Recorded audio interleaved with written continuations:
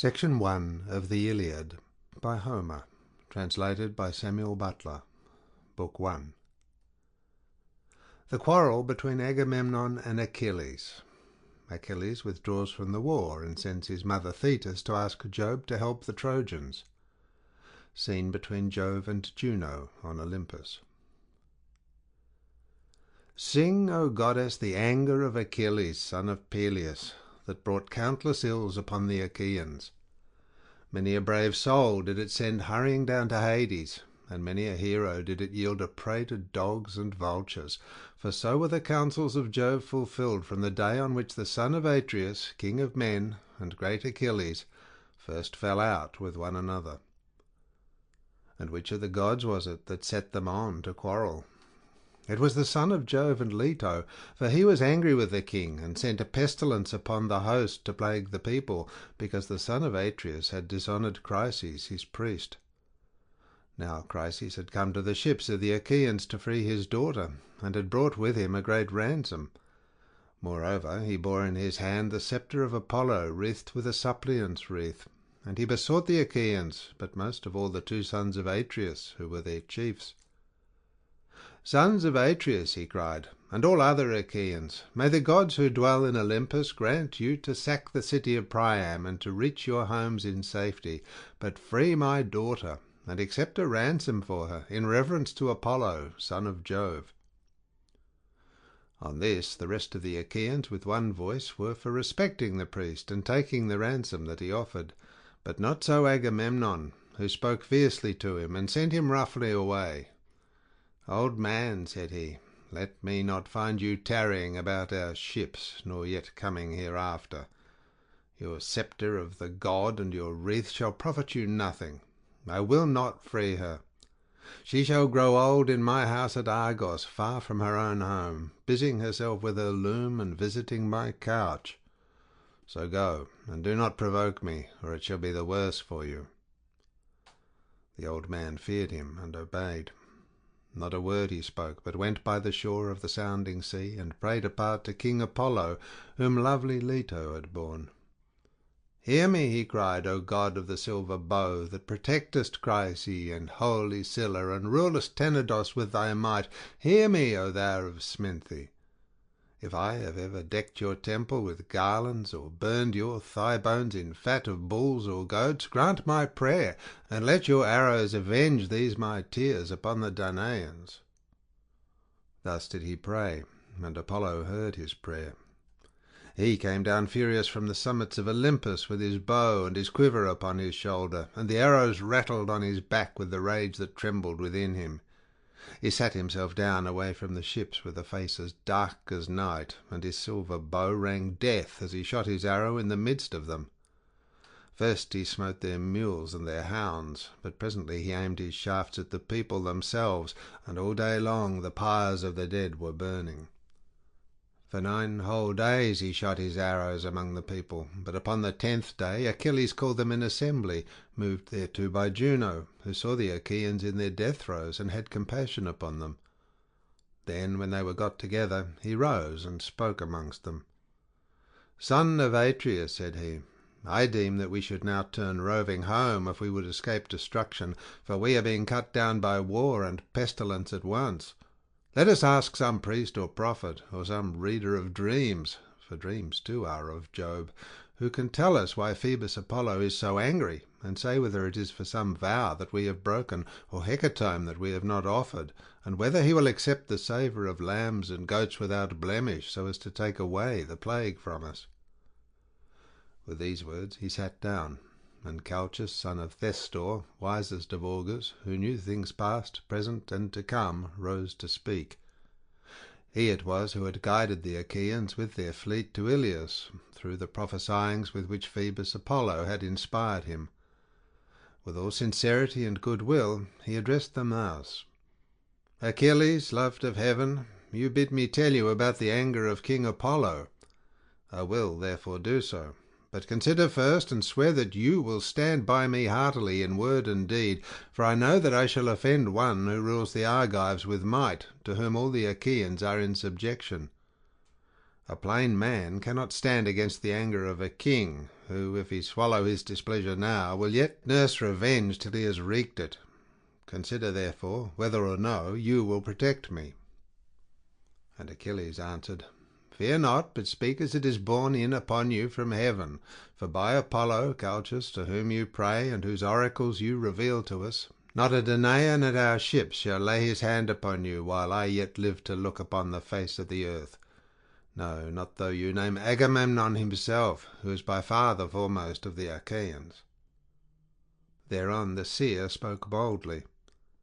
"The god," he said, "is angry neither about vow nor hecatomb, but for his priest's sake, whom Agamemnon has dishonoured, in that he would not free his daughter, nor take a ransom for her. Therefore he has sent these evils upon us, and will yet send others. He will not deliver the Danaans from this pestilence till Agamemnon has restored the girl without fee or ransom to her father, and has sent a holy hecatomb to Chryse. Thus we may perhaps appease him." With these words he sat down, and Agamemnon rose in anger. His heart was black with rage, and his eyes flashed fire as he scowled on Calchas and said, "Seer of evil, you never yet prophesied smooth things concerning me, but have ever loved to foretell that which was evil. You have brought me neither comfort nor performance, and now you come seeing among Danaans, and saying that Apollo has plagued us because I would not take a ransom for this girl, the daughter of Chryses.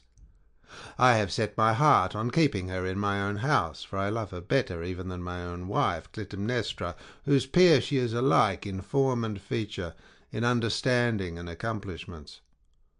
Still, I will give her up if I must, for I would have the people live, not die. But you must find me a prize instead, or I alone among the Argives shall be without one. This is not well, for you behold all of you that my prize is to go elsewhither." And Achilles answered, "Most noble son of Atreus, covetous beyond all mankind, how shall the Achaeans find you another prize? We have no common store from which to take one. Those we took from the cities have been awarded. We cannot disallow the awards that have been made already. Give this girl, therefore, to the god, and if ever Jove grants us to sack the city of Troy, we will requite you 3- and 4-fold." Then Agamemnon said, "Achilles, valiant though you be, you shall not thus outwit me. You shall not overreach, and you shall not persuade me. Are you to keep your own prize, while I sit tamely under my loss, and give up the girl at your bidding? Let the Achaeans find me a prize in fair exchange to my liking, or I will come and take your own, or that of Ajax, or of Ulysses, and he to whomsoever I may come shall rue my coming. But of this we will take thought hereafter. For the present, let us draw a ship into the sea, and find a crew for her expressly. Let us put a hecatomb on board, and let us send Chryses also. Further, let some chief man among us be in command, either Ajax or Idomeneus, or yourself, son of Peleus, mighty warrior that you are, that we may offer sacrifice and appease the anger of the god." Achilles scowled at him and answered, "You are steeped in insolence and lust of gain. With what heart can any of the Achaeans do your bidding, either on foray or in open fighting? I came not warring here for any ill the Trojans had done me. I have no quarrel with them. They have not raided my cattle nor my horses, nor cut down my harvests on the rich plains of Phthia. For between me and them there is a great space, both mountain and sounding sea. We have followed you, sir. Insolence! For your pleasure, not ours, to gain satisfaction from the Trojans for your shameless self and for Menelaus. You forget this, and threaten to rob me of the prize for which I have toiled, and which the sons of the Achaeans have given me. Never when the Achaeans sack any rich city of the Trojans do I receive so good a prize as you do, though it is my hands that do the better part of the fighting.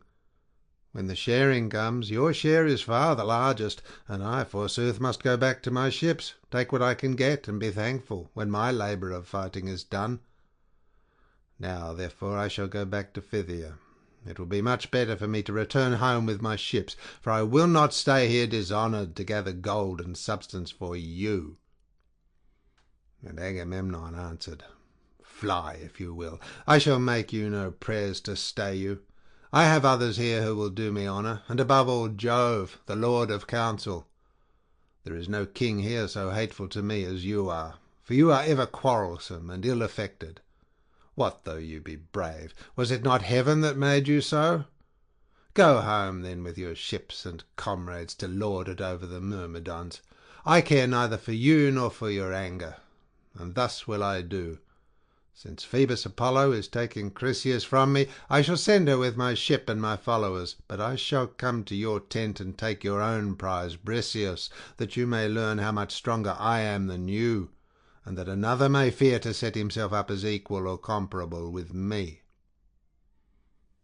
The son of Peleus was furious, and his heart within his shaggy breast was divided whether to draw his sword, push the others aside, and kill the son of Atreus, or to restrain himself and check his anger. While he was thus in two minds, and was drawing his mighty sword from its scabbard, Minerva came down from heaven, for Juno had sent her in the love she bore to them both, and seized the son of Peleus by his yellow hair, visible to him alone, for of the others no man could see her. Achilles turned in amaze, and by the fire that flashed from her eyes at once knew that she was Minerva. "Why are you here," said he, "daughter of Aegis, bearing Jove? To see the pride of Agamemnon, son of Atreus? Let me tell you, and it shall surely be, he shall pay for this insolence with his life." And Minerva said, "I come from heaven, if you will hear me, to bid you stay your anger. Juno has sent me, who cares for both of you alike. Cease then this brawling, and do not draw your sword. Rail at him if you will, and your railing shall not be vain, for I tell you, and it shall surely be, that you shall hereafter receive gifts 3 times as splendid by reason of this present insult. Hold, therefore, and obey." "Goddess," answered Achilles, "however angry a man may be, he must do as you two command him. This will be best, for the gods ever hear the prayers of him who has obeyed them." He stayed his hand on the silver hilt of his sword, and thrust it back into the scabbard as Minerva bade him. Then she went back to Olympus among the other gods, and to the house of Aegis bearing Jove. But the son of Peleus again began railing at the son of Atreus, for he was still in a rage. "Wine bibber," he cried, "with the face of a dog and the heart of a hind, you never dared to go out with the host in fight, nor yet with our chosen men in ambuscade. You shun this as you do death itself. You had rather go round and rob his prizes from any man who contradicts you.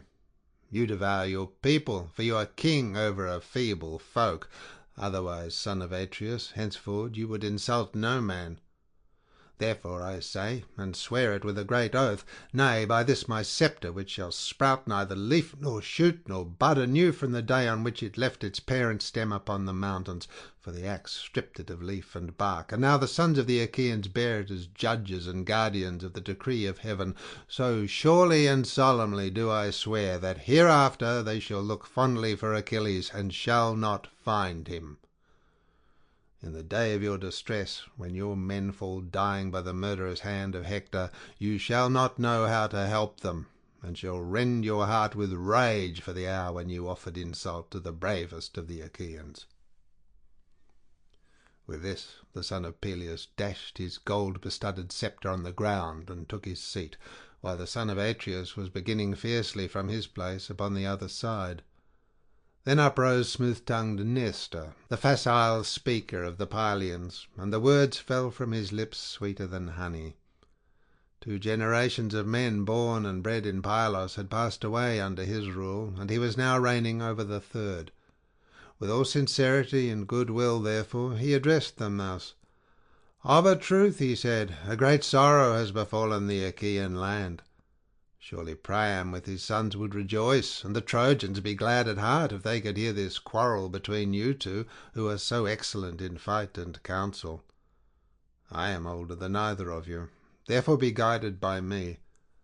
Moreover, I have been the familiar friend of men even greater than you are, and they did not disregard my counsels. Never again can I behold such men as Pirithous and Dryas, shepherd of his people, or of Caeneus, Exadius, godlike Polyphemus, and Theseus, son of Aegeus, peer of the immortals. These were the mightiest men ever born upon this earth. Mightiest were they, and when they fought the fiercest tribes of mountain savages, they utterly overthrew them. I came from distant Pylos and went about among them, for they would have me come, and I fought as it was in me to do. Not a man now living could withstand them, but they heard my words and were persuaded by them. So be it also with yourselves, for this is the more excellent way. Therefore, Agamemnon, though you be strong, take not this girl away, for the sons of the Achaeans have already given her to Achilles. And you, Achilles, strive not further with the king, for no man who, by the grace of Jove, wields a sceptre has like honour with Agamemnon. You are strong, and have a goddess for your mother, but Agamemnon is stronger than you, for he has more people under him. Son of Atreus, check your anger, I implore you. End this quarrel with Achilles, who in the day of battle is a tower of strength to the Achaeans. And Agamemnon answered, Sir, all that you have said is true, but this fellow must needs become our lord and master. He must be lord of all, king of all, and captain of all, and this shall hardly be. Granted that the gods have made him a great warrior, have they also given him the right to speak with railing? Achilles interrupted him. I should be a mean coward, he cried, were I to give in to you in all things. Order other people about, not me, for I shall obey no longer. Furthermore, I say, and lay my saying to your heart, I shall fight neither you nor any man about this girl, for those that take were also those that gave. But of all else that is at my ship you shall carry away nothing by force. Try that others may see. If you do, my spear shall be reddened with your blood. When they had quarrelled thus angrily, they rose and broke up the assembly at the ships of the Achaeans. The son of Peleus went back to his tents and ships with the son of Menœtius and his company, while Agamemnon drew a vessel into the water and chose a crew of 20 oarsmen. He escorted Chryseis on board, and sent moreover a hecatomb for the god, and Ulysses went as captain. These then went on board and sailed their ways over the sea. But the son of Atreus bade the people purify themselves. So they purified themselves and cast their filth into the sea. Then they offered hecatombs of bulls and goats without blemish on the seashore, and the smoke with the savour of their sacrifice rose curling up towards heaven. Thus did they busy themselves throughout the host. But Agamemnon did not forget the threat that he had made Achilles, and called his trusty messengers and squired Talthybius and Eurybates. Go, said he, to the tent of Achilles, son of Peleus. Take Briseis by the hand and bring her hither. If he will not give her, I shall come with others and take her, which will press him harder. He judged them straight further, and dismissed them, whereon they went their way sorrowfully by the seaside, till they came to the tents and ships of the Myrmidons. They found Achilles sitting by his tent and his ships, and ill pleased he was when he beheld them. They stood fearfully and reverently before him, and never a word did they speak, but he knew them, and said, Welcome, heralds, messengers of gods and men, draw near. My quarrel is not with you, but with Agamemnon, who has sent you for the girl Briseis.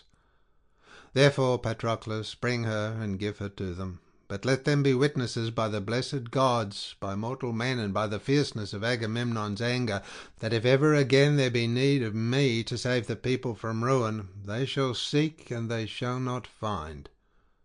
Agamemnon is mad with rage, and knows not how to look before and after, that the Achaeans may fight by their ships in safety. Patroclus did as his dear command had bidden him. He brought Briseis from the tent and gave her over to the heralds, who took her with them to the ships of the Achaeans, and the woman was loath to go.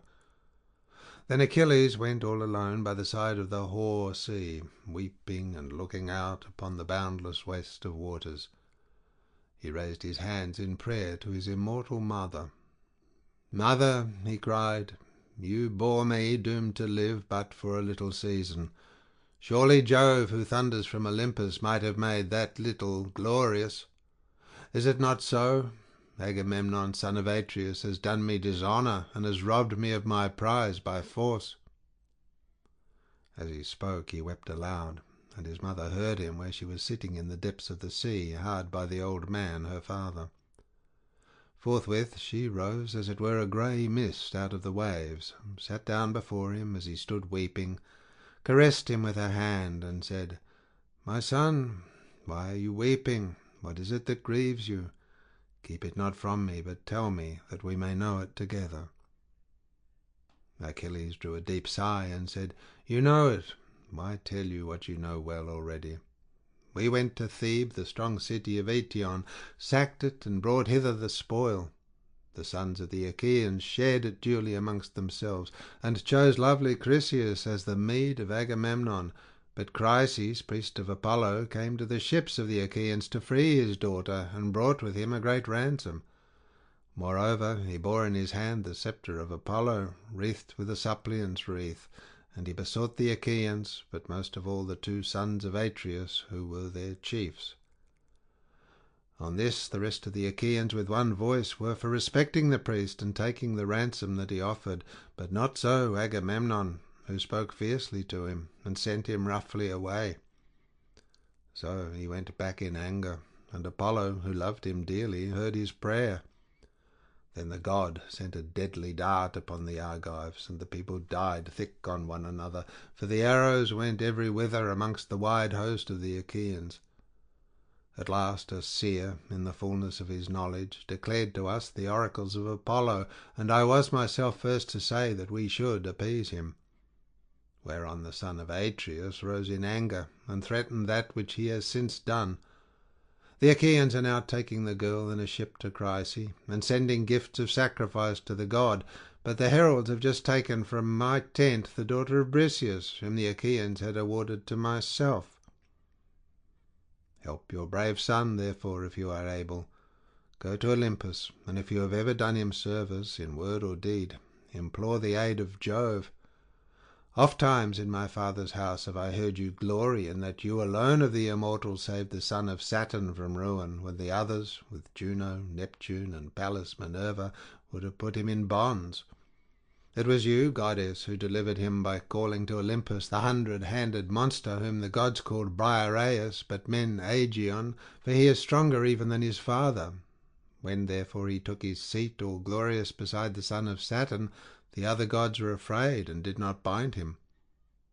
Go then to him, remind him of all this, clasp his knees, and bid him give succour to the Trojans. Let the Achaeans be hemmed in at the sterns of their ships, and perish on the seashore, that they may reap what joy they may of their king, and that Agamemnon may rue his blindness in offering insult to the foremost of the Achaeans." Thetis wept and answered, "My son, woe is me that I should have borne or suckled you. Would indeed that you had lived your span free from all sorrow at your ships, for it is all too brief. Alas, that you should be at once short of life and long of sorrow above your peers. Woe, therefore, was the hour in which I bore you. Nevertheless, I will go to the snowy heights of Olympus and tell this tale to Jove, if he will hear our prayer. Meanwhile, stay where you are with your ships, nurse your anger against the Achaeans, and hold aloof from fight.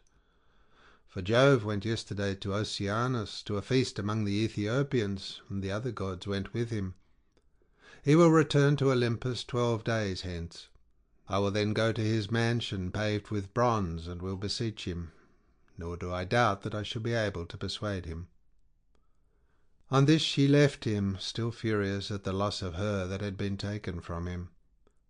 Meanwhile Ulysses reached Chryse with the hecatomb. When they had come inside the harbour, they furled the sails and laid them in the ship's hold. They slackened the forestays, lowered the mast into its place, and rowed the ship to the place where they would have her lie. There they cast out their mooring stones and made fast the hawsers. Then they got out upon the seashore and landed the hecatomb for Apollo. Chryseis also left the ship, and Ulysses led her to the altar to deliver her into the hands of her father. "Chryseis," said he, "King Agamemnon has sent me to bring you back your child, and to offer sacrifice to Apollo on behalf of the Danaans, that we may propitiate the god who has now brought sorrow upon the Argives." So saying, he gave the girl over to her father, who received her gladly, and they ranged the holy hecatomb all orderly round the altar of the god. They washed their hands and took up the barley meal to sprinkle over the victims, while Chryses lifted up his hands and prayed aloud on their behalf. "Hear me," he cried, "O God of the silver bow, that protectest Chryse and holy Scylla, and rulest Tenedos with thy might. Even as thou didst hear me aforetime when I prayed, and did press hardly upon the Achaeans, so hear me yet again, and stay this fearful pestilence from the Danaans." Thus did he pray, and Apollo heard his prayer. When they had done praying and sprinkling the barley meal, they drew back the heads of the victims and killed and flayed them. They cut out the thigh bones, wrapped them round in 2 layers of fat, set some pieces of raw meat on the top of them, and then Chryses laid them on the wood fire and poured wine over them, while the young men stood near him with 5-pronged spits in their hands. When the thigh bones were burned and they had tasted the inward meats, they cut the rest up small, put the pieces upon the spits, roasted them till they were done, and drew them off. Then, when they had finished their work and the feast was ready, they ate it, and every man had his full share, so that all were satisfied. As soon as they had had enough to eat and drink, pages filled the mixing bowl with wine and water and handed it round, after giving every man his drink offering. Thus all day long the young men worshipped the god with song, hymning him and chaunting the joyous paean, and the god took pleasure in their voices. But when the sun went down and it came on dark, they laid themselves down to sleep by the stern cables of the ship, and when the child of morning, rosy-fingered dawn, appeared, they again set sail for the host of the Achaeans. Apollo sent them a fair wind, so they raised their mast and hoisted their white sails aloft. As the sail bellied with the wind, the ship flew through the deep blue water, and the foam hissed against her bows as she sped onward. When they reached the wide-stretching host of the Achaeans, they drew the vessel ashore, high and dry upon the sands, set her strong props beneath her, and went their ways to their own tents and ships. But Achilles abode at his ships and nursed his anger. He went not to the honourable assembly, and sallied not forth to fight, but gnawed at his own heart, pining for battle and the war-cry. Now after 12 days the immortal gods came back in a body to Olympus, and Jove led the way. Thetis was not unmindful of the charge her son had laid upon her, so she rose from under the sea and went through great heaven with early morning to Olympus, where she found the mighty son of Saturn sitting all alone upon its topmost ridges. She sat herself down before him, and with her left hand seized his knees, while with her right she caught him under the chin, and besought him, saying, "Father Jove, if I ever did you service in word or deed among the immortals, hear my prayer, and do honour to my son, whose life is to be cut short so early. King Agamemnon has dishonoured him by taking his prize and keeping her. Honour him then yourself, Olympian lord of counsel, and grant victory to the Trojans, till the Achaeans give my son his due, and load him with riches in requital." Jove sat for a while silent and without a word, but Thetis still kept firm hold of his knees, and besought him a second time. "Incline your head," said she, "and promise me surely, or else deny me, for you have nothing to fear, that I may learn how greatly you disdain me." At this Jove was much troubled, and answered, "I shall have trouble if you set me quarrelling with Juno, for she will provoke me with her taunting speeches. Even now she is always railing at me before the other gods, and accusing me of giving aid to the Trojans. Go back now, lest she should find out. I will consider the matter, and will bring it about as you wish. See, I incline my head that you may believe me. This is the most solemn promise that I can give to any god. I never recall my word, or deceive, or fail to do what I say when I have nodded my head." As he spoke, the son of Saturn bowed his dark brows, and the ambrosial locks swayed on his immortal head, till vast Olympus reeled. When the pair had thus laid their plans, they parted, Jove to his house, while the goddess quitted the splendour of Olympus and plunged into the depths of the sea. The gods rose from their seats before the coming of their sire. Not one of them dared to remain sitting, but all stood up as he came among them. There, then, he took his seat. But Juno, when she saw him, knew that he and the old merman's daughter, silver-footed Theseus, had been hatching mischief, so she at once began to upbraid him. "Trickster," she cried, "which of the gods have you been taking into your counsels now? You are always settling matters in secret behind my back, and have never yet told me, if you could help it, one word of your intentions."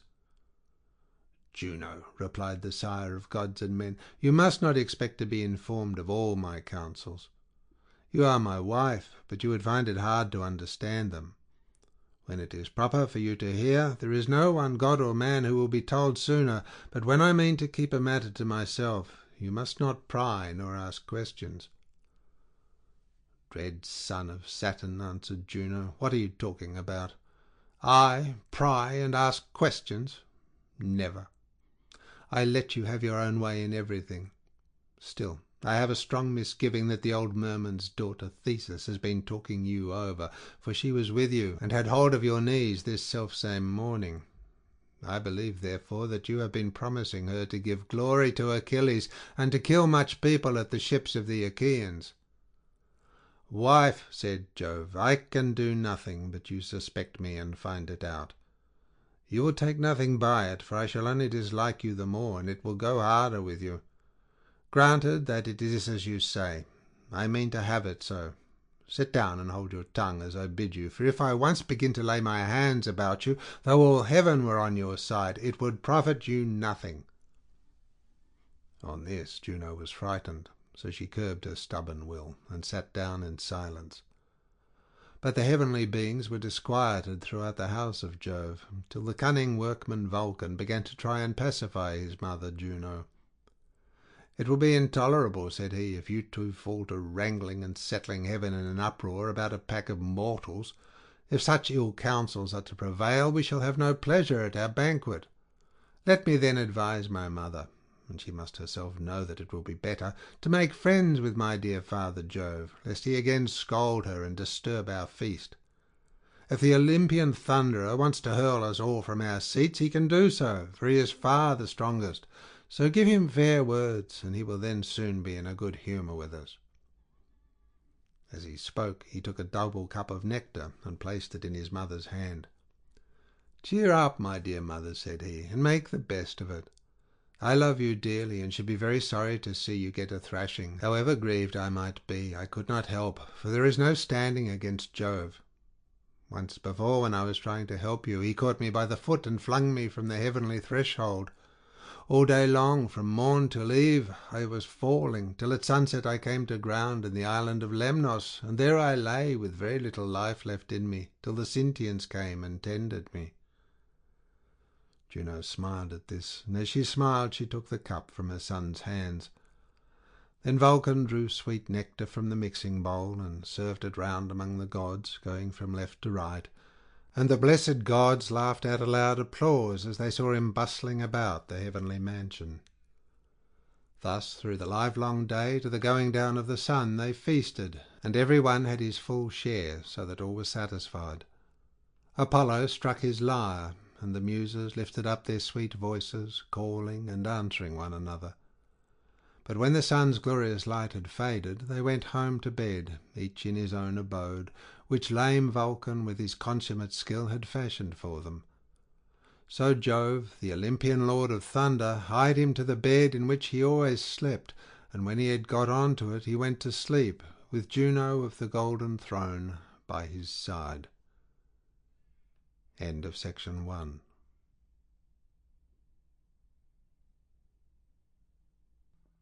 Section 2 of the Iliad by Homer, translated by Samuel Butler. Book 2. Jove sends a lying dream to Agamemnon, who thereon calls the chiefs in assembly and proposes to sound the mind of his army. In the end they march to fight.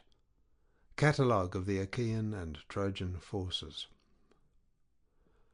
Now the other gods and the armed warriors on the plain slept soundly, but Jove was wakeful, for he was thinking how to do honour to Achilles, and destroyed much people at the ships of the Achaeans.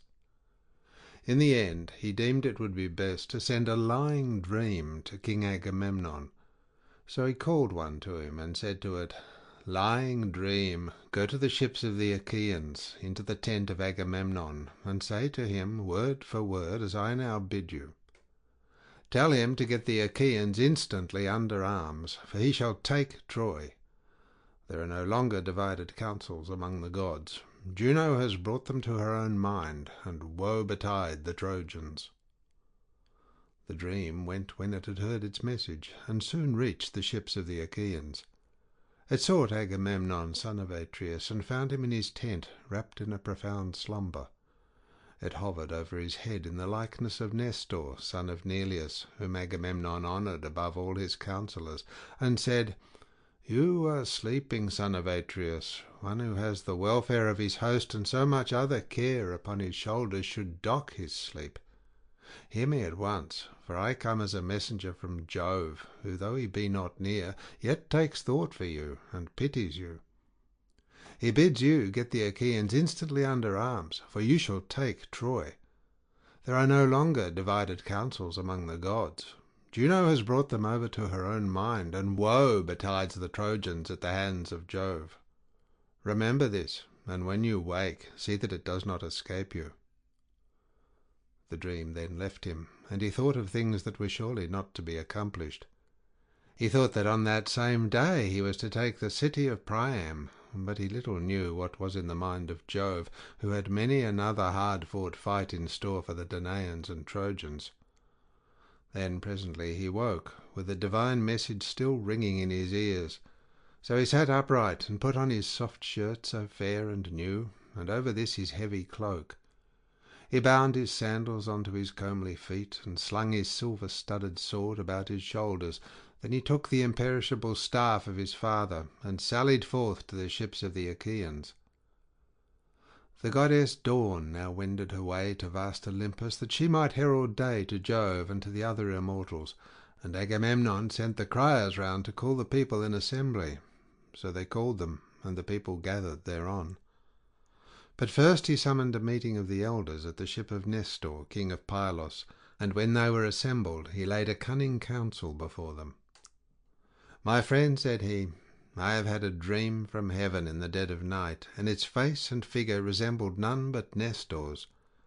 It hovered over my head and said, 'You are sleeping, son of Atreus. One who has the welfare of his host and so much other care upon his shoulders should dock his sleep. Hear me at once, for I am a messenger from Jove, who, though he be not near, yet takes thought for you and pities you. He bids you get the Achaeans instantly under arms, for you shall take Troy. There are no longer divided counsels among the gods. Juno has brought them over to her own mind, and woe betides the Trojans at the hands of Jove. Remember this."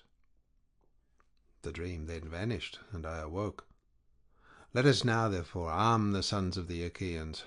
But it will be well that I should first sound them, and to this end I will tell them to fly with their ships, but do you others go about among the host, and prevent their doing so." He then sat down, and Nestor, the prince of Pylos, with all sincerity and goodwill, addressed them thus. "My friends," said he, "princes and counsellors of the Argives, if any other man of the Achaeans had told us of this dream, we should have declared it false, and would have had nothing to do with it. But he who has seen it is the foremost man among us. We must therefore set about getting the people under arms." With this he led the way from the assembly, and the other sceptred kings rose with him in obedience to the word of Agamemnon, but the people pressed forward to hear. They swarmed like bees that sally from some hollow cave, and flit in countless throng among the spring flowers, bunched in knots and clusters. Even so did the mighty multitude pour from ships and tents to the assembly, and range themselves upon the wide-watered shore, while among them ran wildfire Rumour, messenger of Jove, urging them ever to the fore. Thus they gathered in a pell-mell of mad confusion, and the earth groaned under the tramp of men as the people sought their places. 9 heralds went crying about among them to stay their tumult and bid them listen to the kings, till at last they got into their several places and ceased their clamour. Then King Agamemnon rose, holding his sceptre. This was the work of Vulcan, who gave it to Jove the son of Saturn. Jove gave it to Mercury, slayer of Argus, guide and guardian. King Mercury gave it to Pelops, the mighty charioteer, and Pelops to Atreus, shepherd of his people. Atreus, when he died, left it to Thyestes, rich in flocks, and Thyestes in his turn left it to be borne by Agamemnon, that he might be lord of all Argos and of the isles. Leaning then on his sceptre, he addressed the Argives.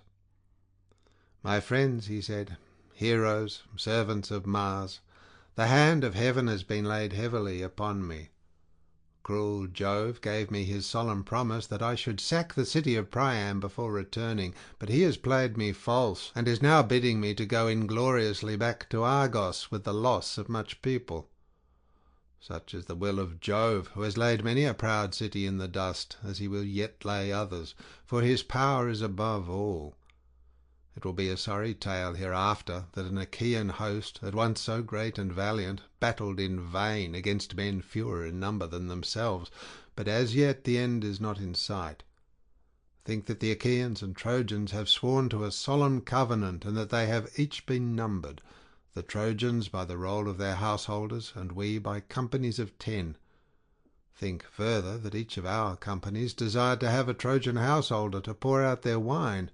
We are so greatly more in number that full many a company would have to go without its cupbearer. But they have in the town allies from other places, and it is these that hinder me from being able to sack the rich city of Ilias. 9 of Jove's years are gone. The timbers of our ships have rotted. Their tackling is sound no longer. Our wives and little ones at home look anxiously for our coming, but the work that we came hither to do has not been done. Now, therefore, let us all do as I say. Let us sail back to our own land, for we shall not take Troy." With these words he moved the hearts of the multitude, so many of them as knew not the cunning counsel of Agamemnon. They surged to and fro like the waves of the Icarian sea, when the east and south winds break from heaven's clouds to lash them, or as when the west wind sweeps over a field of corn and the ears bow beneath the blast. Even so were they swayed as they flew with loud cries towards the ships, and the dust from under their feet rose heavenward. They cheered each other on to draw the ships into the sea. They cleared the channels in front of them. They began taking away the stays from underneath them, and the welkin rang with their glad cries, so eager were they to return. Then surely the Argives would have returned after a fashion that was not fated. But Juno said to Minerva, "Alas, daughter of aegis-bearing Jove, unweariable, shall the Argives fly home to their own land over the broad sea, and leave Priam and the Trojans the glory of still keeping Helen, for whose sake so many of the Achaeans have died at Troy, far from their homes? Go about at once among the host, and speak fairly to them, man by man, that they draw not their ships into the sea." Minerva was not slack to do her bidding. Down she darted from the topmost summits of Olympus, and in a moment she was at the ships of the Achaeans. There she found Ulysses, peer of Jove in council, standing alone. He had not as yet laid a hand upon his ship, for he was grieved and sorry. So she went close up to him and said, "Ulysses, noble son of Laertes, are you going to fling yourself into your ships and be off home to your own land in this way? Will you leave Priam and the Trojans the glory of still keeping Helen, for whose sake so many of the Achaeans have died at Troy, far from their homes? Go about at once among the host, and speak fairly to them, man by man, that they draw not their ships into the sea." Ulysses knew the voice as that of the goddess. He flung his cloak from him and set off to run. His servant Eurybates, a man of Ithaca who waited on him, took charge of the cloak, whereon Ulysses went straight up to Agamemnon and received from him his ancestral imperishable staff. With this he went about amongst the ships of the Achaeans. Whenever he met a king or chieftain, he stood by him and spoke to him fairly. "Sir," said he, "this flight is cowardly and unworthy. Stand to your post, and bid your people also keep their places. You do not yet know the full mind of Agamemnon. He was sounding us, and ere long will visit the Achaeans with his displeasure. We were not all of us at the council to hear what he then said, See to it lest he be angry and do us a mischief, for the pride of kings is great, and the hand of Jove is with them." But when he came across any common man who was making a noise, he struck him with his staff, and rebuked him, saying, "Sirrah, hold your peace, and listen to better men than yourself. You are a coward and no soldier. You are nobody either in fight or council. We cannot all be kings. It is not well that there should be many masters. One man must be supreme, one king, to whom the son of scheming Saturn has given the sceptre of sovereignty over you all." Thus masterfully did he go about among the host, and the people hurried back to the council from their tents and ships with a sound as the thunder of surf when it comes crashing down upon the shore, and all the sea is in an uproar. The rest now took their seats and kept to their own several places, but Thersites still went on wagging his unbridled tongue, a man of many words, and those unseemly, a monger of sedition, a railer against all who were in authority, who cared not what he said, so that he might send the Achaeans in a laugh. He was the ugliest man of all those that came before Troy, bandy-legged, lame of one foot, and with his two shoulders rounded and hunched over his chest. His head ran up to a point, but there was little hair on the top of it. Achilles and Ulysses hated him worst of all, for it was with them that he was most wont to wrangle. Now, however, with a shrill, squeaky voice, he began heaping his abuse on Agamemnon. The Achaeans were angry and disgusted, yet none the less he kept on brawling and bawling at the son of Atreus. "Agamemnon," he cried, "what ails you now, and what more do you want? Your tents are filled with bronze and with fair women, for whenever we take a town we give you the pick of them. Would you have yet more gold, which some Trojan is to give you as a ransom for his son, when I or another Achaean has taken him prisoner? Or is it some young girl to hide and lie with? It is not well that you, the ruler of the Achaeans, should bring them into such misery. Weakling cowards, women rather than men. Let us sail home and leave this fellow here at Troy to stew in his own meads of honour, and discover whether we were of any service to him or no. Achilles is a much better man than he is, and see how he has treated him, robbing him of his prize and keeping it himself. Achilles takes it meekly and shows no fight. If he did, son of Atreus, you would never again insult him." Thus railed Thersites, but Ulysses at once went up to him and rebuked him sternly. "Check your glib tongue, Thersites," said he, "and babble not a word further. Chide not with princes when you have none to back you. There is no viler creature come before Troy with the sons of Atreus. Drop this chatter about kings, and neither revile them nor keep harping about going home. We do not yet know how things are going to be, nor whether the Achaeans are to return with good success or evil. How dare you gibe at Agamemnon because the Danaans have awarded him so many prizes? I tell you, therefore, and it shall surely be, that if I again catch you talking such nonsense, I will either forfeit my own head, and be no more called father of Telemachus, or I will take you, strip you stark naked, and whip you out of the assembly till you go blubbering back to the ships." On this he beat him with his staff about the back and shoulders till he dropped and fell a-weeping. The golden sceptre raised a bloody weal on his back, so he sat down frightened and in pain, looking foolish as he wiped the tears from his eyes. The people were sorry for him, yet they laughed heartily, and one would turn to his neighbour, saying, "Ulysses has done many a good thing ere now in fight and council, but he never did the Argives a better turn than when he stopped this fellow's mouth from prattling further. He will give the kings no more of his insolence." Thus said the people. Then Ulysses rose, sceptre in hand, and Minerva in the likeness of a herald bade the people be still, that those who were far off might hear him and consider his counsel. He therefore, with all sincerity and good will, addressed them thus: "King Agamemnon, the Achaeans are for making you a byword among all mankind. They forget the promise they made you when they set out from Argos, that you should not return till you had sacked the town of Troy, and like children or widowed women they murmur and would set off homeward. True it is that they have had toil enough to be disheartened. A man chafes at having to stay away from his wife, even for a single month, when he is on shipboard at the mercy of wind and sea, but it is now 9 long years that we have been kept here. I cannot therefore blame the Achaeans if they turn restive. Still, we shall be shamed if we go home empty after so long a stay. Therefore, my friends, be patient yet a little longer, that we may learn whether the prophesyings of Calchas were false or true. All who have not since perished must remember, as though it were yesterday or the day before, how the ships of the Achaeans were detained in Aulis when we were on our way hither to make war on Priam and the Trojans. We were ranged round about a fountain, offering hecatombs to the gods upon their holy altars, and there was a fine plane tree, from beneath which there welled a stream of pure water. Then we saw a prodigy, for Jove sent a fearful serpent out of the ground, with blood-red stains upon its back, and it darted from under the altar onto the plane tree. Now there was a brood of young sparrows, quite small, upon the topmost bough, peeping out from under the leaves, 8 in all, and their mother that hatched them made 9. The serpent ate the poor cheeping things, while the old bird flew about lamenting her little ones. But the serpent threw his coils about her, and caught her by the wing as she was screaming.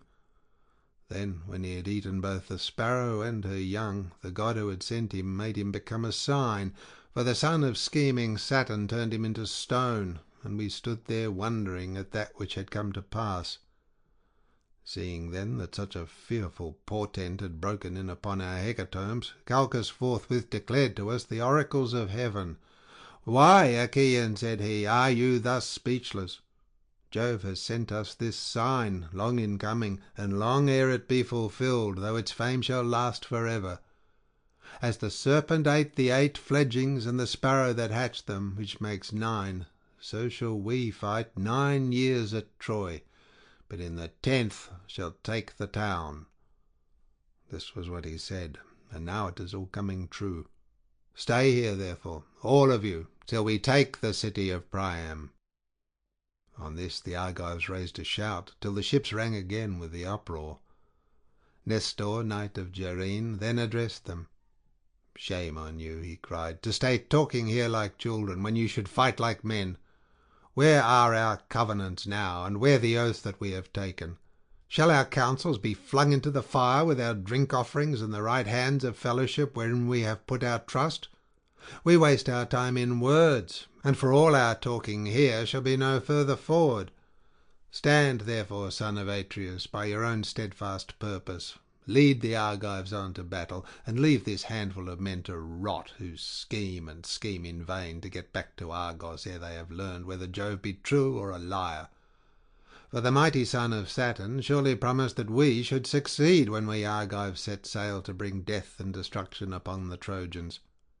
He showed us favourable signs by flashing his lightning on our right hands. Therefore let none make haste till he has first lain with the wife of some Trojan, and avenged the toil and sorrow that he has suffered for the sake of Helen. Nevertheless, if any man is in such haste to be home again, let him lay his hand to his ship, that he may meet his doom in the sight of all. But, O king, consider and give ear to my counsel, for the word that I say may not be neglected lightly. Divide your men, Agamemnon, into their several tribes and clans, that clans and tribes may stand by and help one another. If you do this, and if the Achaeans obey you, you will find out who, both chiefs and peoples, are brave, and who are cowards, for they will vie against the other. Thus you shall also learn whether it is through the counsel of heaven or the cowardice of man that you shall fail to take the town." And Agamemnon answered, "Nestor, you have again outdone the service of the Achaeans in counsel. Would, by Father Jove, Minerva, and Apollo, that I had among them 10 more such counsellors, for the city of King Priam would then soon fall beneath our hands, and we should sack it. But the son of Saturn afflicts me with bootless wranglings and strife. Achilles and I are quarrelling about this girl, in which matter I was the first to offend. If we can be of one mind again, the Trojans will not stave off destruction for a day. Now, therefore, get your morning meal, that our hosts join in fight. Whet well your spears, see well to the ordering of your shields. Give good feeds to your horses, and look your chariots carefully over, that we may do battle the livelong day, for we shall have no rest, not for a moment, till night falls to part us. The bands that bear your shield shall be wet with the sweat upon your shoulders. Your hands shall weary upon your spears. Your horses shall steam in front of your chariots. And if I see any man shirking the fight, or trying to keep out of it at the ships, there shall be no help for him, but he shall be a prey to dogs and vultures." Thus he spoke, and the Achaeans roared applause. As when the waves run high before the blast of the south wind, and break on some lofty headland, dashing against it and buffeting it without ceasing, as the storms from every quarter drive them, even so did the Achaeans rise and hurry in all directions to their ships. There they lighted their fires at their tents, and got dinner, offering sacrifice every man to one or other of the gods, and praying each one of them that he might live to come out of the fight. Agamemnon, king of men, sacrificed a fat 5-year-old bull to the mighty son of Saturn, and invited the princes and elders of his host. First he asked Nestor and King Idomeneus, then the 2 Ajaxes and the son of Tydeus, and sixthly Ulysses, peer of gods in council. But Menelaus came of his own accord, for he knew how busy his brother then was. They stood round the bull with the barley meal in their hands, and Agamemnon prayed, saying, "Jove, most glorious, supreme, that dwellest in heaven and ridest upon the storm cloud, grant that the sun may not go down nor the night fall till the palace of Priam is laid low and its gates are consumed with fire. Grant that my sword may pierce the shirt of Hector about his heart, and that full many of his comrades may bite the dust as they fall dying round him." Thus he prayed, but the son of Saturn would not fulfil his prayer.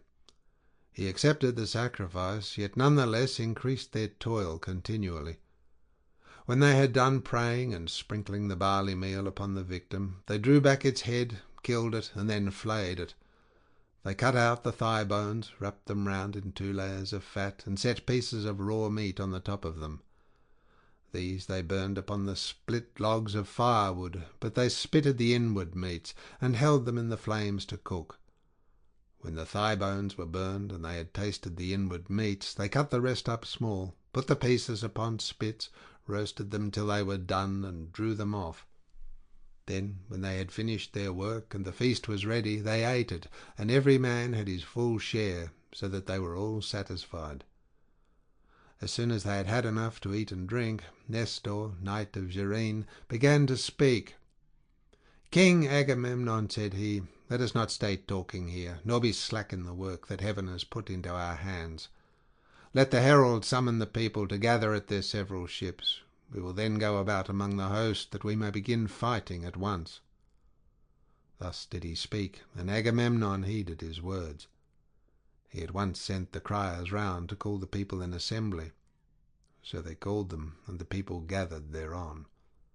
The chiefs about the son of Atreus chose their men and marshalled them, while Minerva went among them, holding her priceless aegis that knows neither age nor death. From it there waved 100 tassels of pure gold, all deftly woven, and each one of them worth 100 oxen. With this she darted furiously everywhere among the hosts of the Achaeans, urging them forward, and putting courage into the heart of each, so that he might fight and do battle without ceasing. Thus war became sweeter in their eyes even than returning home in their ships. As when some great forest fire is raging upon a mountain top, and its light is seen afar, even so, as they marched, the gleam of their armour flashed up into the firmament of heaven. They were like great flocks of geese or cranes or swans on the plain about the waters of Cayster, that wing their way hither and thither, glorying in the pride of flight, and crying as they settle, till the fen is alive with their screaming. Even thus did their tribes pour from ships and tents onto the plain of the Scamander, and the ground rang as brass under the feet of men and horses. They stood as thick upon the flower-bespangled field as leaves that bloom in summer. Those countless swarms of flies buzz about a herdsman's homestead in the time of spring, when the pails are drenched with milk, even so did the Achaeans swarm onto the plains to charge the Trojans and destroy them. The chiefs disposed their men this way and that before the fight began, drafting them out as easily as goatherds draft their flocks when they have got mixed while feeding. And among them went King Agamemnon, with a head and face like Jove, the lord of thunder, a waist like Mars, and a chest like that of Neptune. As some great bull that lords it over the herds upon the plain, even so did Jove make the son of Atreus stand peerless among the multitude of heroes. And now, O Muses, dwellers in the mansions of Olympus, tell me, for you are goddesses and are in all places, so that you see all things, while we know nothing but by report, who were the chiefs and princes of the Danaans? As for the common soldiers, they were so that I could not name every single one of them, though I had 10 tongues, and though my voice failed not, and my heart were of bronze within me, unless you, O Olympian Muses, daughter of Aegis-bearing Jove, were to recount them to me. Nevertheless, I will tell the captains of the ships, and all the fleet together. Peneleus, Leitus, Arcelaus, Prothanor, and Clonarius were captains of the Boeotians. These were they that dwelt in Hyria and rocky Aulus, and who held Sconus, Scolus, and the highlands of Eteonus, and Thespia, Graia, and the fair city of Mycelesus. They also held Hama, Elysium, and Erythrae, and they had Elion, Hyel, and Petion, Osalea, and the strong fortress of Medion, Copai, Eutresis, and Thisbe, the haunts of doves, Coronea, and the pastures of Haliartus, Plataea and Glycis, the fortress of Thebes the less, holy Orchestus with its famous grove of Neptune, Arne, rich in vineyards, Medea, sacred Nysa, and Anthedon upon the sea. From these there came 50 ships, and in each there were 120 young men of the Boeotians. Ascalaphus and Ialmenus, sons of Mars, led the people that dwell in Aspledon and Orchomenus, the realm of Minyas. Astyoche, a noble maiden, bore them in the house of Actor, son of Asius, for she had gone with Mars secretly into an upper chamber, and he had lain with her. With these there came 30 ships. The Phocians were led by Schedius and Epistrophus, sons of mighty Iphitus, the son of Nobilus. These were they that held Cyparissus, rocky Pytho, holy Crisa, Dalus, and Panopeus. They also that dwelt in Anamaria and Hyampolis, and about the waters of the river Sisyphus, and Lelaea by the springs of the Cephisus. With their chieftains came 40 ships, and they marshalled the forces of the Phaeacians. They were stationed next to the Boeotians on their left. Ajax, the fleet son of Oileus, commanded the Locrians. He was not so great, nor nearly so great as Ajax the son of Telamon. He was a little man, and his breastplate was made of linen, but in use of the spear he excelled all the Hellenes and the Achaeans. There dwelt in Sinus, Opois, Calliarus, Bessa, Scaphe, fair Aegea, Taphe, and Thronium, about the river Boagrius. With him there came 40 ships of the Locrians, who dwell beyond Euboea. The fierce Abantes held Euboea with its cities, Chalcus, Eretria, Histaea, rich in vines, Cerinthus upon the sea, and the rock-perched towns of Dium. With there were also the men of Charistus and Styra. Elephenor of the race of Mars was in the command of these. He was son of Chalcodon, and chief over all the Abantes. With him they came, fleet of foot, and wearing their hair long behind, brave warriors, who would ever strive to tear open the corslets of their foes with their long ashen spears. Of these there came 50 ships.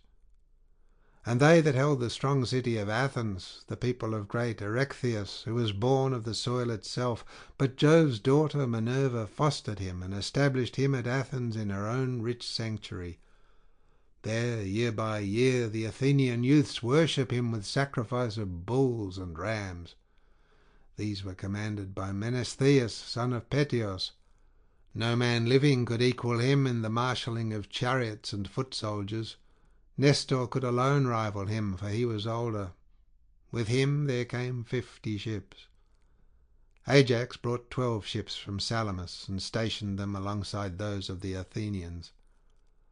The men of Argos, again, and those who held the walls of Tiryns, with Hermione and Assine upon the gulf, Troezene, Ionae, and the vineyard lands of Epidaurus, The Achaean youths, moreover, who came from Aegina and Marses, these were led by Diomed of the loud battle-cry, and Sthenelus, son of famed Capaneus.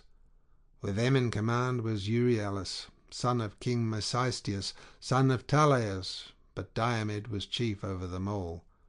With these there came 80 ships. Those who held the strong city of Mycenae, rich Corinth and Cleonae, Ornae, Erythria, and Lycaon, where Adrastus reigned of old, Hyperesia, Hygonessa and Pallene, Aegium, and all the coastland around Helice, these sent 100 ships under the command of King Agamemnon, son of Atreus. His force was far both finest and most numerous, and in their midst was the king himself, all glorious in his armour of gleaming bronze, foremost among the heroes, for he was the greatest king, and had most men under him. And those that dwelt in Lacedaemon, lying low among the hills, Pharos, Sparta, with Messe, the haunt of doves, Brissae, Orgae, Amyclae, and Helos upon the sea, Laius, moreover, and Nytilus, those were led by Menelaus of the loud battle-cry, brother to Agamemnon, and of them there were 60 ships, drawn up apart from the others. Among them went Menelaus himself, strong in zeal, urging his men to fight, for he longed to avenge the toil and sorrow that he had suffered for the sake of Helen. The men of Pylos and Arene and Thyrum were as the ford of the river Alpheus, strong Ipy, Cyperisaeus and Amphigenia, Telium, Helos, and Dorium, where the Muses met Thamyris and stilled his minstrelsy forever. He was returning home from Oechalia, where Eurytus lived and reigned, and boasted that he would surpass even the Muses, daughters of Aegis-bearing Jove, if they should sing against him, whereon they were angry and maimed him. They robbed him of his divine power of song, and thenceforth he could strike the lyre no more. These were commanded by Nestor, knight of Gerene, and with him there came 90 ships. And those that held Arcadia under the high mountain of Cyllene, near the tomb of Aeptus, where the people fight hand to hand, the men of Phoenix also, and Orchomenus rich in flocks, of Riphae, Stratiae, and bleak Enispe, of Tegea and fair Mantinea, of Stymphalus and Pharesia. Of these King Acapeno, son of Ancaeus, was commander, and they had 60 ships. Many Arcadians, good soldiers, came in each of them, but Agamemnon found them the ships in which to cross the sea, for they were not a people that occupied their business upon the waters. The men, moreover, of Buprasium and of Elis, so much of it as is enclosed between Hymene, Marcinus upon the seashore, the rock Olene, and Elysium, these had 4 leaders, and each of them had 10 ships, with many Epeans on board.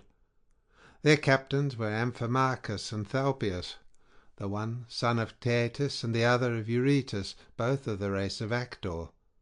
The 2 others were Diares, son of Amarynceus, and Polyxenus, son of King Agasthenes, son of Augeas.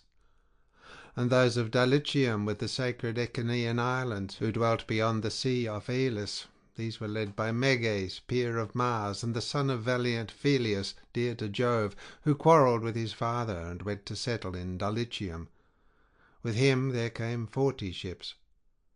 Ulysses led the brave Cephalenians, who held Ithaca, Neritum with its forests, Chrosalia, rugged Aegylips, Samos, and Zacynthus, with the mainland also that was over against the islands. These were led by Ulysses, peer of Jove, in council, and with him there came 12 ships. Thoas, son of Andreaemon, commanded the Aetolians, who dwelt on Pleuron, Elenus, Pylene, Chalcis by the sea, and rocky Calydon, for the great King Oeneus had now no sons living, and was himself dead, as was also golden-haired Meleager, who had been set over the Aeolians to be their king. And with Thoas there came 40 ships. The famous spearsman Idomeneus led the Cretans, who held Knossos and the well-walled city of Gortys, Lyctus also, Miletus, and Lycastus that lies upon the chalk, the populous towns of Phaestus and Rhytium, with the other peoples that dwelt in the 100 cities of Crete. All these were led by Idomeneus and by Meriones, peer of murderous Mars, and with these there came 80 ships. Tlepolemus, son of Hercules, a man both brave and large of stature, brought 9 ships of lordly warriors from Rhodes. These dwelt in Rhodes, which is divided among the 3 cities of Lindus, Ialesus, and Camerus, that lies upon the chalk. These were commanded by Tlepolemus, son of Hercules, by Astacia, whom he had carried off from Ephyra on the river Salius, after sacking many cities of valiant warriors. When Tlepolemus grew up, he killed his father, uncle Lysimnius, who had been a famous warrior in his time, but was then grown old. On this he built himself a fleet, gathered a great following, and fled beyond the sea, for he was menaced by the other sons and grandsons of Hercules. After a voyage, during which he suffered great hardship, he came to Rhodes, where the people divided into 3 communities according to their tribes, and were dearly loved by Jove, the lord of gods and men, whereupon the son of Saturn showered down great riches upon them. And Nereus brought 3 ships from Syme. Nereus, who was the handsomest man that came up under Ilias of all the Danaans after the son of Peleus, but he was a man of no substance, and had but a small following. And those that held Nisyrus, Crapathus, and Casus, with Cos, the city of Eurypylus, and the Calydnian islands, these were commanded by Pheidippas and Antiphus, 2 sons of King Thessalus, the son of Hercules, and with them there came 30 ships. Those again who held Pelasgic Argos, Alos, Alope, and Trachis, and those of Phthia and Hellas, the land of fair women, who were called Myrmidons, Hellenes, and Achaeans, these had 50 ships, over which Achilles was in command. But they now took no part in the war, inasmuch as there was no one to marshal them, for Achilles stayed by his ships, furious about the loss of the girl Briseis, whom he had taken from Lyrnessus at his own great peril, when he had sacked Lyrnessus and Thebe, and had overthrown Maenes and Epistrophus, sons of King Evenor, son of Selepus. For her sake Achilles was still grieving, but ere long he was again to join them.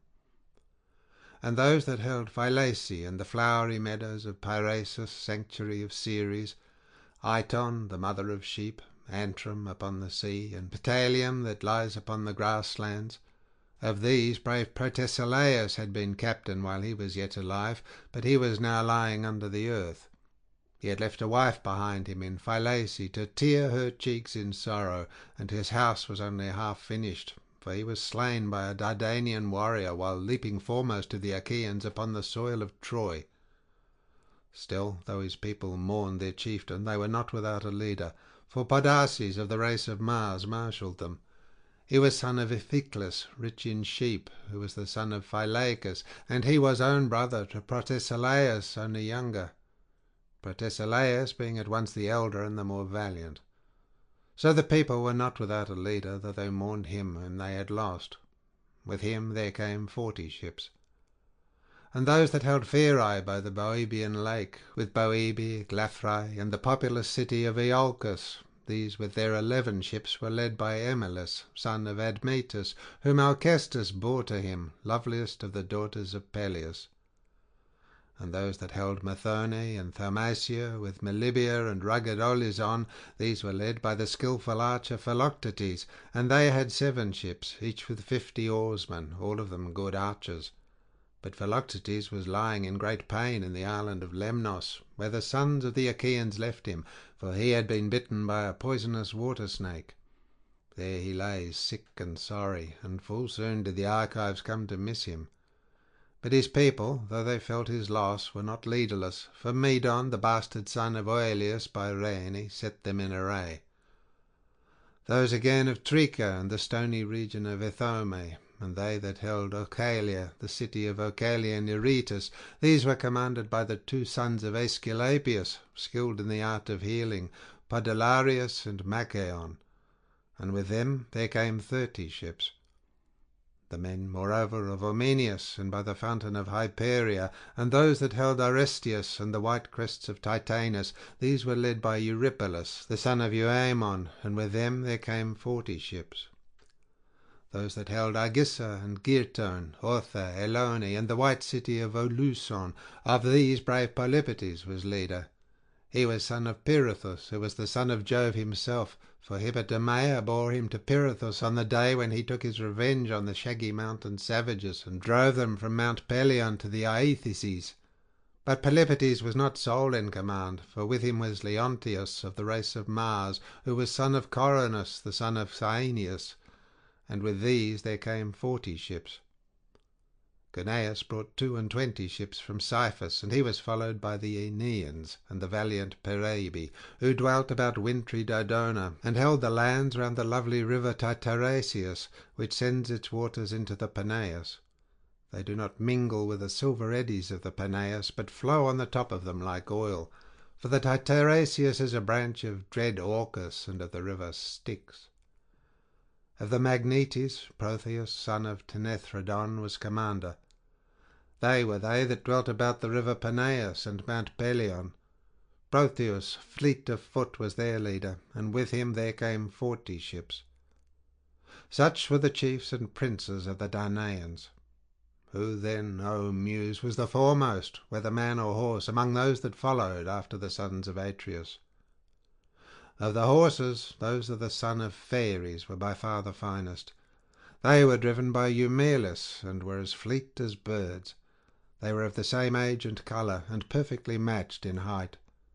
Apollo of the silver bow had bred them in Perea, both of them mares, and terrible as Mars in battle. Of the men, Ajax, son of Telamon, was much the foremost so long as Achilles' anger lasted, for Achilles excelled him greatly, and he had also better horses. But Achilles was now holding aloof at his ships by reason of his quarrel with Agamemnon, and his people passed their time upon the seashore, throwing discs or aiming with spears at a mark, and in archery. Their horses stood each by his own chariot, champing lotus and wild celery. The chariots were housed under cover, but their owners, for lack of leadership, wandered hither and thither about the host, and went not forth to fight.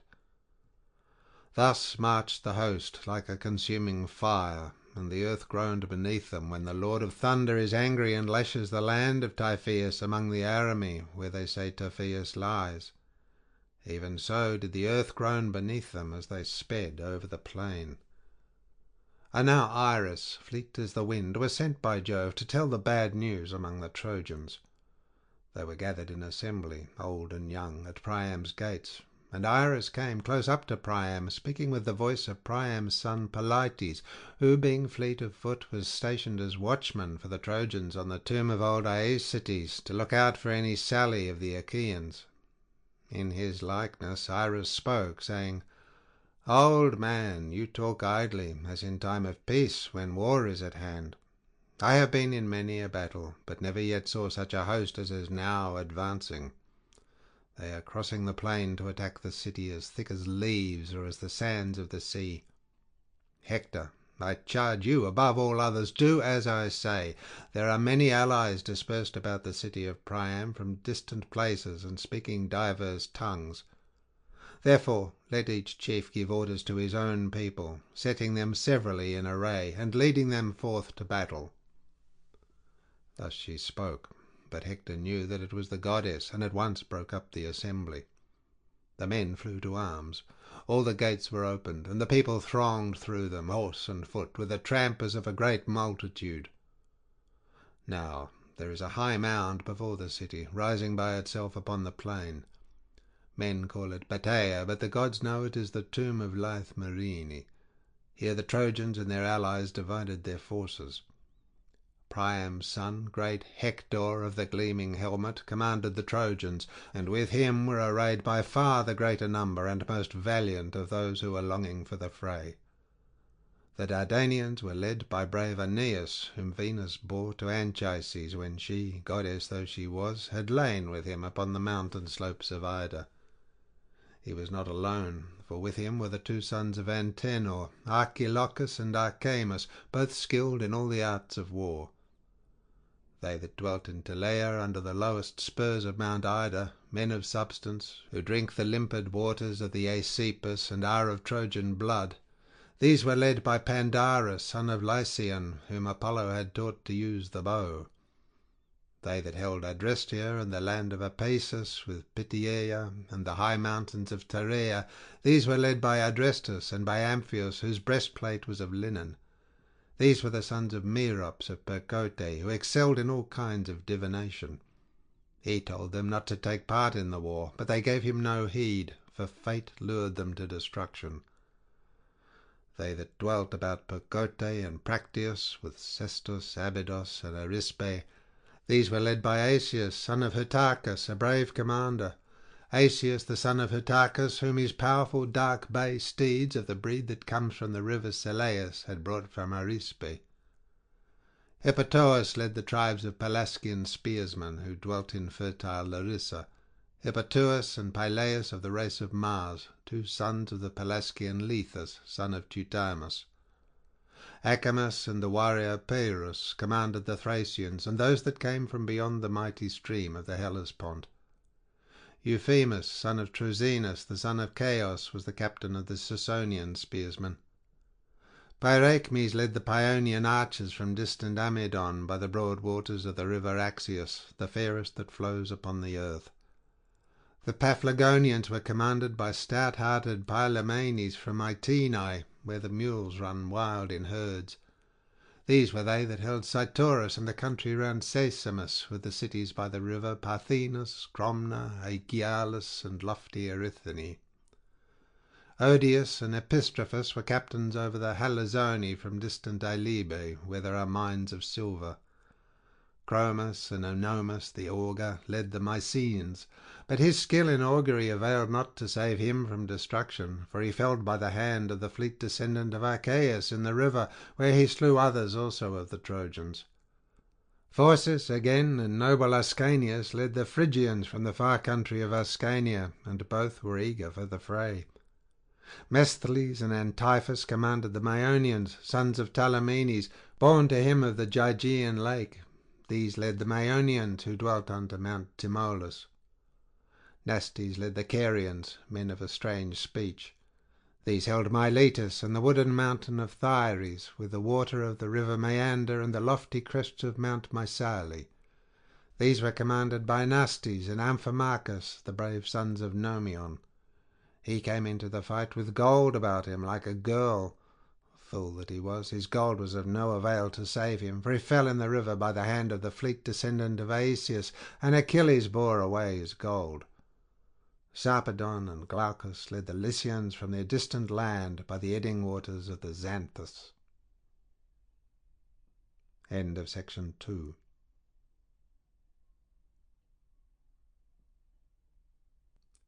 Section 3 of the Iliad by Homer, translated by Samuel Butler. Book 3. Alexandria, also called Paris, challenges Menelaus. Helen and Priam view the Achaeans from the wall. The Covenant. Paris and Menelaus fight, and Paris is worsted. Venus carries him off to save him. Scene between him and Helen.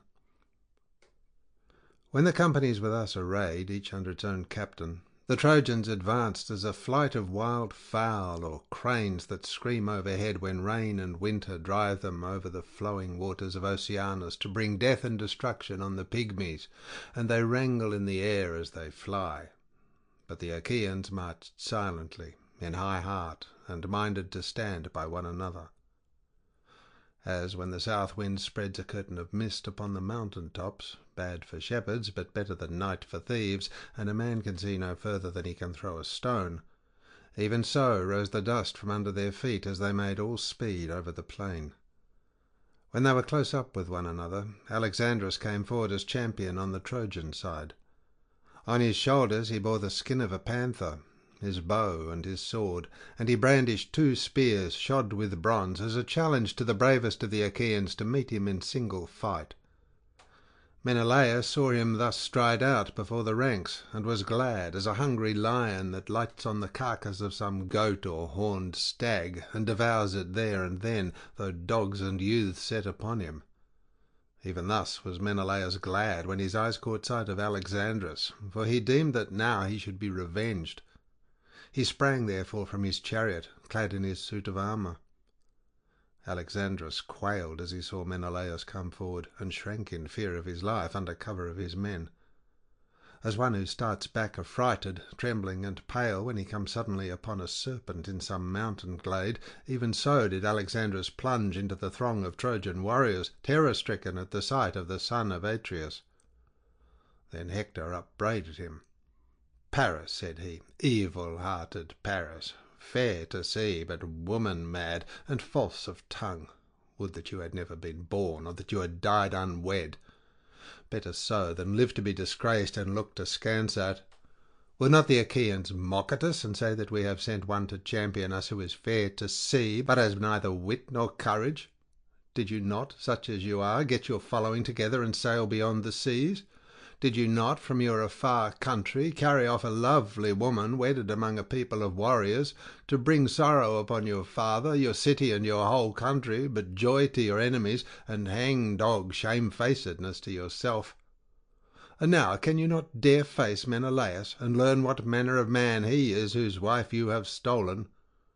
Where indeed would be your lyre and your love-tricks, your comely locks and your fair favour, when you were lying in the dust before him? The Trojans are a weak-kneed people, or ere this you would have had a shirt of stones for the wrongs you have done them." And Alexandrus answered, "Hector, your rebuke is just. You are hard as the axe which a shipwright wields at his work, and cleaves the timber to his liking. As the axe in his hand, so keen is the edge of your scorn. Still, taunt me not with the gifts that golden Venus has given me.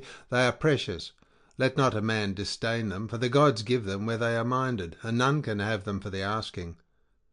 If you would have me do battle with Menelaus, bid the Trojans and Achaeans take their seats, while he and I fight in their midst for Helen and all her wealth. Let him who shall be victorious, and prove to be the better man, take the woman and all she has, to bear them to his home, but let the rest swear to a solemn covenant of peace, whereby you Trojans shall stay here in Troy, while the others go home to Argos and the land of the Achaeans." When Hector heard this he was glad, and went about among the Trojan ranks, holding his spear by the middle to keep them back, and they all sat down at his bidding. But the Achaeans still aimed at him with stones and arrows, till Agamemnon shouted to them, saying, "Hold, Argives, shoot not, sons of the Achaeans. Hector desires to speak." They ceased taking aim, and were still, whereon Hector spoke.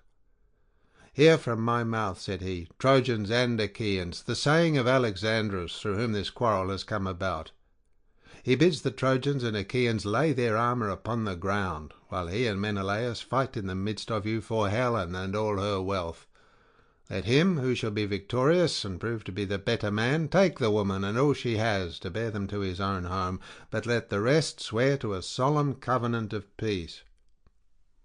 Thus he spoke, and they all held their peace, till Menelaus of the loud battle-cry addressed them.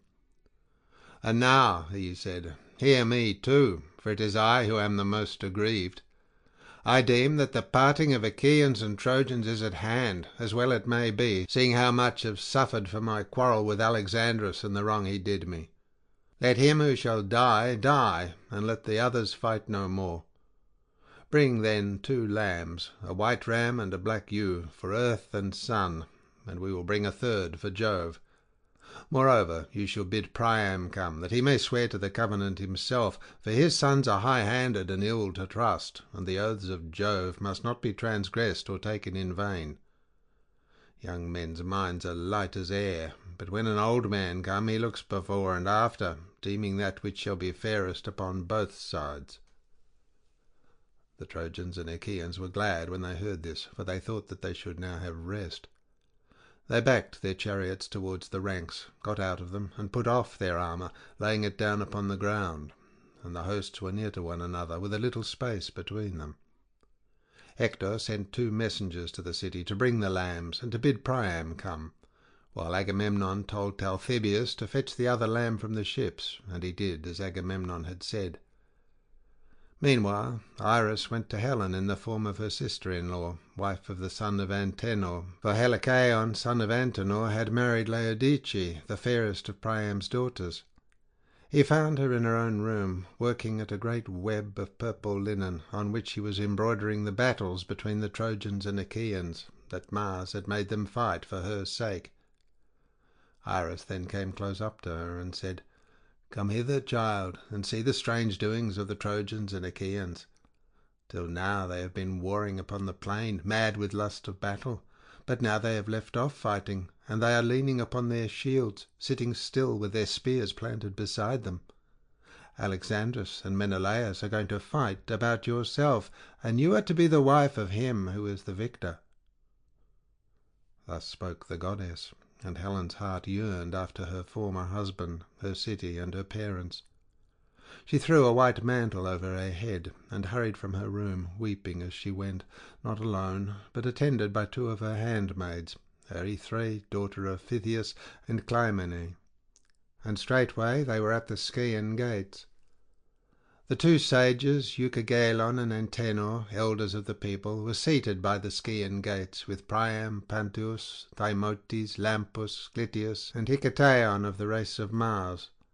These were too old to fight, but they were fluent orators, and sat on the tower like cicales that chirruped delicately from the boughs of some high tree in a wood.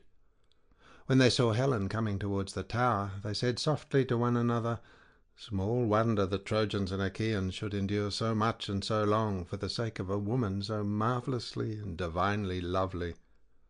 Still, fair though she be, let them take her and go, or she will breed sorrow for us and our children after us." But Priam bade her draw nigh. "My child," said he, "take your seat in front of me, that you may see your former husband, your kinsmen, and your friends. I lay no blame upon you. It is the gods, not you, who are to blame. It is they that have brought about this terrible war with the Achaeans. Tell me, then, who is yonder huge hero so great and goodly? I have seen men taller by a head, but none so comely and so royal. Surely he must be a king." "Sir," answered Helen, "father of my husband, dear and reverend in my eyes, would that I had chosen death rather than to have come here with your son, far from my bridal chamber, my friends, my darling daughter, and all the companions of my girlhood. But it was not to be, and my lot is one of tears and sorrow. As for your question, the hero of whom you ask is Agamemnon, son of Atreus, a good king and a brave soldier. Brother-in-law as surely as that he lives, to my abhorred and miserable self." The old man marvelled at him and said, "Happy son of Atreus, child of good fortune. I see that the Achaeans are subject to you in great multitudes. When I was in Phrygia I saw much horsemen, the people of Atreus and Megidon, who were camping upon the banks of the river Sangarius. I was their ally, and with them when the Amazons, peers of men, came up against them, but even they were not so many as the Achaeans." The old man next looked upon Ulysses. "Tell me," he said, "who is that other, shorter by a head than Agamemnon, but broader across the chest and shoulders? His armour is laid upon the ground, and he stalks in front of the ranks as it were some great woolly ram ordering his ewes." And Helen answered, "He is Ulysses, a man of great craft, son of Laertes. He was born in rugged Ithaca, and excels in all manner of stratagems and subtle cunning." On this Antenor said, "Madam, you have spoken truly. Ulysses once came here as envoy about yourself, and Menelaus with him. I received them in my own house, and therefore know both of them by sight and conversation. When they stood up in presence of the assembled Trojans, Menelaus was the broader shouldered, but when both were seated, Ulysses had the more royal presence. After a time they delivered their message, and the speech of Menelaus ran trippingly on the tongue. He did not say much, for he was a man of few words, but he spoke very clearly and to the point, though he was the younger man of the two. Ulysses, on the other hand, when he rose to speak, was at first silent, and kept his eyes fixed upon the ground. There was no play nor graceful movement of his sceptre. He kept it straight and stiff, like a man unpractised in oratory. One might have taken him for a mere churl or simpleton. But when he raised his voice, and the words came driving from his deep chest like winter snow before the wind, then there was none to touch him, and no man thought further of what he looked like. Priam then caught sight of Ajax, and asked, "Who is that great and goodly warrior whose head and broad shoulders tower above the rest of the Argives?"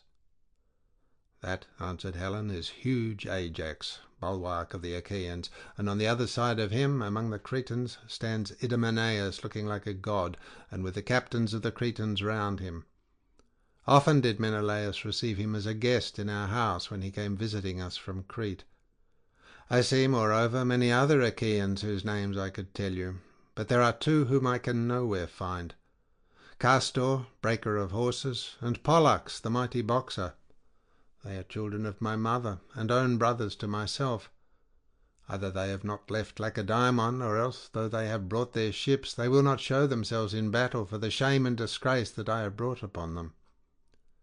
She knew not that both of these heroes were already lying under the earth in their own land of Lacedaemon.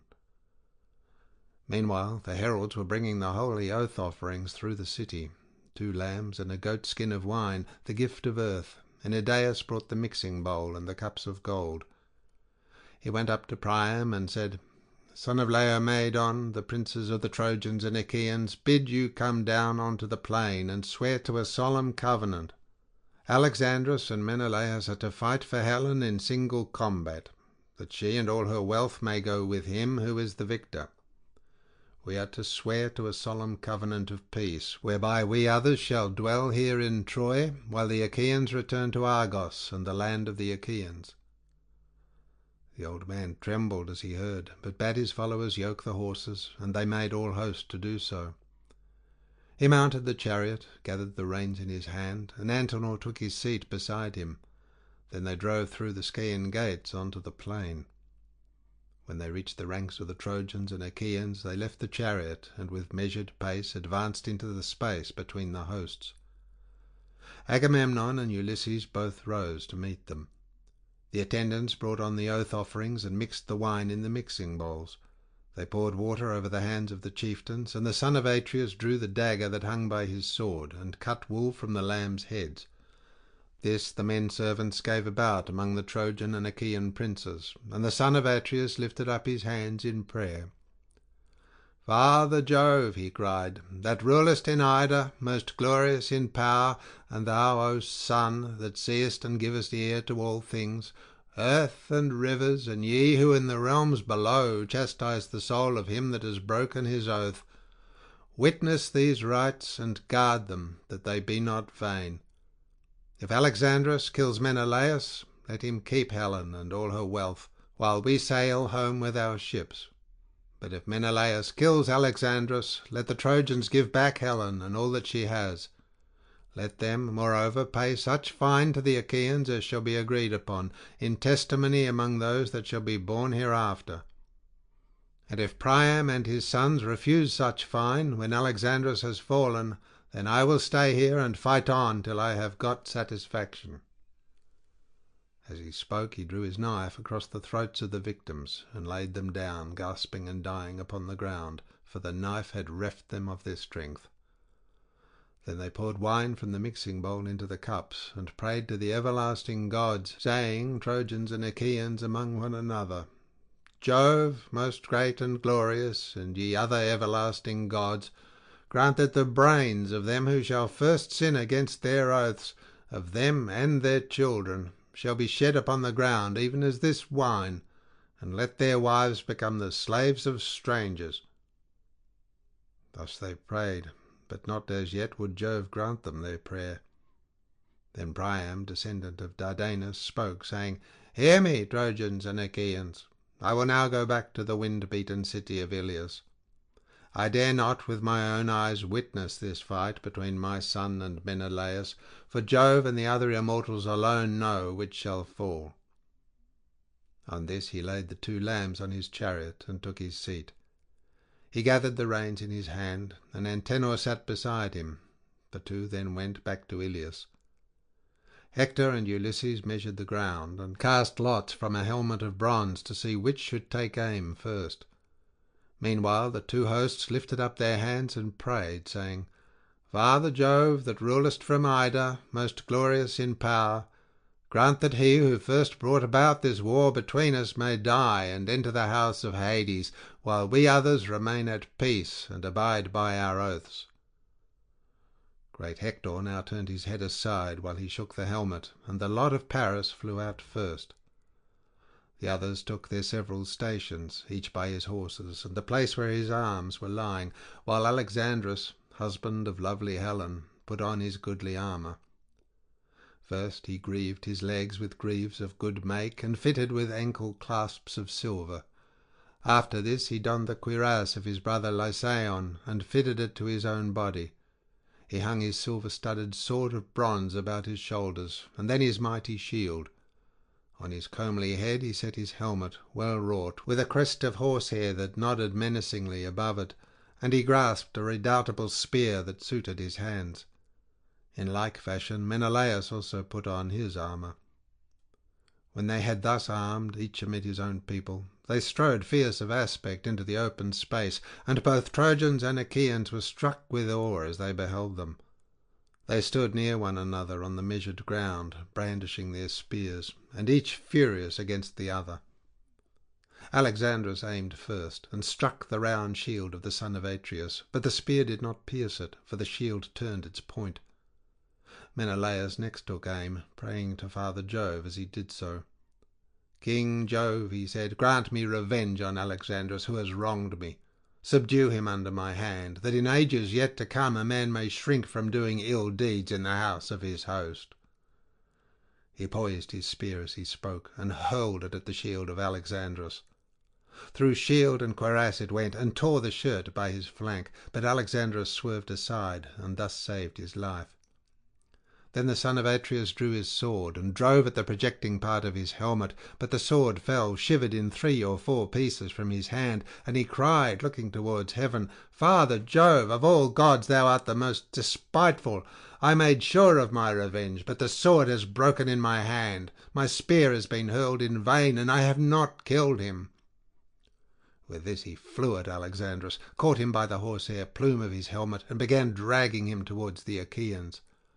The strap of the helmet that went under his chin was choking him, and Menelaus would have dragged him off to his own great glory had not Jove's daughter Venus been quick to mark and to break the strap of oxhide, so that the empty helmet came away in his hand. This he flung to his comrades among the Achaeans, and was again springing upon Alexandrus to run him through with a spear, but Venus snatched him up in a moment, as a god can do, hid him under a cloud of darkness, and conveyed him to his own bedchamber. Then she went to call Helen, and found her on a high tower with the Trojan women crowding round her. She took the form of an old woman who used to dress wool for her when she was still in Lacedaemon, and of whom she was very fond. Thus disguised, she plucked her by her perfumed robe, and said, "Come hither. Alexandrus says you are to go to the house. He is on his bed in his own room, radiant with beauty, and dressed in gorgeous apparel.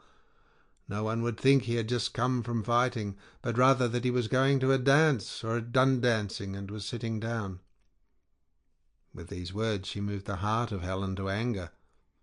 When she marked the beautiful neck of the goddess, her lovely bosom and sparkling eyes, she marvelled at her and said, "Goddess, why do you thus beguile me?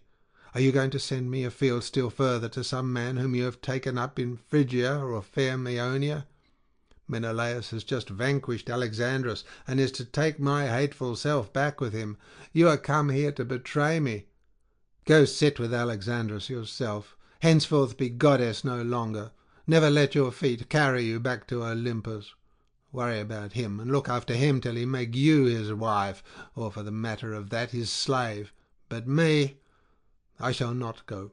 I can garnish his bed no longer. I should be a byword among all the women of Troy. Besides, I have trouble on my mind."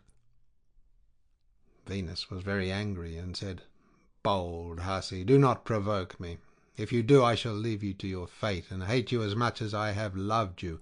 I will stir up fierce hatred between Trojans and Achaeans, and you shall come to a bad end." At this Helen was frightened. She wrapped her mantle about her, and went in silence, following the goddess, and unnoticed by the Trojan women. When they came to the house of Alexandrus, the maidservants set about their work, but Helen went into her own room, and the laughter-loving goddess took a seat and set it for her facing Alexandrus.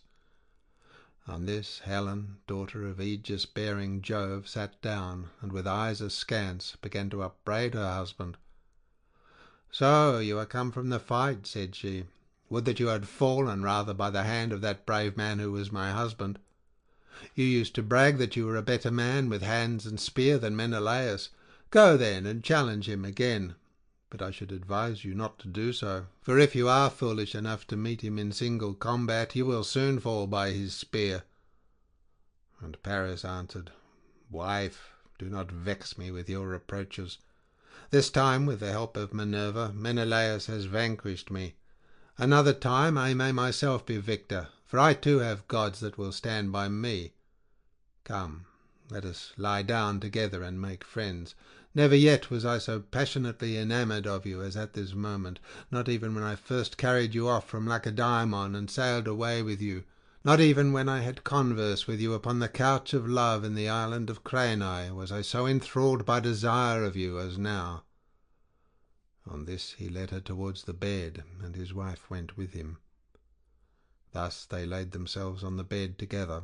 But the son of Atreus strode among the throng, looking everywhere for Alexandrus, and no man, neither of the Trojans nor of the allies, could find him.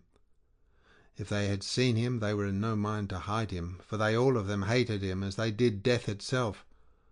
Then Agamemnon, king of men, spoke, saying, "Hear me, Trojans, Dardanians, and allies. The victory has been with Menelaus. Therefore give back Helen with all her wealth, and pay such fine as shall be agreed upon, in testimony among them that shall be born hereafter." Thus spoke the son of Atreus, and the Achaeans shouted in applause. End of section 3.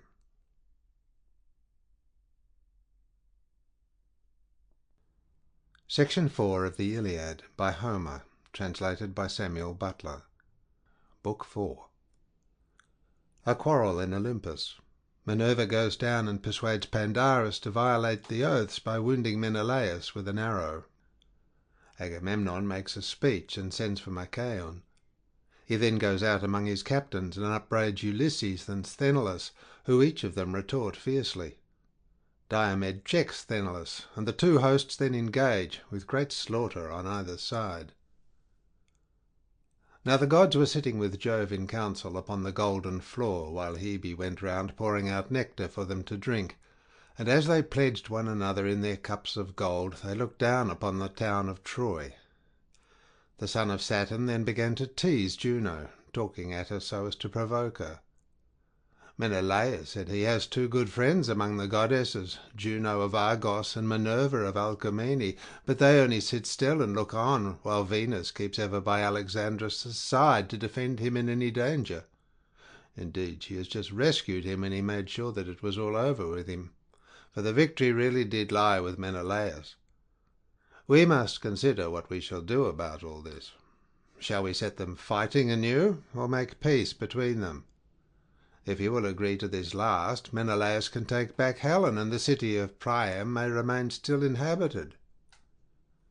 Minerva and Juno muttered their discontent as they sat side by side, hatching mischief for the Trojans. Minerva scowled at her father, for she was in a furious passion with him, and said nothing, but Juno could not contain herself. "Dread son of Saturn," said she, "what, pray, is the meaning of all this?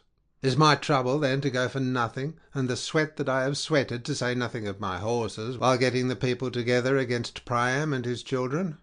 Do as you will, but we other gods shall not all of us approve your counsel."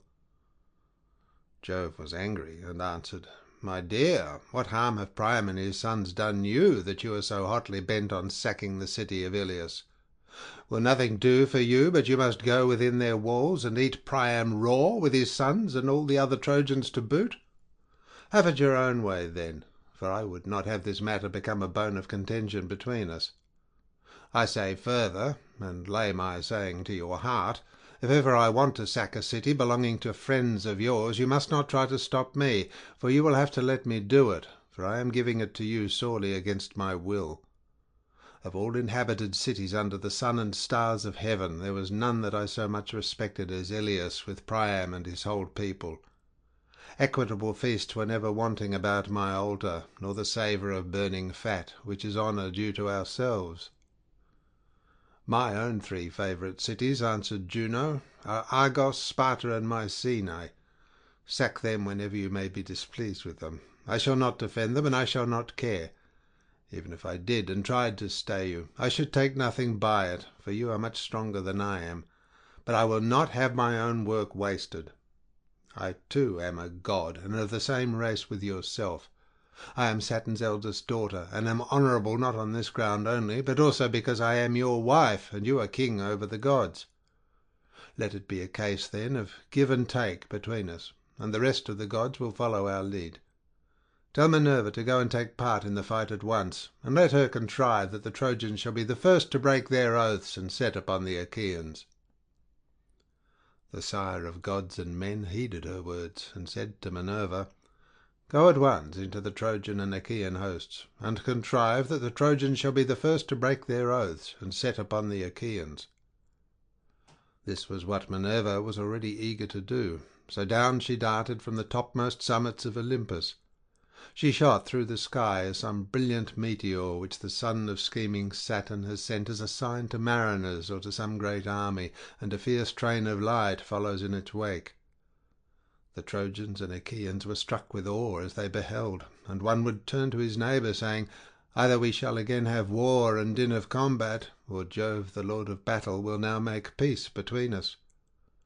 Thus did they converse. Then Minerva took the form of Laodocus, son of Antenor, and went through the ranks of the Trojans to find Pandarus, the redoubtable son of Lycaon. She found him standing amongst the stalwart heroes who had followed him from the banks of the Esopus, so she went close up to him and said, "Brave son of Lycaon, will you do as I tell you? If you dare send an arrow at Menelaus, you will win honour and thanks from all the Trojans, and especially from Prince Alexandrus. He would be the first to requite you very handsomely if he could see Menelaus mount his funeral pyre, slain by an arrow from your hand. Take your home aim, then, and pray to Lycian Apollo, the famous archer. Vow that when you get home to your strong city of Zelea, you will offer a hecatomb of firstling lambs in his honour." His fool's heart was persuaded, and he took his bow from its case. This bow was made from the horns of a wild ibex, which he had killed as it was bounding from a rock. He had stalked it, and it had fallen as the arrow struck it to the heart. Its horns were 16 palms long, and a worker in horn had made them into a bow, smoothing them well down, and giving them tips of gold. When Pandarus had strung his bow, he laid it carefully on the ground, and his brave followers held their shields before him, lest the Achaeans should set upon him before he had shot Menelaus. Then he opened the lid of his quiver, and took out a winged arrow that had not yet been shot, fraught with the pangs of death. He laid the arrow on the string, and prayed to Lycian Apollo, the famous archer, vowing that when he got home to his strong city of Zelea, he would offer a hecatomb of firstling lambs in his honour. He laid the notch of the arrow on the ox-hide bowstring, and drew both notch and string to his breast, till the arrow-head was near the bow. Then, when the bow was arched into a half circle, he let fly, and the bow twanged, and the strings sang as the arrow flew gladly on over the heads of the throng. But the blessed gods did not forget thee, O Menelaus, and Jove's daughter, driver of the spoil, was the first to stand before thee and ward off the piercing arrow. She turned it from his skin as a mother whisks a fly from off her child while it is sleeping sweetly. She guided it to the part where the golden buckles of the belt that passed over his double cuirass were fastened, so the arrow struck the belt that went tightly round him. It went right through this, and through the cuirass of cunning workmanship. It also pierced the belt beneath it, which he wore next his skin to keep out darts or arrows. It was this that served him in the best stead. Nevertheless, the arrow went through it, and grazed the top of the skin, so that the blood began flowing from the wound. As when some woman of Maeonia or Icaria strains purple dye onto a piece of ivory that is to be the cheek-piece of a horse, and is to be laid up in a treasure-house, many a knight is fain to bear it, but the king keeps it as an ornament of which both horse and driver may be proud. Even so, O Menelaus, were your shapely thighs and your legs down to your fair ankles stained with blood. When King Agamemnon saw the blood flowing from the wound, he was afraid, and so was brave Menelaus himself, till he saw that the barbs of the arrow and the thread that bound the arrow-head to the shaft were still outside the wound. Then he took heart, But Agamemnon heaved a deep sigh as he held Menelaus's hand in his own, and his comrades made moan in concert. "Dear brother," he cried, "I have been the death of you in pledging this covenant and letting you come forward as our champion. The Trojans have trampled on their oaths and have wounded you. Nevertheless, the oath, the blood of lambs, the drink offerings, and the right hands of fellowship in which we have put our trust shall not be vain. If he that rules Olympus fulfils it not here and now, he will yet fulfil it hereafter, and they shall pay dearly with their lives and with their wives and children. The day will surely come when mighty Iliad shall be laid low, with Priam and Priam's people, when the son of Saturn from his high throne shall overshadow them with his awful aegis in punishment of their present treachery. This shall surely be. But how, Menelaus, will I mourn you, if it be your lot now to die? I should return to Argos as a byword, for the Achaeans will at once go home. We shall leave Priam and the Trojans the glory of still keeping Helen, and the earth will rot your bones as you lie here at Troy, with your purpose not fulfilled. Then shall some braggart Trojan leap upon your tomb and say, 'Ever thus may Agamemnon wreak his vengeance. He brought his army in vain. He has gone home to his own land with empty ships, and has left Menelaus behind him.' Thus will one of them say, and may the earth then swallow me." But Menelaus reassured him and said, "Take heart, and do not alarm the people. The arrow has not struck me in a mortal part, for my outer belt of burnished metal first stayed it, and under this my cuirass and the belt of mail which the bronzesmiths made me." And Agamemnon answered, "I trust, dear Menelaus, that it may be even so, but the surgeon shall examine your wound and lay herbs upon it to relieve your pain." He then said to Talthybius, "Talthybius, tell Malchaon, son to the great physician Aesculapius, to come and see Menelaus immediately. Some Trojan or Lycian archer has wounded him with an arrow to our dismay and to his own great glory." Talthybius did as he was told, and went about the host trying to find Machaon. Presently he found him standing amid the brave warriors who had followed him from Tricca. Thereupon he went up to him and said, "Son of Aesculapius, King Agamemnon says you are to come and see Menelaus immediately. Some Trojan or Lycian archer has wounded him with an arrow to our dismay and to his own great glory." Thus did he speak, and Machaon was moved to go. They passed through the spreading host of the Achaeans and went on till they came to the place where Menelaus had been wounded and was lying with the chieftains gathered in a circle round him. Machaon passed into the middle of the ring, and at once drew the arrow from the belt, bending its barbs back through the force with which he pulled it out. He undid the burnished belt, and beneath this the cuirass and the belt of mail which the bronzesmiths had made. Then, when he had seen the wound, he wiped away the blood and applied some soothing drugs which Chiron had given to Aesculapius out of the good will he bore him. While they were thus busy about Menelaus, the Trojans came forward against them, for they had put on their armour and now renewed the fight. You would not have then found Agamemnon asleep nor cowardly and unwilling to fight, but eager rather for the fray. He left his chariot rich with bronze and his panting steeds in charge of Eurymedon, son of Ptolemaeus, the son of Piraeus, and bid him hold them in readiness against the time his limbs should weary of going about and giving orders to so many, for he went among the ranks on foot. When he saw men hastening to the front, he stood by them and cheered them on. "Argives," said he, "slacken not one whit in your onset. Father Jove will be no helper of liars. The Trojans have been the first to break their oaths and to attack us. Therefore they shall be devoured of vultures. We shall take their city and carry off their wives and children in our ships." But he angrily rebuked those whom he saw shirking and disinclined to fight. "Argives," he cried, "cowardly, miserable creatures, have you no shame to stand here like frightened fawns who, when they can no longer scud over the plain, huddle together but show no fight? You are as dazed and spiritless as deer.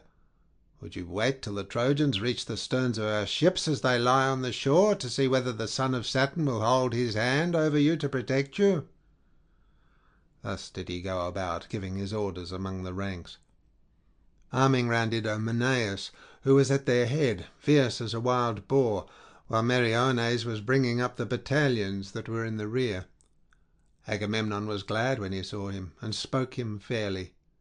"Idomeneus," said he, "I treat you with greater distinction than I do any others of the Achaeans, whether in war or in other things, or at table. When the princes are mixing my choicest wines in the mixing bowls, they have each of them a fixed allowance, but your cup is kept always full like my own, that you may drink whenever you are minded. Go therefore into battle, and show yourself the man you have been always proud to be." Idomeneus answered, "I will be a trusty comrade, as I promised you from the first I would be. Urge on the other Achaeans, that we may join battle at once, for the Trojans have trampled upon their covenants. Death and destruction shall be theirs, seeing they have been the first to break their oaths and to attack us." The son of Atreus went on, glad at heart, till he came upon the two Ajaxes arming themselves amid a host of foot soldiers. As when a goatherd from some high post watches a storm drive over the deep before the west wind, black as pitch is the offing, and a mighty whirlwind draws towards him, so that he is afraid and drives his flock into a cave, even thus did the ranks of stalwart youths move in a dark mass to battle under the Ajaxes, horrid with shield and spear.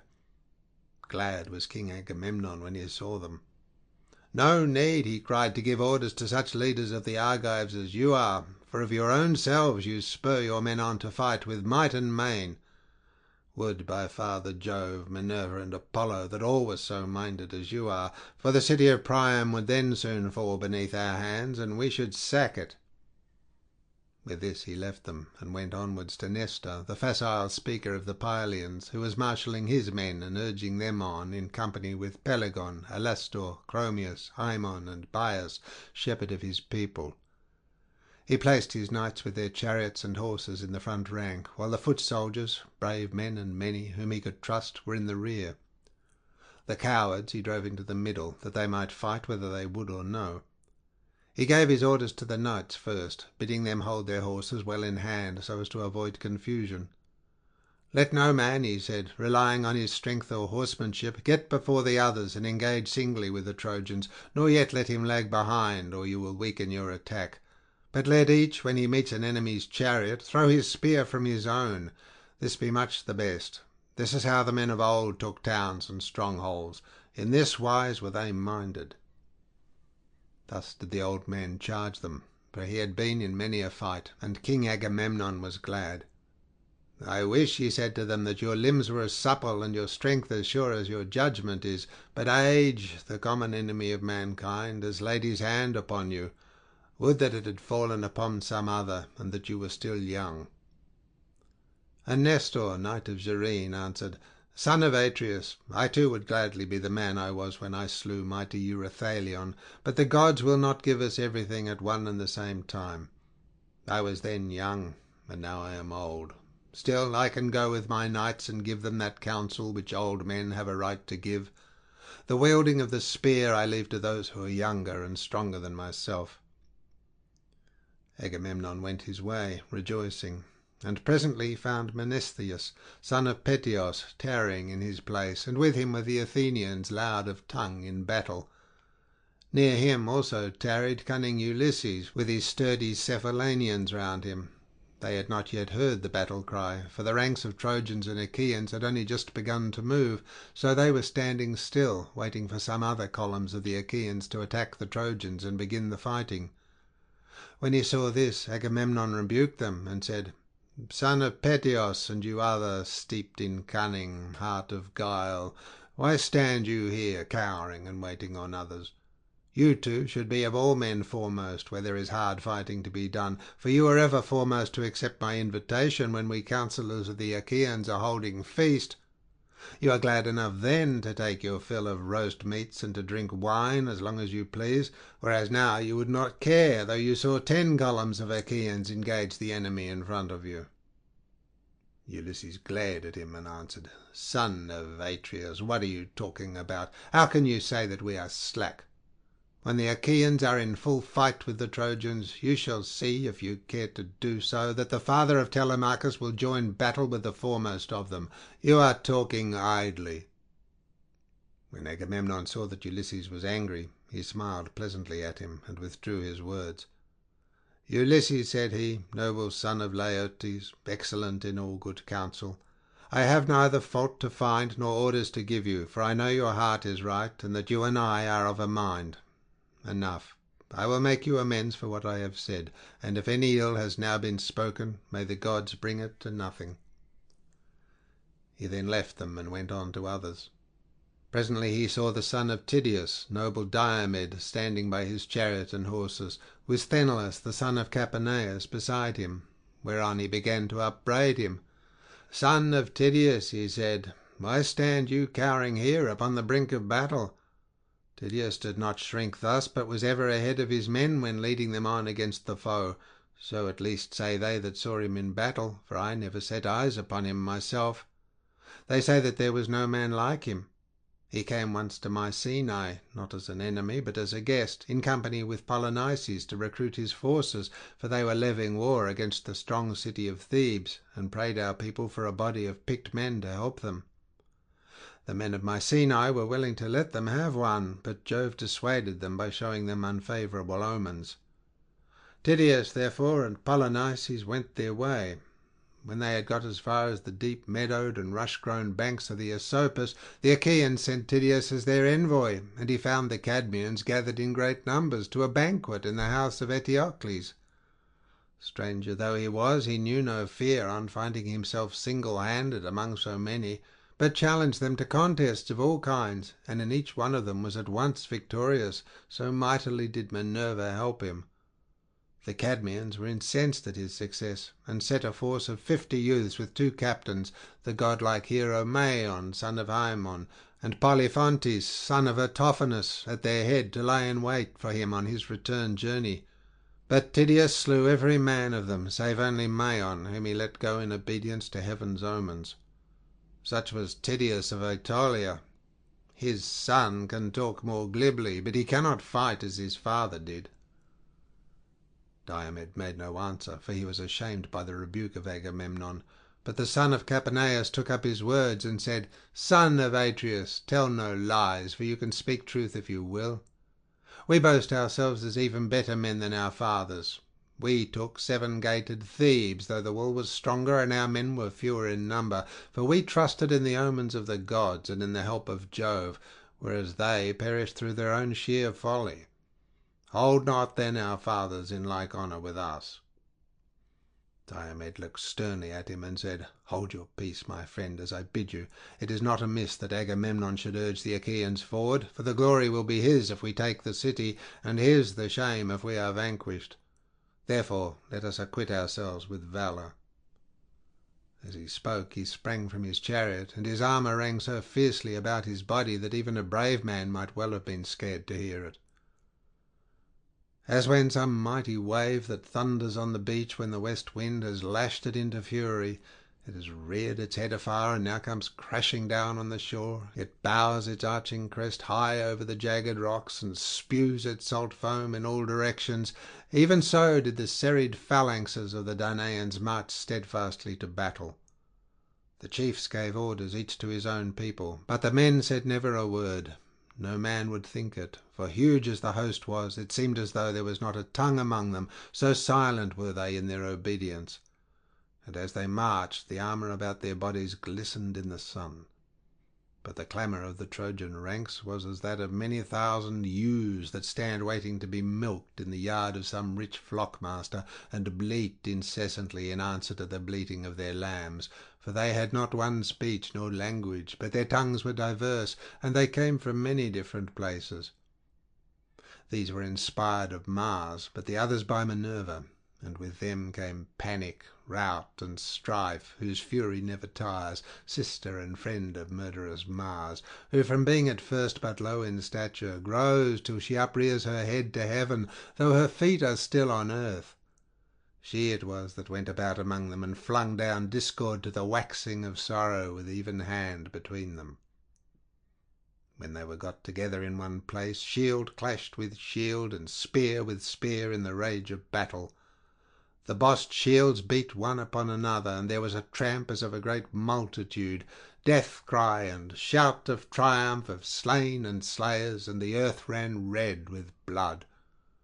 As torrents swollen with rain course madly down their deep channels till the angry floods meet in some gorge, and the shepherd on the hillside hears their roaring from afar, even such was the toil and uproar of the hosts as they joined in battle.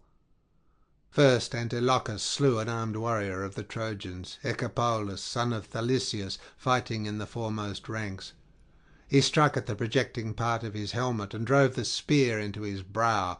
The point of bronze pierced the bone, and darkness veiled his eyes. Headlong as a tower he fell amid the press of the fight, and as he dropped, King Elephenor, king of Chalcedon, and captain of the proud Abantes, began dragging him out of reach of the darts that were falling around him, in haste to strip him of his armour.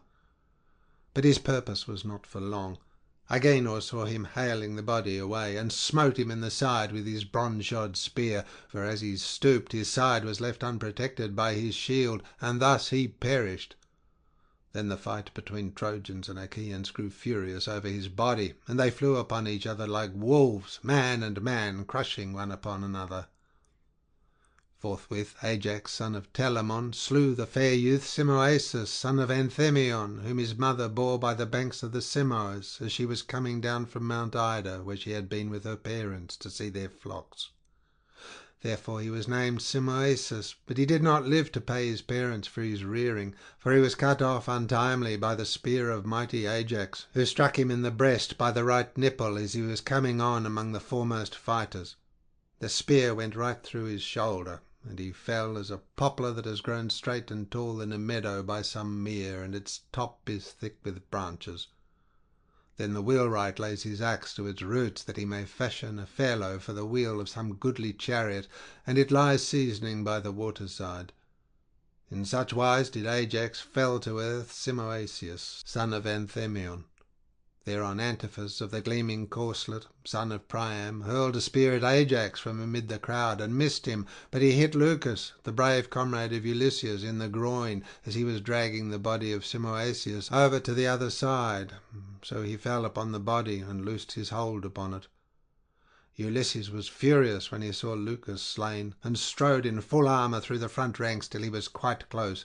Then he glared round about him, and took aim, and the Trojans fell back as he did so. His dart was not sped in vain, for it struck Democoon, the bastard son of Priam, who had come to him from Abydos, where he had charge of his father's mares. Ulysses, infuriated by the death of his comrade, hit him with his spear on one temple, and the bronze point came through on the other side of his forehead. Thereon darkness veiled his eyes, and his armour rang rattling round him as he fell heavily to the ground. Hector and they that were in front then gave round, while the Argives raised a shout and drew off the dead, pressing further forward as they did so.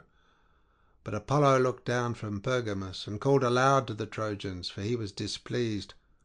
"Trojans," he cried, "rush on the foe, and do not let yourselves be thus beaten by the Argives. Their skins are not stone nor iron, that when you hit them you do them no harm. Moreover, Achilles, the son of lovely Thetis, is not fighting, but is nursing his anger at the ships." Thus spoke the mighty god, crying to them from the city, while Jove's redoubtable daughter, the Trito-born, went about among the host of Achaeans, and urged them forward whenever she beheld them slackening. Then fate fell upon Diores, son of Amarynceus, for he was struck by a jagged stone near the ankle of his right leg. He that hurled it was Paeros, son of Imbrasus, captain of the Thracians, who had come from Aenus. The bones and both the tendons were crushed by the pitiless stone. He fell to the ground on his back, and in his death throes stretched out his hand towards his comrades. But Peiroas, who had wounded him, sprang on him and thrust a spear into his belly, so that his bowels came gushing out upon the ground, and darkness veiled his eyes. As he was leaving the body, Thoas of Aetolia struck him in the chest near the nipple, and the point fixed itself in his lungs. Thoas came close up to him, pulled the spear out of his chest, and then drawing his sword smote him in the middle of the belly so that he died. But he did not strip him of his armour, for his Thracian comrades, men who wear their hair in a tuft at the top of their heads, stood round the body and kept him off with their long spears for all his great stature and valour, so he was driven back. Thus the two corpses lay stretched on earth near to one another, the one captain of the Thracians and the other of the Epeans, and many another fell round them. And now no man would have made light of the fighting if he could have gone about among it scatheless and unwounded, with Minerva leading him by the hand and protecting him from the storm of spears and arrows. For many Trojans and Achaeans on that day lay stretched side by side, face downwards upon the earth. End of section 4.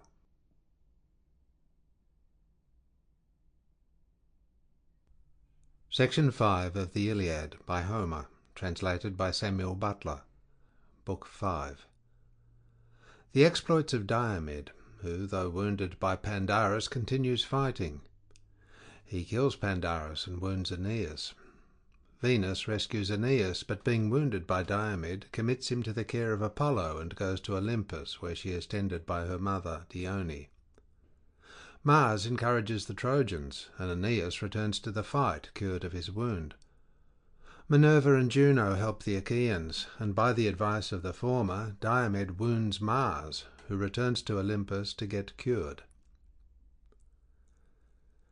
Then Pallas Minerva put valour into the heart of Diomed, son of Tydeus, that he might excel all the other Argives and cover himself with glory. She made a stream of fire flare from his shield and helmet like the star that shines most brilliantly in summer after its bath in the waters of Oceanus. Even such a fire did she kindle upon his head and shoulders as she bade him speed into the thickest hurly-burly of the fight. Now there was a certain rich and honourable man among the Trojans, priest of Vulcan, and his name was Dares. He had 2 sons, Phegeus and Idaeus, both of them skilled in all the arts of war. These 2 came forward from the main body of Trojans, and set upon Diomed, he being on foot, while they fought from their chariot. When they were close up to one another, Phegeus took aim first, but his spear went over Diomed's left shoulder without hitting him. Diomed then threw, and his spear sped not in vain, for it hit Phegeus on the breast near the nipple, and he fell from his chariot.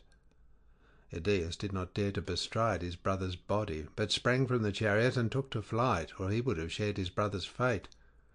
Whereon Vulcan saved him by wrapping him in a cloud of darkness, that his old father might not be utterly overwhelmed with grief.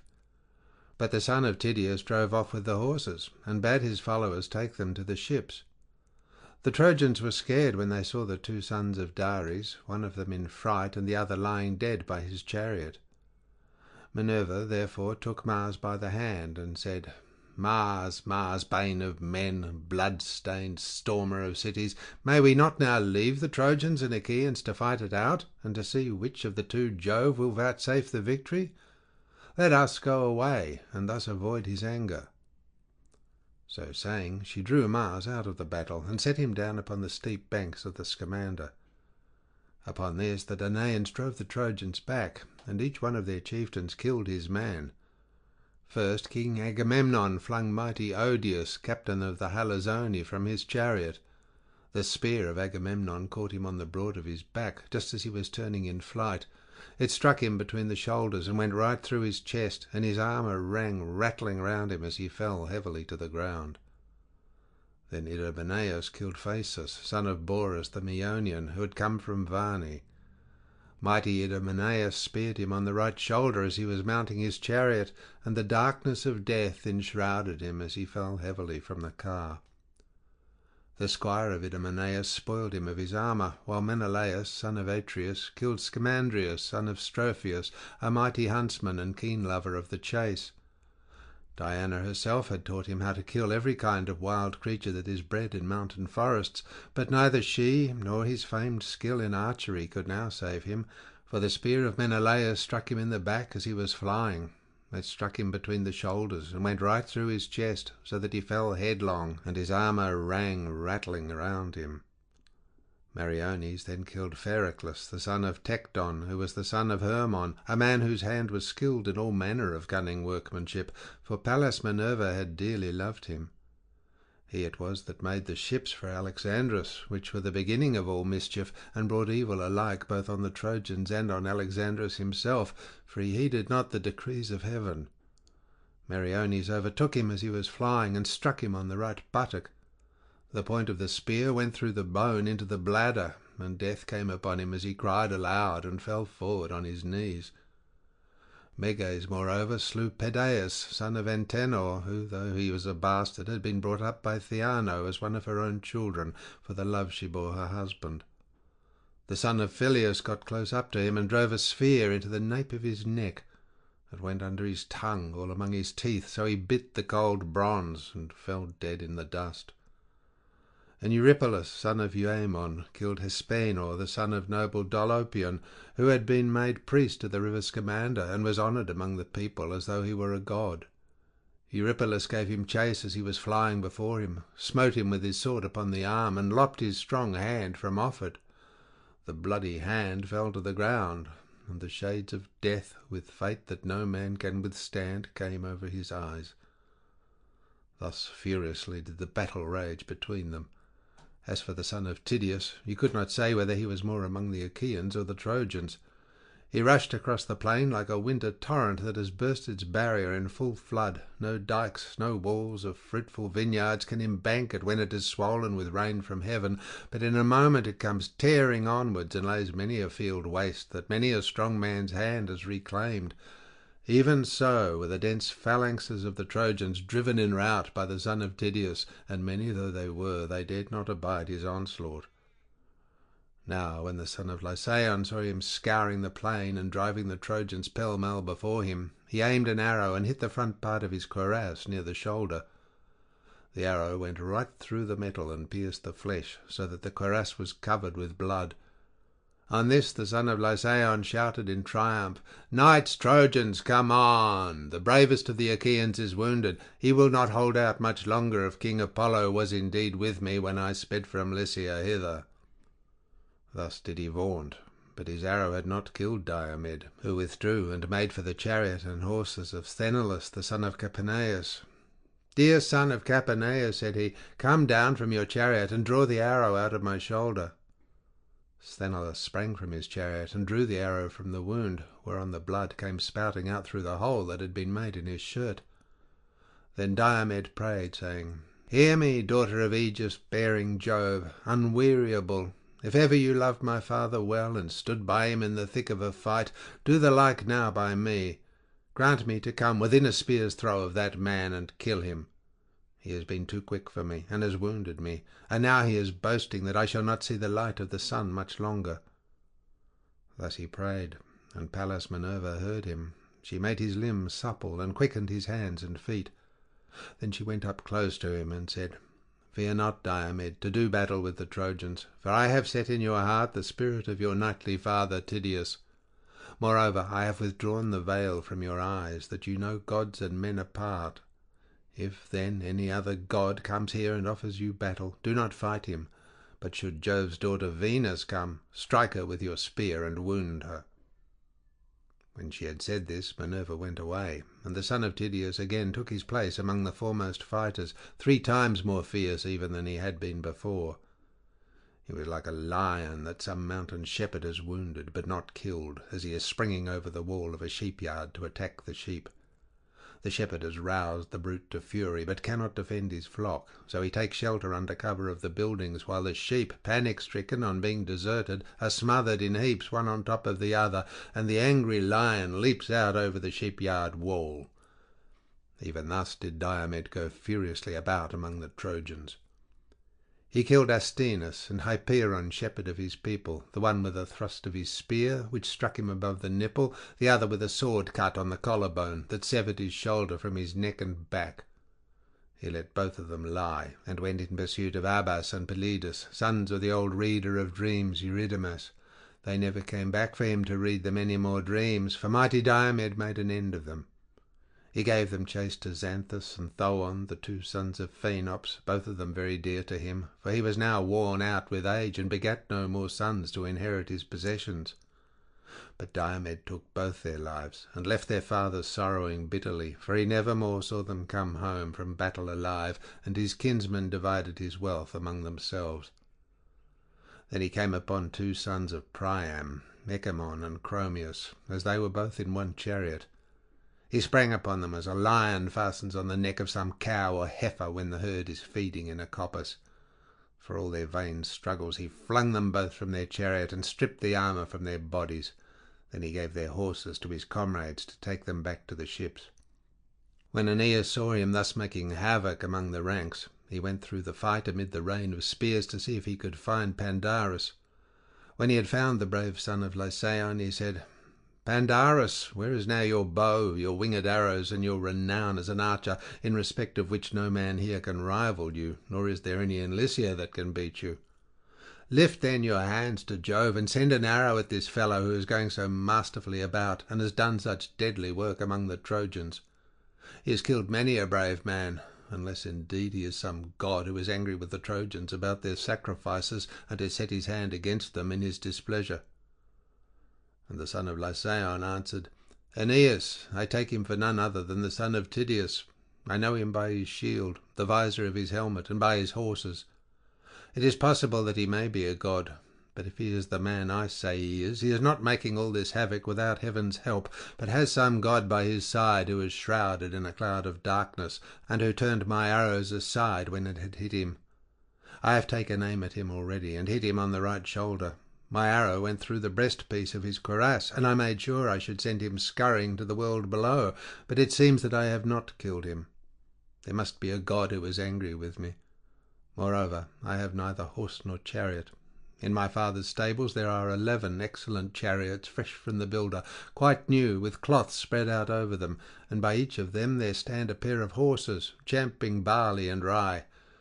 My old father Lycaon urged me again and again, when I was at home and on the point of starting, to take chariots and horses with me, that I might lead the Trojans in battle, but I would not listen to him. It would have been much better if I had done so, but I was thinking about the horses, which had been used to eat their fill, and I was afraid that in such a great gathering of men they might be ill-fed.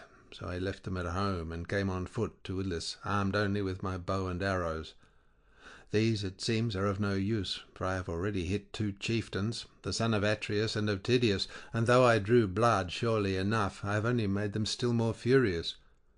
I did ill to take my bow down from its peg on the day I led my band of Trojans to Iliad in Hector's service, and if ever I get home again to set eyes on my native place, my wife, and the greatness of my house, may someone cut off my head then and there if I do not break the bow and set it on hot fire. Such pranks as it plays me."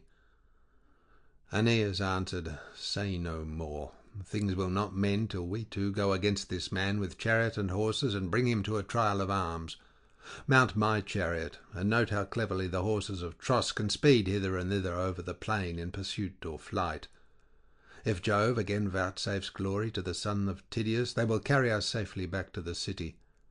Take hold then of the whip and reins, while I stand upon the car to fight, or else do you wait this man's onset while I look after the horses." "Aeneas," replied the son of Lycaon, "take the reins and drive. If we have to fly before the sons of Tydeus, the horses will go better for their own driver.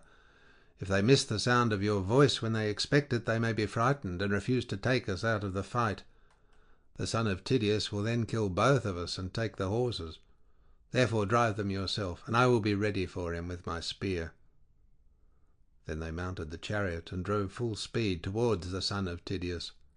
Sthenelus, son of Capaneus, saw them coming, and said to Diomed, "Diomed, son of Tydeus, man after my own heart, I see 2 heroes speeding towards you, both of them men of might, the one a skilful archer, Pandarus, son of Lycaon, the other Aeneas, whose sire is Anchises, while his mother is Venus. Mount the chariot and let us retreat. Do not, I pray you, press so furiously forward, or you may get killed." Diomed looked angrily at him and answered, "Talk not of flight, for I shall not listen to you. I am of a race that knows neither flight nor fear, and my limbs are as yet unwearied. I am in no mind to mount, but will go against them even as I am. Pallas Minerva bids me be afraid of no man, and even though one of them escape, their steed shall not take both back again. I say further, and lay my saying to your heart, if Minerva sees fit to vouchsafe me the glory of killing both, stay your horses here, and make the reins fast to the rim of the chariot. Then be sure you spring Aeneas' horses, and drive them from the Trojan to the Achaean ranks. They are of the stock that great Jove gave to Tros in payment for his son Ganymede, and are the finest that live and move under the sun. King Anchises stole the blood by putting his mares to them without Laomedon's knowledge, and they bore him 6 foals. 4 are still in his stables, but he gave the other 2 to Aeneas. We shall win great glory if we can take them." Thus did they converse, but the other 2 had now driven up close to them, and the son of Lycaon spoke first. "Great and mighty son," said he, "of noble Tydeus, my arrow failed to lay you low, so I will now try you with my spear." He poised his spear as he spoke, and hurled it from him. It struck the shield of the son of Tydeus. The bronze point pierced it, and passed on till it reached the breastplate. Thereon the son of Lycaon shouted and said, "You are hit clean through the belly. You will not stand for long, and the glory of the fight is mine." But Diomed, all undismayed, made answer, "You have missed, not hit, and before you too see the end of this matter, one or other of you shall glut tough-shielded Mars with his blood." With this he hurled his spear, and Minerva guided it onto Pandarus's nose near the eye. It went crashing in among his white teeth. The bronze point cut through the roof of his tongue, coming out under his chin, and his glistening armour rang rattling round him as he fell heavily to the ground. The horses started aside for fear, and he was reft of life and strength. Aeneas sprang from his chariot, armed with shield and spear, fearing lest the Achaeans should carry off the body. He bestrode it as a lion in the pride of strength, with shield and spear before him, and a cry of battle on his lips, resolute to kill the first that should dare face him. But the son of Tydeus caught up a mighty stone, so huge and great that as men now are, it would take 2 to lift it. Nevertheless he bore it aloft with ease unaided, and with this he struck Aeneas on the groin, where the hip turns in the joint that is called the cup bone. The stone crushed this joint and broke both the sinews, while its jagged edge tore away all the flesh. The hero fell on his knees, and propped himself with his hand resting on the ground, till the darkness of night fell upon his eyes. And now Aeneas, king of men, would have perished then and there, had not his mother, Jove's daughter Venus, who had conceived him by Anchises when he was herding cattle, been quick to mark, and thrown her 2 white arms about the body of her dear son. She protected him by covering him with the fold of her own fair garment, lest some Danaan should drive a spear into his breast and kill him. Thus then did she bear her dear son out of the fight. But the son of Capaneus was not unmindful of the orders that Diomed had given him. He made his own horses fast away from the hurly-burly by binding the reins to the rim of the chariot. Then he sprang upon Aeneas's horses and drove them from the Trojan to the Achaean ranks. When he had so done, he gave them over to his chosen comrade Deipylus, whom he valued above all others as the one who was most like-minded with himself, to take them on to the ships. He then remounted his own chariot, seized the reins, and drove with all speed in search of the son of Tydeus. Now the son of Tydeus was in pursuit of the Cyprian goddess, spear in hand, for he knew her to be feeble, and not one of those goddesses that can lord it among men in battle, like Minerva or Enyo, the waster of cities. And when at last, after a long chase, he caught her up, he flew at her and thrust his spear into the flesh of her delicate hand. The point tore through the ambrosial robe which the Graces had woven for her, and pierced the skin between her wrist and the palm of her hand, so that the immortal blood, or ichor, that flows in the veins of the blessed gods, came pouring from the wound, for the gods do not eat bread nor drink wine, hence they have no blood such as ours, and are immortal. Venus screamed aloud and let her son fall, but Phoebus Apollo caught him in his arms and hid him in a cloud of darkness, lest some Danaan should drive a spear into his breast and kill him.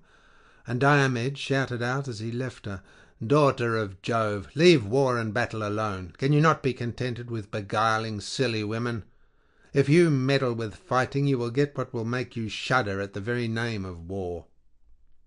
The goddess went dazed and discomfited away, and Iris, fleet as the wind, drew her from the throng, in pain and with her fair skin all besmirched. She found fierce Mars waiting on the left of the battle, with his spear and his 2 fleet steeds resting on a cloud, whereon she fell on her knees before her brother and implored him to let her have his horses. "Dear brother," she cried, "save me and give me your horses to take me to Olympus, where the gods dwell. I am badly wounded by a mortal, the son of Tydeus, who would now fight even with Father Jove." Thus she spoke, and Mars gave her his gold-bedizened steeds.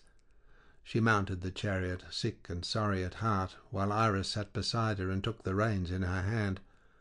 She lashed her horses on, and they flew forwards nothing loath, till in a trice they were at high Olympus, where the gods have their dwelling.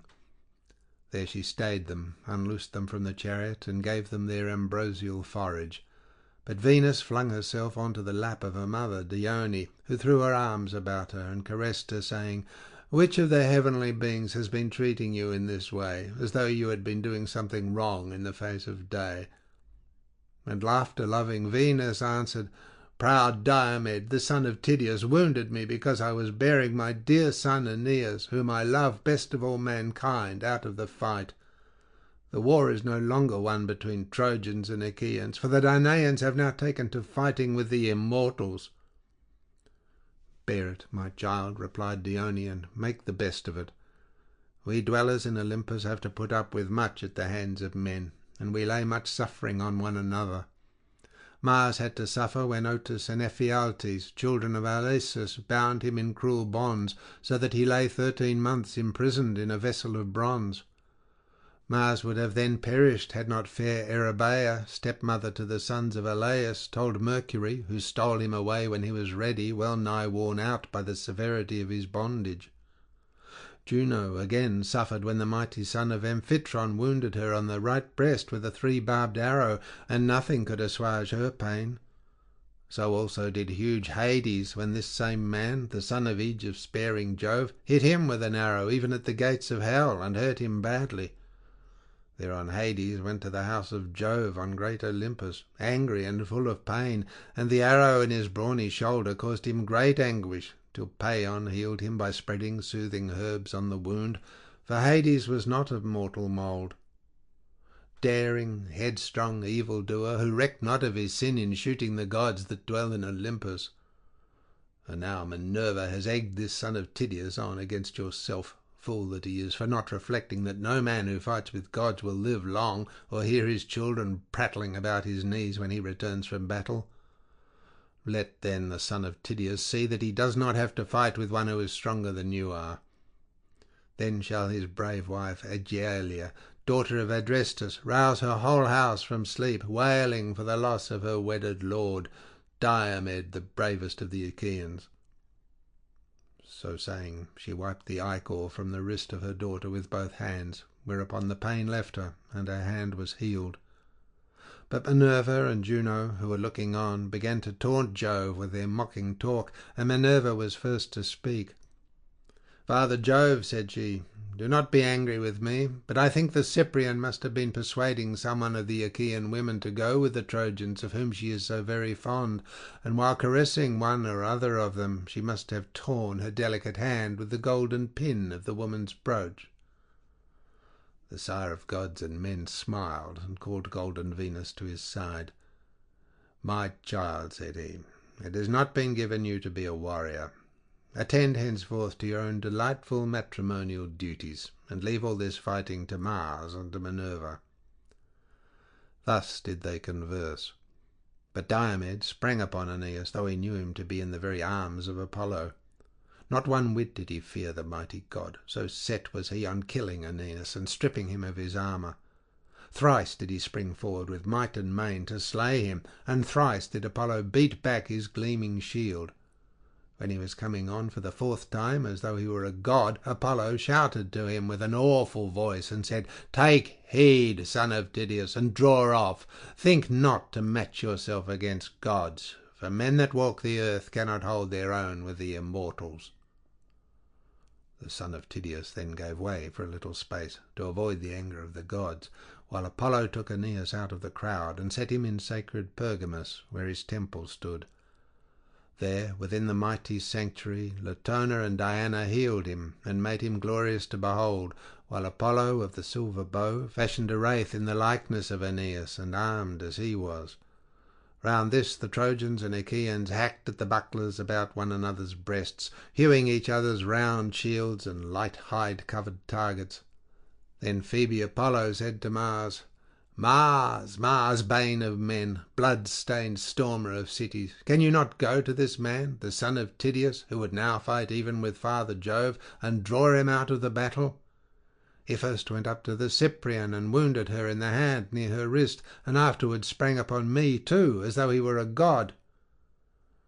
He then took his seat on the top of Pergamus, while murderous Mars went about among the ranks of the Trojans, cheering them on, in the likeness of fleet Acamas, chief of the Thracians. 'Sons of Priam,' said he, 'how long will you let your people be thus slaughtered by the Achaeans? Would you wait till they are at the walls of Troy? Aeneas, the son of Anchises, has fallen, he whom we held in as high honour as Hector himself. Help me, then, to rescue our brave comrade from the stress of the flight.' With these words he put heart and soul into them all. Then Sarpedon rebuked Hector very sternly. 'Hector,' said he, 'where is your prowess now? You used to say that though you had neither people nor allies, you could hold the town alone with your brothers and brothers-in-law. I see not one of them here. They cowered as hounds before a lion. It is we, your allies, who bear the brunt of the battle. I have come from afar, even from Lycia and the banks of the river Xanthus, where I have left my wife, my infant son, and much wealth, to tempt whoever is needy. Nevertheless, I head my Lycian soldiers and stand my ground against any who would fight me, though I have nothing here for the Achaeans to plunder, while you look on, without even bidding your men stand firm in defence of their wives. See that you fall not into the hands of your foes as men caught in the meshes of a net, and they sack your fair city forthwith. Keep this before your mind night and day, and beseech the captains of your allies to hold on without flinching, and thus put away their reproaches from you." So spoke Sarpedon, and Hector smarted under his words. He sprang from his chariot, clad in his suit of armour, and went about among the best, brandishing his 2 spears, exhorting the men to fight, and raising the terrible cry of battle. Then they rallied, and again faced the Achaeans, but the Argives stood compact and firm, and were not driven back. As the breezes sport with the chaff upon some goodly threshing floor when men are winnowing, while yellow Ceres blows with the wind to sift the chaff from the grain, and the chaff heaps grow whiter and whiter, even so did the Achaeans whiten in the dust which the horses' hoofs raised to the firmament of heaven, as their drivers turned them back to battle, and they bore down with might upon the foe. Fierce Mars, to help the Trojans, covered them in a veil of darkness, and went about everywhere among them, inasmuch as Phoebus Apollo had told him that when he saw Pallas Minerva leave the fray, he was to put courage into the hearts of the Trojans, for it was she who was helping the Danaans. Then Apollo sent Aeneas forth from his rich sanctuary, and filled his heart with valour, whereon he took his place among his comrades, who were overjoyed at seeing him alive, sound, and of a good courage, but they could not ask him how it had all happened, for they were too busy with the turmoil raised by Mars and by Strife, who raged insatiably in their midst. The 2 Ajaxes, Ulysses and Diomed, cheered the Danaans on, fearless of the fury and onset of the Trojans. They stood as still as clouds which the son of Saturn has spread upon the mountain tops when there is no air, and fierce Boreas sleeps with the other boisterous winds whose shrill blasts scatter the clouds in all directions. Even so did the Danaans stand firm and unflinching against the Trojans. The son of Atreus went about among them and exhorted. "My friends," said he, "quit yourselves like brave men, and shun dishonour in one another's eyes amid the stress of battle. They that shun dishonour more often live than get killed, but they that flee save neither life nor name." As he spoke, he hurled his spear and hit one of those who were in the front rank, the comrade of Aeneas, Deicoon, son of Pergasus, whom the Trojans held in no less honour than the sons of Priam, for he was ever quick to place himself among the foremost. The spear of King Agamemnon struck his shield and went right through it, for the shield stayed it not. It drove through his belt into the lower part of his belly, and his armour rang rattling round him as he fell heavily to the ground.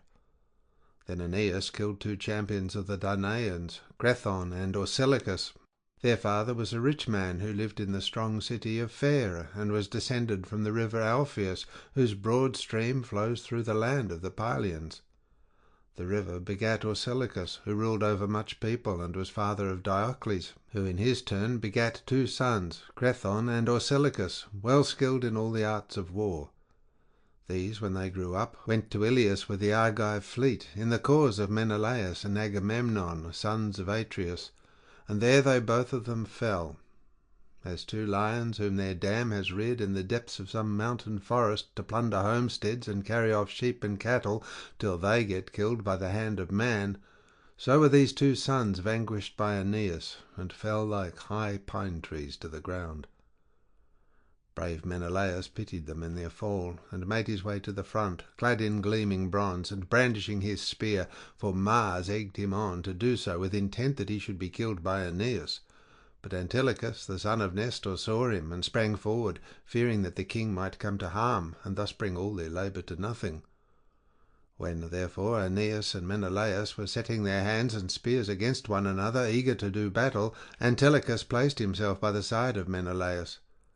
Aeneas, bold though he was, drew back on seeing the 2 heroes side by side in front of him, so they drew the bodies of Crethon and Orsilochus to the ranks of the Achaeans, and committed the 2 poor fellows into the hands of their comrades. Then they turned back and fought in the front ranks. They killed Pylaemenes, peer of Mars, leader of the Paphlagonian warriors. Menelaus struck him on the collarbone as he was standing on his chariot, while Antilochus hit his charioteer and squire Mydon, the son of Atimneus, who was turning his horses in flight. He hit him with a stone upon the elbow, and the reins, enriched with white ivory, fell from his hands into the dust. Antilochus rushed towards him and struck him on the temples with his sword, whereon he fell head first from the chariot to the ground. There he stood for a while with his head and shoulders buried deep in the dust, for he had fallen on sandy soil, till his horses kicked him and laid him flat on the ground, as Antilochus lashed them and drove them off to the host of the Achaeans. But Hector marked them from across the ranks, and with a loud cry rushed towards them, followed by the strong battalions of the Trojans. Mars and dread Enyo led them on, she fraught with ruthless turmoil of battle, while Mars wielded a monstrous spear, and went about, now in front of Hector and now behind him. Diomed shook with passion as he saw them. As a man crossing a wide plain is dismayed to find himself on the brink of some great river rolling swiftly to the sea, he sees its boiling waters and starts back in fear, even so did the son of Tydeus give ground. Then he said to his men, "My friends, how can we wonder that Hector wields the spear so well? Some god is ever by his side to protect him, and now Mars is with him in the likeness of mortal man.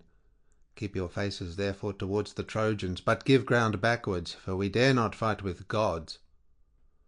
As he spoke, the Trojans drew close up, and Hector killed 2 men, both in one chariot, Menestheus and Anchialus, heroes well versed in war.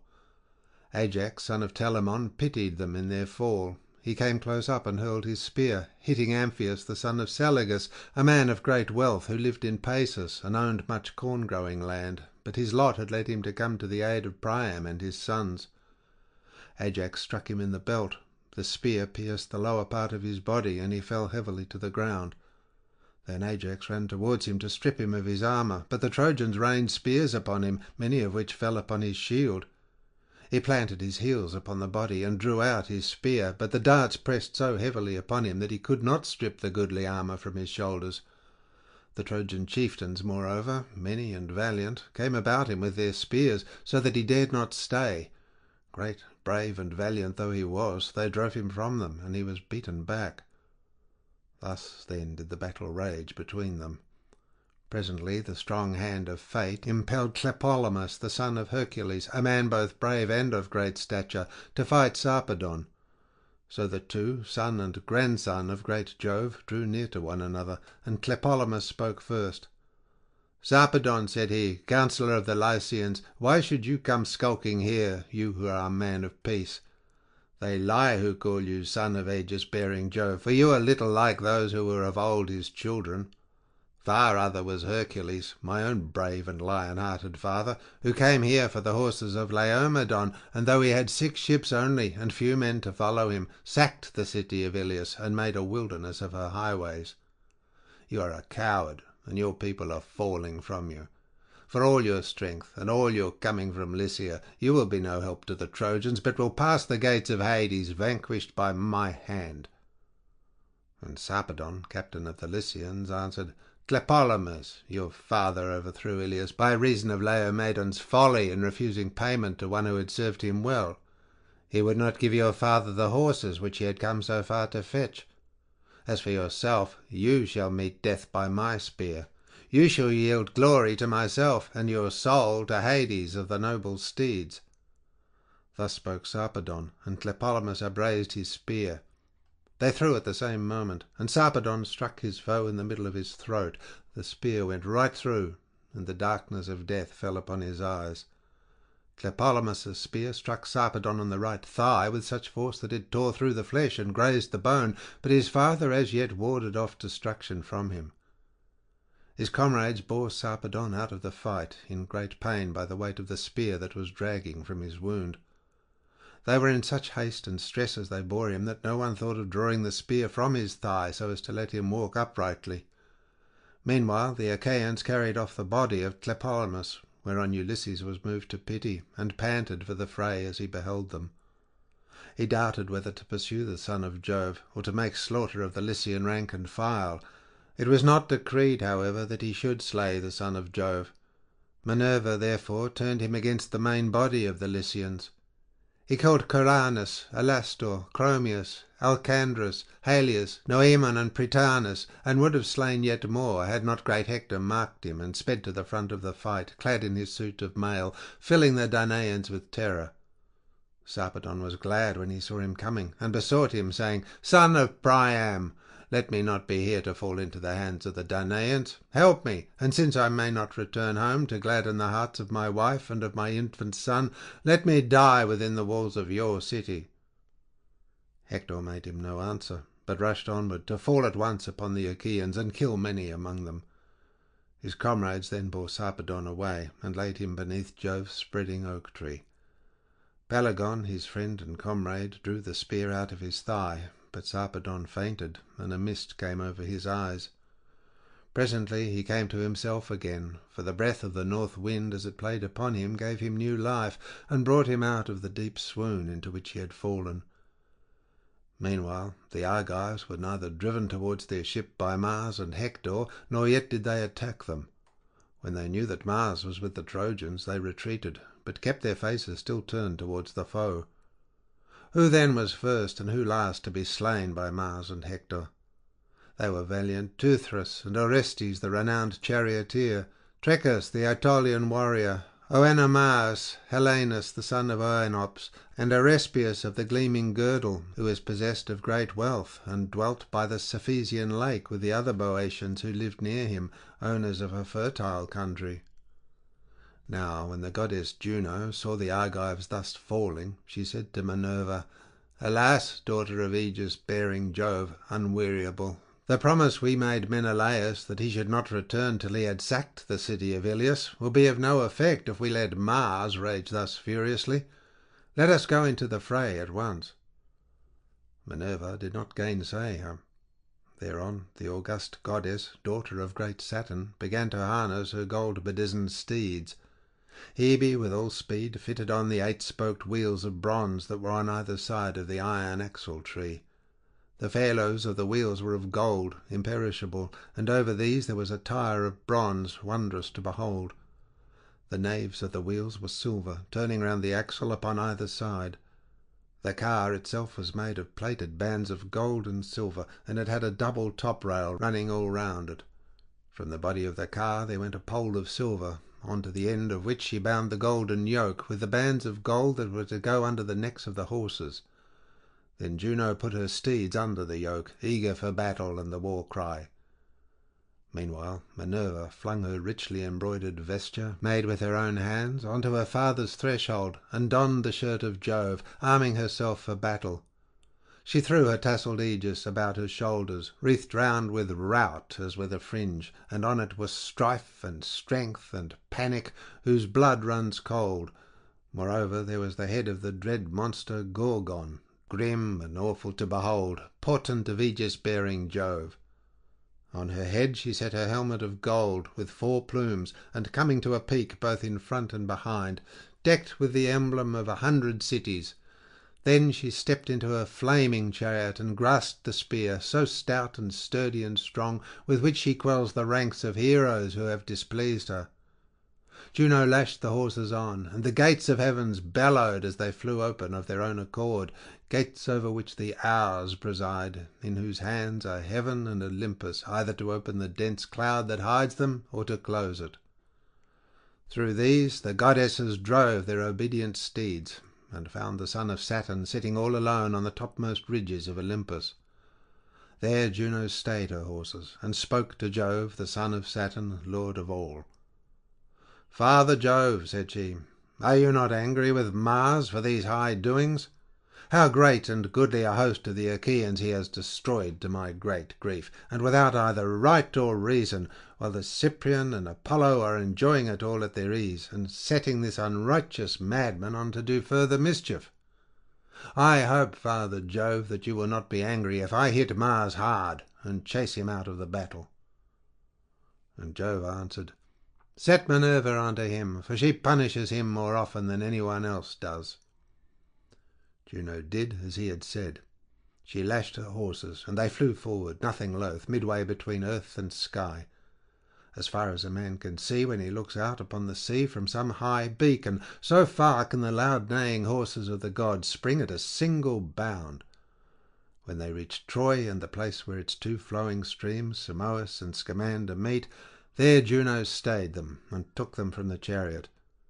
She hid them in a thick cloud, and Simois made ambrosia spring up for them to eat. The 2 goddesses then went on, flying like turtle-doves in their eagerness to help the Argives. When they came to the part where the bravest and most in number were gathered about mighty Diomed, fighting like lions or wild boars of great strength and endurance, there Juno stood still, and raised a shout like that of brazen-voiced Stentor, whose cry was as loud as that of 50 men together. "Argives," she cried, "shame on cowardly creatures, brave in semblance only. As long as Achilles was fighting, if his spear was so deadly that the Trojans dared not show themselves outside the Dardanian gates, but now they sally far from the city, and fight even at your ships." With these words she put heart and soul into them all, while Minerva sprang to the side of the son of Tydeus, whom she found near his chariot and horses, cooling the wound that Pandarus had given him. For the sweat caused by the hand that bore the weight of his shield irritated the hurt. His arm was weary with pain, and he was lifting up the strap to wipe away the blood. The goddess laid her hand on the yoke of his horses, and said, "The son of Tydeus is not such another as his father. Tydeus was a little man, but he could fight, and rushed madly into the fray, even when I told him not to do so. When he went all unattended as envoy to the city of Thebes among the Cadmeans, I bade him feast in their houses and be at peace. But with that high spirit which was ever present with him, he challenged the youth of the Cadmeans, and at once beat them in all that he attempted, so mightily did I help him. I stand by you too to protect you, and I bid you be instant in fighting the Trojans, but either you are tired out, or you are afraid and out of heart, and in that case I say that you are no true son of Tydeus, the son of Oeneus."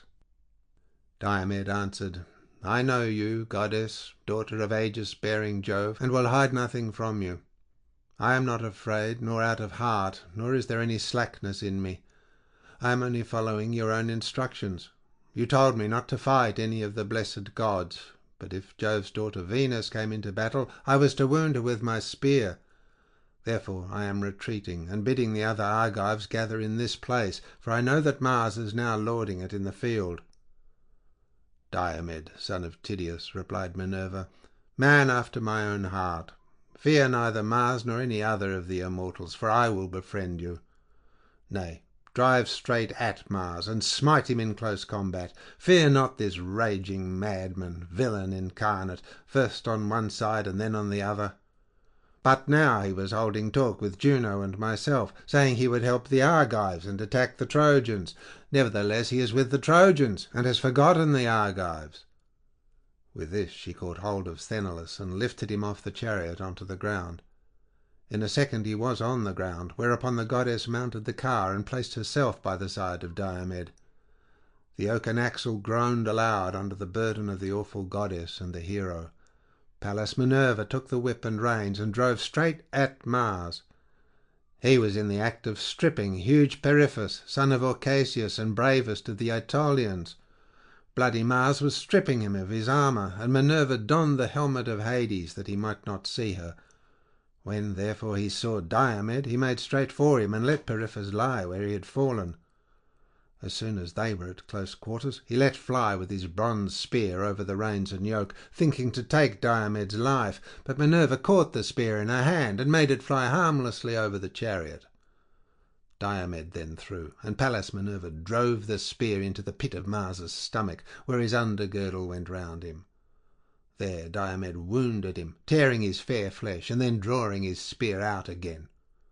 Mars roared as loudly as 9,000 or 10,000 men in the thick of a fight, and the Achaeans and Trojans were struck with panic, so terrible was the cry he raised.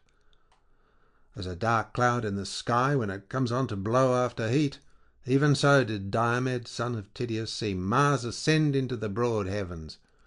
With all speed he reached high Olympus, home of the gods, and in great pain sat down beside Jove, the son of Saturn. He showed Jove the immortal blood that was flowing from his wound, and spoke piteously, saying, "Father Jove, are you not angered by such doings?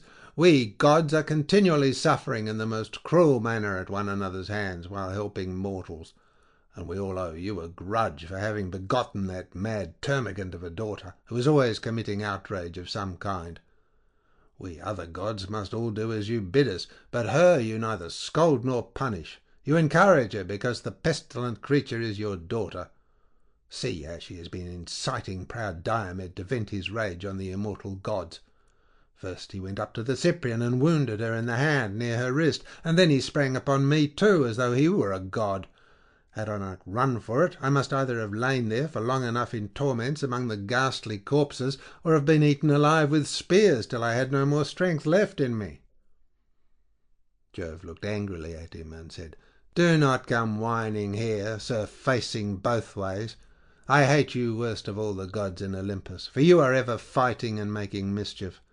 You have the intolerable and stubborn spirit of your mother Juno. It is all I can do to manage her, and it is her doing that you are now in this plight. Still, I cannot let you remain longer in such great pain. You are my own offspring, and it was by me that your mother conceived you. If, however, you had been the son of any other god, you are so destructive that by this time you should have been lying lower than the Titans." He then bade Paeon heal him, whereon Paeon spread pain-killing herbs upon his wound and cured him, for he was not of mortal mould. As the juice of the fig tree curdles milk and thickens it in a moment, though it is liquid, even so instantly did Paeon cure fierce Mars.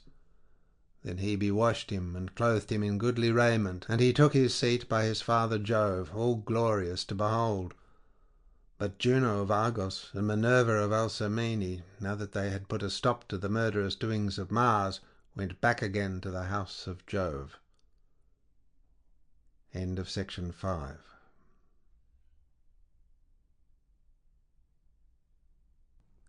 Section 6 of the Iliad by Homer, translated by Samuel Butler. Book 6. Glaucus and Diomed. The story of Bellerophon. Hector and Andromache. The fight between Trojans and Achaeans was now left to rage as it would, and the tide of war surged hither and thither over the plain as they aimed their bronze-shod spears at one another between the streams of Simois and Xanthus.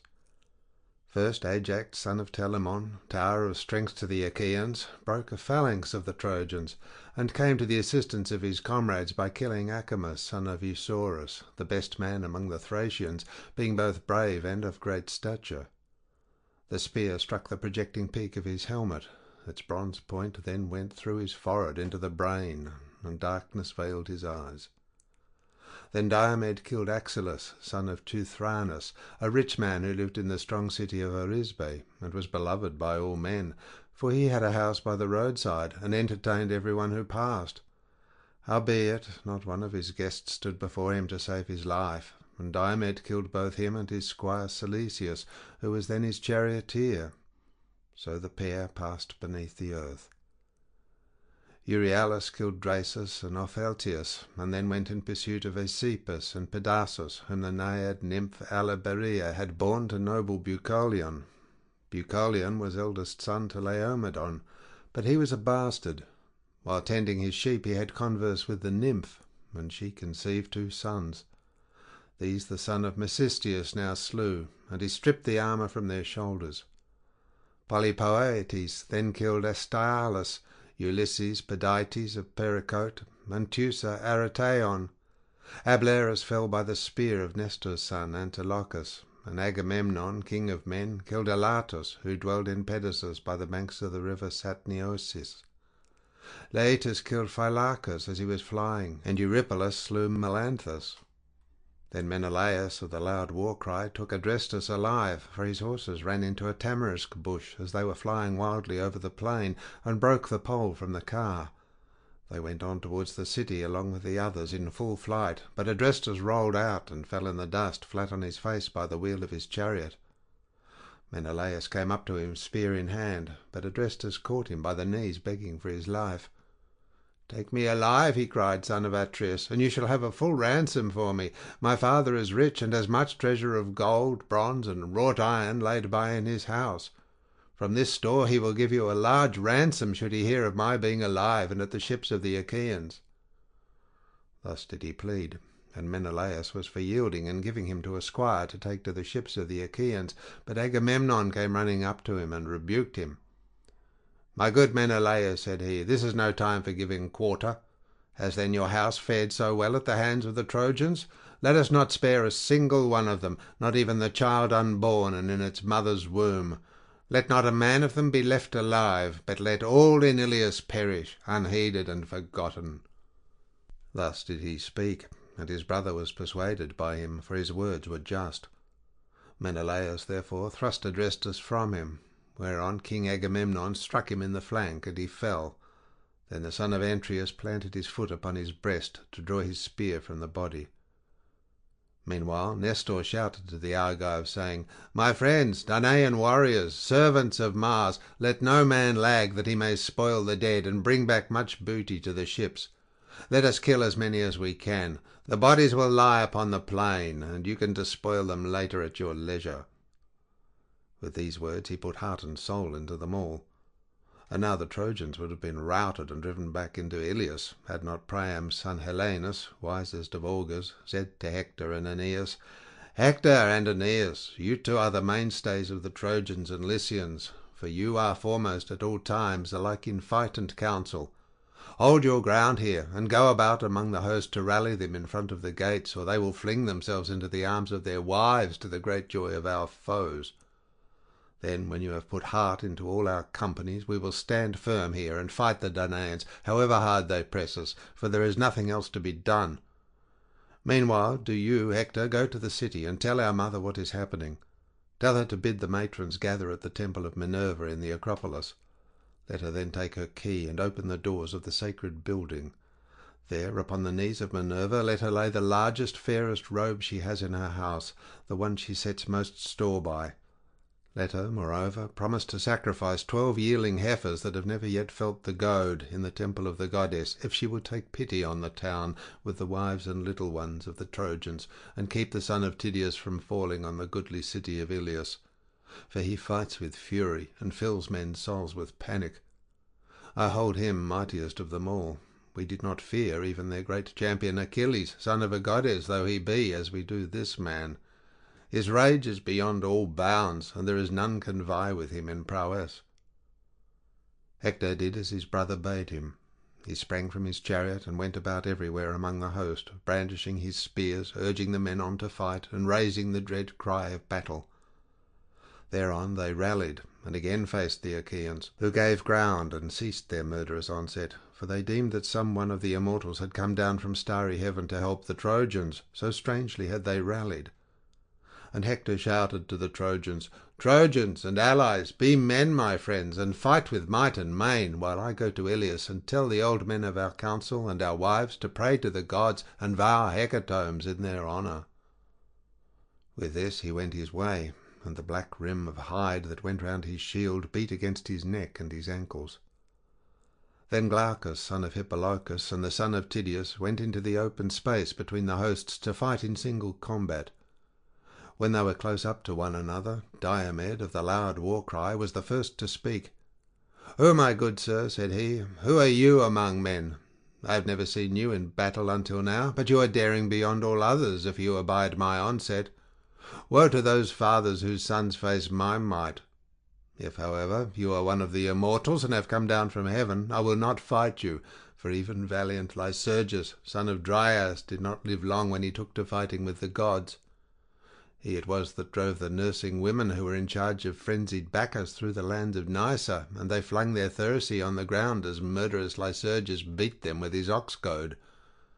Bacchus himself plunged terror-stricken into the sea, and Thetis took him to her bosom to comfort him, for he was scared by the fury with which the man reviled him.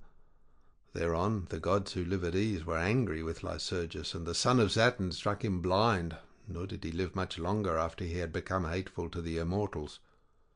Therefore I will not fight with the blessed gods, but if you are of them that eat the fruit of the ground, draw near and meet your doom." And the son of Hippolochus answered, "Son of Tydeus, why ask me my lineage? Men come and go as leaves year by year upon the trees. Those of autumn the wind sheds upon the ground, but when spring returns, the forest buds forth with fresh vines. Even so it is with the generations of mankind. The new spring up as the old are passing away. If then you would learn my descent, it is one that is well known to many. There is a city in the heart of Argos, pasture land of horses, called Ephyra, where Sisyphus lived, who was the craftiest of all mankind. He was the son of Aeolus, and had a son named Glaucus, who was father to Bellerophon, whom heaven endowed with the most surpassing comeliness and beauty. But Protus devised his ruin, and being stronger than he, drove him from the land of the Argives, over which Jove had made him ruler. For Antea, wife of Protus, lusted after him, and would have had him lie with her in secret, but Bellerophon was an honourable man, and would not, so she told lies about him to Protus. "Protus," said she, "kill Bellerophon or die, for he would have had converse with me against my will." The king was angered, but shrank from killing Bellerophon. So he sent him to Lycia with lying letters of introduction, written on a folded tablet, and containing much ill against the bearer. He bade Bellerophon show these letters to his father-in-law, to the end that he might thus perish. Bellerophon therefore went to Lycia, and the gods convoyed him safely. When he reached the river Xanthus, which is in Lycia, the king received him with all good will, feasted him 9 days, and killed 9 heifers in his honour. But when rosy-fingered morning appeared upon the 10th day, he questioned him, and desired to see the letter from his son-in-law Protus. When he had received the wicked letter, he first commanded Bellerophon to kill that savage monster, the Chimera, who was not a human being, but a goddess, for she had the head of a lion and the tail of a serpent, while her body was that of a goat, and she breathed forth flames of fire.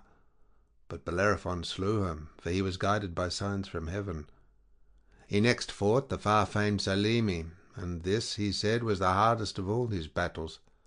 Thirdly, he killed the Amazons, women who were the peers of men, and as he was returning thence, the king devised yet another plan for his destruction. He picked the bravest warriors in all Lycia, and placed them in ambuscade, but not a man ever came back, for Bellerophon killed every one of them.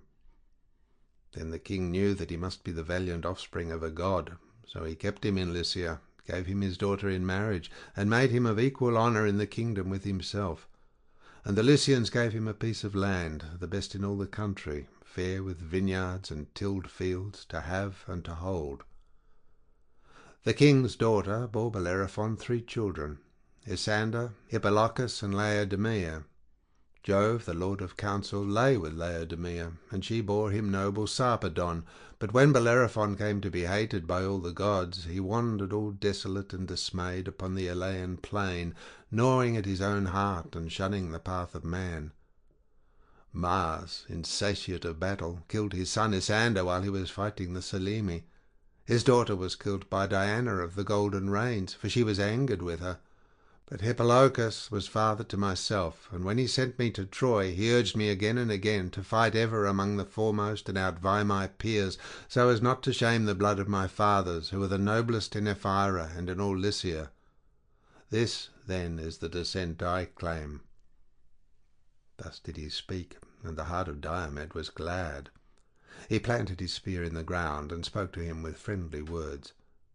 "Then," he said, "you are an old friend of my father's house. Great Aeneas once entertained Bellerophon for 20 days, and the two exchanged presents. Aeneas gave a rich belt with purple, and Bellerophon a double cup, which I left at home when I set out for Troy. I do not remember Tydeus, for he was taken from us while I was yet a child, when the army of the Achaeans was cut to pieces before Thebes. Henceforth, however, I must be your host in Middle Argos, and you mine in Lycia, if I should ever go there.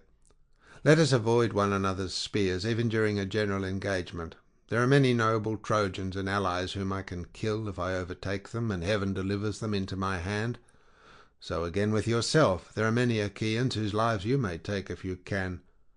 We two then will exchange armour, that all present may know of the old ties that subsist between us." With these words they sprang from their chariots, grasped one another's hands, and plighted friendship. But the son of Saturn made Glaucus take leave of his wits, for he exchanged golden armour for bronze, the worth of 100 head of cattle for the worth of 9. Now when Hector reached the Scaean gates and the oak tree, the wives and daughters of the Trojans came running towards him to ask after their sons, brothers, kinsmen, and husbands. He told them to set about praying to the gods, and many were made sorrowful as they heard him. Presently he reached the splendid palace of King Priam, adorned with colonnades of hewn stone. In it there were 50 bedchambers, all of hewn stone, built near one another, where the sons of Priam slept, each with his wedded wife. Opposite these, on the other side of the courtyard, there were 12 upper rooms, also of hewn stone, for Priam's daughters, built near one another, where his sons-in-law slept with their wives. When Hector got there, his fond mother came up to him with Laodice, the fairest of her daughters. She took his hand within her own, and said, "My son, why have you left the battle to come hither? Are the Achaeans, woe betide them, pressing you hard about the city, that you have thought fit to come and uplift your hands to Jove from the citadel? Wait till I can bring you wine, that you may make offering to Jove and to the other immortals, and may then drink and be refreshed. Wine gives a man fresh strength when he is wearied, as you now are with fighting on behalf of your kinsmen." And Hector answered, "Honoured mother, bring no wine, lest you unman me and I forget my strength. I dare not make a drink offering to Jove with unwashed hands. One who is bespattered with blood and filth may not pray to the son of Saturn. Get the matrons together, and go with offerings to the temple of Minerva, driver of the spoil. There, upon the knees of Minerva, lay the largest and fairest robe you have in your house, the one you set most store by.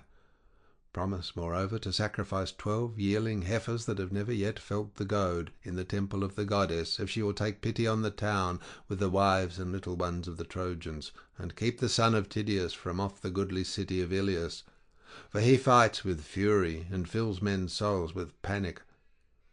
Go, then, to the temple of Minerva, while I seek Paris, and exhort him, if he will hear my words.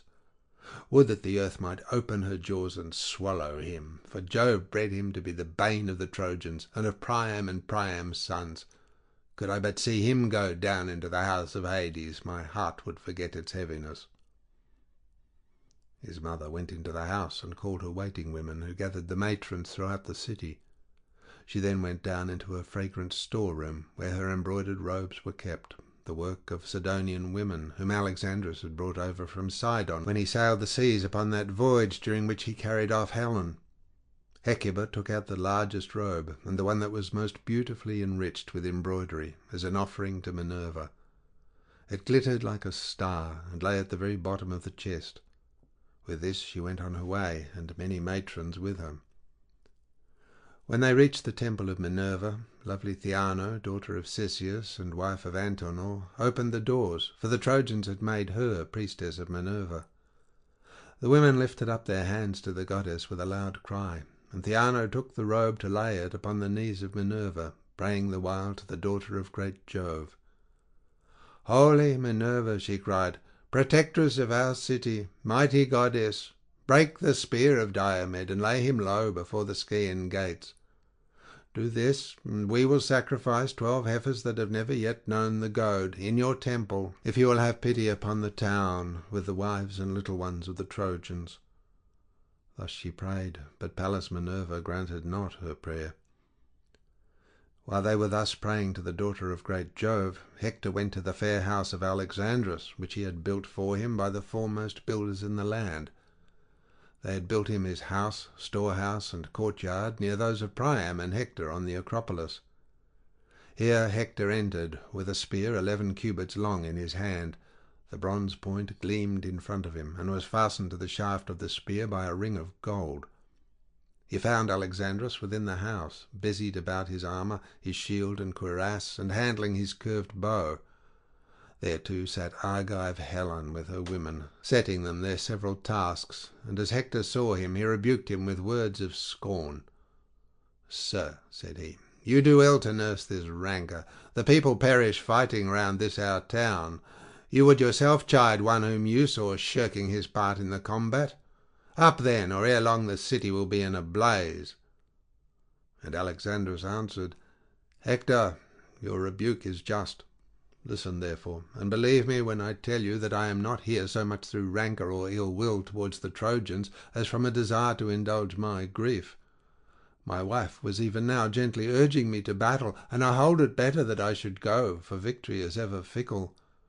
Wait, then, while I put on my armour, or go first and I will follow.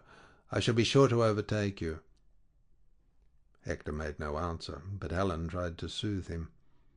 "Brother," said she, "to my abhorred and sinful self, would that a whirlwind had caught me up on the day my mother brought me forth, and had borne me to some mountain, or to the waves of the roaring sea, that should have swept me away ere this mischief had come about. But since the gods have devised these evils, would at any rate that I had been wife to a better man, to one who could smart under dishonour and men's evil speeches. This fellow was never yet to be depended upon, nor never will be, and he will surely reap what he has sown. Still, brother, come in and rest upon this seat, for it is you who bear the brunt of that toil which has been caused by my hateful self and by the sin of Alexandrus, both of whom Jove has doomed to be a theme of song among those that shall be born hereafter." And Hector answered, "Bid me not be seated, Helen, for all the good will you bear me. I cannot stay. I am in haste to help the Trojans, who miss me greatly when I am not among them. But urge your husband, and of his own self also, let him make haste to overtake me before I am out of the city. I must go home to see my household, my wife and my little son, for I know not whether I shall ever again return to them, or whether the gods will cause me to fall by the hands of the Achaeans." Then Hector left her, and forthwith was at his own house.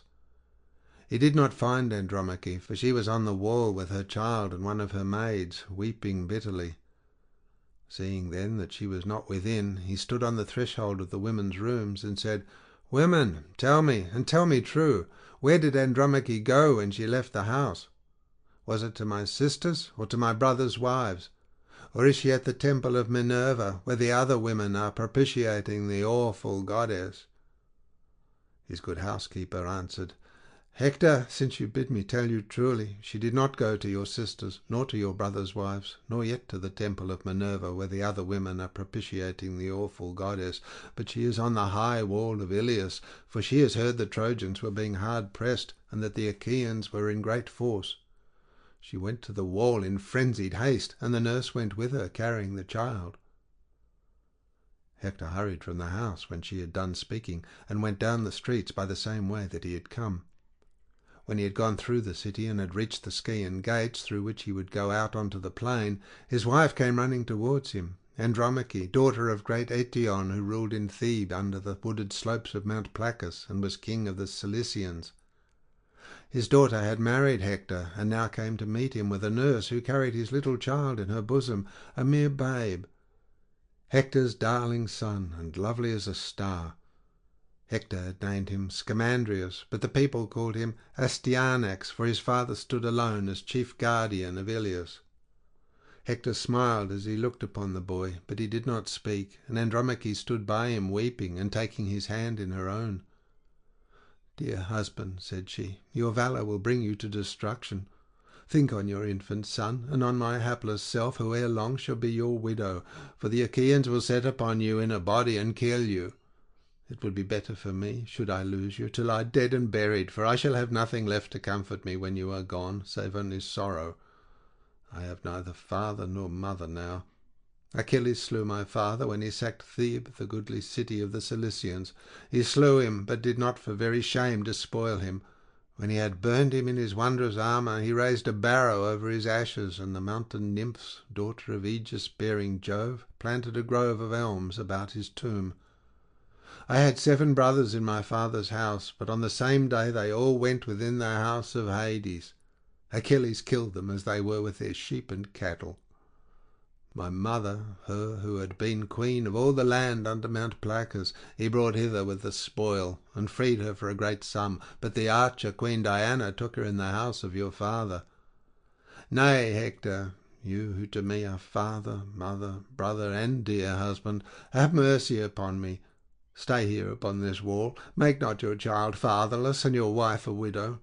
As for the host, place them near the fig tree, where the city can be best scaled and the wall is weakest. Thrice have the bravest of them come hither and assailed it, under the 2 Ajaxes, Idomeneus, the sons of Atreus, and the brave son of Tydeus, either of their own bidding, or because some soothsayer has told them. And Hector answered, Wife, I too have thought upon all this, but with what face should I look upon the Trojans, men and women, if I shirked battle like a coward? I cannot do so. I know nothing save to fight bravely in the forefront of the Trojan host, and win renown alike for my father and myself. Well do I know that the day will surely come when mighty Ilios shall be destroyed with Priam and Priam's people, but I grieve for none of these, not even for Hecuba, nor King Priam, nor for my brothers, many and brave, who may fall in the dust before their foes. For none of these do I grieve as for yourself, when the day shall come on which some one of the Achaeans shall rob you forever of your freedom, and bear you weeping away. It may be that you will have to ply the loom in Argos at the bidding of a mistress, or to fetch water from the springs Messaius or Hyperia, treated brutally by some cruel taskmaster. Then will one say who sees you weeping, She was wife to Hector, the bravest warrior among the Trojans during the war before Ilios. On this your tears will break forth anew for him who would have put away the day of captivity from you. May I lie dead under the barrow that is heaped over my body, ere I hear you cry as they carry you into bondage. He stretched his arms towards his child, but the boy cried and nestled in his nurse's bosom, scared at the sight of his father's armour, and at the horsehair plume that nodded fiercely from his helmet. His father and mother laughed to see him, but Hector took the helmet from his head and laid it all gleaming upon the ground. Then he took his darling child, kissed him, and dandled him in his arms, praying over him the while to Jove and to all the gods. "Jove," he cried, "grant that this my child may be even as myself, chief among the Trojans. Let him be not less excellent in strength, and let him rule Ilios with his might. Then may one say of him as he comes from battle, the son is far better than the father. May he bring back the blood-stained spoils of him whom he has laid low, and let his mother's heart be glad." With this he laid the child again in the arms of his wife, who took him to her own soft bosom, smiling through her tears. As her husband watched her, his heart yearned towards her, and he caressed her fondly, saying, "My own wife, do not take these things too bitterly to heart. No one can hurry me down to Hades before my time. But if a man's hour is come, be he brave or be he coward, there is no escape for him when he has once been born. Go then within the house, and busy yourself with your daily duties, your loom, your distaff, and the ordering of your servants. For war is man's matter, and mine above all others of them that have been born in Ilios." He took his plumed helmet from the ground, and his wife went back again to her house, weeping bitterly and often looking back towards him. When she reached her home, she found her maidens within, and bade them all join in her lament. So they mourned Hector in his own house, though he was yet alive, for they deemed that they should never see him return safe from battle and from the furious hands of the Achaeans. Paris did not remain long in his house. He donned his goodly armour, overlaid with bronze, and hasted through the city as fast as his feet could take him. As a horse, stabled and fed, breaks loose and gallops gloriously over the plains to the places where he is wont to bathe in the fair flowing river, he holds his head high, and his mane streams upon his shoulders as he exults in his strength, and flies like the wind to the haunts and feeding ground of the mares. Even so went forth Paris from high Pergamus, gleaming like sunlight in his armour, and he laughed aloud as he sped swiftly on his way. Forthwith he came upon his brother Hector, who was then turning away from the place where he had held converse with his wife, and he was himself the first to speak. "Sir," said he, "I fear that I have kept you waiting when you are in haste, and have not come as quickly as you bade me." "My good brother," answered Hector, "you fight bravely, and no man with any justice can make light of your doings in battle. But you are careless and wilfully remiss. It grieves me to the heart to hear the ill that the Trojans speak about you, for they have suffered much on your account. Let us be going, and we will make things right hereafter, should Jove vouchsafe us to set the cup of our deliverance before ever-living gods of heaven in our own homes, when we have chased the Achaeans from Troy." End of section 6.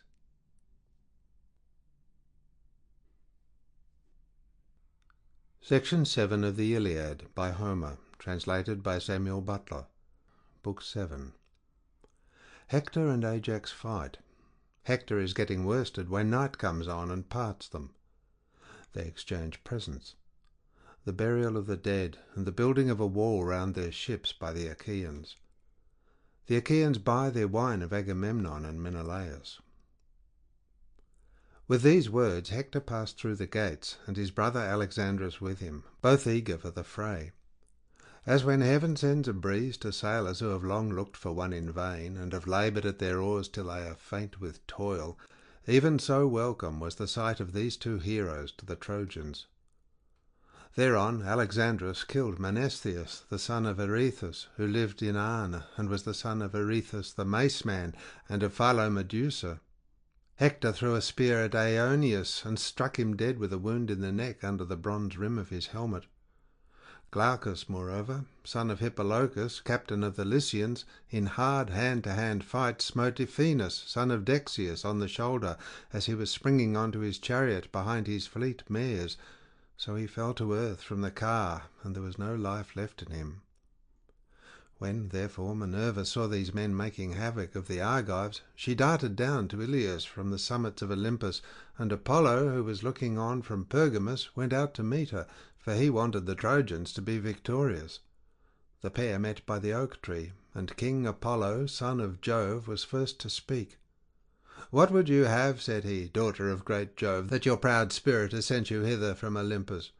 Have you no pity upon the Trojans, and would you incline the scales of victory in favour of the Danaans?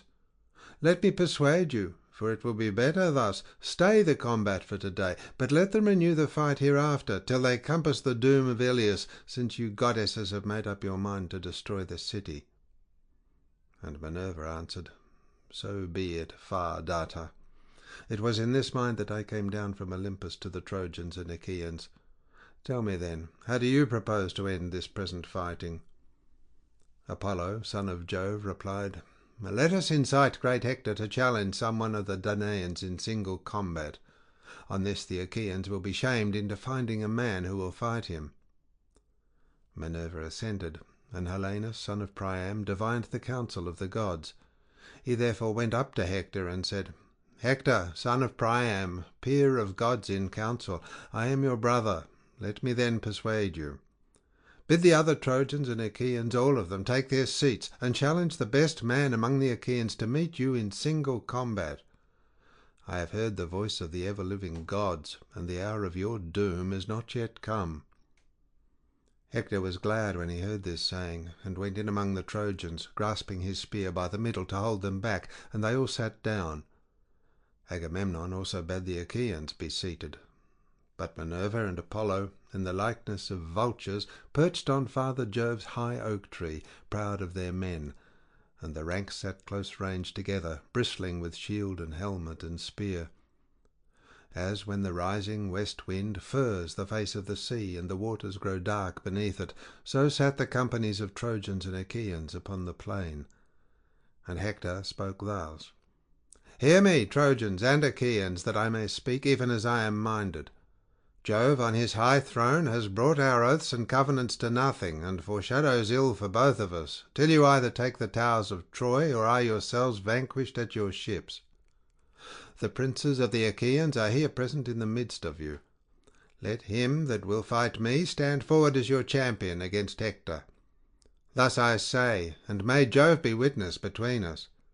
If your champion slay me, let him strip me of my armour and take it to your ships, but let him send my body home, that the Trojans and their wives may give me my dues of fire when I am dead.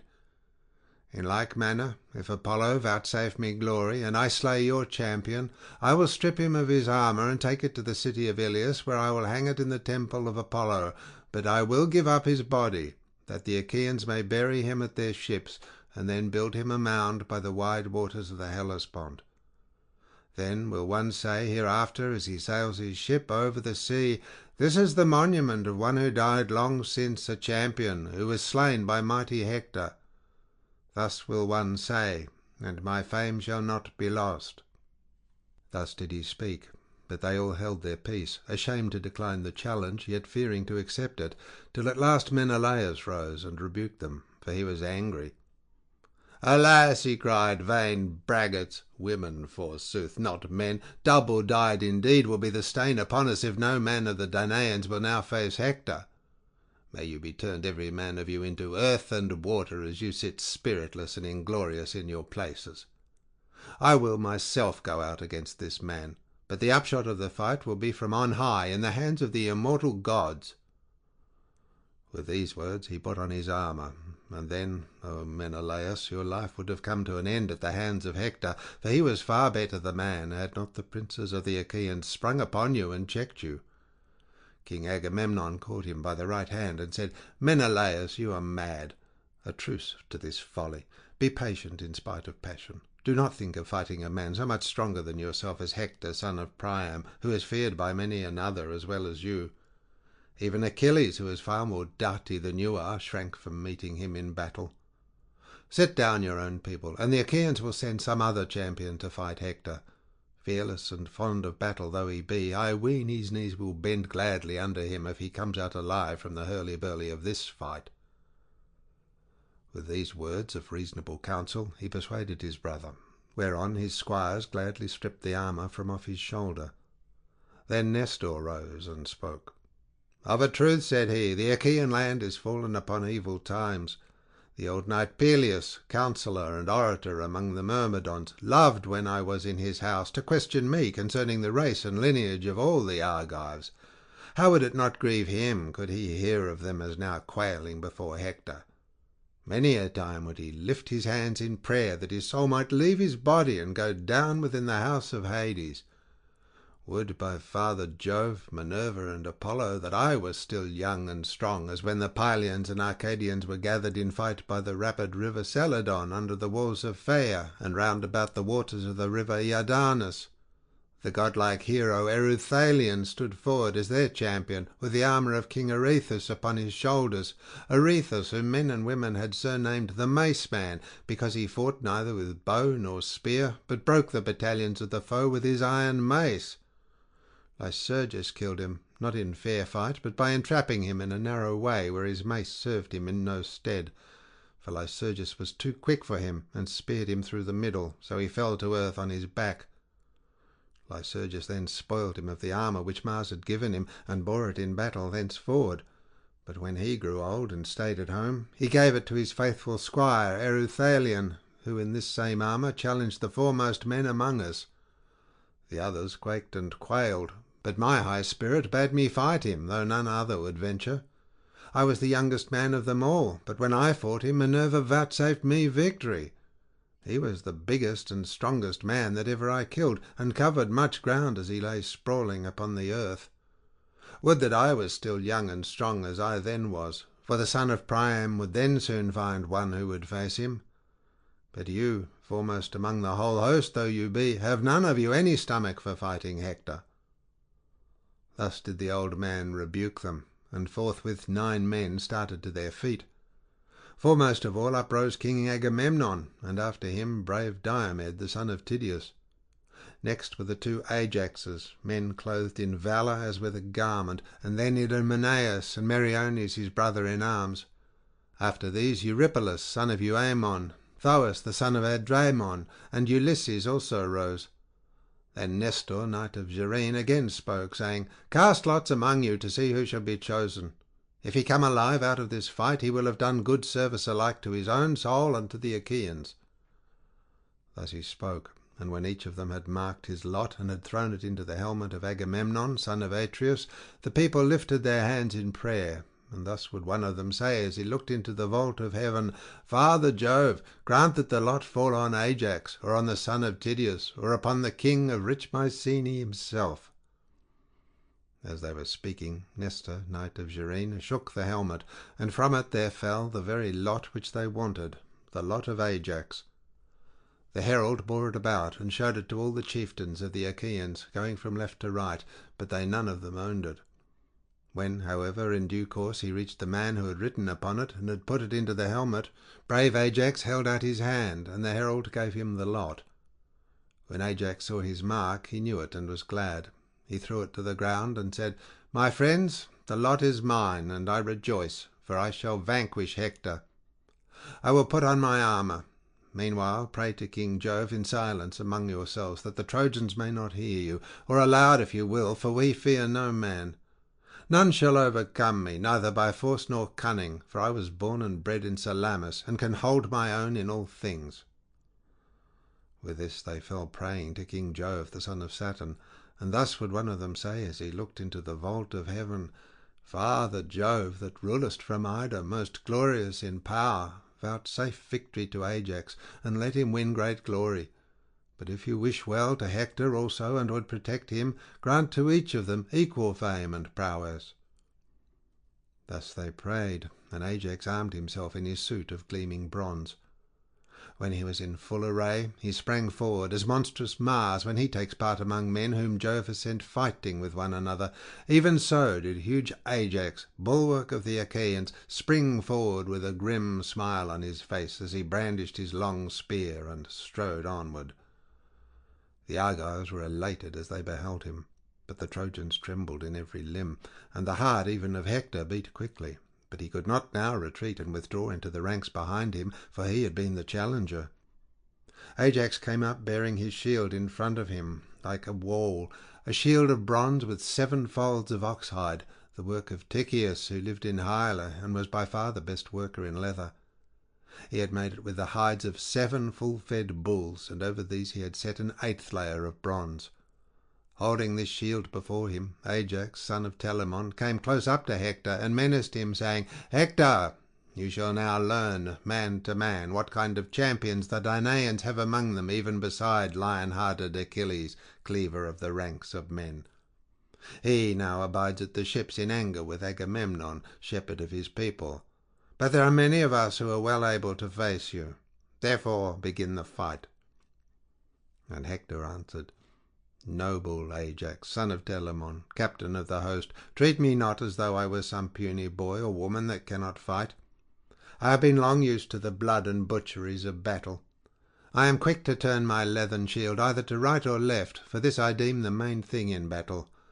I can charge among the chariots and horsemen, and in hand-to-hand fighting can delight the heart of Mars. Howbeit, I would not take such a man as you off his guard, but I will smite you openly if I can." He poised his spear as he spoke, and hurled it from him. It struck the 7-fold shield with its outermost layer, the 8th, which was of bronze, and went through 6 of the layers, but in the 7th hide it stayed. Then Ajax threw in his turn, and struck the round shield of the son of Priam. The terrible spear went through his gleaming shield, and pressed onward through his cuirass of cunning workmanship. It pierced the shirt against his side, but he swerved and thus saved his life. They then each of them drew out the spear from his shield, and fell on one another like savage lions or wild boars of great strength and endurance. The son of Priam struck the middle of Ajax's shield, but the bronze did not break, and the point of his dart was turned. Ajax then sprang forward and pierced the shield of Hector. The spear went through it and staggered him as he was springing forward to attack. It gashed his neck, and the blood came pouring from the wound. But even so Hector did not cease fighting. He gave ground, and with his brawny hand seized a stone, rugged and huge, that was lying upon the plain. With this he struck the shield of Ajax on the boss that was in its middle, so that the bronze rang again. But Ajax in turn caught up a far larger stone, swung it aloft, and hurled it with prodigious force. This millstone of a rock broke Hector's shield inwards, and threw him down on his back, with the shield crushing him under it. But Apollo raised him at once. Thereon they would have hacked at one another in close combat with their swords, had not heralds, messengers of gods and men, come forward, one from the Trojans and the other from the Achaeans, Talthybius and Idaeus, both of them honourable men.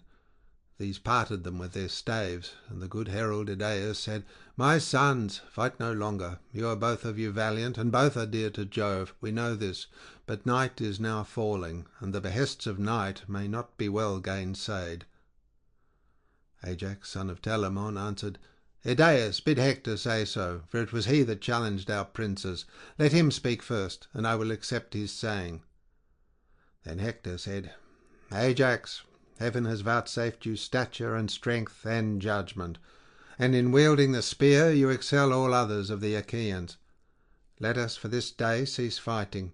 Hereafter we will fight anew, till heaven decide between us, and give victory to one or to the other. Night is now falling, and the behests of night may not be well gainsaid. Gladden then the hearts of the Achaeans at your ships, and more especially those of your own followers and clansmen, while I, in the great city of King Priam, bring comfort to the Trojans and their women, who vie with one another in their prayers on my behalf. Let us, moreover, exchange presents, that it may be said among the Achaeans and Trojans, they fought with might and main, but were reconciled and parted in friendship." On this he gave Ajax a silver-studded sword with its sheath and leathern baldric, and in return Ajax gave him a girdle dyed with purple. Thus they parted, the one going to the host of the Achaeans, and the other to that of the Trojans, who rejoiced when they saw their hero come to them safe and unharmed from the strong hands of mighty Ajax. They led him, therefore, to the city as one that had been saved beyond their hopes. On the other side, the Achaeans brought Ajax, elated with victory, to Agamemnon. When they reached the quarters of the son of Atreus, Agamemnon sacrificed for them a 5-year-old bull in honour of Jove, the son of Saturn.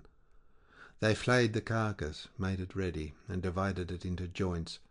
These they cut carefully up into smaller pieces, putting them on the spits, roasting them sufficiently, and then drawing them off. When they had done all this, and had prepared the feast, they ate it, and every man had his full and equal share, so that all was satisfied, and King Agamemnon gave Ajax some slices cut lengthways down the loin as a mark of special honour. As soon as they had had enough to eat and drink, old Nestor, whose counsel was ever truest, began to speak. With all sincerity and goodwill, therefore, he addressed them thus: "Son of Atreus and other chieftains, inasmuch as many of the Achaeans are now dead, whose blood Mars has shed by the banks of the Scamander, and their souls have gone down to the house of Hades, it will be well when morning comes that we should cease fighting. We will then wheel our dead together with oxen and mules, and burn them not far from the ships, that when we sail hence we may take the bones of our comrades home to their children. Hard by the funeral pyre we will build a barrow that shall be raised from the plain for all in common. Near this let us set about building a high wall to shelter ourselves and our ships, and let it have well-made gates, that there may be a way through them for our chariots. Close outside we will dig a deep trench all round to keep off both horse and foot, that the Trojan chieftains may not bear hard upon us." Thus he spoke, and the princes shouted in applause. Meanwhile the Trojans held a council, angry and full of discord, on the Acropolis by the gates of King Priam's palace, and wise Antenor spoke. "Hear me," he said, "Trojans, Dardanians, and allies, that I may speak even as I am minded. Let us give up Argive Helen and her wealth to the sons of Atreus, for we are now fighting in violation of our solemn covenants, and shall not prosper till we have done as I say." He then sat down, and Alexandrus, husband of lovely Helen, rose to speak. "Antenor," said he, "your words are not to my liking. You can find a better saying than this if you will. If, however, you have spoken in good earnest, then indeed has heaven robbed you of your reason. I will speak plainly, and hereby notify to the Trojans that I will not give up the woman, but the wealth that I brought home with her from Argos I will restore, and will add yet further of my own." On this, when Paris had spoken and taken his seat, Priam of the race of Dardanus, peer of gods in council, rose, and with all sincerity and goodwill addressed them thus: "Hear me, Trojans, Dardanians, and allies, that I may speak even as I am minded. Get your suppers now as hitherto throughout the city, but keep your watches and be wakeful. At daybreak let Idaeus go to the ships, and tell Agamemnon and Menelaus, sons of Atreus, the saying of Alexandrus, through whom this quarrel has come about. And let him also be instant with them, that they now cease fighting till we burn our dead. Hereafter we will fight anew till heaven decide between us, and give victory to one or to the other." Thus did he speak, and they did even as he had said. They took supper in their companies, and at daybreak Idaeus went his way to the ships. He found the Danaans, servants of Mars, in council at the stern of Agamemnon's ship, and took his place in the midst of them. "Son of Atreus," he said, "and princes of the Achaean host, Priam and the other noble Trojans have sent me to tell you the saying of Alexandrus, through whom this quarrel has come about, if so be that you may find it acceptable. All the treasure he took with him in his ships to Troy, would that he had sooner perished, he will restore, and will add yet further of his own, but he will not give up the wedded wife of Menelaus, though the Trojans would have him do so. Priam bade me inquire further if you will cease fighting till we burn our dead. Hereafter we will fight anew, till heaven decide between us, and give victory to one or to the other." They all held their peace, but presently Diomed of the loud war cry spoke, saying, "Let there be no taking neither treasure nor yet Helen, for even a child may see that the doom of the Trojans is at hand." The sons of the Achaeans shouted applause at the words that Diomed had spoken, and thereon King Agamemnon said to Idaeus, "Idaeus, you have heard the answer the Achaeans make you, and I with them. But as concerning the dead, I give you leave to burn them, for when men are once dead there should be no grudging them the rights of fire. Let Jove, the mighty husband of Juno, be witness to this covenant." As he spoke, he upheld his sceptre in the sight of all the gods, and Idaeus went back to the strong city of Ilios. The Trojans and Dardanians were gathered in council, waiting his return. When he came, he stood in their midst and delivered his message. As soon as they heard it, they set about their twofold labour, some to gather the corpses, and others to bring in wood. The Argives, on their part, also hastened from their ships, some to gather the corpses, and others to bring in wood. The sun was beginning to beat upon the fields, fresh risen into the vault of heaven from the slow, still currents of deep Oceanus, when the two armies met. They could hardly recognize their dead, but they washed the clotted gore from off them, shed tears over them, and lifted them upon their wagons.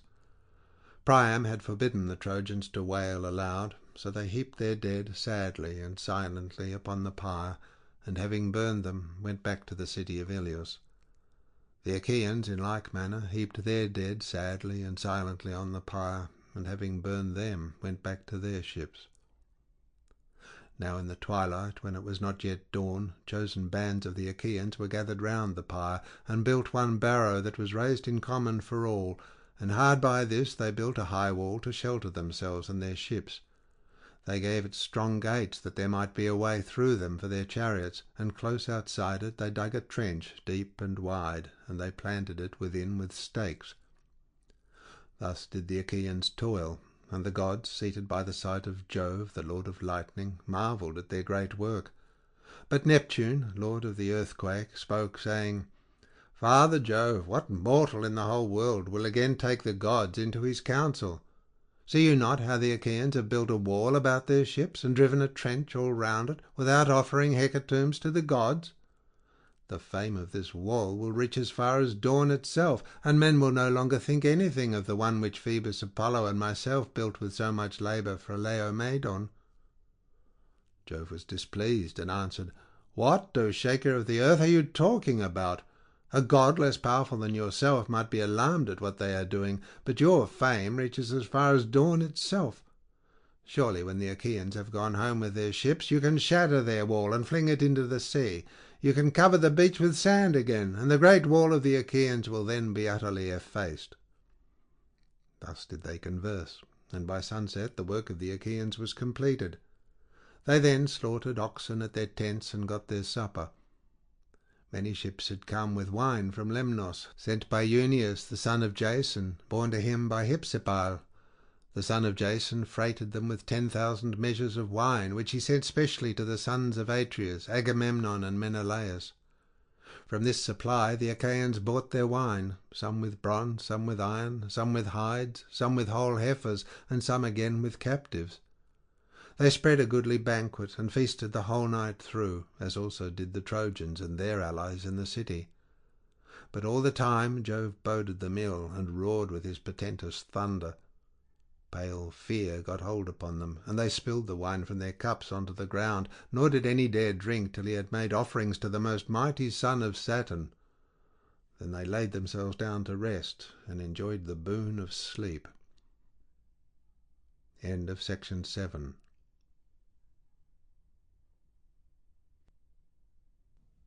Section 8 of the Iliad by Homer, translated by Samuel Butler. Book 8. Jove forbids the gods to interfere further. There is an even fight till midday, but then Jove inclines the scales of victory in favour of the Trojans, who eventually chase the Achaeans within their wall. Juno and Minerva set out to help the Trojans. Jove sends Iris to turn them back, but later on he promises Juno that she shall have her way in the end. Hector's triumph is stayed by nightfall. The Trojans bivouac on the plain. Now when morning, clad in her robe of saffron, had begun to suffuse light over the earth, Jove called the gods in council on the topmost crest of serrated Olympus. Then he spoke, and all the other gods gave ear. "Hear me," said he, "gods and goddesses, that I may speak even as I am minded. Let none of you, neither goddesses nor god, try to cross me, but obey me every one of you, that I may bring this matter to an end. If I see anyone acting a part and helping either Trojans or Danaans, he shall be beaten inordinately ere he come back again to Olympus, or I will hurl him down into dark Tartarus, far into the deepest pit under the earth, where the gates are iron and the floor bronze, as far beneath Hades as heaven is high above the earth, that you may learn how much the mightiest I am among you. Try me and find out for yourselves. Hangs me a golden chain from heaven, and lay hold of it, all of you, gods and goddesses together, tug as you will not drag Jove, the supreme counsellor, from heaven to earth. But were I to pull at it myself, I should draw you up with earth and sea into the bargain. Then would I bind the chain about some pinnacle of Olympus, and leave you all dangling in the mid-firmament. So far am I above all others, either of gods or men." They were frightened, and all of them held their peace, for he had spoken masterfully. But at last Minerva answered, "Father, son of Saturn, king of kings, we all know that your might is not to be gainsaid, but we are also sorry for the Danaan warriors, who are perishing and coming to a bad end. We will, however, since you so bid us, refrain from actual fighting, but we will make serviceable suggestions to the Argives, that they may not all of them perish in your displeasure." Jove smiled at her and answered, "Take heart, my child, Trito born. I am not really in earnest, and I wish to be kind to you." With this he yoked his fleet horses, with hoofs of bronze and manes of glittering gold. He girded himself also with gold about the body, seized his gold whip, and took his seat in his chariot. Thereon he lashed his horses, and they flew forth, nothing loath, midway twixt earth and starry heaven. After a while he reached many-fountained Ida, mother of wild beasts, and Gargarus, where are his grove and fragrant altar. There the father of gods and men stayed his horses, took them from the chariot, and hid them in a thick cloud. Then he took his seat, all glorious, upon the topmost crests, looking down upon the city of Troy and the ships of the Achaeans.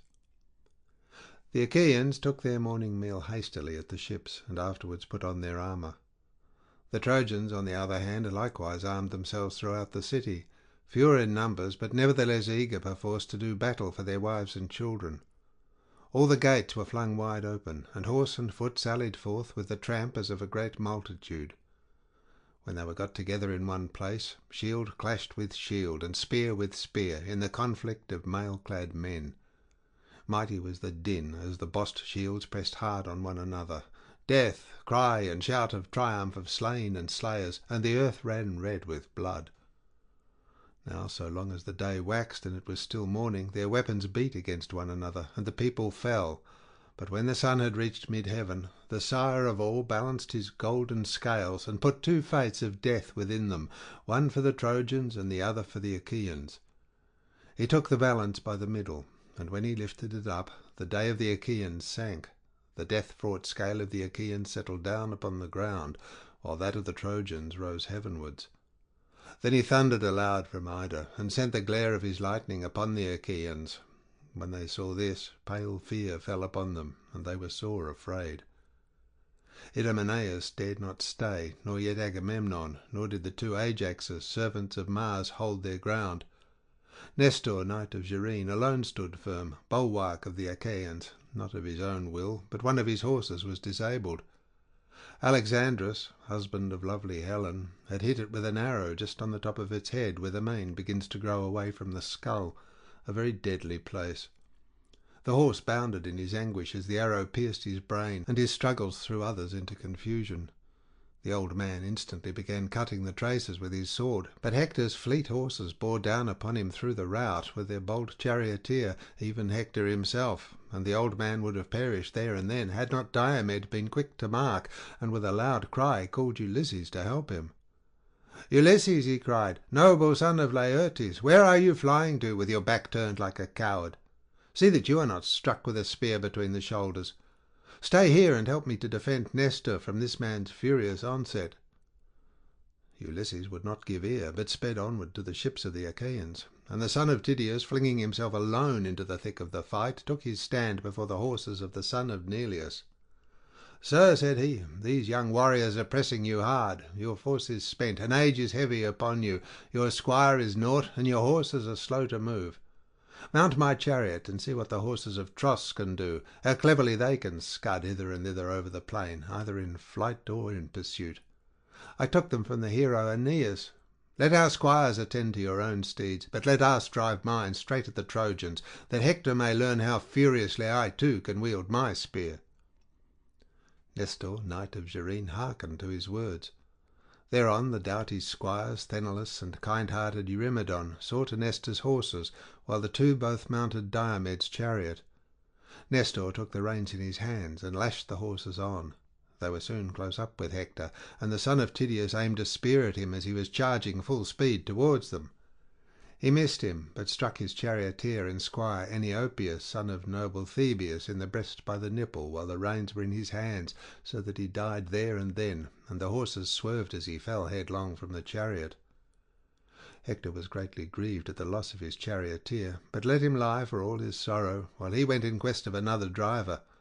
Nor did his steeds have to go long without one, for he presently found brave Archeptolemus, the son of Iphitus, and made him get up behind the horses, giving the reins into his hand. All had then been lost, and no help for it, for they would have been penned up in Iliad like sheep, had not the sire of gods and men been quick to mark, and hurled a fiery, flaming thunderbolt, which fell just in front of Diomed's horses with a flare of burning brimstone. The horses were frightened, and tried to back beneath the car, while the reins dropped from Nestor's hands. Then he was afraid, and said to Diomed, "Son of Tydeus, turn your horses in flight. See you not that the hand of Jove is against you? Today he vouchsafes victory to Hector. To-morrow, if it so please him, he will again grant it to ourselves. No man, however brave, may thwart the purpose of Jove, for he is far stronger than any." Diomed answered, "All that you have said is true. There is grief, however, which pierces me to the very heart, for Hector will talk among the Trojans and say, 'The son of Tydeus fled before me to the ships.' This is the vaunt he will make, and may earth then swallow me." "Son of Tydeus," replied Nestor, "what mean you? Though Hector say that you are a coward, the Trojans and Dardanians will not believe him, nor yet the wives of the mighty warriors whom you have laid low." So saying, he turned the horses back through the thick of the battle, and with a cry that rent the air, the Trojans and Hector rained their darts after them. Hector shouted to him and said, "Son of Tydeus, the Danaans have done you honour hitherto as regards your place at table, the meals they give you, and the filling of your cup with wine. Henceforth they will despise you, for you are become no better than a woman. Be off, girl and coward that you are. You shall not scale our walls through any flinching on my part. Neither shall you carry off our wives in your ships, for I will kill you with my own hand." The son of Tydeus was in two minds whether or no to turn his horse round again and fight him. Thrice did he doubt, and thrice did Jove thunder from the heights of Ida in token to the Trojans that he would turn the battle in their favour. Hector then shouted to them and said, "Trojans, Lycians, and Dardanians, lovers of close fighting, be men, my friends, and fight with might and with main. I see that Jove is minded to vouchsafe victory and great glory to myself, while he will deal destruction upon the Danaans. Fools, for having thought of building this weak and worthless wall! It shall not stay my fury. My horses will spring lightly over their trench, and when I am at their ships, forget not to bring me fire that I may burn them, while I slaughter the Argives, who will be all dazed and bewildered by the smoke." Then he cried to his horses, "Xanthus and Podargus, and you, Aethon and goodly Lampus, pay me for your keep now, and for all the honey-sweet corn with which Andromache, daughter of great Eetion, has fed you, for she has mixed wine and water for you to drink whenever you would, before doing so even for me, who am her own husband. Haste in pursuit, that we may take the shield of Nestor, the fame of which ascends to heaven, for it is of solid gold, arm-rods and all, and that we may strip from the shoulders of Diomed the cuirass which Vulcan made him. Could we take these two things, the Achaeans would set sail for their ships this self-same night." Thus did he vaunt, but Queen Juno made high Olympus quake as she shook with rage upon her throne. Then she said to the mighty god of Neptune, "What now, wide-ruling lord of the earthquake? Can you find no compassion in your heart for the dying Danaans, who bring you many a welcome offering to Helice and to Aegae? Wish them well, then. If all of us who are with the Danaans were to drive the Trojans back and keep Jove from helping them, he would have to sit there sulking alone on Ida." King Neptune was greatly troubled and answered, "Juno, rash of tongue, what are you talking about? We other gods must not set ourselves against Jove, for he is far stronger than we are." Thus did they converse, but the whole space enclosed by the ditch, from the ships even to the wall, was filled with horses and warriors who were pent up there by Hector, son of Priam, now that the hand of Jove was with him. He would even have set fire to the ships and burned them, had not Queen Juno put it into the mind of Agamemnon to bestir himself and to encourage the Achaeans. To this end he went round the ships and tents, carrying a great purple cloak, and took his stand by the huge black hull of Ulysses' ship, which was middlemost of all. It was from this place that his voice would carry farthest, on the one hand towards the tents of Ajax, son of Telamon, and on the other towards those of Achilles, for these two heroes, well assured of their own strength, had valorously drawn up their ships at the two ends of the line. From this spot, then, with a voice that could be heard afar, he shouted to the Danaans, saying, "Argives, shame on you, cowardly creatures, brave in semblance only! Where are now our vaunts that we should prove victorious, the vaunts we made so vaingloriously in Lemnos, when we ate the flesh of horned cattle and filled our mixing bowls to the brim? You vowed that each of you would stand against 100 or 200 men, and now you prove no match even for one, for Hector, who will be ere long setting our ships in a blaze. Father Jove, did you ever so ruin a great king and rob him so utterly of his greatness? Yet when to my sorrow I was coming hither, I never let my ship pass your altars without offering the fat and thigh bones of heifers upon every one of them, so eager was I to sack the city of Troy. Vouchsafe me then this prayer. Suffer us to escape at any rate with our lives, and let not the Achaeans be so utterly vanquished by the Trojans." Thus did he pray, and Father Jove, pitying his tears, vouchsafed him that his people should live, not die. Forthwith he sent them an eagle, most unfailingly portentous of all birds, with a young fawn in its talons. The eagle dropped the fawn by the altar on which the Achaeans sacrificed to Jove, the lord of omens. When, therefore, the people saw that the bird had come from Jove, they sprang more fiercely upon the Trojans and fought more boldly. There was no man of all the many Danaans who could then boast that he had driven his horses over the trench and gone forth to fight sooner than the son of Tydeus. Long before anyone else could do so, he slew an armed warrior of the Trojans, Agelaus, the son of Phradmon. He had turned his horses in flight, but the spear struck him in the back, midway between his shoulder, and went right through his chest, and his armour rang rattling round him as he fell forward from his chariot.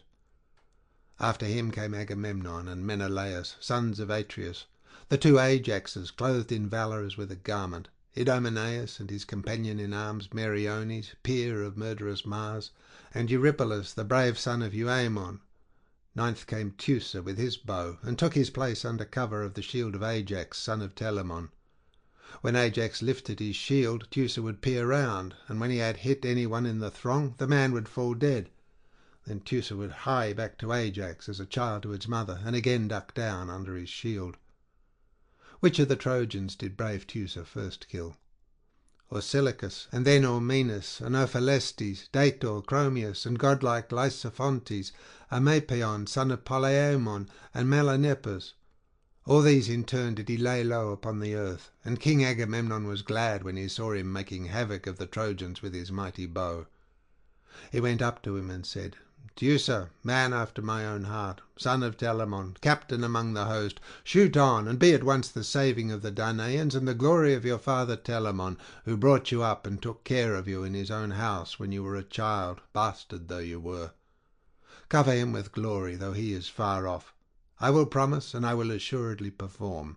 If aegis-bearing Jove and Minerva grant me to sack the city of Ilios, you shall have the next best meed of honour after my own, a tripod, or 2 horses with their chariot, or a woman who shall go up into your bed." And Teucer answered, "Most noble son of Atreus, you need not urge me. From the moment we began to drive them back to Ilios, I have never ceased so far as in me lies to look out for men whom I can shoot and kill. I have shot 8 barbed shafts, and all of them have been buried in the flesh of warlike youths, but this mad dog I cannot hit." As he spoke, he aimed another arrow straight at Hector, for he was bent on hitting him. Nevertheless he missed him, and the arrow hit Priam's brave son Gorgothion in the breast. His fair mother, fair Castaneira, lovely as a goddess, had been married from Mycenae, and now he bowed his head as a garden poppy in full bloom when it is weighed down by showers in spring. Even thus have he bowed his head beneath the weight of his helmet. Again he aimed at Hector, for he was longing to hit him, and again his arrow missed, for Apollo turned it aside. But he hit Hector's brave charioteer Archeptolemus in the breast, by the nipple, as he was driving furiously into the fight. The horses swerved aside as he fell headlong from the chariot, and there was no life left in him. Hector was greatly grieved at the loss of his charioteer, but for all his sorrow he let him lie where he fell, and bade his brother Cebriones, who was hard by, take the reins. Cebriones did as he had said. Hector thereon, with a loud cry, sprang from his chariot to the ground, and seizing a great stone, made straight for Teucer with intent to kill him. Teucer had just taken an arrow from his quiver, and had laid it upon the bowstring, but Hector struck him with the jagged stone as he was taking aim and drawing the string to his shoulder. He hit him just where the collarbone divides the neck from the chest, a very deadly place, and broke the sinew of his arm so that his wrist was less, and the bow dropped from his hand as he fell forward on his knees. Ajax saw that his brother had fallen, and running towards him bestrode him and sheltered him with his shield. Meanwhile his 2 trusty squires, Mecisteus, son of Echius, and Alastor, came up and bore him to the ships, groaning in his great pain. Jove now again put heart into the Trojans, and they drove the Achaeans to their deep trench, with Hector in all his glory at their head. As a hound grips a wild boar or lion in flank or buttock when he gives him chase, and watches warily for his wheeling, even so did Hector follow close upon the Achaeans, ever killing the hindmost as they rushed panic-stricken onwards. When they had fled through the set stakes and trench, and many Achaeans had been laid low at the hands of the Trojans, they halted at their ships, calling upon one another, and praying every man instantly as they lifted up their hands to the gods. But Hector wheeled his horse this way and that, his eyes glaring like those of Gorgo or murderous Mars. Juno, when she saw them, had pity upon them, and at once said to Minerva, "Alas, child of aegis-bearing Jove, shall you and I take no more thought for the dying Danaans, though it be the last time we ever do so? See how they perish and come to a bad end before the onset of but a single man. Hector, the son of Priam, rages with intolerable fury, and has already done great mischief." Minerva answered, "Would indeed this fellow might die in his own land and fall by the hands of the Achaeans. But my father Jove is mad with spleen, ever foiling me, ever headstrong and unjust. He forgets how often I saved his son when he was sworn out by the labours Eurystheus had laid on him. He would weep till his cry came up to heaven, and then Jove would send me down to help him. If I had had the sense to foresee all this when Eurystheus sent him to the house of Hades to fetch the hell-hound from Erebus, he would never have come back alive out of the deep waters of the river Styx. And now Jove hates me, while he lets Thetis have her way, because she kissed his knees and took hold of his beard when she was begging him to do honour to Achilles. I shall know what to do next time he begins calling me his grey-eyed darling. Get our horses ready, while I go within the house of aegis-bearing Jove, and put on my armour. We shall then find out whether Priam's son Hector will be glad to meet us in the highways of battle, or whether the Trojans will glut hounds and vultures with the fat of their flesh as they be dead by the ships of the Achaeans." Thus did she speak, and white-armed Juno, daughter of great Saturn, obeyed her words. She set about harnessing her gold-bedizened steeds, while Minerva, daughter of aegis-bearing Jove, flung her richly vesture, made with her own hands, onto the threshold of her father, and donned the shirt of Jove, arming herself for battle. Then she stepped into her flaming chariot, and grasped the spear so stout and sturdy and strong with which she quells the ranks of heroes who have displeased her. Juno lashed her horses, and the gates of heaven bellowed as they flew open of their own accord, gates over which the Hours preside, in whose hands are heaven and Olympus, either to open the dense clouds that hide them or to close it. Through these the goddesses drove their obedient steeds. But Father Jove, when he saw them from Ida, was very angry, and sent winged Iris with a message to them. "Go," said he, "fleet Iris, turn them back, and see that they do not come near me, for if we come to fighting there will be mischief. This is what I say, and this is what I mean to do. I will lame their horses for them. I will hurl them from their chariot, and will break it in pieces. It will take them all 10 years to heal the wounds my lightning shall inflict upon them. My grey-eyed daughter will then learn what quarrelling with her father means. I am less surprised and angry with Juno, for whatever I say she always contradicts me." With this Iris went her way, fleet as the wind, from the heights of Ida to the lofty summits of Olympus. She met the goddesses at the outer gates of its many valleys, and gave them her message. "What," said she, "are you about? Are you mad? The son of Saturn forbids going. This is what he says, and this is what he means to do. He will lame your horses for you. He will hurl you from your chariot, and will break it in pieces. It will take you all 10 years to heal the wounds his lightning will inflict upon you, that you may learn, grey-haired goddess, what quarrelling with your father means. He is less hurt and angry with Juno, for whatever he says she always contradicts him. But you, bold hussy, will you really dare to raise your huge spear in defiance of Jove?" With this she left them, and Juno said to Minerva, "Of a truth, child of aegis-bearing Jove, I am not for fighting men's battles further in defiance of Jove. Let them live or die as luck will have it, and let Jove make out his judgments upon the Trojans and Danaans according to his own pleasure." She turned her steeds. The Hours presently unyoked them, made them fast to their ambrosial mangers, and leaned the chariot against the end wall of the courtyard. The 2 goddesses then sat down upon their golden thrones amid the company of the other gods, but they were very angry. Presently Father Jove drove his chariot to Olympus and entered the assembly of gods. The mighty lord of the earthquake unyoked his horses for him, and set the car upon its stand, and threw a cloth over it. Jove then sat down upon his golden throne, and Olympus reeled beneath him. Minerva and Juno sat alone, apart from Jove, and neither spoke nor asked him questions. But Jove knew what they meant, and said, "Minerva and Juno, why are you so angry? Are you fatigued with killing so many of your dear friends, the Trojans? Be this as it may, such is the might of my hands that all the gods in Olympus cannot turn me. You were, both of you, trembling all over ere you saw the fight and its terrible doings.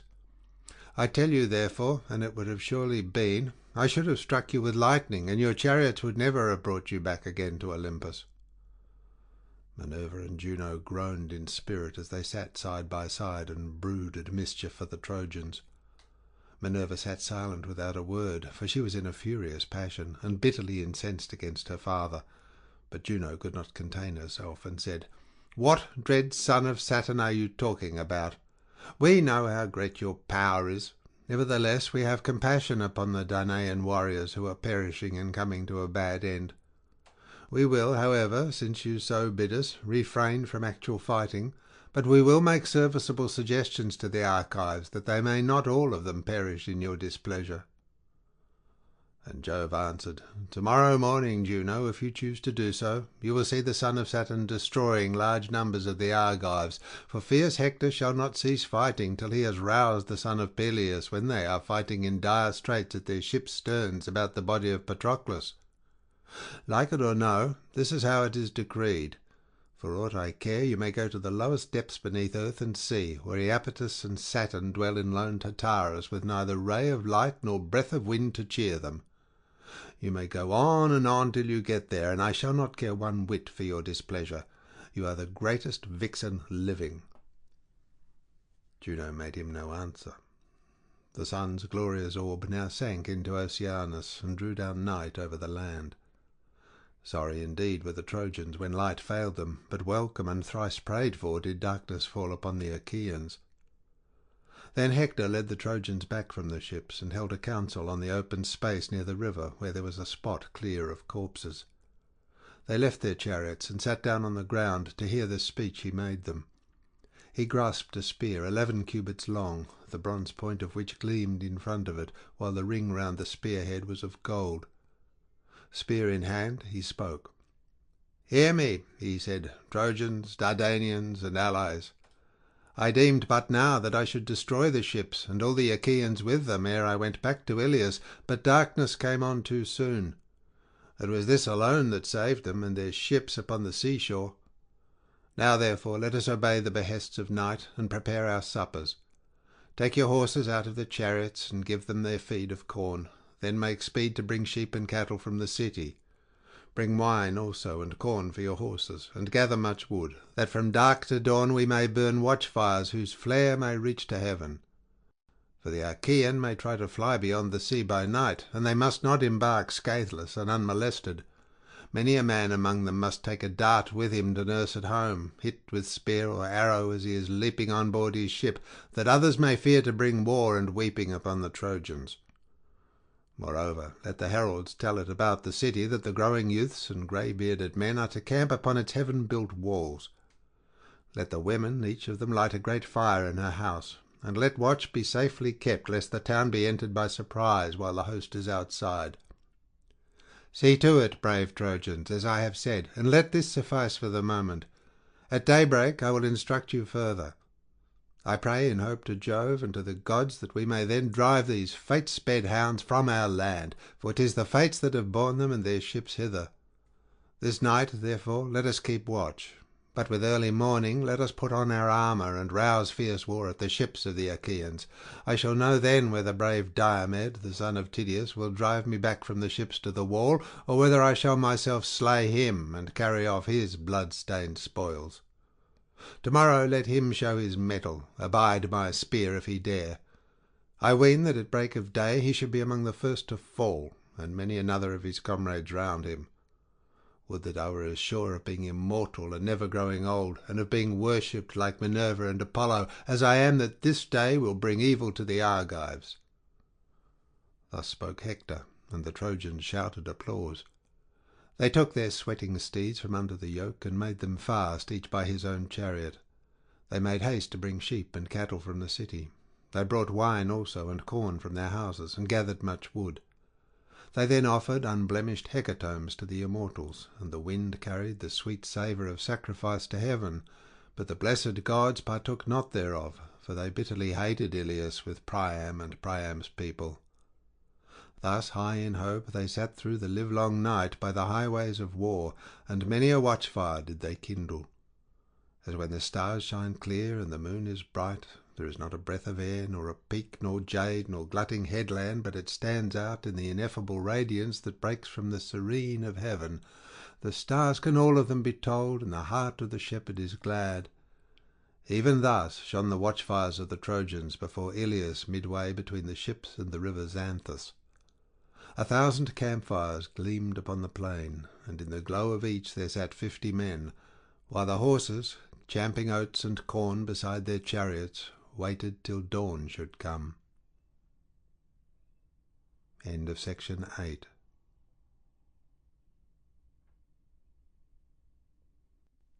Section 9 of the Iliad by Homer, translated by Samuel Butler. Book 9. The Embassy to Achilles. Thus did the Trojans watch, but panic, comrade of blood-stained rout, had taken fast hold of the Achaeans, and their princes were all of them in despair.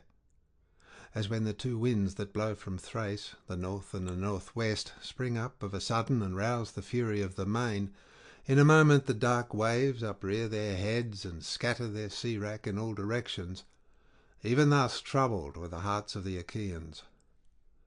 The son of Atreus, in dismay, bade the heralds call the people to a council, man by man, but not to cry the matter aloud. He made haste also himself to call them, and they sat sorry at heart in their assembly.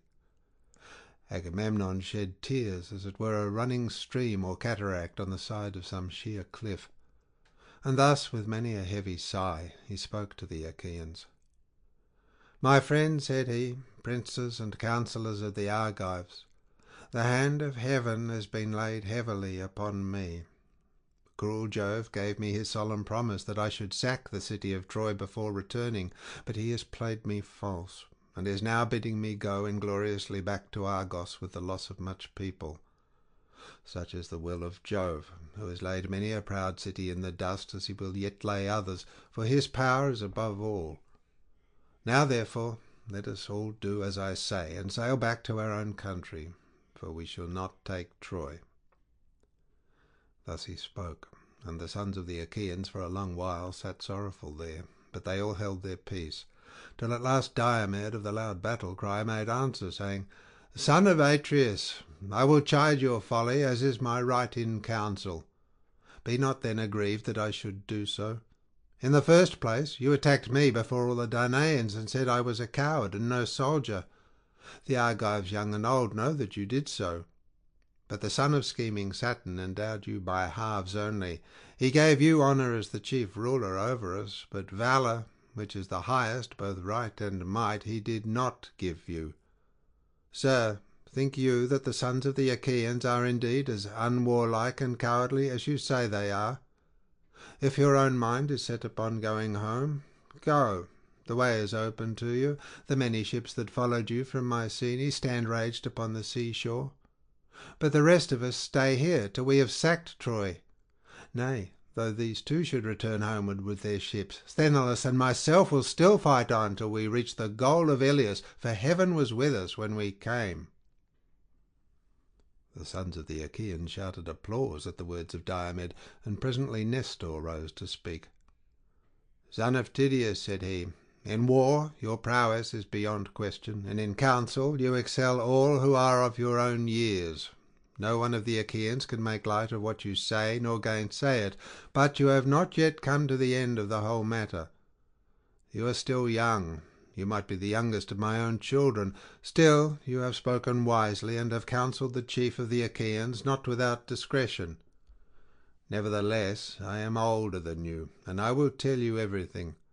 Therefore let no man, not even King Agamemnon, disregard me saying, for he that foments civil discord is a clanless, hearthless outlaw.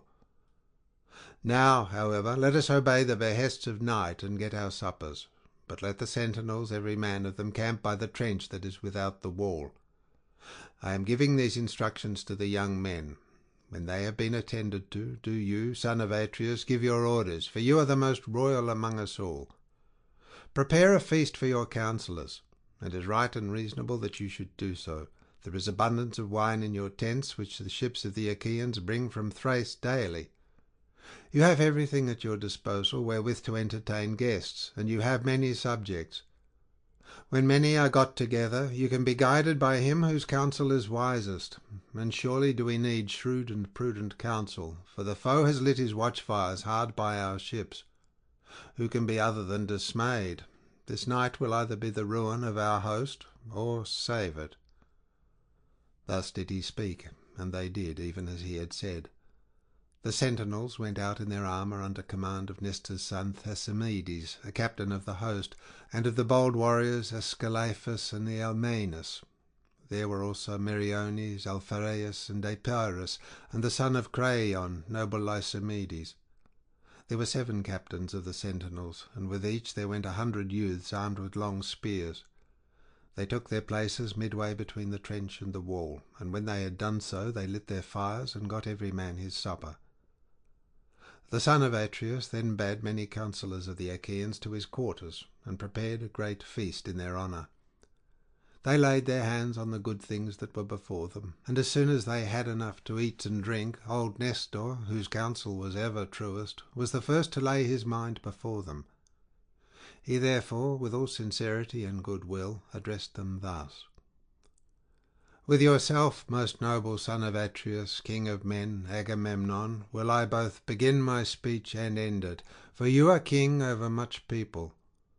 Jove, moreover, has vouchsafed you to wield the sceptre and to uphold righteousness, that you may take thought for your people under you. Therefore it behoves you above all others both to speak and to give ear, and to out the counsel of another who shall have been minded to speak wisely. All turns on you and on your commands. Therefore I will say what I think will be best. No man will be of a truer mind than that which has been mine from the hour when you, sir, angered Achilles by taking the girl Briseis from his tent against my judgment.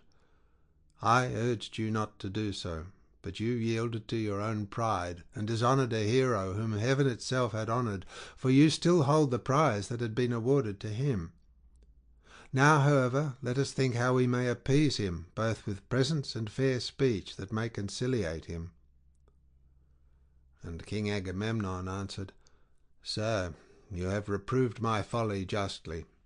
I was wrong, I own it. One whom heaven befriends is in himself a host, and Jove has shown that he befriends this man by destroying much people of the Achaeans. I was blinded with passion and yielded to my worser mind.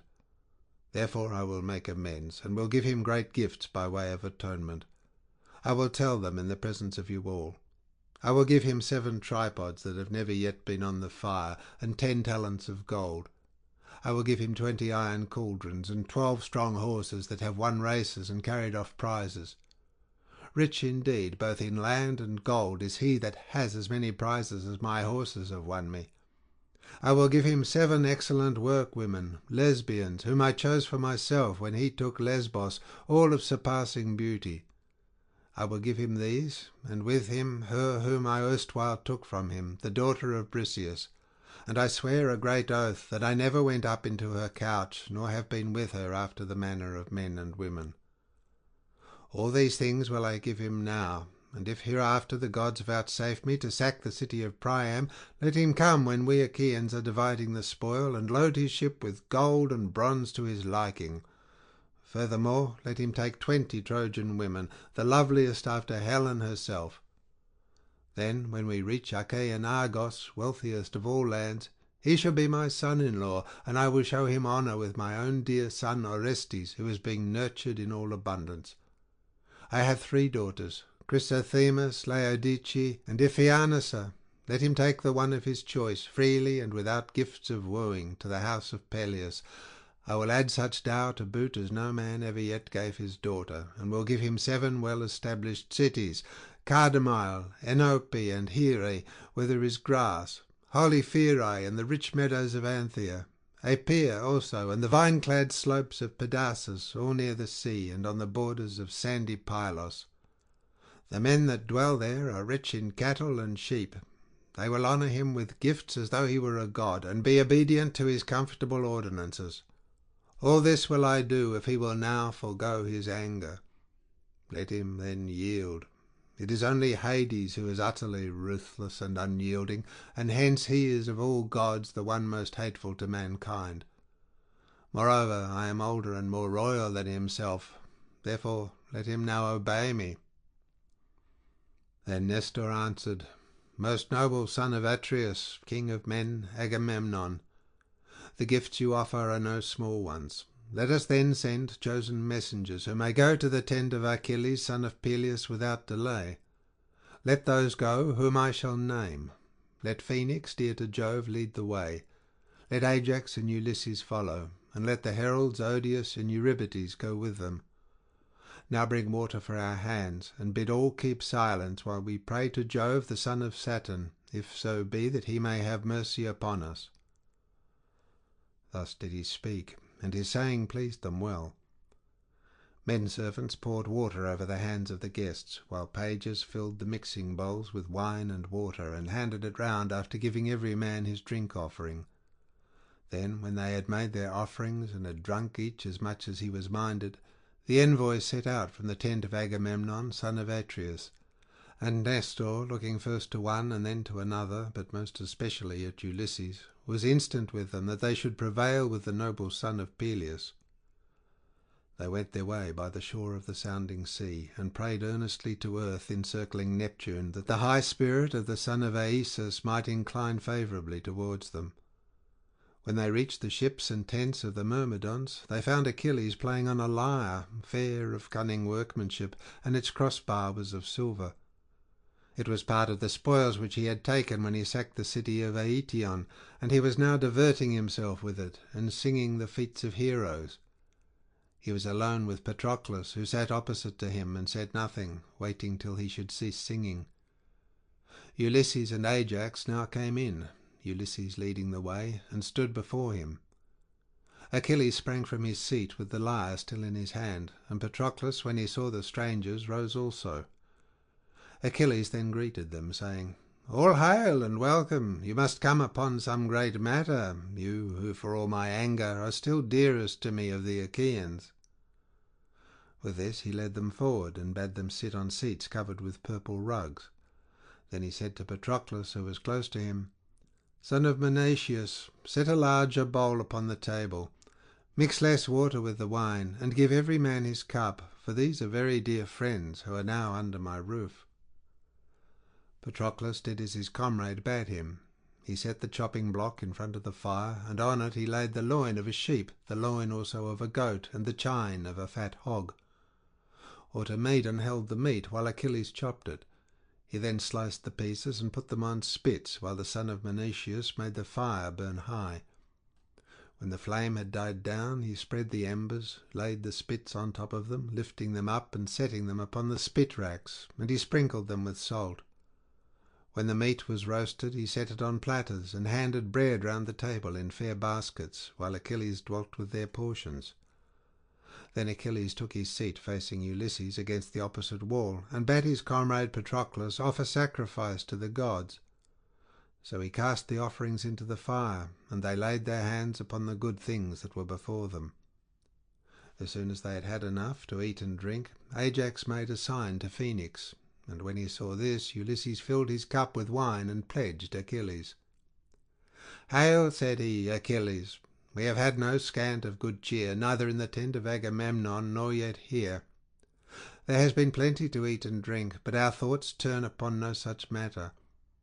Sir, we are in the face of great disaster, and without your help know not whether we shall save our fleet or lose it.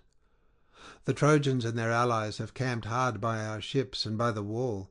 They have lit watchfires throughout their host, and deem that nothing can now prevent them from falling on our fleet. Jove, moreover, has sent his lightnings on their right. Hector, in all his glory, rages like a maniac, confident that Jove is with him. He fears neither god nor man, but is gone raving mad, and prays for the approach of day.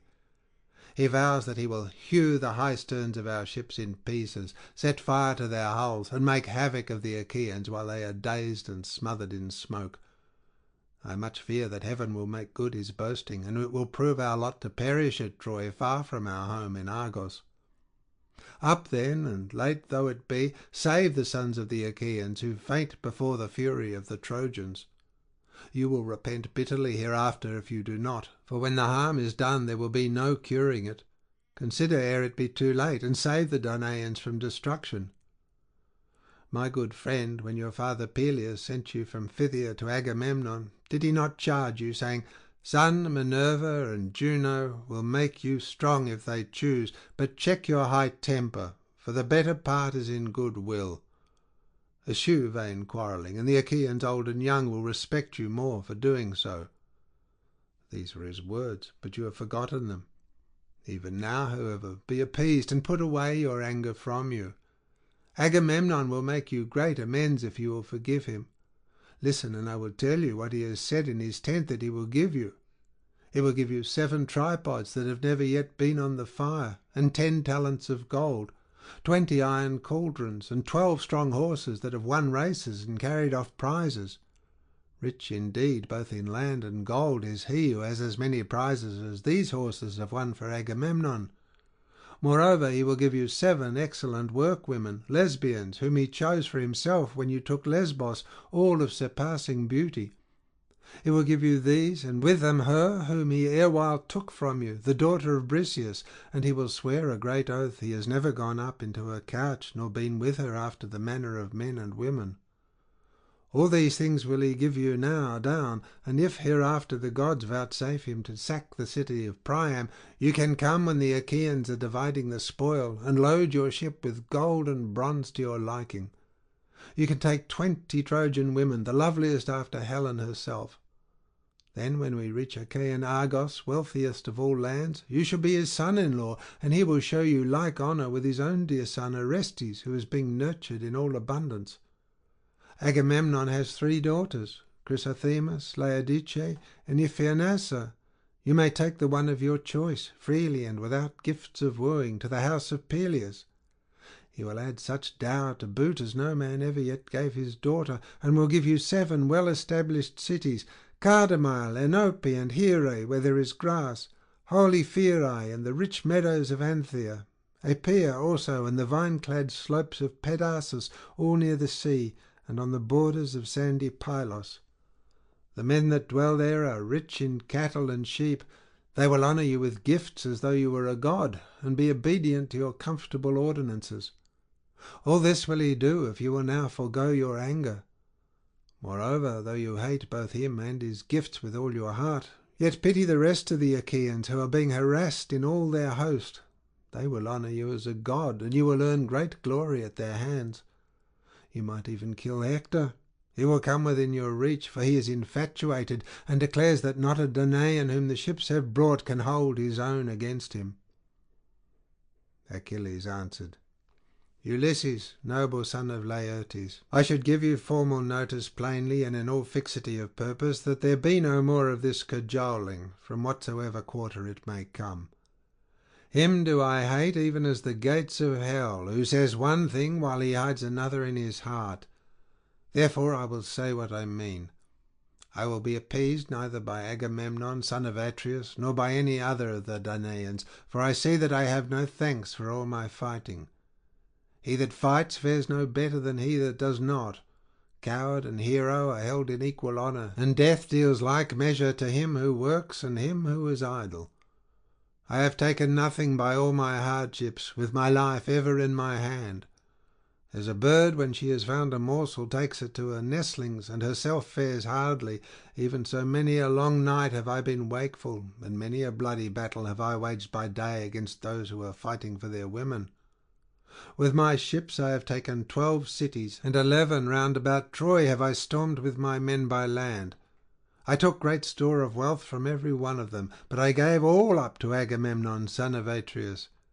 He stayed where he was by his ships, yet of what came to him he gave little, and kept much himself. Nevertheless, he did distribute some meeds of honour among the chieftains and kings, and these have them still. From me alone of the Achaeans did he take the woman in whom I delighted. Let him keep her and sleep with her. Why, pray, must the Argives need fight the Trojans? What made the son of Atreus gather the host and bring them? Was it not for the sake of Helen? Are the sons of Atreus the only men in the world who love their wives?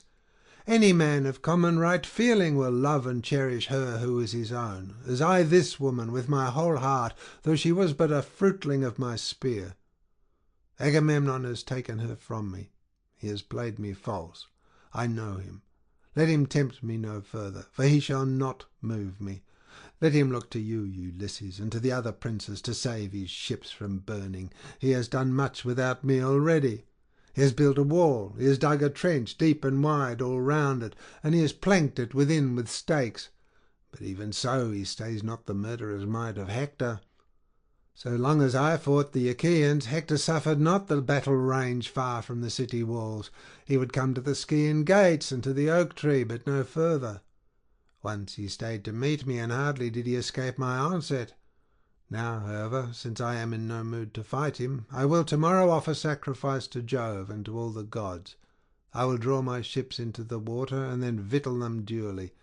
Tomorrow morning, if you care to look, you will see my ships on the Hellespont, and my men rowing out to sea with might and main. If great Neptune vouchsafes me a fair passage, in 3 days I shall be in Phthia.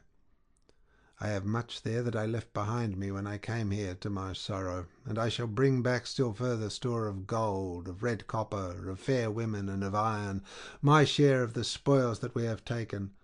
But one prize he who gave has insolently taken away. Tell him all as I now bid you, and tell him in public, that the Achaeans may hate him, and beware of him should he think that he can yet dupe others, for his effrontery never fails him. As for me, hound that he is, he dares not look me in the face. I will take no counsel with him, and will undertake nothing in common with him. He has wronged me and deceived me enough. He shall not cozen me further. Let him go his own way, for Jove has robbed him of his reason. I loathe his presence, and for himself care not one straw. He may offer me 10 or even 20 times what he has done now. Nay, not though it be all that he has in the world, both now or ever shall have. He may promise me the wealth of Orchomenus or of Egyptian Thebes, which is the richest city in the whole world, for it has 100 gates, through each of which 200 men may drive at once with their chariots and horses. He may offer me gifts as the sands of the sea or the dust of the plain in multitudes, but even so he shall not move me till I have been revenged in full for the bitter wrong he has done me. I will not marry his daughter. She may be fair as Venus and skilful as Minerva, but I will have none of her. Let another take her, who may be as good match for her and who rules a larger kingdom. If the gods spare me to return home, Peleus will find me a wife. There are Achaean women in Hellas and Phthia, daughters of kings that have cities under them. Of these I can take whom I will and marry her.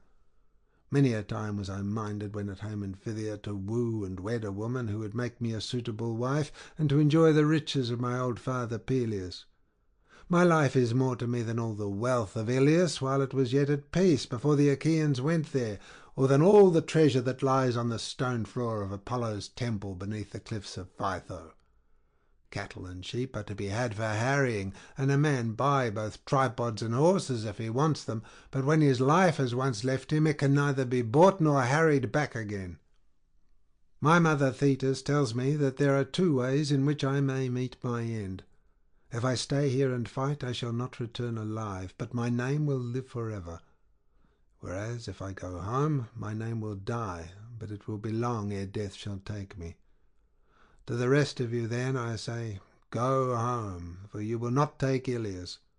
Jove has held his hand over her to protect her, and her people have taken heart. Go, therefore, as in duty bound, and tell the princes of the Achaeans the message that I have sent them. Tell them to find some other plan for the saving of their ships and people, for so long as my displeasure lasts, the one that they have now hit upon may not be. As for Phoenix, let him sleep here, that he may sail with me in the morning, if he so will, but I will not take him by force." They all held their peace, dismayed at the sternness with which he had denied them, till presently the old knight Phoenix, in his great fear for the ships of the Achaeans, burst into tears and said, "Noble Achilles, if you are now minded to return, and in the fierceness of your anger will do nothing to save the ships from burning, how, my son, can I remain here without you? Your father Peleus bade me go with you when he sent you as a mere lad from Phthia to Agamemnon. You knew nothing neither of war nor of the arts whereby men make their mark in council, and he sent me with you to train you in all excellence of speech and action. Therefore, my son, I will not stay here without you. No, not though heaven itself vouchsafe to strip my years from off me, and make me young as I was when I first left Hellas, the land of fair women. I was then flying the anger of Father Amnetor, son of Ormenus, who was furious with me in the matter of his concubine, of whom he was enamoured to the wronging of his wife my mother. My mother therefore prayed me without ceasing to lie with the woman myself, that so she hate my father, and in the course of time I yielded. But my father soon came to know, and cursed me bitterly, calling the dread Erinyes to witness. He prayed that no son of mine might ever sit upon knees, and the gods, Jove of the world below, and awful Proserpine, fulfilled his curse. I took counsel to kill him, but some god stayed my rashness, and bade me think on men's evil tongues, and how I should be branded as the murderer of my father. Nevertheless, I could not bear to stay in my father's house with him so bitter against me. My cousins and clansmen came about me, and pressed me sorely to remain. Many a sheep and many an ox did they slaughter, and many a fat hog did they set down to roast before the fire. Many a jar, too, did they broach of my father's wine. 9 whole nights did they set a guard over me, taking it in turns to watch, and they kept a fire always burning, both in the cloister of the outer court and in the inner court at the doors of the room wherein I lay. But when the darkness of the 10th night came, I broke through the closed doors of my room, and climbed the wall of the outer court, after passing quickly and unperceived through the men on guard and the women servants. I then fled through Hellas till I came to fertile Phthia, mother of sheep, and to King Peleus, who made me welcome and treated me as a father treats an only son who will be heir to all his wealth.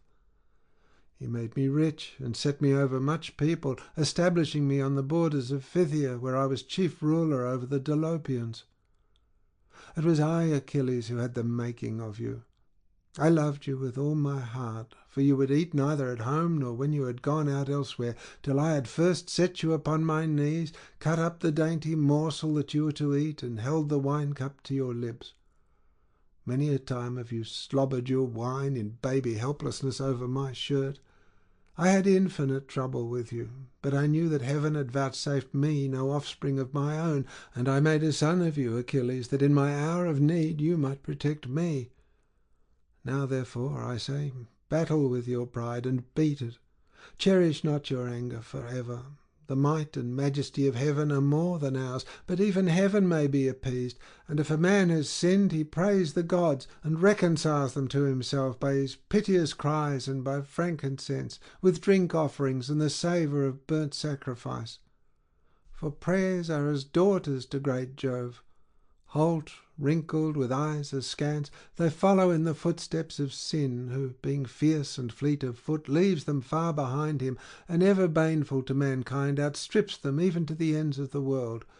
But nevertheless the prayers come hobbling and healing after. If a man has pity upon these daughters of Jove when they draw near him, they will bless him and hear him too when he is praying. But if he deny them and will not listen to them, they go to Jove, the son of Saturn, and pray that he may presently fall into sin, to his ruing bitterly hereafter. Therefore, Achilles, give these daughters of Jove due reverence, and bow before them, as all good men will bow. Were not the son of Atreus offering you gifts and promising others later? If he were still furious and implacable, I am not he that would bid you throw off your anger and help the Achaeans, no matter how great their need. But he is giving much now, and more hereafter.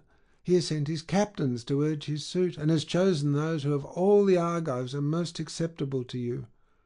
Make not then their words and their coming to be of none effect. Your anger has been righteous so far. We have heard in song how heroes of old time quarrelled when they were roused to fury, but still they could be won by gifts, and fair words could soothe them. I have an old story in my mind, a very old one, but you are all friends, and I will tell it. The Curetes and the Aetolians were fighting and killing one another around Calydon, the Aetolians defending the city and the Curetes trying to destroy it. For Diana of the Golden Throne was angry and did them hurt because Oeneus had not offered her his harvest first-fruits. The other gods had all been feasted with hecatombs, but to the daughter of great Jove alone he had made no sacrifice. He had forgotten her, or somehow or other it had escaped him, and this was a grievous sin. Thereon the archer goddess in her displeasure sent a prodigious creature against him, a savage wild boar with great white tusks that did much harm to his orchard lands, uprooting apple trees in full bloom and throwing them to the ground. But Meleager, son of Oeneus, got huntsmen and hounds from many cities and killed it, for it was so monstrous that not a few were needed, and many a man did it stretch upon his funeral pyre. On this the goddess sent the Curetes and Aetolians fighting furiously about the head and skin of the boar. So long as Meleager was in the field, things went badly with the Curetes, and for all their numbers they could not hold their ground under the city walls. But in the course of time Meleager was angered, as even a wise man will sometimes be. He was incensed with his mother Althea, and therefore stayed at home with his wedded wife, fair Cleopatra, who was daughter of Marpessa, daughter of Oeneus, and of Ides, the man then living. He it was who took his bow and faced King Apollo himself for fair Marpessa's sake. Her father and mother then named her Alcyone, because her mother had mourned with the plaintive strains of the halcyon bird when Phoebus Apollo had carried her off. Meleager then stayed at home with Cleopatra, nursing the anger which he felt by reason of his mother's curses. His mother, grieving for the death of her brother, prayed the gods, and beat the earth with her hands, calling upon Hades on an awful Proserpine. She went down upon her knees, and her bosom was wet with tears as she prayed that they would kill her son, and Erinyes, that walks in darkness and knows no ruth, heard her from Erebus. Then was heard the din of battle about the gates of Calydon, and the dull thump of the battering against their walls. Thereon the elders of the Aetolians besought Meleager. They sent the chiefest of their priests and begged him to come out and help them, promising him a great reward. They bade him choose 50 plough gates, the most fertile in the plains of Calydon, the one half vineyard and the other open ploughland. The old warrior Oeneus implored him, standing at the threshold of his room and beating the doors in supplication. His sisters and his mother herself besought him sore, but he the more refused them. Those of his comrades who were nearest and dearest to him also prayed him, but they could not move him till the foe was battering at the very doors of his chamber, and the Curetes had scaled the walls and were setting fire to the city. Then at last his sorrowing wife detailed the horrors that befall those whose city is taken. She reminded him how the men are slain and the city is given over to the flames, while the women and children are carried into captivity. When he heard all this, his heart was touched, and he donned his armour to go forth. Thus of his own inward motion he saved the city of the Aetolians, but they now gave him nothing of those rich rewards that they had offered earlier, and though he saved the city, he took nothing by it. Be not then, my son, thus minded. Let not heaven lure you into any such course. When the ships are burning, it will be a harder matter to save them. Take the gifts and go, for the Achaeans will then honour you as a god. Whereas if you fight without taking them, you may beat the battle back, but you will not be held in like honour. And Achilles answered, Phoenix, old friend and father, I have no need of such honour. I have honour from Jove himself, which will abide with me at my ships while I have breath in my body and my limbs are strong. I say further, and lay my saying to your heart, vex me no more with this weeping and lamentation, all in the cause of the son of Atreus. Love him so well, and you may lose the love I bear you. You ought to help me rather than in troubling those that trouble me. Be king as much as I am, and share like honour with myself. The others shall take my answer. Stay here yourself, and sleep comfortably in your bed. At daybreak we will consider whether to remain or go." On this he nodded quietly to Patroclus as a sign that he was to prepare a bed for Phoenix, and that the others should take their leave. Ajax, son of Telamon, then said, "Ulysses, noble son of Laertes, let us be gone, for I see that our journey is vain. We must now take our answer, unwelcome though it be, to the Danaans who are waiting to receive it. Achilles is savage and remorseless. He is cruel, and cares nothing for the love his comrades lavished upon him more than on all the others. He is implacable, and yet if a man's brother or son has been slain, he will accept a fine by way of amends from him that killed him, and the wrongdoer, having paid in full, remains in peace among his own people.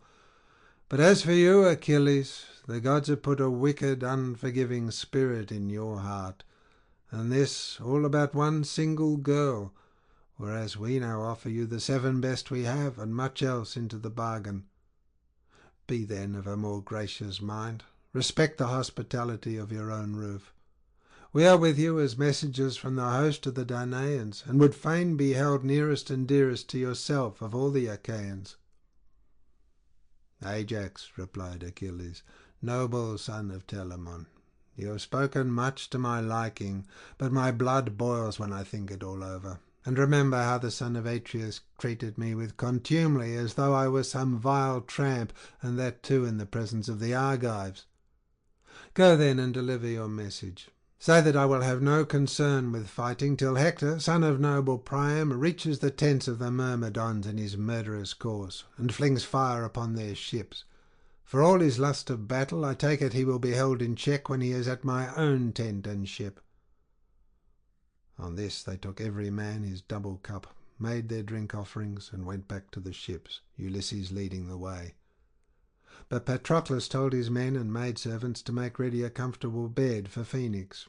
They therefore did so, with sheepskins, a rug, and a sheet of fine linen. The old man then laid himself down and waited till morning came. But Achilles slept in an inner room, and beside him the daughter of Phorbas, lovely Diomede, whom he had carried off from Lesbos.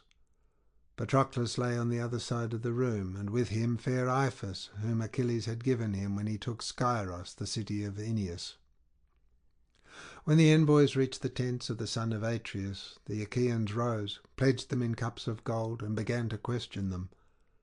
King Agamemnon was the first to do so. "Tell me, Ulysses," said he, "will he save the ships from burning, or did he refuse, and is he still furious?" Ulysses answered, "Most noble son of Atreus, king of men, Agamemnon, Achilles will not be calmed, but is more fiercely angry than ever, and spurns both you and your gifts. He bids you take counsel with the Achaeans to save the ships and hosts as you best may. As for himself, he said that at daybreak he should draw his ships into the water. He said further that he should advise everyone to sail home likewise, but that you will not reach the goal of Iliad. Jove, he said, has laid his hand over the city to protect it, and the people have taken heart. This is what he said, and the others who were with me can tell you the same story, Ajax and the 2 heralds, men both of them, who may be trusted. The old man, Phoenix, stayed where he was to sleep, for so Achilles would have it, that he might go home with him in the morning if he so would, but he will not take him by force." They all held their peace, sitting for a long time, silent and dejected, by reason of the sternness with which Achilles had refused them, till presently Diomed said, "Most noble son of Atreus, king of men, Agamemnon, you ought not to have sued the son of Peleus, nor offered him gifts. He is proud enough as it is, and you have encouraged him in his pride still further. Let him stay or go as he will. He will fight later when he is in the humour, and heaven puts it in his mind to do so. Now, therefore, let us all do as I say. We have eaten and drunk our fill. Let us then take our rest, for in rest there is both strength and stay. But when fair rosy-fingered morn appears, Forthwith bring out your host and your horsemen in front of the ships, urging them on, and yourself fighting among the foremost." Thus he spoke, and the other chieftains approved his words. They then made their drink offerings, and went every man to his own tent, where they laid down to rest, and enjoyed the boon of sleep. End of section 9.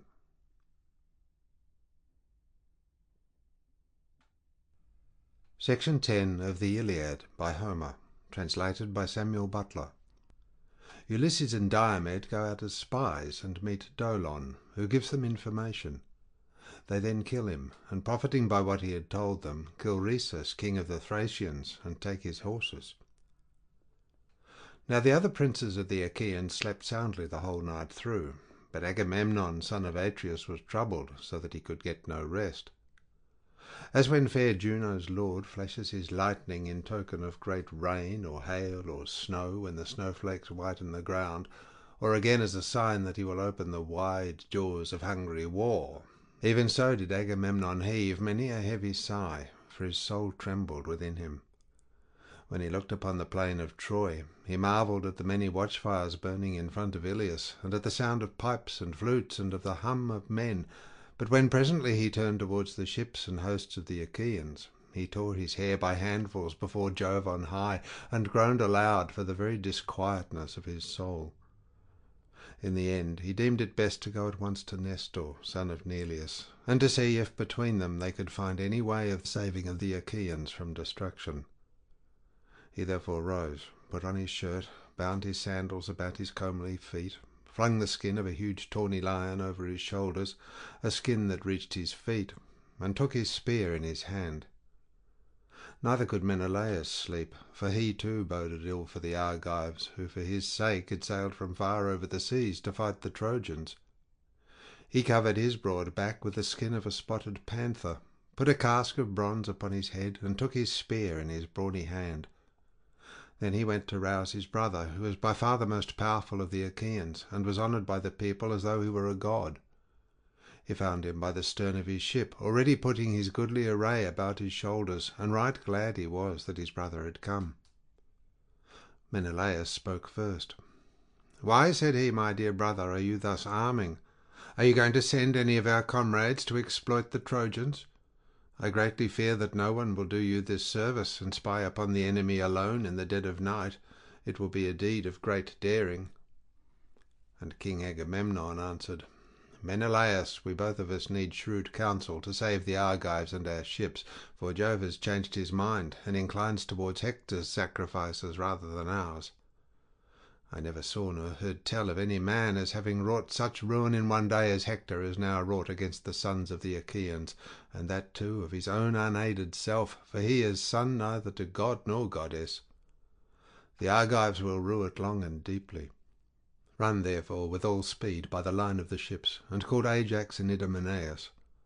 Meanwhile I will go to Nestor, and bid him rise and go about among the companies of our sentinels to give them their instructions. They will listen to him sooner than to any man, for his own son and Meriones, brother-in-arms to Idomeneus, are captains over them. It was to them more particularly that we gave this charge." Menelaus replied, "How do I take your meaning? Am I to stay with them and wait your coming, or shall I return here as soon as I have given your orders?" "Wait," answered King Agamemnon, "for there are so many paths about the camp that we might miss one another. Call every man on your way, and bid him be stirring. Name him by his lineage and by his father's name. Give each all titular observance, and stand not too much upon your own dignity. We must take our full share of toil, for at our birth Jove laid this heavy burden upon us." With these instructions he sent his brother on his way, and went on to Nestor, shepherd of his people. He found him sleeping in his tent hard by his own ship. His goodly armour lay beside him, his shield, his 2 spears, and his helmet. Beside him also lay the gleaming girdle with which the old man girded himself when he armed to lead his people into battle, for his age stayed him not. He raised himself on his elbow and looked up at Agamemnon. "Who is it," said he, "that goes thus about the host and the ships alone, and in the dead of night when men are sleeping? Are you looking for one of your mules, or for some comrade? Do not stand there and say nothing, but speak. What is your business?" And Agamemnon answered, Nestor, son of Neleus, honour to the Achaean name. It is I, Agamemnon, son of Atreus, on whom Jove has laid labour and sorrow so long as there is breath in my body and my limbs carry me. I am thus abroad because sleep sits not upon my eyelids, but my heart is big with war and with the jeopardy of the Achaeans. I am in great fear of the Danaans. I am at sea and without sure counsel. My heart beats as though it would leap out of my body, and my limbs fail me. If then you can do anything, for you too cannot sleep, let us go the rounds of the watch, and see whether they are drowsy with toil, and sleeping to the neglect of their duty.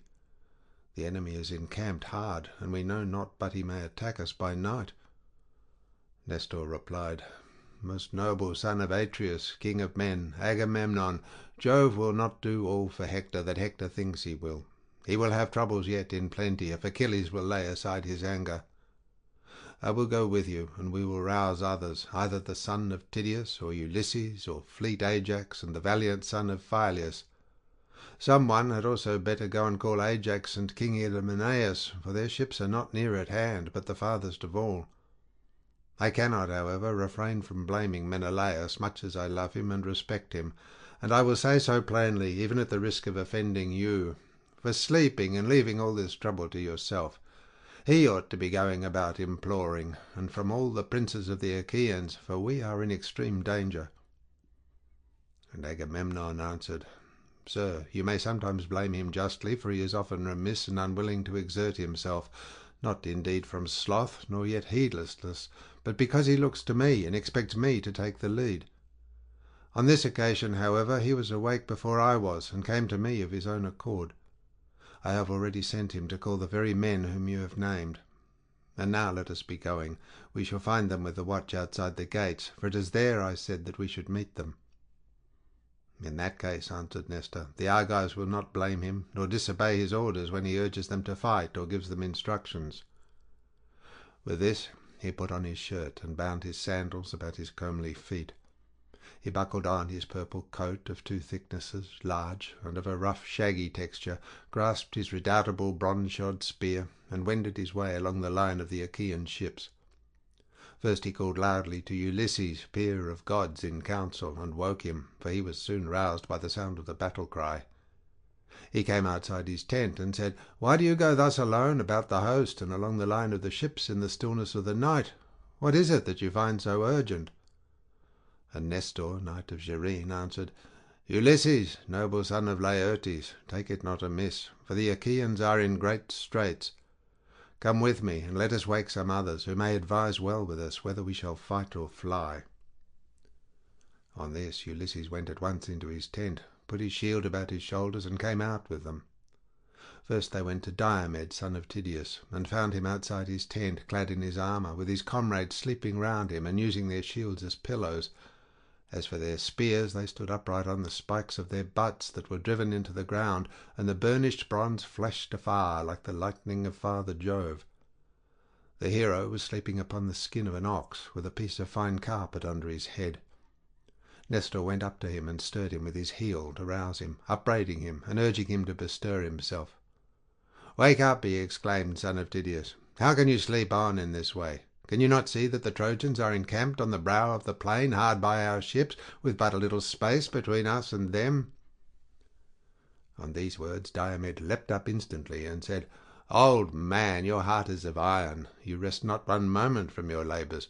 Are there no younger men among the Achaeans who could go about to rouse the princes? There is no tiring you." And Nestor, knight of Gerene, made answer, "My son, all that you have said is true. I have good sons, and also much people who might call the chieftains. But the Achaeans are in the gravest danger. Life and death are balanced, as it were, on the edge of a razor. Go then, for you are younger than I, and with your courtesy raise Ajax and the fleet son of Phyleus." Diomed threw the skin of a great tawny lion about his shoulders, a skin that reached his feet, and grasped his spear. When he had roused the heroes, he brought them back with him. They then went the round of those who were on guard, and found the captains not sleeping at their posts, but wakeful, and sitting with their arms about them. As sheep-dogs that watch their flocks when they are yarded and hear a wild beast coming through the mountain forest towards them, forthwith there is a hue and cry of dogs and men, and slumber is broken. Even so was the sleep chased from the eyes of the Achaeans as they kept the watches of the wicked night, for they turned constantly towards the plain whenever they heard any stir among the Trojans. The old man was glad, and bade them be of good cheer. "Watch on, my children," said he, "and let not sleep get hold upon you, lest our enemies triumph over us." With this he passed the trench, and with him the other chiefs of the Achaeans who had been called to the council. Meriones and the brave son of Nestor went also, for the princes bade them. When they were beyond the trench that was dug round the wall, they held their meeting on the open ground where there was a space clear of corpses, for it was here that when night fell Hector had turned back from his onslaught on the Argives. They sat down, therefore, and held debate with one another. Nestor spoke first. "My friend," said he, "is there any man bold enough to venture among the Trojans and cut off some straggler, or bring us news of what the enemy mean to do, whether they will stay here by the ships away from the city, or whether, now that they have worsted the Achaeans, they will retire within their walls? If he could learn all this, and come back safely here, his fame would be high as heaven in the mouths of all men, and he would be rewarded richly. For the chiefs from all our ships would each of them give him a black ewe with her lamb, which is a present of surpassing value, and he would be asked as a guest to all feasts and clan gatherings." They all held their peace, but Diomed of the loud war cry spoke, saying, "Nestor, gladly will I visit the host of the Trojans over against us, but if another will go with me, I shall do so in greater confidence and comfort.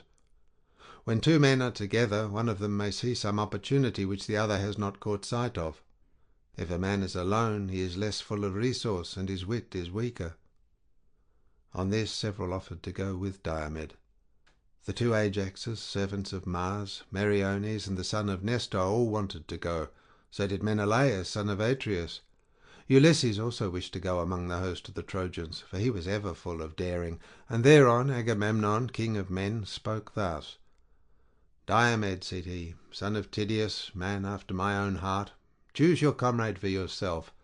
Take the best man of those that have offered, for many would now go with you. Do not, through delicacy, reject the better man and take the worst out of respect for his lineage, because he is of more royal blood." He said this because he feared for Menelaus.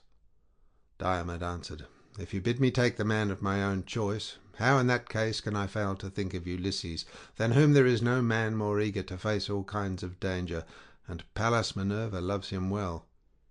If he were to go with me, we should pass safely through fire itself, for he is quick to see and understand." "Son of Tydeus," replied Ulysses, "say neither good nor ill about me, for you are among Argives who know me well. Let us be going, for the night wanes and dawn is at hand. The stars have gone forward, 2/3 of the night are already spent, and the third is alone left us."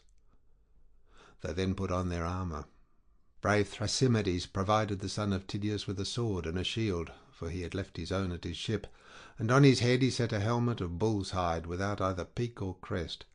It is called a skull cap, and is a common headgear. Meriones found a bow and quiver for Ulysses, and on his head he set a leathern helmet that was lined with a strong plaiting of leathern thongs, while on the outside it was thickly studded with boar's teeth, well and skilfully set into it. Next the head there was an inner lining of felt. This helmet had been stolen by Autolycus out of Eleon when he broke into the house of Amyntor, son of Ormenus. He gave it to Amphidamas of Cythera to take to Scandia, and Amphidamas gave it as a guest gift to Molus, who gave it to his son Meriones, and now it was set upon the head of Ulysses. When the pair had armed, they set out, and left the other chieftains behind them. Pallas Minerva sent them a heron by the wayside upon their right hands. They could not see it in the darkness, but they heard its cry. Ulysses was glad when he heard it, and prayed to Minerva. "Hear me," he cried, "daughter of aegis-bearing Jove, you who spy out all my ways, and who are with me in all my hardships.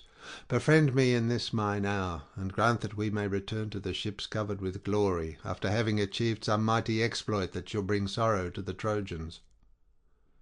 Then Diomed of the loud war cry also prayed. "Hear me too," said he, "daughter of Jove, unweariable. Be with me, even as you were with my noble father Tydeus when he went to Thebes as envoy sent by the Achaeans. He left the Achaeans by the banks of the river Aesopus and went to the city bearing a message of peace to the Cadmeans. On his return thence, with your help, goddess, he did great deeds of daring, for you were his ready helper. Even so, guide me, and guide me now, and in return I will offer you in sacrifice a broad-browed heifer of a year old, unbroken, and never yet brought by man under the yoke. I will gild her horns, and will offer her up to you in sacrifice." Thus they prayed, and Pallas Minerva heard their prayer.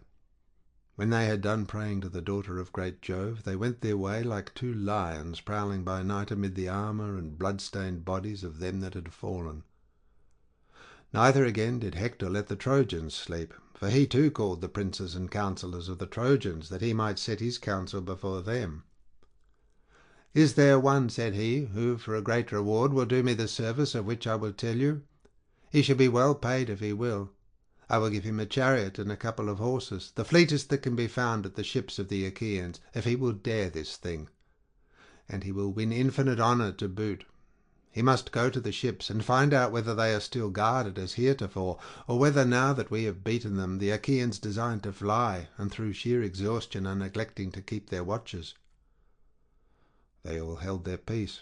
But there was among the Trojans a certain man named Dolon, son of Eumedes, the famous herald, a man rich in gold and bronze. He was ill-favoured, but a good runner, and was an only son among 5 sisters. He it was that now addressed the Trojans. "I, Hector," said he, "will to the ships and will exploit them.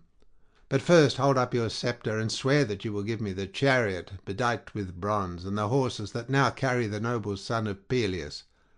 I will make you a good scout, and will not fail you. I will go through the host from one end to the other, till I come to the ship of Agamemnon, where I take it the princes of the Achaeans are now consulting whether they shall fight or fly."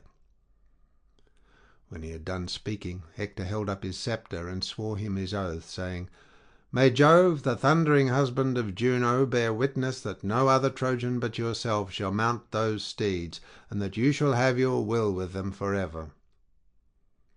The oath he swore was bootless, but it made Dolon more keen on going. He hung his bow over his shoulder, and as an overall he wore the skin of a grey wolf, while on his head he set a cap of ferret skin. Then he took a pointed javelin and left the camp for the ships, but he was not to return with any news for Hector.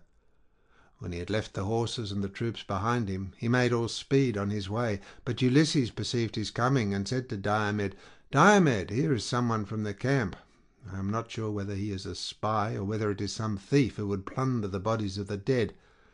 Let him get a little past us. We can then spring upon him and take him. If, however, he is too quick for us, go after him with your spear and hem him in towards the ships away from the Trojan camp, to prevent his getting back to the town." With this they turned out of their way and lay down among the corpses. Dolon suspected nothing and soon passed them. But when he had got about as far as the distance by which a mule-ploughed furrow exceeds one that has been ploughed by oxen, for mules can plough fallow land quicker than oxen, they ran after him, and when he heard their footsteps he stood still, for he made sure they were friends from the Trojan camp, come by Hector's orders to bid him return. When, however, they were only a spear's cast or less away from him, he saw that they were enemies, and ran as fast as his legs could take him. The others gave chase at once, and as a couple of well-trained hounds press forward after a doe or hare that runs screaming in front of them, even so did the son of Tydeus and Ulysses pursue Dolon and cut him off from his own people. But when he had fled so far towards the ships that he would soon have fallen in with the outposts, Minerva infused fresh strength into the son of Tydeus, for fear some other of the Achaeans might have the glory of being first to hit him, and he might himself be only second. He therefore sprang forward with his spear and said, "Stand, or I shall throw my spear, and in that case I shall soon make an end of you." He threw as he spoke, but missed his aim on purpose. The dart flew over the man's right shoulder and then stuck in the ground. He stood stock still, trembling and in great fear. His teeth chattered, and he turned pale with fear. The two came breathless up to him and seized his hands, whereon he began to weep and said, "Take me alive, I will ransom myself. We have great store of gold, bronze, and wrought iron, and from this my father will satisfy you with a very large ransom, should he hear of my being alive at the ships of the Achaeans." "Fear not," replied Ulysses. "Let no thought of death be in your mind. But tell me, and tell me true, why are you thus going about alone in the dead of night, away from your camp and towards the ships, while other men are sleeping? Is it to plunder the bodies of the slain, or did Hector send you to spy out what was going on at the ships? Or did you come here of your own mere notion?" Dolon answered, his limbs trembling beneath him, "Hector, with his vain, flattering promises, lured me from my better judgment. He said he would give me the horses of the noble son of Peleus and his bronze bedizened chariot. He bade me go through the darkness of the flying night, get close to the enemy, and find out whether the ships are still guarded as heretofore, or whether, now that we have beaten them, the Achaeans design to fly, and through sheer exhaustion are neglecting to keep their watches." Ulysses smiled at him and answered, "You had indeed set your heart upon a great reward. But the horses of the descendants of Asius are hardly to be kept in hand or driven by any other mortal man than Achilles himself, whose mother was an immortal. But tell me, and tell me true, where did you leave Hector when you started? Where lies his armour and his horses? How, too, are the watches and sleeping ground of the Trojans ordered? What are their plans? Will they stay here by the ships and away from the city, or now that they have worsted the Achaeans, will they retire within their walls?" And Dolon answered, "I will tell you truly all. Hector and the other counsellors are now holding conference by the monument of great Ilus, away from the general tumult. As for the guards about which you ask me, there is no chosen watch to keep guard over the host. The Trojans have their watchfires, for they are bound to have them. They therefore are awake and keep each other to their duty as sentinels. But the allies who have come from other places are asleep, and leave it to the Trojans to keep guard, for their wives and children are not here." Ulysses then said, "Now tell me, are they sleeping among the Trojan troops, or do they lie apart? Explain this, that I may understand it." "I will tell you truly all," replied Dolon. "To the seaward lie the Carians, the Paeonian bowmen, the Leleges, the Cauconians, and the noble Pelasgi. The Lycians and proud Mysians, with the Phrygians and Maeonians, have their place on the side towards Thymbra. But why ask about all this? If you want to find your way into the host of the Trojans, there are the Thracians, who have lately come here and lie apart from the others at the far end of the camp. And they have Rhesus, son of Ioneus, for their king. His horses are the finest and strongest that I have ever seen. They are whiter than snow and fleeter than any wind that blows. His chariot is bedight with silver and gold, and he has brought his marvellous golden armour of the rarest workmanship, too splendid for any mortal man to carry, and meet only for the gods. Now, therefore, take me to the ships, or bind me securely here, until you come back and have proved my words, whether they be false or true."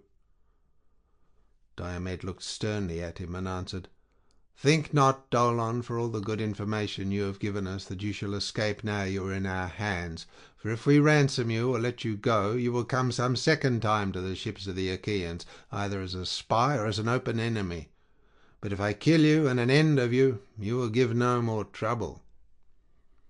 On this Dolon would have caught him by the beard to beseech him further, but Diomed struck him in the middle of his neck with his sword, and cut through both sinews, so that his head fell rolling in the dust while he was yet speaking. They took the ferret skin cap from his head, and also the wolf skin, the bow, and his long spear. Ulysses hung them up aloft in honour of Minerva, the goddess of plunder, and prayed, saying, "Accept these, goddess, for we give them to you in preference to all the gods in Olympus. Therefore speed us still further towards the horses and sleeping ground of the Thracians."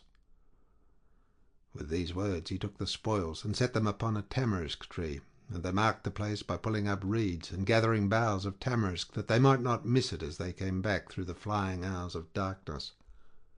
The two then went onwards amid the fallen armour and the blood, and came presently to the company of Thracian soldiers, who were sleeping, tired out with their day's toil.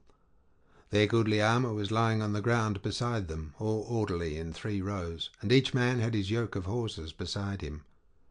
Rhesus was sleeping in the middle, and hard by him his horses were made fast to the topmost rim of his chariot.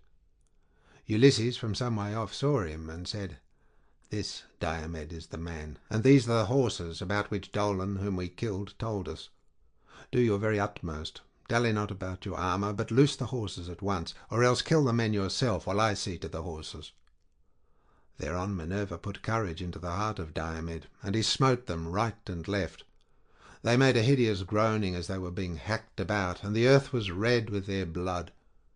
As a lion springs furiously upon a flock of sheep or goats when he finds them without their shepherd, so did the son of Tydeus set upon the Thracian soldiers till he had killed 12. As he killed them, Ulysses came and drew them aside by their feet one by one, that the horses might go forward freely without being frightened as they passed over the dead bodies, for they were not yet used to them. When the son of Tydeus came to the king, he killed him too, which made 13, as he was breathing hard, for by the counsel of Minerva an evil dream, the scene of Oeneus, hovered that night over his head. Meanwhile Ulysses untied the horses, made them fast one to another, and drove them off, striking them with his bow, for he had forgotten to take the whip from their chariot. Then he whistled as a sign to Diomed. But Diomed stayed where he was, thinking what other daring deed he might accomplish.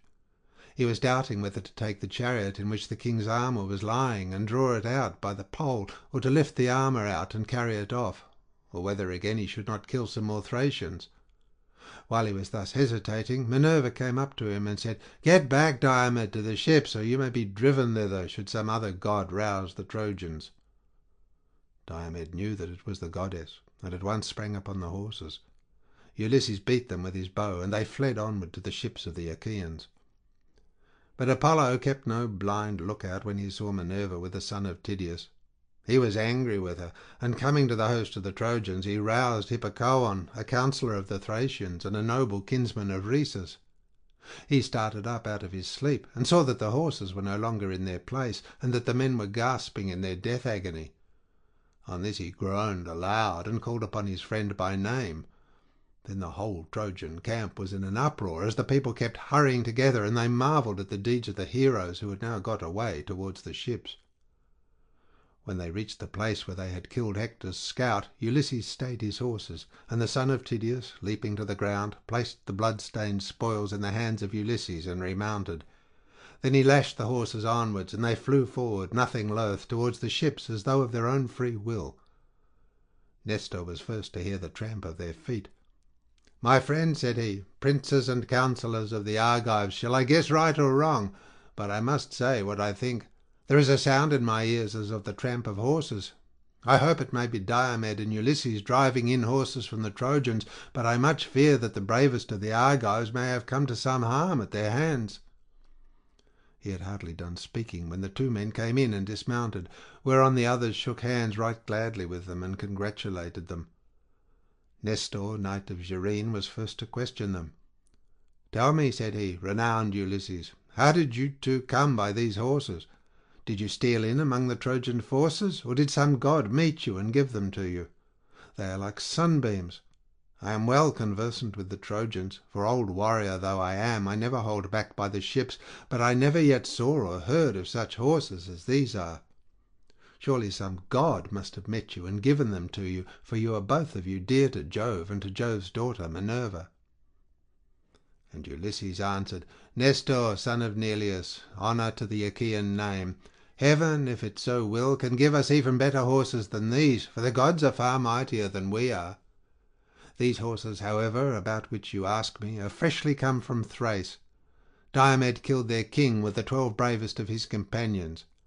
Hard by our ships we took a 13th man, a scout whom Hector and the other Trojans had sent as a spy upon our ships." He laughed as he spoke, and drove the horses over the ditch, while the other Achaeans followed him gladly. When they reached the strongly built quarters of the son of Tydeus, they tied the horses with thongs of leather to the manger, where the steeds of Diomed stood eating their sweet corn. But Ulysses hung the blood-stained spoils of Dolon at the stern of his ship, that they might prepare a sacred offering to Minerva. As for themselves, they went into the sea and washed the sweat from their bodies and from their necks and thighs. When the sea water had taken all the sweat from off them and had refreshed them, they went into the baths and washed themselves. After they had so done and had anointed themselves with oil, they sat down to table, and drawing from a full mixing bowl, made a drink offering of wine to Minerva. End of section 10.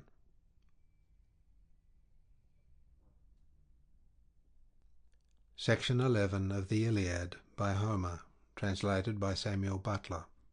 Book 11. In the forenoon the fight is equal, but Agamemnon turns the fortune of the day towards the Achaeans until he gets wounded and leaves the field. Hector then drives everything before him till he is wounded by Diomed. Paris wounds Diomed. Ulysses, Nestor, and Idomeneus perform prodigies of valour. Machaon is wounded. Nestor drives him off in his chariot. Achilles sees the pair driving towards the camp, and sends Patroclus to ask who it is that is wounded. This is the beginning of evil for Patroclus. Nestor makes a long speech. And now, as dawn rose from her couch beside Tithonus, harbinger of light alike to mortals and immortals, Jove sent fierce Discord, with the ensign of war in her hands, to the ships of the Achaeans. She took her stand by the huge black hull of Ulysses' ship, which was middlemost of all, so that her voice might carry farthest on either side, on the one hand towards the tents of Ajax, son of Telamon, and on the other towards those of Achilles. For these two heroes, well assured of their own strength, had valorously drawn up their ships at the two ends of the line.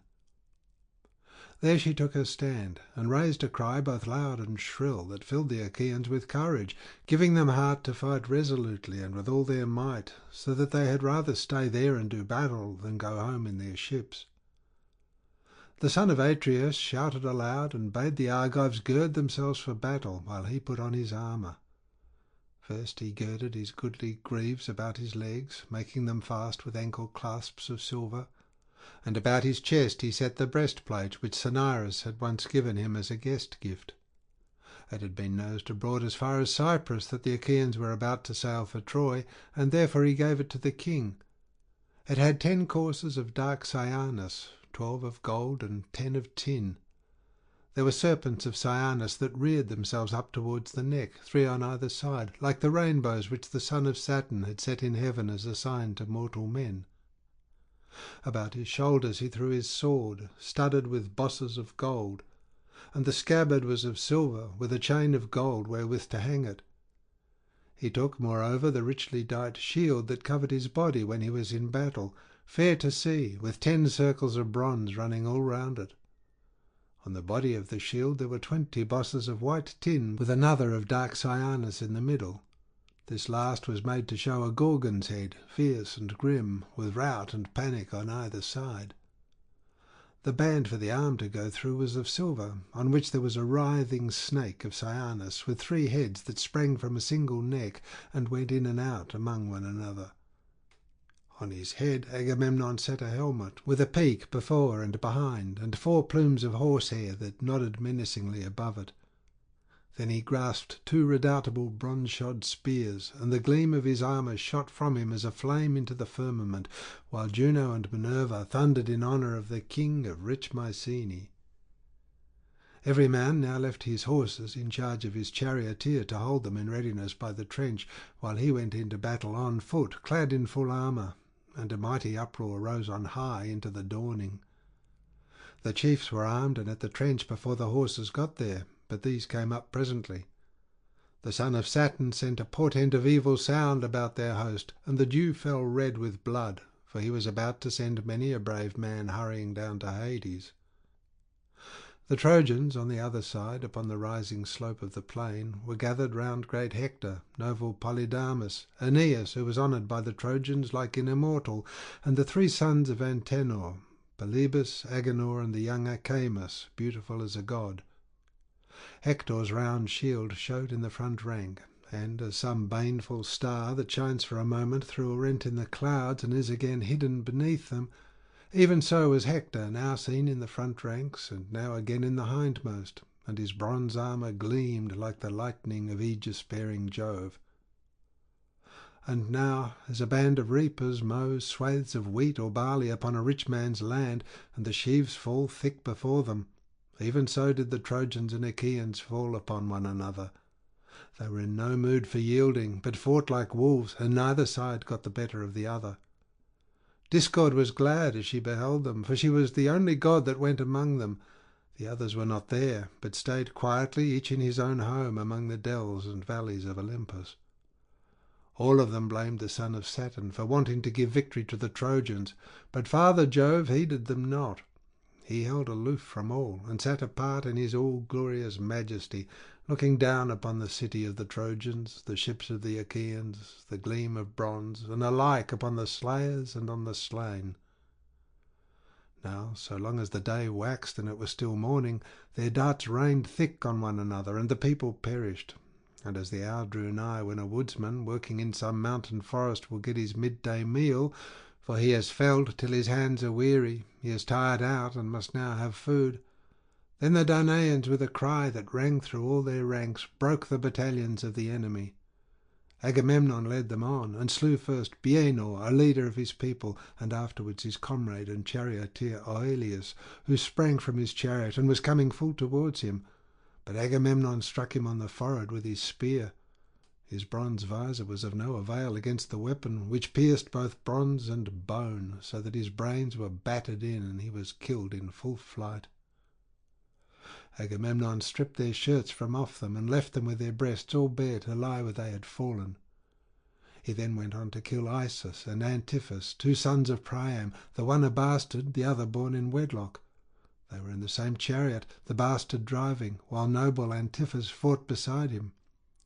Achilles had once taken both of them prisoner in the glades of Ida, and had bound them with fresh wires as they were shepherding, but he had taken a ransom for them. Now, however, Agamemnon, son of Atreus, smote Isus in the chest above the nipple with his spear, while he struck Antiphus hard by the ear and threw him from his chariot. Forthwith he stripped their goodly armour from off them, and recognized them, for he had already seen them at the ships when Achilles brought them in from Ida. As a lion fastens on the fawns of a hind and crushes them in his great jaws, robbing them of their tender life while he is on his way back to his lair, the hind can do nothing for them, even though she be close by, for she is in an agony of fear and flies through the thick forest, sweating and at her utmost speed before the mighty monster. So no man of the Trojans could help Isus and Antiphus, for they were themselves flying in panic before the Argives. Then King Agamemnon took the two sons of Antimachus, Pisander and brave Hippolochus. It was Antimachus who had been foremost in preventing Helen's being restored to Menelaus, for he was largely bribed by Alexandrus. And now Agamemnon took his two sons, both in the same chariot, trying to bring their horses to a stand, for they had lost hold of the reins, and the horses were mad with fear. The son of Atreus sprang upon them like a lion, and the pair besought him from their chariot. "Take us alive," they cried, "son of Atreus, and you shall receive a great ransom for us. Our father Antimachus has great store of gold, bronze, and wrought iron, and from this he will satisfy you with a very large ransom should he hear of our being alive at the ships of the Achaeans." With such piteous words and tears did they beseech the king, but they heard no pitiful answer in return. "If," said Agamemnon, "you are sons of Antimachus, who once at a council of Trojans proposed that Menelaus and Ulysses, who had come to you as envoys, should be killed and not suffered to return, you shall now pay for the foul iniquity of your father."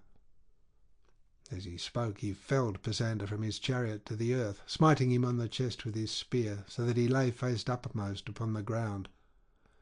Hippolochus fled, but him too did Agamemnon smite. He cut off his hands and his head, which he sent rolling in among the crowd as though it were a ball.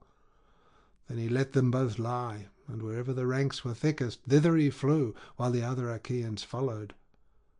Foot soldiers drove the foot soldiers of the foe in rout before them, and slew them. Horsemen did the like by horsemen, and the thundering tramp of the horses raised a cloud of dust from off the plain. King Agamemnon followed after, ever slaying them and cheering on the Achaeans.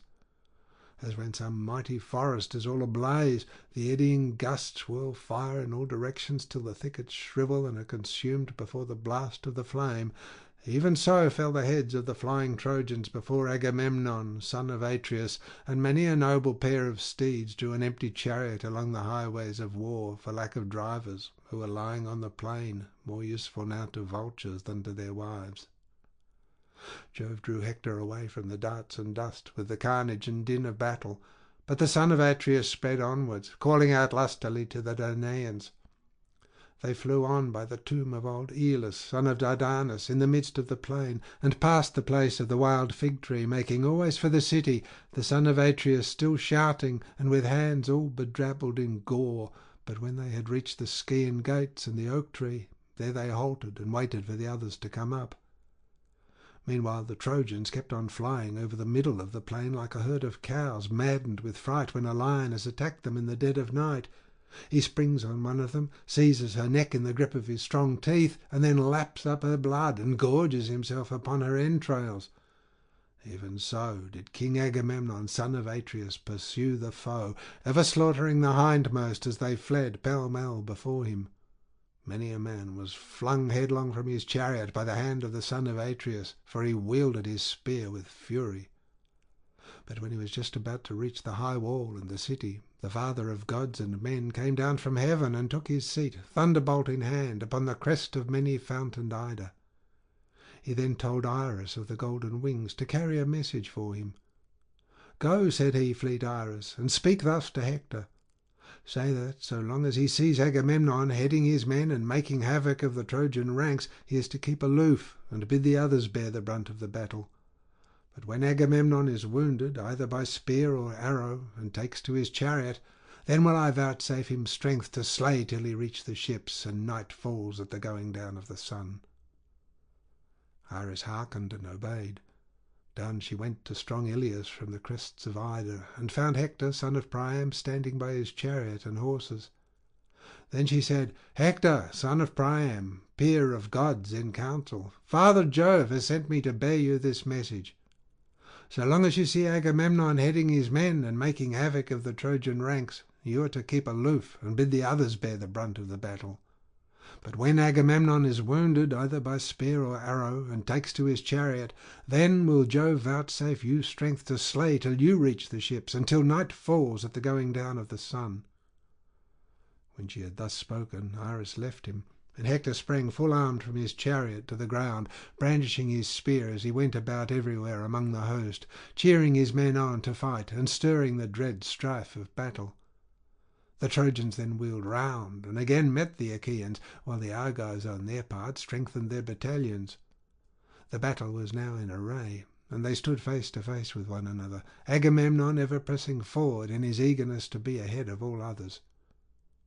"Tell me now, ye muses that dwell in the mansions of Olympus, who, whether of the Trojans or of their allies, was the first to face Agamemnon?" "It was Iphidamas, son of Antenor, a man both brave and of great stature, who was brought up in fertile Thrace, the mother of sheep. Cisses, his mother's father, brought him up in his own house when he was a child. Cisses, father to fair Theano. When he reached manhood, Cisses would have kept him there, and was for giving him his daughter in marriage. But as soon as he had married, he set out to fight the Achaeans with 12 ships that followed him. These he had left at Percote, and had come on by land to Ilias. He it was that now met Agamemnon, son of Atreus. When they were close up with one another, the son of Atreus missed his aim, and Iphidamas hit him on the girdle below the cuirass, and then flung himself upon him, trusting to his strength of arm. The girdle, however, was not pierced, nor nearly so, for the point of the spear struck against the silver, and was turned aside as though it had been lead. King Agamemnon caught it from his hand and drew it towards him with the fury of a lion. He then drew his sword and killed Iphidamas by striking him on the neck. So there the poor fellow lay, sleeping a sleep as it were of bronze, killed in the defence of his fellow citizens, far from his wedded wife, of whom he had had no joy, though he had given much for her. He had given 100 head of cattle down, and had promised later on to give 1,000 sheep and goats mixed from the countless flocks of which he was possessed. Agamemnon, son of Atreus, then despoiled him, and carried off his armour into the host of the Achaeans. When noble Coon, Antenor's eldest son, saw this, sore indeed were his eyes at the sight of his fallen brother. Unseen by Agamemnon, he got beside him, spear in hand, and wounded him in the middle of his arm below the elbow, the point of the spear going right through the arm. Agamemnon was convulsed with pain, but still not even for this did he leave off struggling and fighting, but grasped his spear that flew as fleet as the wind, and sprang upon Coon, who was trying to drag off the body of his brother, his father's son, by the foot, and was crying for help to all the bravest of his comrades. But Agamemnon struck him with a bronze-shod spear and killed him as he was dragging the dead body through the press of men under cover of his shield. He then cut off his head, standing over the body of Iphidamas. Thus did the sons of Antenor meet their fate at the hands of the son of Atreus and go down into the house of Hades. As long as the blood still welled warm from his wound, Agamemnon went about attacking the ranks of the enemy with spear and sword and with great handfuls of stone. But when the blood had ceased to flow and the wound grew dry, the pain became great. As the sharp pangs which the Eilithuiae, goddesses of childbirth, daughters of Juno, and dispensers of cruel pain, send upon a woman when she is in labour, even so sharp were the pangs of the son of Atreus. He sprang onto his chariot and bade his charioteer drive to the ships, for he was in great agony. With a loud, clear voice he shouted to the Danaans, "My friends, princes and counsellors of the Argives, defend the ships yourselves, for Jove has not suffered me to fight the whole day through against the Trojans." With this the charioteer turned his horses towards the ships, and they flew forward, nothing loath. Their chests were white with foam, and their bellies with dust, as they drew the wounded king out of the battle. When Hector saw Agamemnon quit the field, he shouted to the Trojans and Lycians, saying, "Trojans, Lycians, and Dardanian warriors, be men, my friends, and acquit yourselves in battle bravely. Their best man has left them, and Jove has vouchsafed me a great triumph. Charge the foe with your chariots, that you may win still greater glory." With these words he put heart and soul into them all, and as a huntsman hounds his dogs on against a lion or wild boar, even so did Hector, peer of Mars, hound the proud Trojans on against the Achaeans. Full of hope he plunged in among the foremost, and fell on the fight like some fierce tempest that swoops down upon the sea and lashes its deep blue waters into fury. What, then, is the full tale of those whom Hector, son of Priam, killed in the hour of triumph which Jove then vouchsafed him? First Osaeus, Autonous, and Opytes, Dolops, son of Clytius, Opheltius, and Agelaus, Asimnus, Orus, and Hipponous, steadfast in battle. These chieftains of the Achaeans did Hector slay, and then he fell upon the rank and file. As when the west wind hustles the clouds of the white south and beats them down with the fierceness of its fury, the waves of the sea roll high and the spray is flung aloft in the rage of the wandering wind, even so thick were the heads of them that fell by the hand of Hector. All had then been lost and no help for it, and the Achaeans would have fled pell-mell to their ships, had not Ulysses cried out to Diomed, "Son of Tydeus, what has happened to us that we thus forget our prowess? Come, my good fellows, stand by my side and help me. We shall be shamed for ever if Hector takes the ships." And Diomed answered, "Come what may, I will stand firm. But we shall have scant joy of it, for Jove is minded to give victory to the Trojans rather than to us." With these words he struck Thymbraeus from his chariot to the ground, smiting him in the left breast with his spear, while Ulysses killed Mauleon, who was his squire. These they let lie, now that they had stopped their fighting. The two heroes then went on playing havoc with the foe, like two wild boars that turn in fury and rend the hounds that hunt them. Thus did they turn upon the Trojans and slay them, and the Achaeans were thankful to have breathing time in their flight from Hector. They then took two princes with their chariot, the two sons of Merops of Percote, who excelled all others in the arts of divination. He had forbidden his sons to go to the war, but they would not obey him, for fate lured them to their fall. Diomed, son of Tydeus, slew them both, and stripped them of their armour, while Ulysses killed Hippodamus and Hypereicus.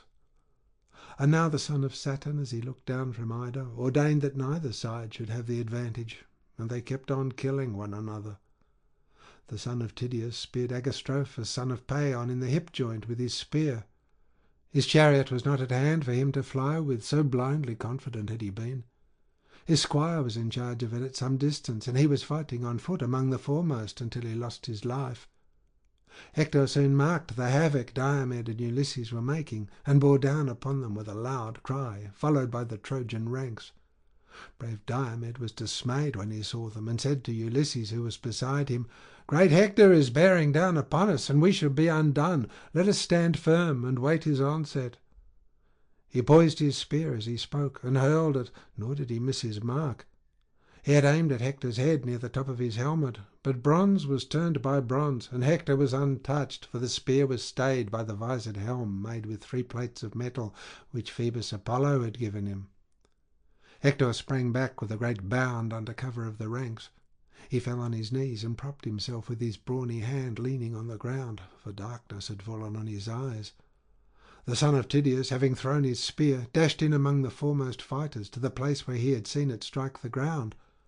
Meanwhile Hector recovered himself, and springing back into his chariot mingled with the crowd, by which means he saved his life. But Diomed made at him with his spear, and said, "Dog, you have again got away, though death was close on your heels. Phoebus Apollo, to whom I ween you pray ere you go into battle, has again saved you. Nevertheless, I will meet you and make an end of you hereafter, if there is any god who will stand by me too and be my helper.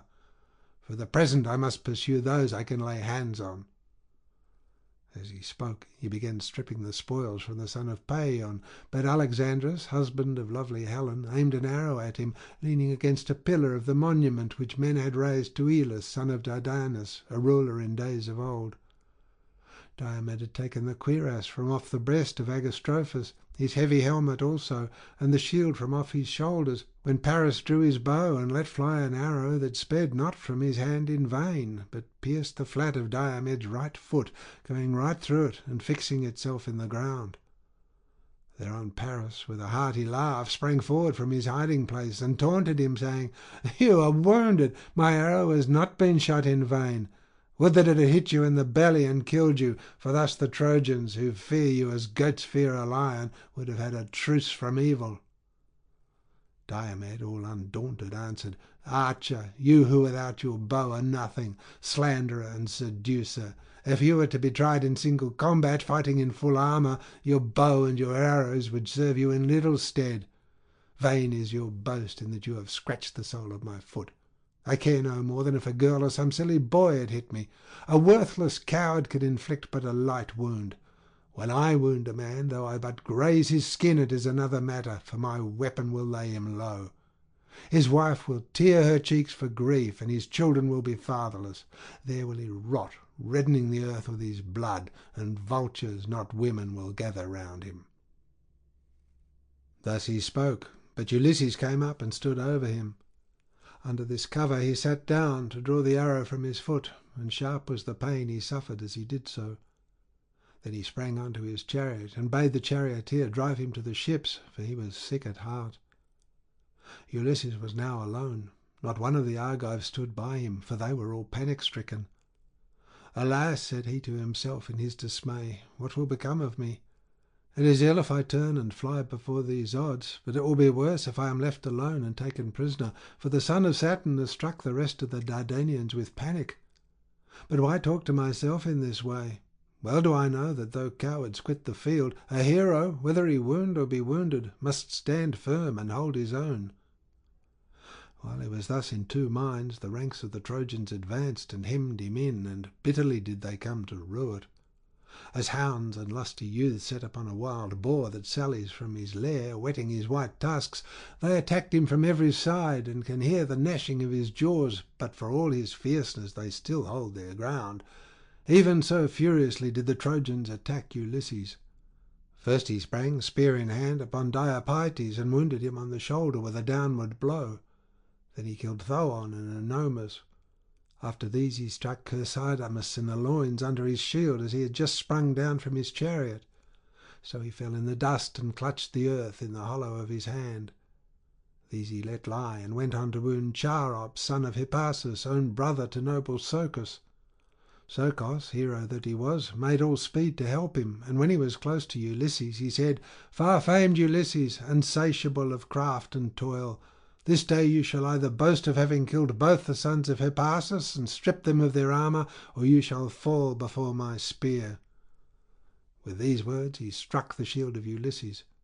The spear went through the shield and passed on through his richly wrought cuirass, tearing the flesh from his side, but Pallas Minerva did not suffer it to pierce the entrails of the hero.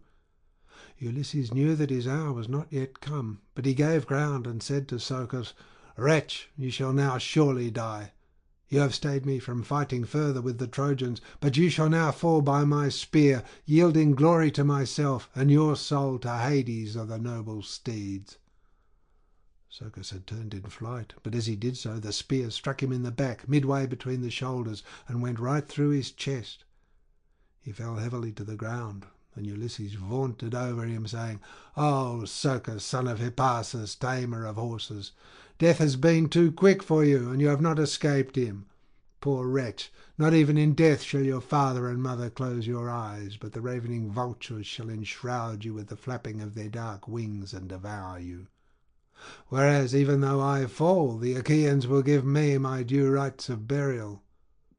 So saying, he drew Socus's heavy spear out of his flesh and from his shield, and the blood welled forth when the spear was withdrawn, so that he was much dismayed. When the Trojans saw that Ulysses was bleeding, they raised a great shout, and came on in a body towards him. He therefore gave ground, and called his comrades to come and help him. Thrice did he cry as loudly as man can cry, and thrice did brave Menelaus hear him. He turned therefore to Ajax, who was close beside him, and said, "Ajax, noble son of Telamon, captain of your people, the cry of Ulysses rings in my ears, as though the Trojans had cut him off and were worsting him while he is single-handed. Let us make our way through the throng. It will be well that we can defend him.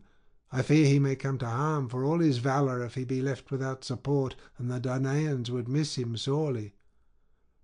He led the way, and mighty Ajax went with him. The Trojans had gathered round Ulysses like ravenous mountain jackals round the carcass of some horned stag that has been hit with an arrow. The staggers fled at full speed so long as his blood was warm and his strength has lasted, but when the arrow has overcome him, the savage jackals devour him in the shady glades of the forest. Then heaven sends a fierce lion thither, whereon the jackals fly in terror, and the lion robs them of their prey. Even so did Trojans, many and brave, gather round crafty Ulysses, but the hero stood at bay and kept them off with his spear. Ajax then came up with his shield before him like a wall, and stood hard by, whereon the Trojans fled in all directions. Menelaus took Ulysses by the hand and led him out of the press, while his squire brought up his chariot. But Ajax rushed furiously on the Trojans and killed Doryclus, a bastard son of Priam. Then he wounded Pandocus, Lysandrus, Pyrasus, and Pylates. As some swollen torrent comes rushing in full flood from the mountains onto the plain, big with rain of heaven, many a dry oak and many a pine does it engulf, and much mud does it bring down and cast into the sea. Even so did brave Ajax chase the foe furiously over the plain, slaying both men and horses. Hector did not yet know what Ajax was doing, for he was fighting on the extreme left of the battle by the banks of the river Scamander, where the carnage was thickest and the war cry loudest round Nestor and brave Idomeneus. Among these Hector was making great slaughter with his spear and furious driving, and was destroying the ranks that were opposed to him. Still the Achaeans would have given no ground, had not Alexandrus, husband of lovely Helen, stayed the prowess of Machaon, shepherd of his people, by wounding him in the right shoulder with a triple-barbed arrow. The Achaeans were in great fear that as the fight had turned against them, the Trojans might take him prisoner, and Idomeneus said to Nestor, "Nestor, son of Neleus, honour to the Achaean name, mount your chariot at once. Take Machaon with you, and drive your horses to the ships as fast as you can. A physician is worth more than several other men put together, for he can cut out arrows and spread healing herbs." Nestor, knight of Gerene, did as Idomeneus had counselled. He at once mounted his chariot, and Machaon, son of the famed physician Aesculapius, went with him. He lashed his horses, and they flew onward nothing loath towards the ships, as though of their own free will. Then Cebriones, seeing the Trojans in confusion, said to Hector from his place beside him, "Hector, here are we two fighting on the extreme wing of the battle, while the other Trojans are in pell-mell rout, they and their horses. Ajax, son of Telamon, is driving them before him. I know him by the breadth of his shield. Let us turn our chariot and horses thither, where horse and foot are fighting most desperately, and where the cry of battle is loudest." With this he lashed his goodly steeds, and when they felt the whip, they drew the chariot full speed among the Achaeans and Trojans, over the bodies and shields of those that had fallen.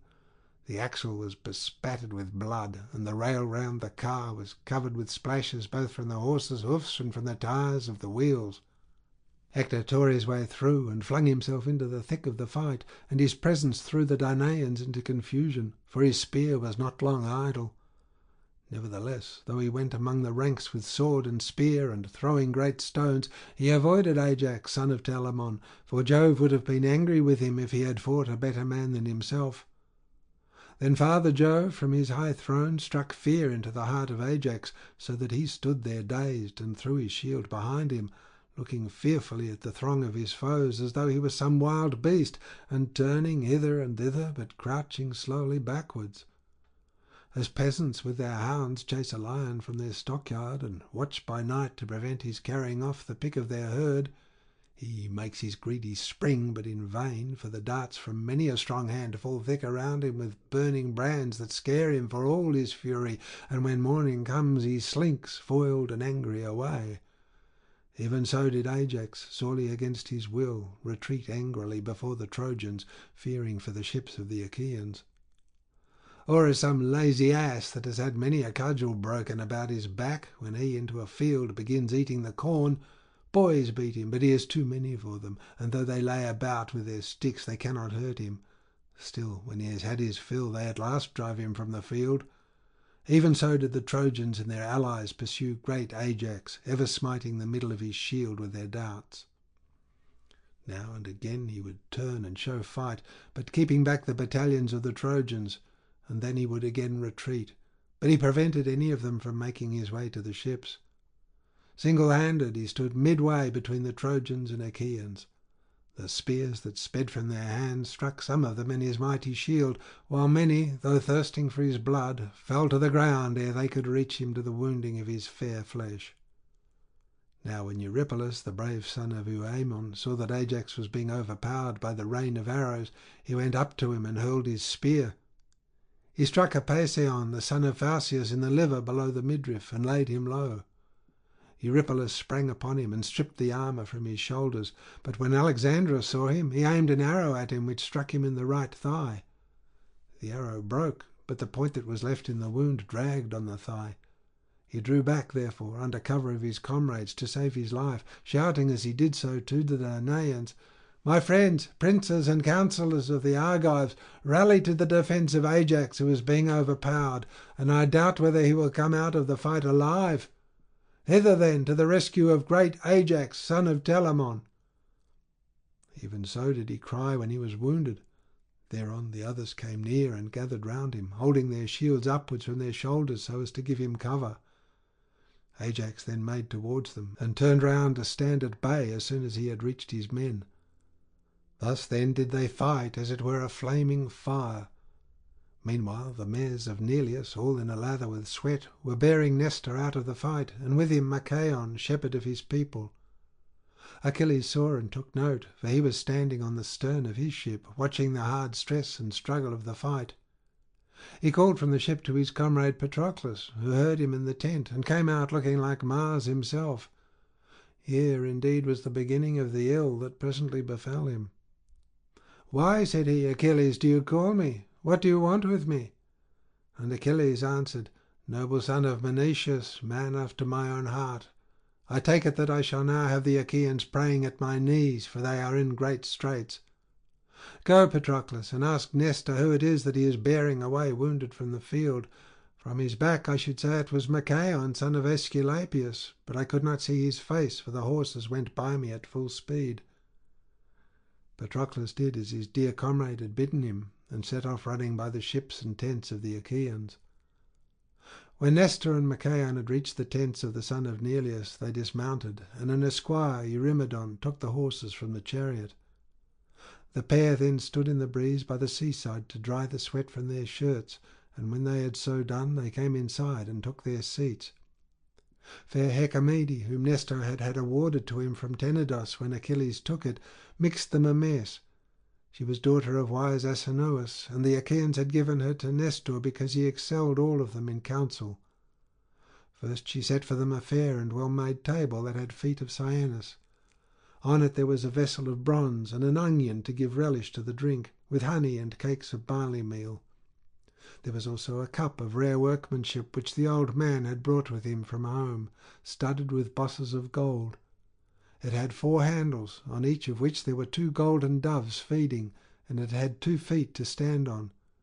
Anyone else would hardly have been able to lift it from the table when it was full, but Nestor could do so quite easily.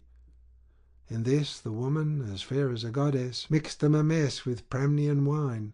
She grated goat's milk cheese into it with a bronze grater, threw in a handful of white barley meal, and having thus prepared the mess, she bade them drink it. When they had done so, and had thus quenched their thirst, they fell talking with one another, and at this moment Patroclus appeared at the door. When the old man saw him, he sprang from his seat, seized his hand, led him into the tent, and bade him take his place among them. But Patroclus stood where he was, and said, "Noble sir, I may not stay. You cannot persuade me to come in. He that sent me is not one to be trifled with, and he bade me ask who the wounded man was whom you were bearing away from the field. I can see now for myself that he is Machaon, shepherd of his people. I must go back and tell Achilles. You, sir, know what a terrible man he is, and how ready to blame, even where no blame should lie." And Nestor answered, "Why should Achilles care to know how many of the Achaeans may be wounded? He recks not of the dismay that reigns in our host. Our most valiant chieftains lie disabled.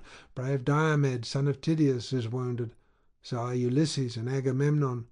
Eurypylus has been hit with an arrow in the thigh, and I have just been bringing this man from the field, he too wounded with an arrow. Nevertheless, Achilles, so valiant though he be, cares not and knows no ruth. Will he wait till the ships, do what we may, are in a blaze, and we perish one upon the other?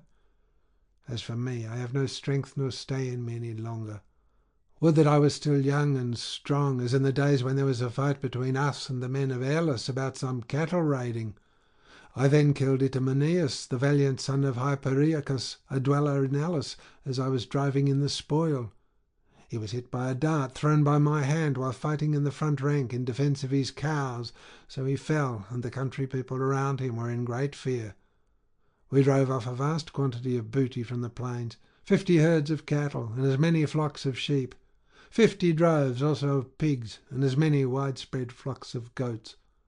Of horses, moreover, we seized 150, all of them mares, and many had foals running with them. All these did we drive by night to Pylus, the city of Neleus, taking them within the city, and the heart of Neleus was glad in that I had taken so much, though it was the first time I had ever been in the field. At daybreak the heralds went round crying that all in Elis to whom there was a debt owing should come, and the leading Pylians assembled to divide the spoils. There were many to whom the Epeans owed chattels, for we men of Pylus were few, and had been oppressed with wrong. In former years Hercules had come, and had laid his hand heavy upon us, so that all our best men had perished. Neleus had had 12 sons, but I alone was left. The others had all been killed. The Epeans, presuming upon all this, had looked down upon us, and had done us much evil. My father chose a herd of cattle and a great flock of sheep, 300 in all, and he took their shepherds with him, for there was a great debt due to him in Elis, to wit 4 horses, winners of prizes. They and their chariots with them had gone to the games and were to run for a tripod, but King Algaeus took them and sent back their driver, grieving for the loss of his horses. Neleus was angered by what he had both said and done, and took great value in return, but he divided the rest, that no man might have less than his full share. Thus did we order all things, and offer sacrifices to the gods throughout the city. But 3 days afterwards the Epeans came in a body, many in number, they and their chariots in full array, and with them the 2 Moleones in their armour, though they were still lads and unused to fighting. Now there is a certain town, Thyaressa, perched upon a rock on the river Alpheus, the border city of Pylus. This they would destroy, and pitch their camp about it. But when they had crossed their whole plain, Minerva darted down by night from Olympus, and bade us set ourselves in array. And she found willing soldiers in Pylos, for the men meant fighting. Neleus would not let me arm and hit my horses, for he said that as yet I could know nothing about war.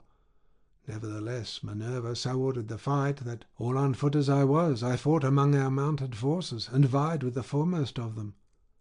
There is a river Minyaeus that falls into the sea near Arene, and there they that were mounted, and I with them, waited till morning, when the companies of foot soldiers came up with us in force.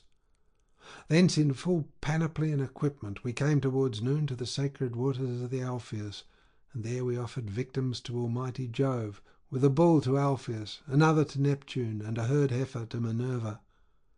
After this we took supper in our companies, and laid us down to rest, each in his armour, by the river. The Epeans were beleaguering the city, and were determined to take it, but ere this might be, there was a desperate fight in store for them. When the sun's rays began to fall upon the earth, we joined battle, praying to Jove and to Minerva. And when the fight had begun, I was the first to kill my man and take his horses, to wit the warrior Mulius. He was son-in-law to Argaeus, having married his eldest daughter, golden-hair Agamede, who knew the virtues of every herb which grows upon the face of the earth. I speared him as he was coming towards me, and when he fell headlong in the dust, I sprang upon his chariot and took my place in the front ranks.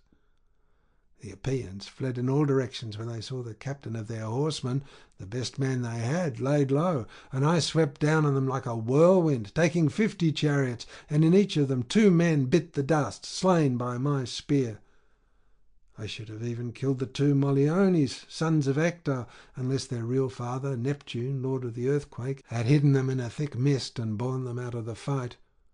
Thereon Jove vouchsafed the Pylians a great victory, for we chased them far over the plain, killing the men and bringing in their armour, till we had brought our horses to Buprasium, rich in wheat, and to the Olenian rock, with a hill that is called Alision, on which point Minerva turned the people back. There I slew the last man and left him. Then the Achaeans drove their horses back from Buprasium to Pylos, and gave thanks to Jove among the gods, and among mortal men to Nestor. Such was I among my peers, as surely as ever was. But Achilles is for keeping all his valour for himself. Bitterly will he rue it hereafter, when the host has been cut to pieces. My good friend, did not Menoetius charge you thus on the day when he sent you from Phthia to Agamemnon? Ulysses and I were in the house inside, and heard all that he said to you, for we came to the fair house of Peleus while beating up recruits throughout all Achaea, and when we got there we found Menoetius and yourself, and Achilles with you. The old knight Peleus was in the outer court, roasting the fat thigh bones of a heifer to Jove, the lord of thunder, and he held a gold chalice in his hand, from which he poured drink offerings of wine over the burning sacrifice. You 2 were busy cutting up the heifer, and at that moment we stood at the gates, whereon Achilles sprang to his feet, led us by the hand into the house, placed us at table, and set before us such hospitable entertainment as guests expect. When we had satisfied ourselves with meat and drink, I said my say, and urged both of you to join us. You were ready enough to do so, and the 2 old men charged you much and straitly. Old Peleus bade his son Achilles fight ever among the foremost, and outvie his peers, while Menoetius, the son of Hector, spoke thus to you.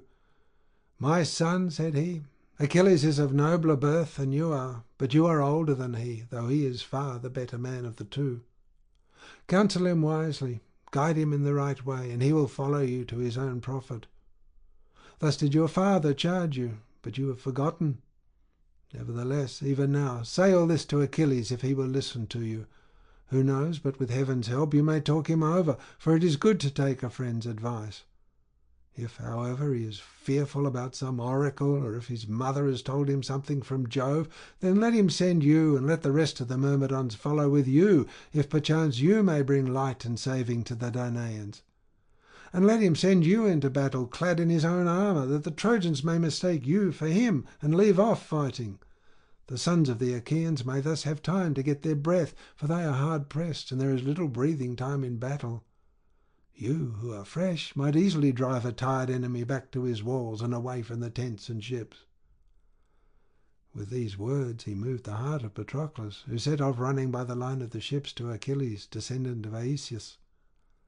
When he had got as far as the ships of Ulysses, where there was a place of assembly and court of justice, with their altars dedicated to the gods, Eurypylus, son of Euaemon, met him, wounded in the thigh with an arrow and limping out of the fight. Sweat rained from his head and shoulders, and black blood welled from his cruel wound, but his mind did not wander. The son of Menoetius, when he saw him, had compassion upon him, and spoke piteously, saying, "O unhappy princes and counsellors of the Danaans, are you then doomed to feed the hounds of Troy with your fat, far from your friends and your native land?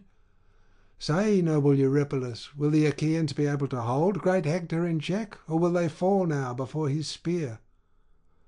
Wounded Eurypylus made answer, "Noble Patroclus, there is no hope left for the Achaeans, but they will perish at their ships. All they that were princes among us are lying struck down and wounded at the hands of the Trojans, who are waxing stronger and stronger. But save me, and take me to your ship. Cut out the arrow from my thigh.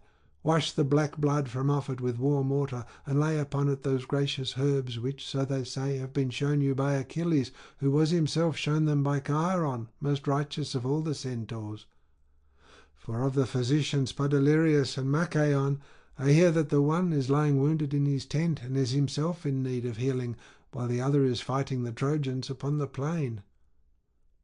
"Hero Eurypylus," replied the brave son of Menoetius, "how may these things be? What can I do?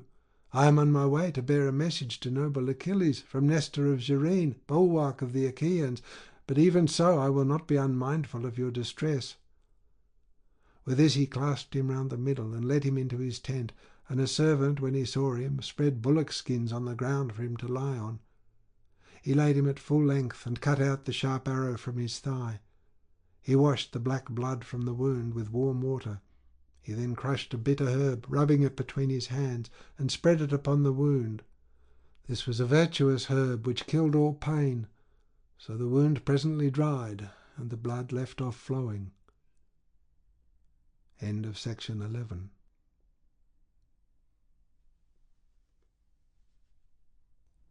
Section 12 of the Iliad by Homer, translated by Samuel Butler. Book 12. The Trojans and their allies break the wall, led on by Hector.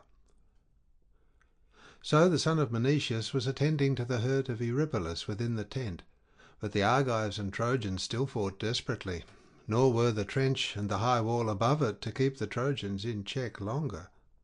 They had built it to protect their ships, and had dug the trench all round it that it might safeguard both the ships and the rich spoils which they had taken, but they had not offered hecatombs to the gods.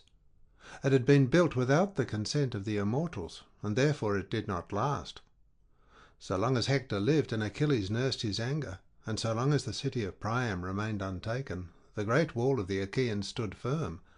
But when the bravest of the Trojans were no more, and many also of the Argives, though some were yet left alive, when moreover the city was sacked in the 10th year, and the Argives had gone back with their ships to their own country, then Neptune and Apollo took counsel to destroy the wall, and they turned on to it the streams of all the rivers from Mount Ida into the sea, Rhesus, Heptaporus, Charissus, Rhodius, Grenicus, Aesopus, and goodly Scamander, with Simois, where many a shield and helm had fallen, and many a hero of the race of demigods had bitten the dust.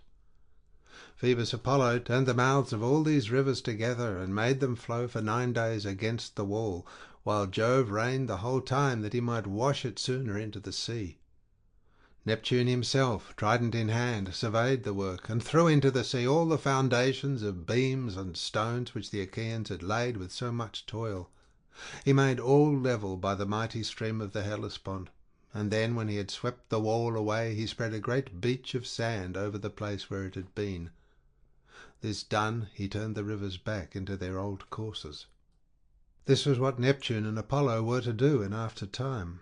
But as yet battle and turmoil were still raging round the wall, till its timbers rang under the blows that rained upon them. The Argives, cowed by the scourge of Jove, were hemmed in at their ships in fear of Hector, the mighty minister of rout, who, as heretofore, fought with the force and fury of a whirlwind.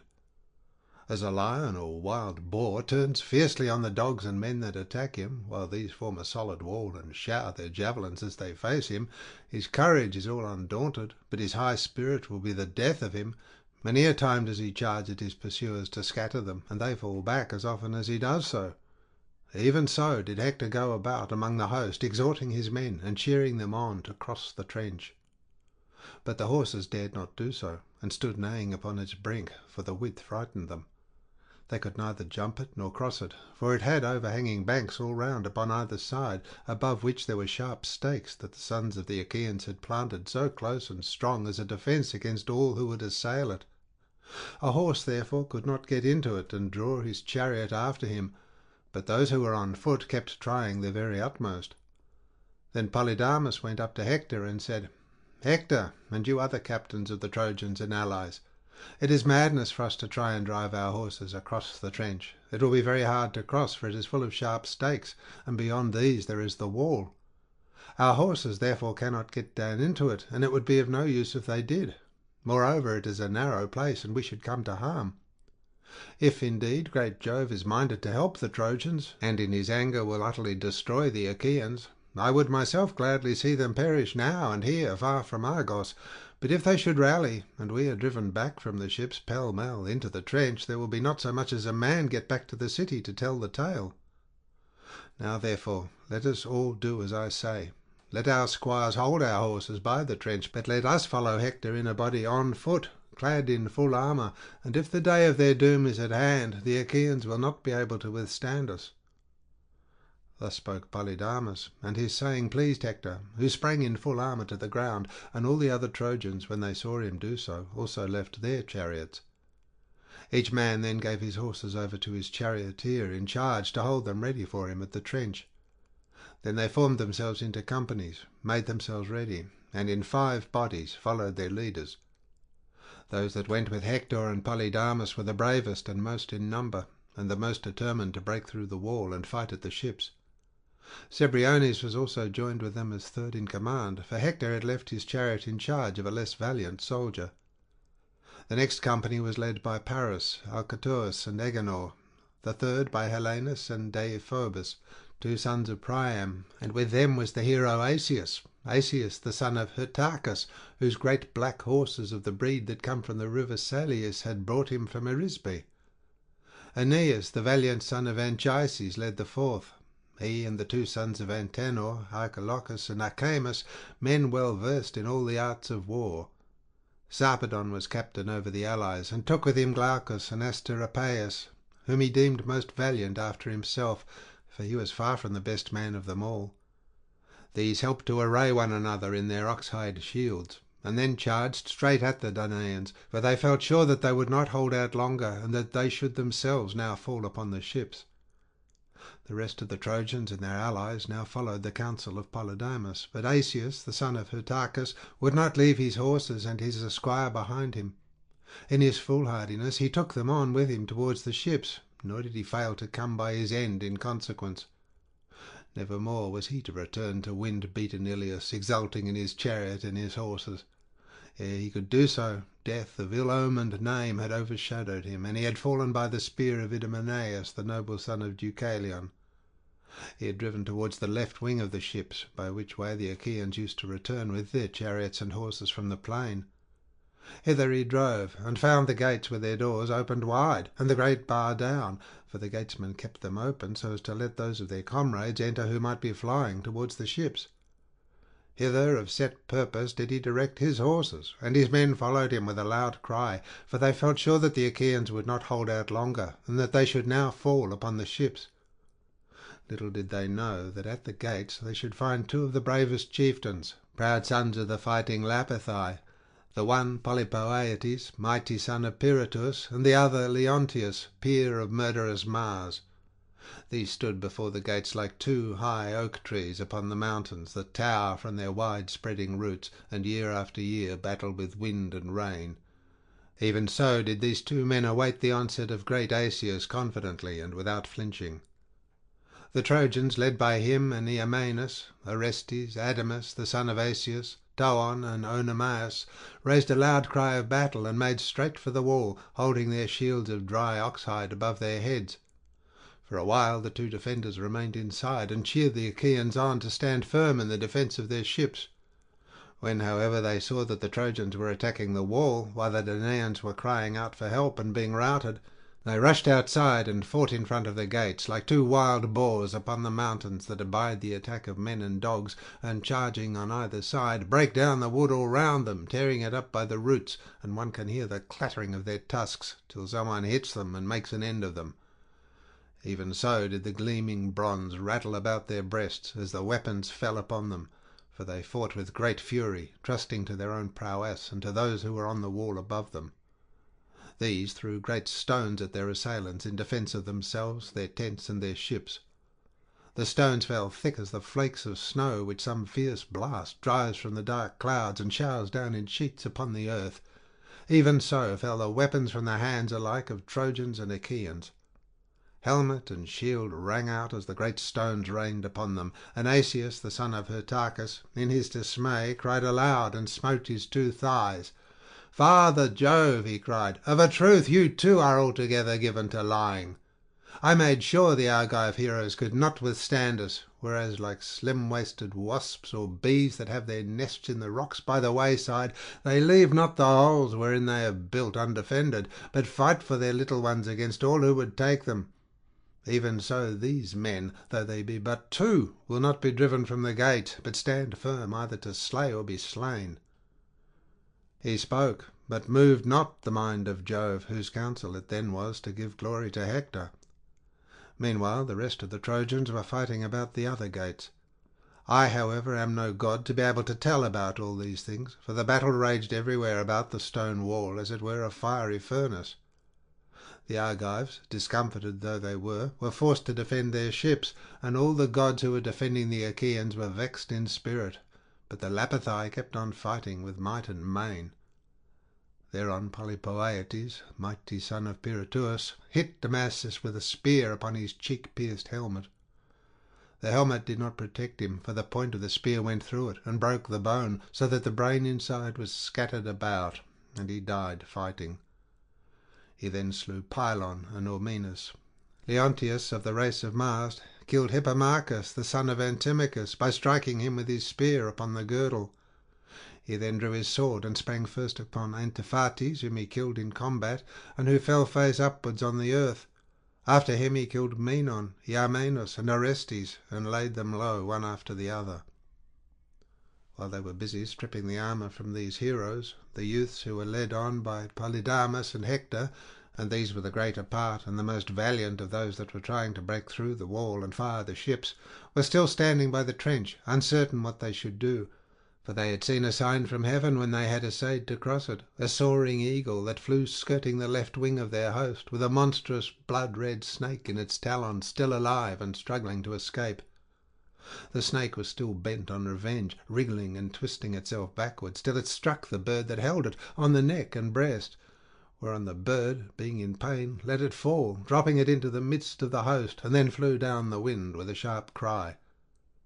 The Trojans were struck with terror when they saw the snake, portent of Aegis bearing Jove, writhing in the midst of them, and Polydamas went up to Hector and said, "Hector, at our councils of war you are ever given to rebuke me, even when I speak wisely, and though it were not well, forsooth, that one of the people should cross your will either in the field or at the council board, you would have them support you always. Nevertheless, I will say what I think will be best. Let us not now go on to fight the Danaans at their ships, for I know what will happen if this soaring eagle, which skirted the left wing of our host with a monstrous blood-red snake in its talons, the snake being still alive, was really sent as an omen to the Trojans on their essaying to cross the trench. The eagle let go her hold. She did not succeed in taking it home to her little ones, and so will it be with ourselves.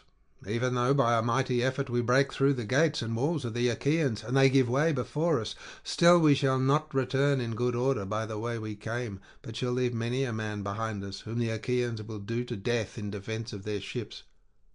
Thus would any seer who was expert in these matters and was trusted by the people read the portent." Hector looked fiercely at him and said, "Polydamas, I like not of your reading. You can find a better saying than this if you will. If, however, you have spoken in good earnest, then indeed has heaven robbed you of your reason.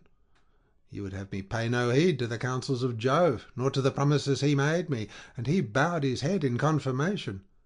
You bid me be ruled rather by the flight of wild fowl.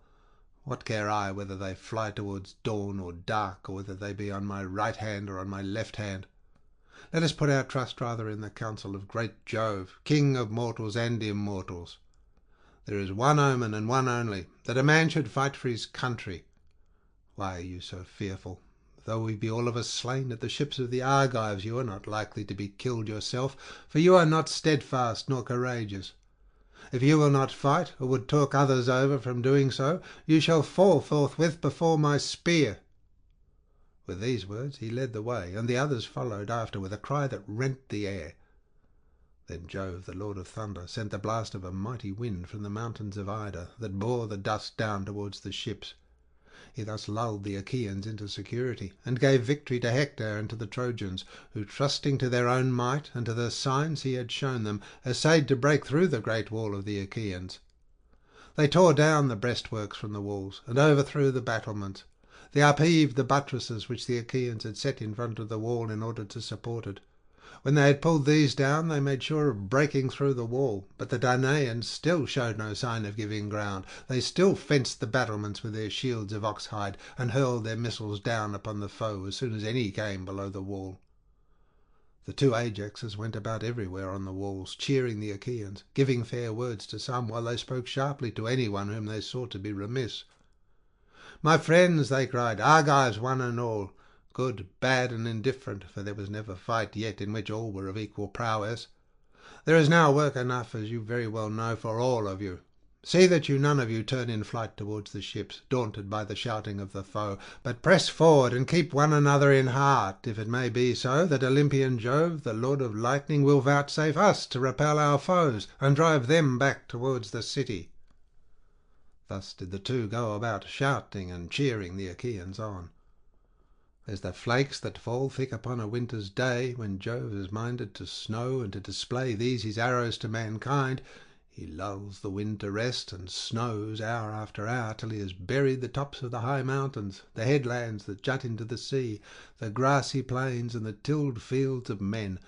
The snow lies deep upon the forelands and havens of the grey sea, but the waves as they come rolling in stay it that it can come no further, though all else is wrapped as with a mantle, so heavy are the heavens with snow. Even thus thickly did the stones fall on one side and on the other, some thrown at the Trojans, and some by the Trojans at the Achaeans, and the whole wall was in an uproar. Still the Trojans and brave Hector would not yet have broken down the gates and the great bar, had not Jove turned his son Sarpedon against the Argives, as a lion against a herd of horned cattle. Before him he held his shield of hammered bronze, that the smith had beaten so fair and round, and had lined with ox hides, which he had made fast with rivets of gold all round the shield. This he held in front of him, and brandishing his two spears, came on like some lion of the wilderness, who has been long famished for want of meat, and will dare break even into a well-fenced homestead to try and get at the sheep. He may find the shepherds keeping watch over their flocks with dogs and spears, but he is in no mind to be driven from the fold till he has had a try for it. He will either spring on a sheep or carry it off, or be hit by a spear from some strong hand. Even so was Sarpedon fain to attack the wall and break down its battlements. Then he said to Glaucus, son of Hippolochus, "Glaucus, why in Lycia do we receive a special honour as regards our place at table? Why are the choicest portions served us, and our cups kept brimming, and why do men look up to us as though we were gods? Moreover, we hold a large estate by the banks of the river Xanthus, fair with orchard lawns and wheat-growing land. It becomes us, therefore, to take our stand at the head of all the Lycians, and bear the brunt of the fight, that one may say to another, 'Our princes in Lycia eat the fat of the land and drink best of wine, but they are fine fellows. They fight well, and are ever at the front in battle.' My good friend, if when we were once out of this fight we could escape old age and death thenceforward and forever, I should neither press forward myself nor bid you do so. But death in 10,000 shapes hangs ever over our heads, and no man can elude him. Therefore let us go forward, and either win glory for ourselves or yield it to another." Glaucus heeded his saying, and the pair forthwith led on the host of Lycians. Mnestheus, son of Peteos, was dismayed when he saw them, for it was against his part of the wall that they came, bringing destruction with them. He looked along the wall for some chieftain to support his comrades, and saw the two Ajaxes, men ever eager for the fray, and Teucer, who had just come from his tent, standing near them. But he could not make his voice heard by shouting to them, so great an uproar was there from crashing shields and helmets and the battering of gates with a din which reached the skies. For all the gates had been closed, and the Trojans were hammering at them to try and break their way through them. Mnestheus therefore sent Tootes with a message to Ajax. "Run, good Tootes," he said, "and call Ajax, or better still bid both come, for it will be all over with us here directly. The leaders of the Lycians are upon us, men who have ever fought desperately heretofore. But if they have too much on their hands to let them come, at any rate let Ajax son of Telamon do so, and let Teucer, the famous bowman, come with him." The messenger did as he was told, and set off running along the wall of the Achaeans. When he reached the Ajaxes, he said to them, "Sirs, princes of the Argives, the son of noble Peteos bids you come to him for a while and help him. You had better both come if you can, or it will be all over with him directly. The leaders of the Lycians are upon him, men who have ever fought desperately heretofore. If you have too much on your hands to let both come, at any rate let Ajax son of Telamon do so, and let Teucer, the famous bowman, come with him."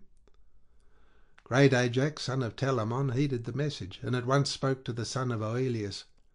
"Ajax," said he, "do you too, yourself and brave Lycomedes, stay here and keep the Danaans in heart to fight their hardest. I will go over yonder and bear my part in the fray, but I will come back here at once as soon as I have given them the help they need." With this Ajax son of Telamon set off, and Teucer his brother by the same father went also, with Pandion to carry Teucer's bow. They went along inside the wall, and when they came to the tower where Mnestheus was, and hard pressed indeed did they find him, the brave captains and leaders of the Lycians were storming the battlements as it were a thick dark cloud, fighting in close quarters, and raising the battle cry aloud. First Ajax son of Telamon killed brave Epicles, a comrade of Sarpedon, hitting him with a jagged stone that lay by the battlements at the very top of the wall. As men now are, even one who was in the bloom of youth could hardly lift it with his two hands, but Ajax raised it high aloft and flung it down, smashing Epicles' four-crested helmet so that the bones of his head were crushed to pieces, and he fell from the high wall as though he were diving, with no more life left in him. Then Teucer wounded Glaucus, the brave son of Hippolochus, as he was coming on to attack the wall. He saw his shoulder bare, and aimed an arrow at it, which made Glaucus leave off fighting. Thereon he sprang covertly down for fear some of the Achaeans might see that he was wounded, and taunt him. Sarpedon was stung with grief when he saw Glaucus leave him. Still he did not leave off fighting, but aimed his spear at Alcmaeon, the son of Thestor, and hit him. He drew his spear back again, and Alcmaeon came down headlong after it, with his bronzed armour rattling around him. Then Sarpedon seized the battlement in his strong hands, and tugged at it till it all gave way together, and a breach was made through which many might pass. Ajax and Teucer then both of them attacked him. Teucer hit him with an arrow on the band that bore the shield which covered his body, but Jove saved his son from destruction, that he might not fall by the ship's sterns. Meanwhile Ajax sprang on him and pierced his shield, but the spear did not go clean through, though it hustled him back that he could come on no further. He therefore retired a little space from the battlement, yet without losing all his ground, for he still thought to cover himself with glory. Then he turned round and shouted to the brave Lycians, saying, "Lycians, why do you thus fail me? For all my prowess I cannot break through the wall and open a way to the ship single-handed. Come close on behind me, for the more there are of us, the better." The Lycians, shamed by his rebuke, pressed closer round him, who was their counsellor and their king. The Argives, on their part, got their men in fighting order within the wall, and there was a deadly struggle between them. The Lycians could not break through the wall and force their way to the ships, nor could the Danaans drive the Lycians from the wall now that they had once reached it. As two men, measuring rods in hand, quarrel about their boundaries in a field that they own in common, and stickle for their rights even though they be but a mere strip, Even so did the battlements now serve as a bone of contention, and they beat one another's round shields for their possession. Many a man's body was wounded with the pitiless bronze as he turned round and bared his back to the foe, and many were struck clean through their shields. The wall and battlements were everywhere deluged with the blood alike of Trojans and of Achaeans. But even so the Trojans could not rout the Achaeans, who still held on, and as some honest, hard-working woman weighs wool in her balance and sees that the scales be true, for she would gain some pitiful earnings for her little ones, even so was the fight balanced evenly between them, till the time came when Jove gave the greater glory to Hector, son of Priam, who was first to spring towards the wall of the Achaeans. When he had done so, he cried aloud to the Trojans, "Up, Trojans, break the wall of the Argives, and fling fire upon their ships." Thus did he hound them on, and in one body they rushed straight at the wall as he had bidden them, and scaled the battlements with sharp spears in their hands. Hector laid hold of a stone that lay just outside the gates, and was thick at one end but pointed at the other. Two of the best men in a town, as men now are, could hardly raise it from the ground and put it onto a waggon, but Hector lifted it quite easily by himself, for the son of scheming Saturn made it light for him. As a shepherd picks up a ram's fleece with one hand and finds it no burden, so easily did Hector lift the great stone and drive it right at the doors that closed the gates so strong and so firmly set. These doors were double and high, and were kept closed by two crossbars to which there was but one key. When he had got close up to them, Hector strode towards them that his blow might gain in force, and struck them in the middle, leaning his whole weight against them. He broke both hinges, and the stone fell inside by reason of its great weight. The portals re-echoed with the sound, the bars held no longer, and the doors flew open, one way and the other, through the force of the blow. Then brave Hector leaped inside with a face as dark as that of flying night. The gleaming bronze flashed fiercely about his body, and he had two spears in his hand. None but a god could have withstood him as he flung himself into the gateway, and his eyes glared like fire. Then he turned round towards the Trojans and called on them to scale the wall, and they did as he bade them, some of them at once climbing over the wall, while others passed through the gates. The Danaans then fled, panic-stricken, towards their ships, and all was uproar and confusion. End of section 12.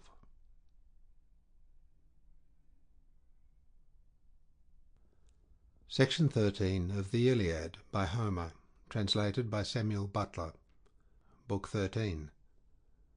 Neptune helps the Achaeans. The feats of Idomeneus. Hector at the ships.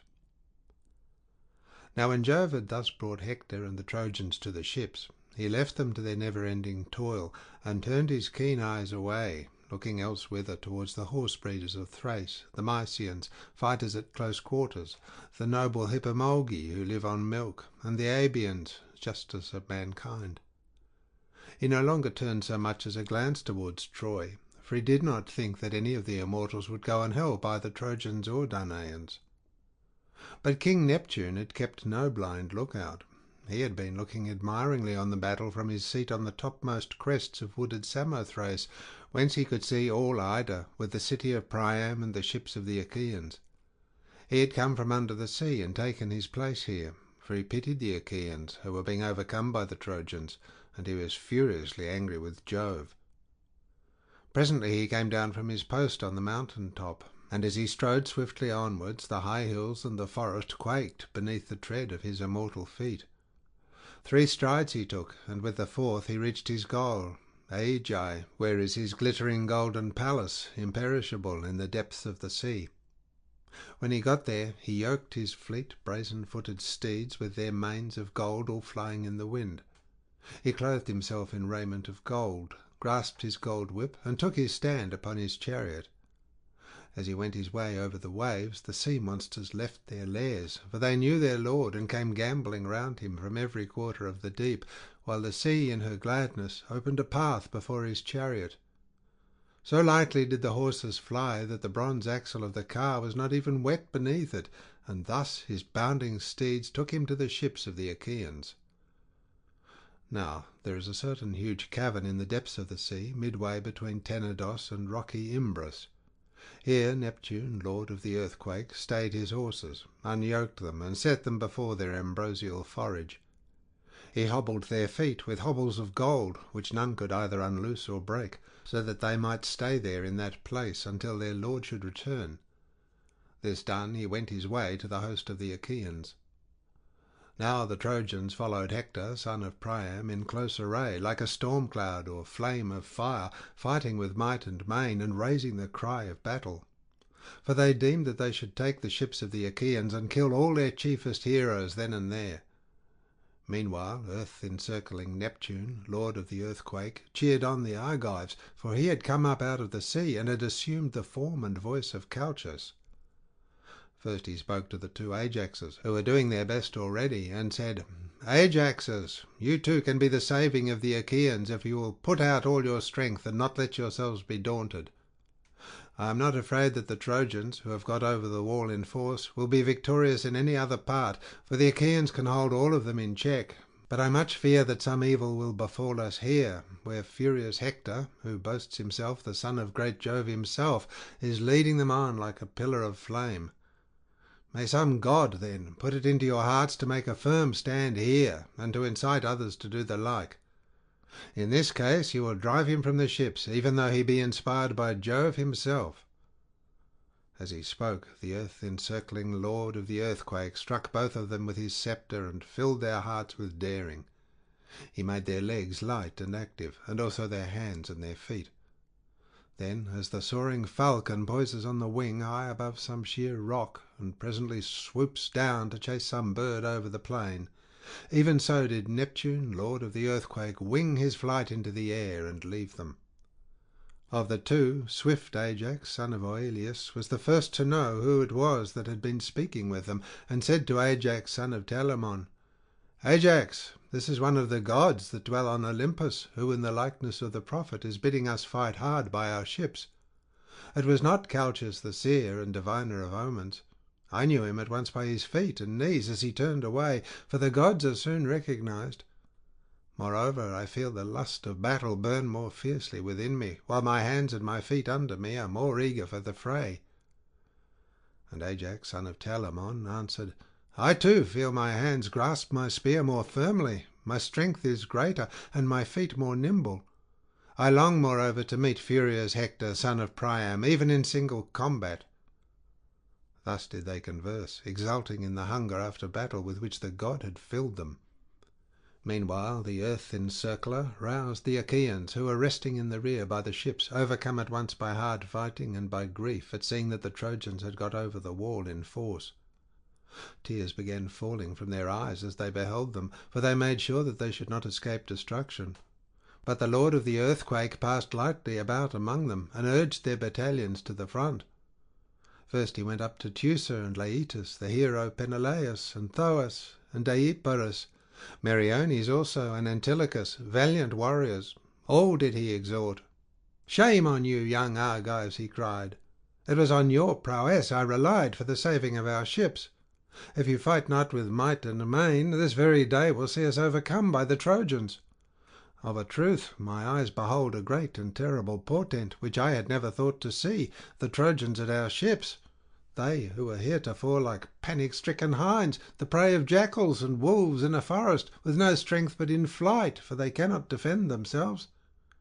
Hitherto the Trojans dared not for one moment face the attack of the Achaeans, but now they have sallied far from their city, and are fighting at our very ships, through the cowardice of our leaders and the disaffection of the people themselves, who in their discontent care not to fight in defence of the ships, but are being slaughtered near them.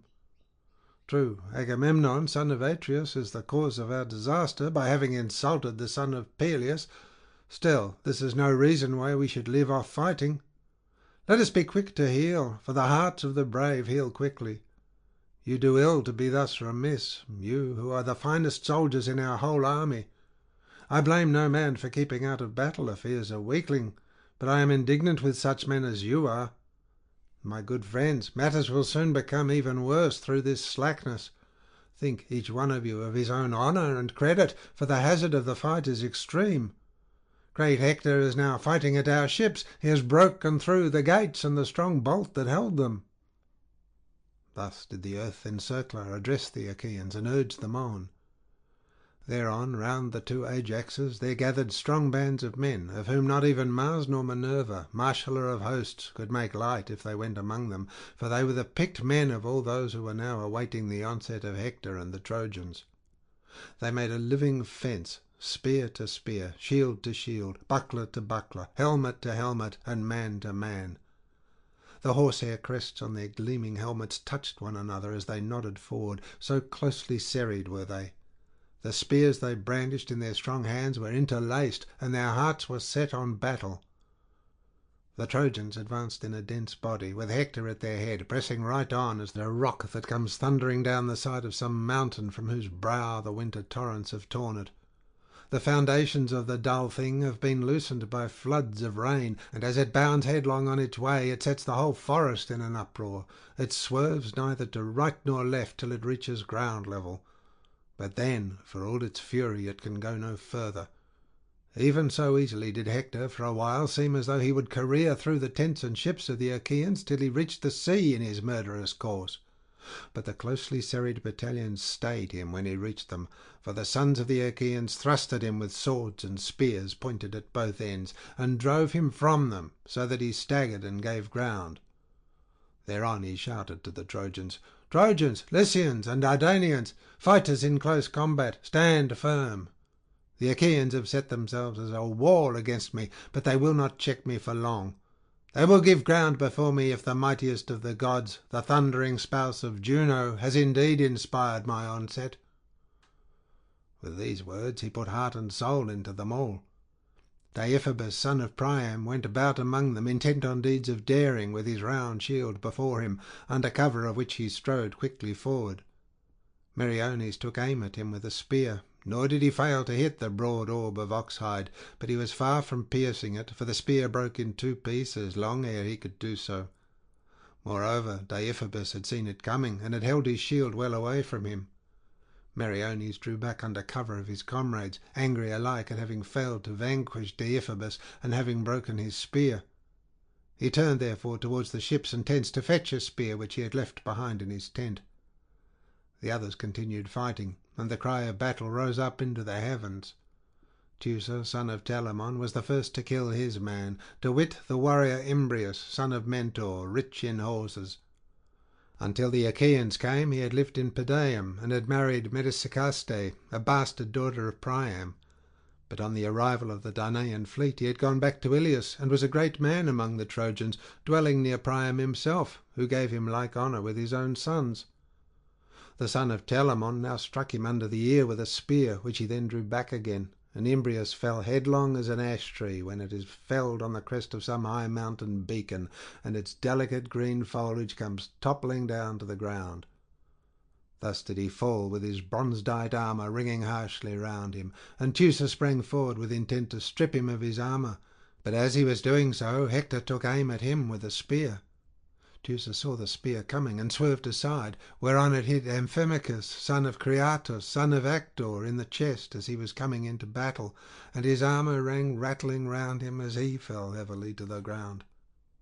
Hector sprang forward to take Amphimachus's helmet from off his temples, and in a moment Ajax threw a spear at him, but did not wound him, for he was encased all over in his terrible armour. Nevertheless, the spear struck the boss of his shield with such force as to drive him back from the two corpses, which the Achaeans then drew off. Stichius and Mnestheus, captains of the Athenians, bore away Amphimachus to the host of the Achaeans, while the two brave and impetuous Ajaxes did the like by Imbrius. As two lions snatch a goat from their hounds that have it in their fangs, and bear it through a thick brushwood high above the ground in their jaws, thus did the Ajaxes bear aloft the body of Imbrius and strip it of its armour. Then the son of Oileus severed the head from the neck in revenge for the death of Amphimachus, and sent it whirling over the crowd as though it had been a ball, till it fell in the dust at Hector's feet. Neptune was exceedingly angry that his grandson Amphimachus should have fallen. He therefore went to the tents and ships of the Achaeans to urge the Danaans still further, and to devise evil for the Trojans. Idomeneus met him as he was taking leave of a comrade who had just come to him from the fight, wounded in the knee. His fellow soldier bore him off the field, And Idomeneus, having given orders to the physician, went on to his tent, for he was still thirsting for battle. Neptune spoke in the likeness and with the voice of Thoas, son of Andraemon, who ruled the Aetolians of all Pleuron and high Calydon, and was honoured among his people as though he were a god. "Idomeneus," said he, "lawgiver to the Cretans, what has now become of the threats with which the sons of the Achaeans used to threaten the Trojans?" And Idomeneus, chief among the Cretans, answered, "Thoas, no one so far as I know is in fault, for we can all fight. None are held back neither by fear nor slackness, but it seems to be the will of Almighty Jove that the Achaeans should perish ingloriously here, far from Argos.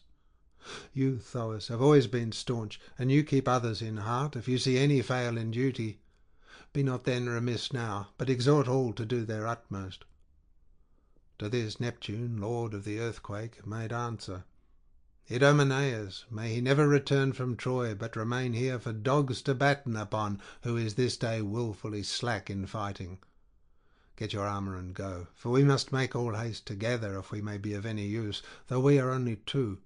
Even cowards gain courage from companionship, and we too can hold our own with the bravest." Therewith the god went back into the thick of the fight, and Idomeneus, when he had reached his tent, donned his armour, grasped his 2 spears, and sallied forth. As the lightning which the son of Saturn brandishes from bright Olympus when he would show a sign to mortals, and its gleam flashes far and wide, even so did his armour gleam about him as he ran. Meriones, his sturdy squire, met him while he was still near his tent, for he was going to fetch his spear, and Idomeneus said, "Meriones, fleet son of Molus, best of comrades, why have you left the field? Are you wounded, and is the point of the weapon hurting you, or have you been sent to fetch me? I want no fetching. I had far rather fight than stay in my tent." "Idomeneus," answered Meriones, "I come for a spear, if I can find one in my tent. I have broken the one I had in throwing it at the shield of Deiphobus." And Idomeneus, captain of the Cretans, answered, "You will find 1 spear, or 20, if you so please, standing up against the end wall of my tent. I have taken them from Trojans whom I have killed, for I am not one to keep my enemy at arm's length. Therefore I have spears, boshed shields, helmets, and burnished corslets." Then Meriones said, "I too in my tent and at my ship have spoils taken from the Trojans, but they are not at hand. I have been at all times valorous, and wherever there has been hard fighting have held my own among the foremost. There may be those among the Achaeans who do not know how I fight, but you know it well enough yourself." Idomeneus answered, "I know you for a brave man. You need not tell me. If the best men at the ships were being chosen to go on an ambush, and there is nothing like this for showing what a man is made of, it comes out then who is cowardly and who brave. The coward will change colour at every turn. He is full of fears, and keeps shifting his weight first on one knee and then on the other. His heart beats fast as he thinks of death, and one can hear the chattering of his teeth. Whereas the brave man will not change colour, nor be frightened on finding himself in ambush, but is all the time longing to go into action. If the best men were being chosen for such a service, no one could make light of your courage nor feats of arms. If you were struck by a dart or smitten in close combat, it would not be from behind, in your neck nor back, but the weapon would hit you in the chest or belly as you are pressing forward to a place in the front ranks. But let us no longer stay here talking like children, lest we be ill spoken of. Go, fetch your spear from the tent at once." On this Meriones, peer of Mars, went to the tent and got himself a spear of bronze. He then followed after Idomeneus, big with great deeds of valour. As when baneful Mars sallies forth to battle, and his son Panic, so strong and dauntless, goes with him, to strike terror even into the heart of a hero, the pair have gone from Thrace to arm themselves among the Ephari or the brave Phlegians, but they will not listen to both the contesting hosts, and will give victory to one side or to the other.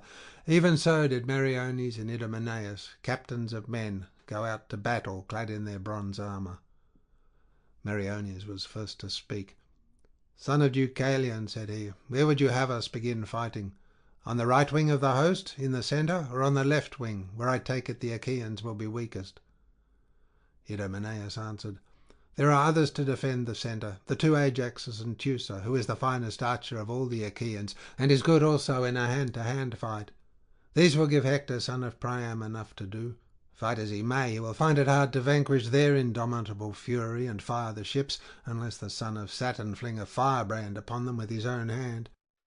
Great Ajax, son of Telamon, will yield to no man who is in mortal mould and eats the grain of Ceres, if bronze and great stones can overthrow him. He would not yield even to Achilles in hand-to-hand fight, and in fleetness of foot there is none to beat him. Let us turn therefore towards the left wing, that we may know forthwith whether we are to give glory to some other, or he to us." Meriones, peer of fleet Mars, then led the way till they came to the part of the host which Idomeneus had named. Now when the Trojans saw Idomeneus coming on like a flame of fire, him and his squire clad in their richly wrought armour, they shouted and made towards him all in a body, and a furious hand-to-hand fight raged under the ship's sterns. Fierce as the shrill winds that whistle upon a day when the dust lies deep on the roads, and the gusts raise it into a thick cloud, even such was the fury of the combat, and might and main did they hack at each other with spear and sword throughout the host. The field bristled with the long and deadly spears which they bore. Dazzling was the sheen of their gleaming helmets, their fresh burnished breastplates and glittering shields as they joined battle with one another. Iron indeed must be his courage who could take pleasure in the sight of such a turmoil and look on it without being dismayed. Thus did the two mighty sons of Saturn devise evil for mortal heroes. Jove was minded to give victory to the Trojans and to Hector, so as to do honour to fleet Achilles. Nevertheless, he did not mean to utterly overthrow the Achaean host before Ilius, and only wanted to glorify Thetis and her valiant son. Neptune, on the other hand, went about among the Argives to incite them, having come up from the grey sea in secret, for he was grieved at seeing them vanquished by the Trojans, and was furiously angry with Jove.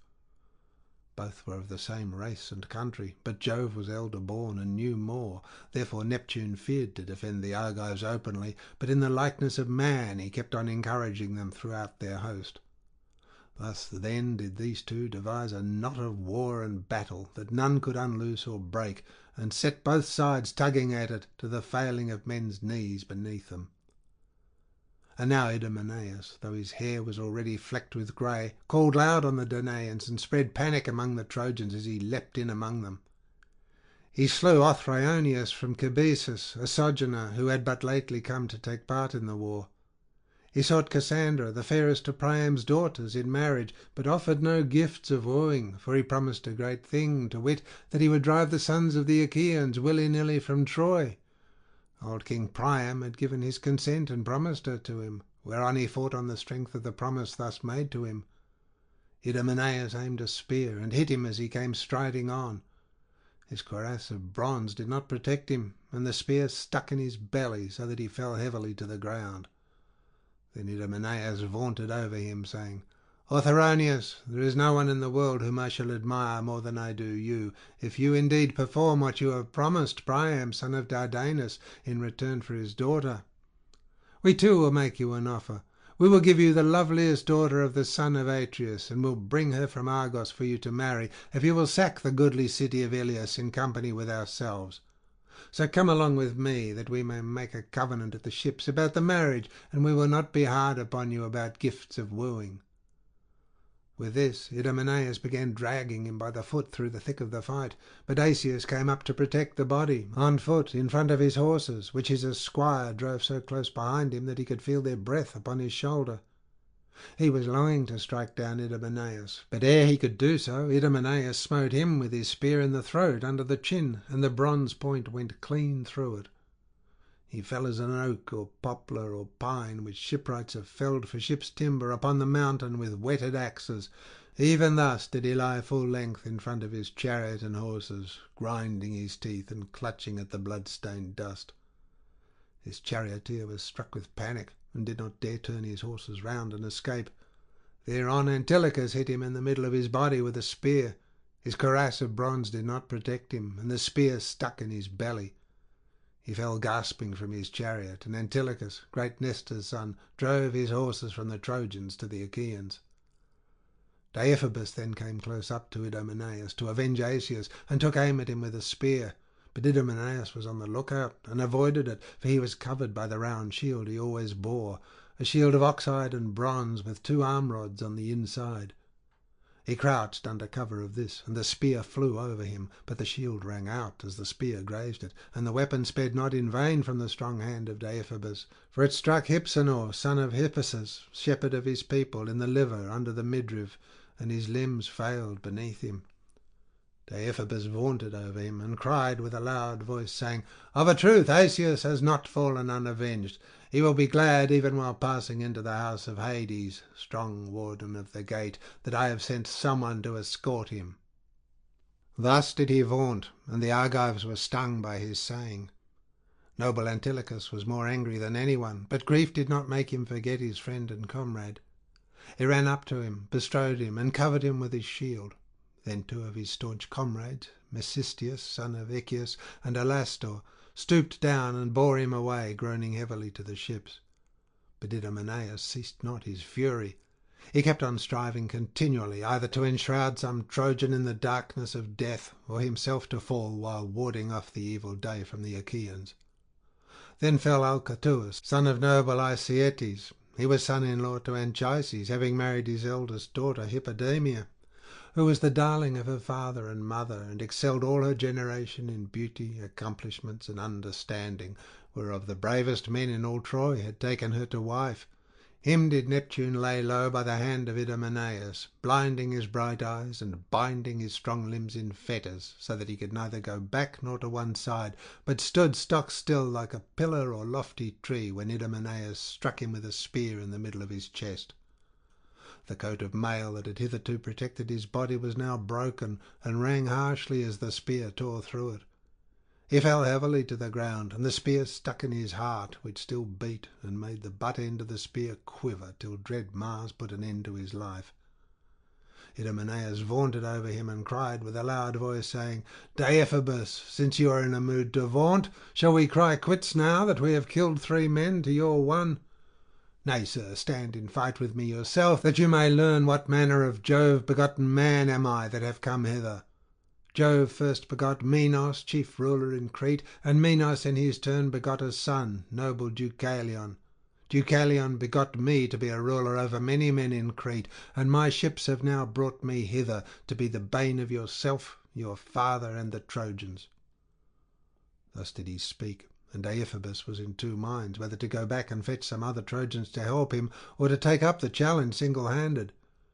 In the end he deemed it best to go and fetch Aeneas, whom he found standing in the rear, for he had long been aggrieved with Priam, because in spite of his brave deeds he did not give him his due share of honour.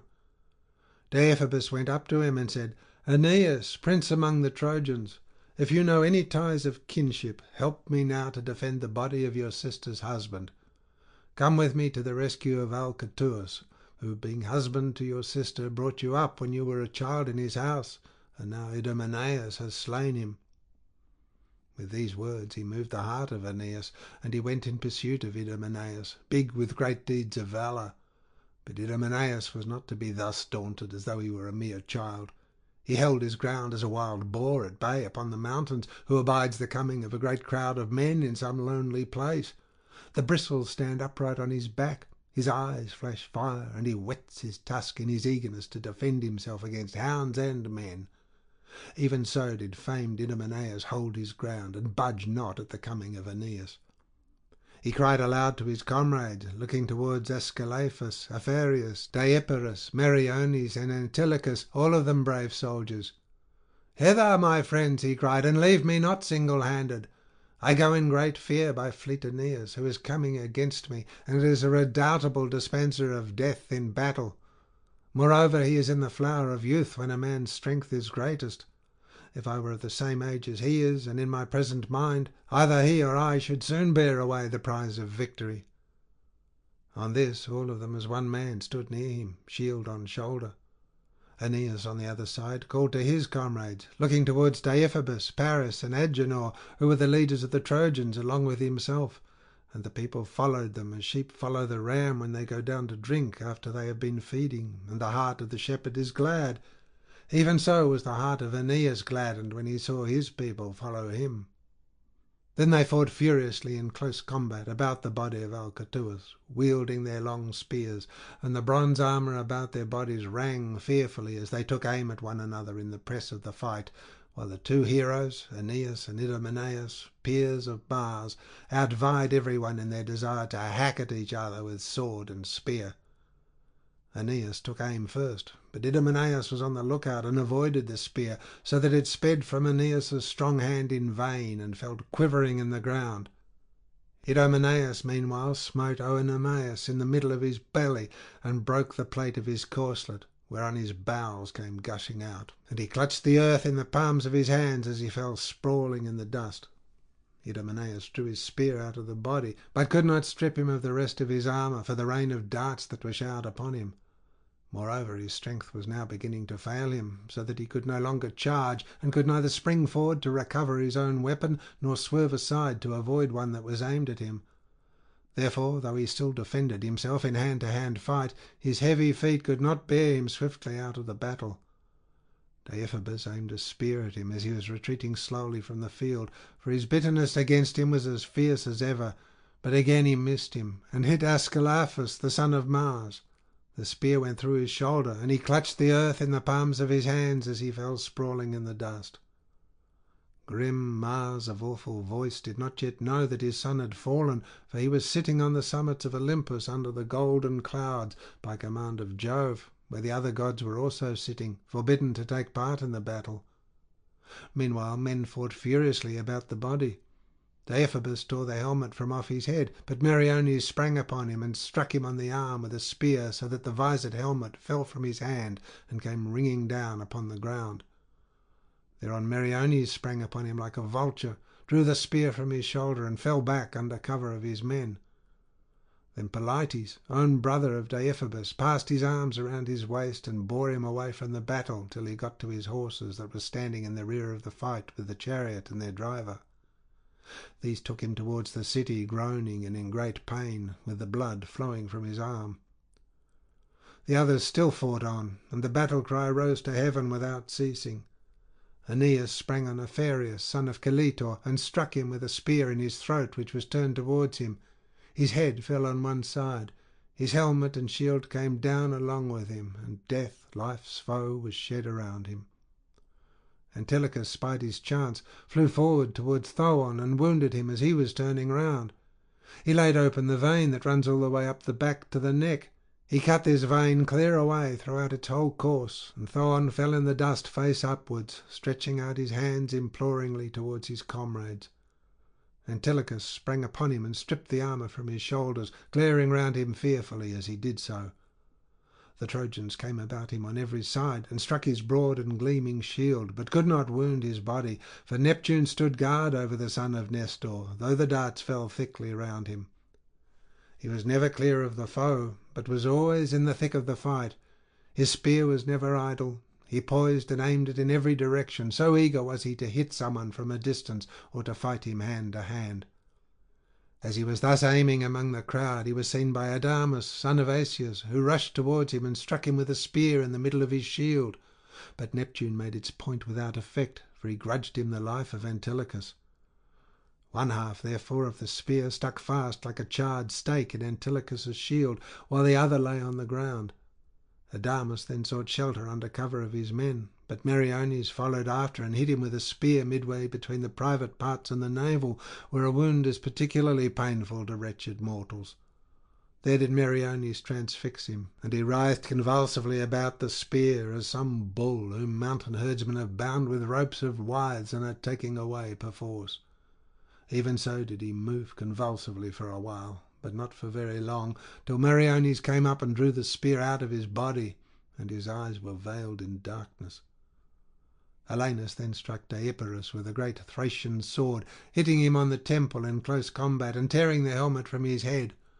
The helmet fell to the ground, and one of those who were fighting on the Achaean side took charge of it as it rolled at his feet, but the eyes of Deipyrus were closed in the darkness of death.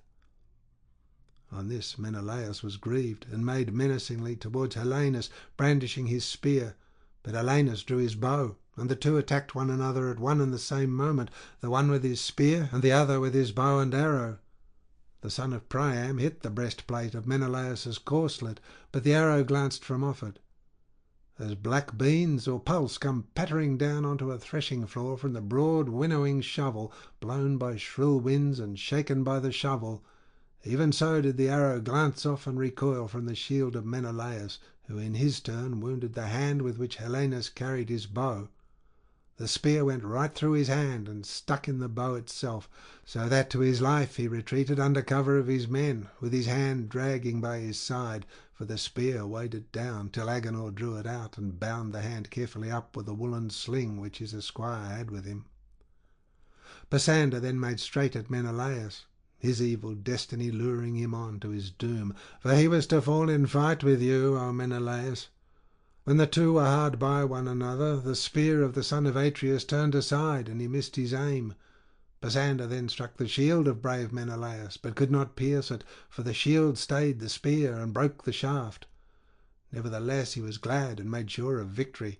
Forthwith, however, the son of Atreus drew his sword and sprang upon him. Pisander then seized the bronze battle-axe with its long and polished handle of olive wood that hung by his side under his shield, and the two made at one another. Pisander struck the peak of Menelaus's crested helmet just under the crest itself, and Menelaus hit Pisander as he was coming towards him, on the forehead, just at the rise of his nose. The bones cracked, and his two gore-bedrabbled eyes fell by his feet in the dust. He fell backward to the ground, and Menelaus set his heel upon him, stripped him of his armour, and vaunted over him, saying, "Even thus shall you Trojans leave the ships of the Achaeans, proud and insatiate of battle though you be, nor shall you lack any of the disgrace and shame which you have heaped upon myself. Cowardly she-wolves that you are, you feared not the anger of dread Jove, avenger of violated hospitality, who will one day destroy your city. You stole my wedded wife, and wickedly carried off much treasure when you were her guest, and now you would fling fire upon our ships and kill our heroes. A day will come when, rage as you may, you shall be stayed. O Father Jove, you who they say art above all, both gods and men, in wisdom, and from whom all things that befall us do proceed, how can you thus favour the Trojans, men so proud and overweening that they are never tired of fighting? All things pall after a while, sleep, love, sweet song, and stately dance. Still, these are things of which a man would surely have his fill rather than of battle, whereas it is of battle that the Trojans are insatiate." So saying, Menelaus stripped the blood-stained armour from the body of Pisander and handed it over to his men. Then he again ranged himself among those who were in the forefront of the fight. Harpalion, son of King Pylaemenes, then sprang upon him. He had come to fight at Troy along with his father, but he did not go home again. He struck the middle of Menelaus's shield with his spear, but could not pierce it, and to save his life drew back under cover of his men, looking round him on every side lest he should be wounded. But Meriones aimed a bronze-tipped arrow at him as he was leaving the field, and hit him on the right buttock. The arrow pierced the bone through and penetrated the bladder, so he sat down where he was and breathed his last in the arms of his comrades, stretched like a worm upon the ground and watering the earth with the blood that flowed from his wound. The brave Paphlagonians tended him with all due care. They raised him into his chariot and bore him sadly off to the city of Troy. His father went also with him, weeping bitterly, but there was no ransom that could bring his dead son to life again. Paris was deeply grieved by the death of Harpalion, who was his host when he went among the Paphlagonians. He aimed an arrow, therefore, in order to avenge him. Now there was a certain man named Euchenor, son of Polyidus the prophet, a brave man and wealthy, whose home was in Corinth. This Euchenor had set sail for Troy, well knowing that it would be the death of him, for his good old father Polyidus had often told him that he must either stay at home and die of a terrible disease, or go with the Achaeans and perish at the hands of the Trojans. He chose therefore to avoid incurring the heavy fine the Achaeans would have laid upon him, and at the same time to escape the pain and suffering of disease. Paris now smote him on the jaw under his ear, whereon the life went out of him, and he was enshrouded in the darkness of death. Thus then did they fight, as it were a flaming fire. But Hector had not yet heard, and did not know that the Argives were making havoc of his men on the left wing of the battle, where the Achaeans ere long would have triumphed over them, so vigorously did Neptune cheer them on and help them. He therefore held on at the point where he had first forced his way through the gates and the wall, after breaking through the serried ranks of Danaan warriors. It was here that the ships of Ajax and Protesilaus were drawn up by the seashore. Here the wall was at its lowest, and the fight both of man and horses raged most fiercely. The Boeotians and the Ionians with their long tunics, the Locrians, the men of Phthia, and the famous force of the Epeans could hardly stay Hector as he rushed on towards the ships, nor could they drive him from them, for he was as a wall of fire. The chosen men of the Athenians were in the van, led by Mnestheus, son of Peteos, with whom there were also Phaedus, Stichius, and stalwart Bias. Meges, son of Phyleus, Amphion, and Dracius commanded the Epeans, while Medon and staunch Podarces led the men of Phthia. Of these Medon was bastard son of Oileus and brother of Ajax, but he lived in Phylace, away from his own country, for he had killed the brother of his stepmother, Areopas, the wife of Oileus. The other, Podarces, was the son of Iphiclus, son of Phylacus. These two stood in the van of the Phthians and defended the ships along with the Boeotians.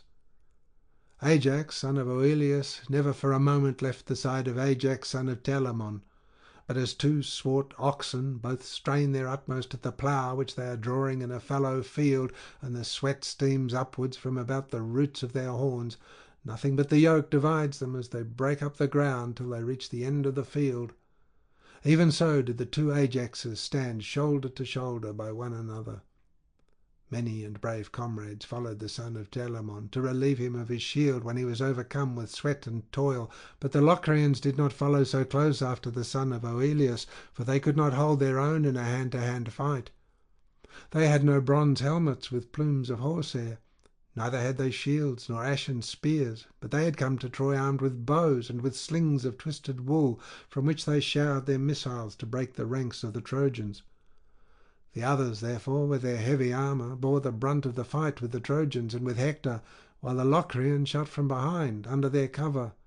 And thus the Trojans began to lose heart, for the arrows threw them into confusion.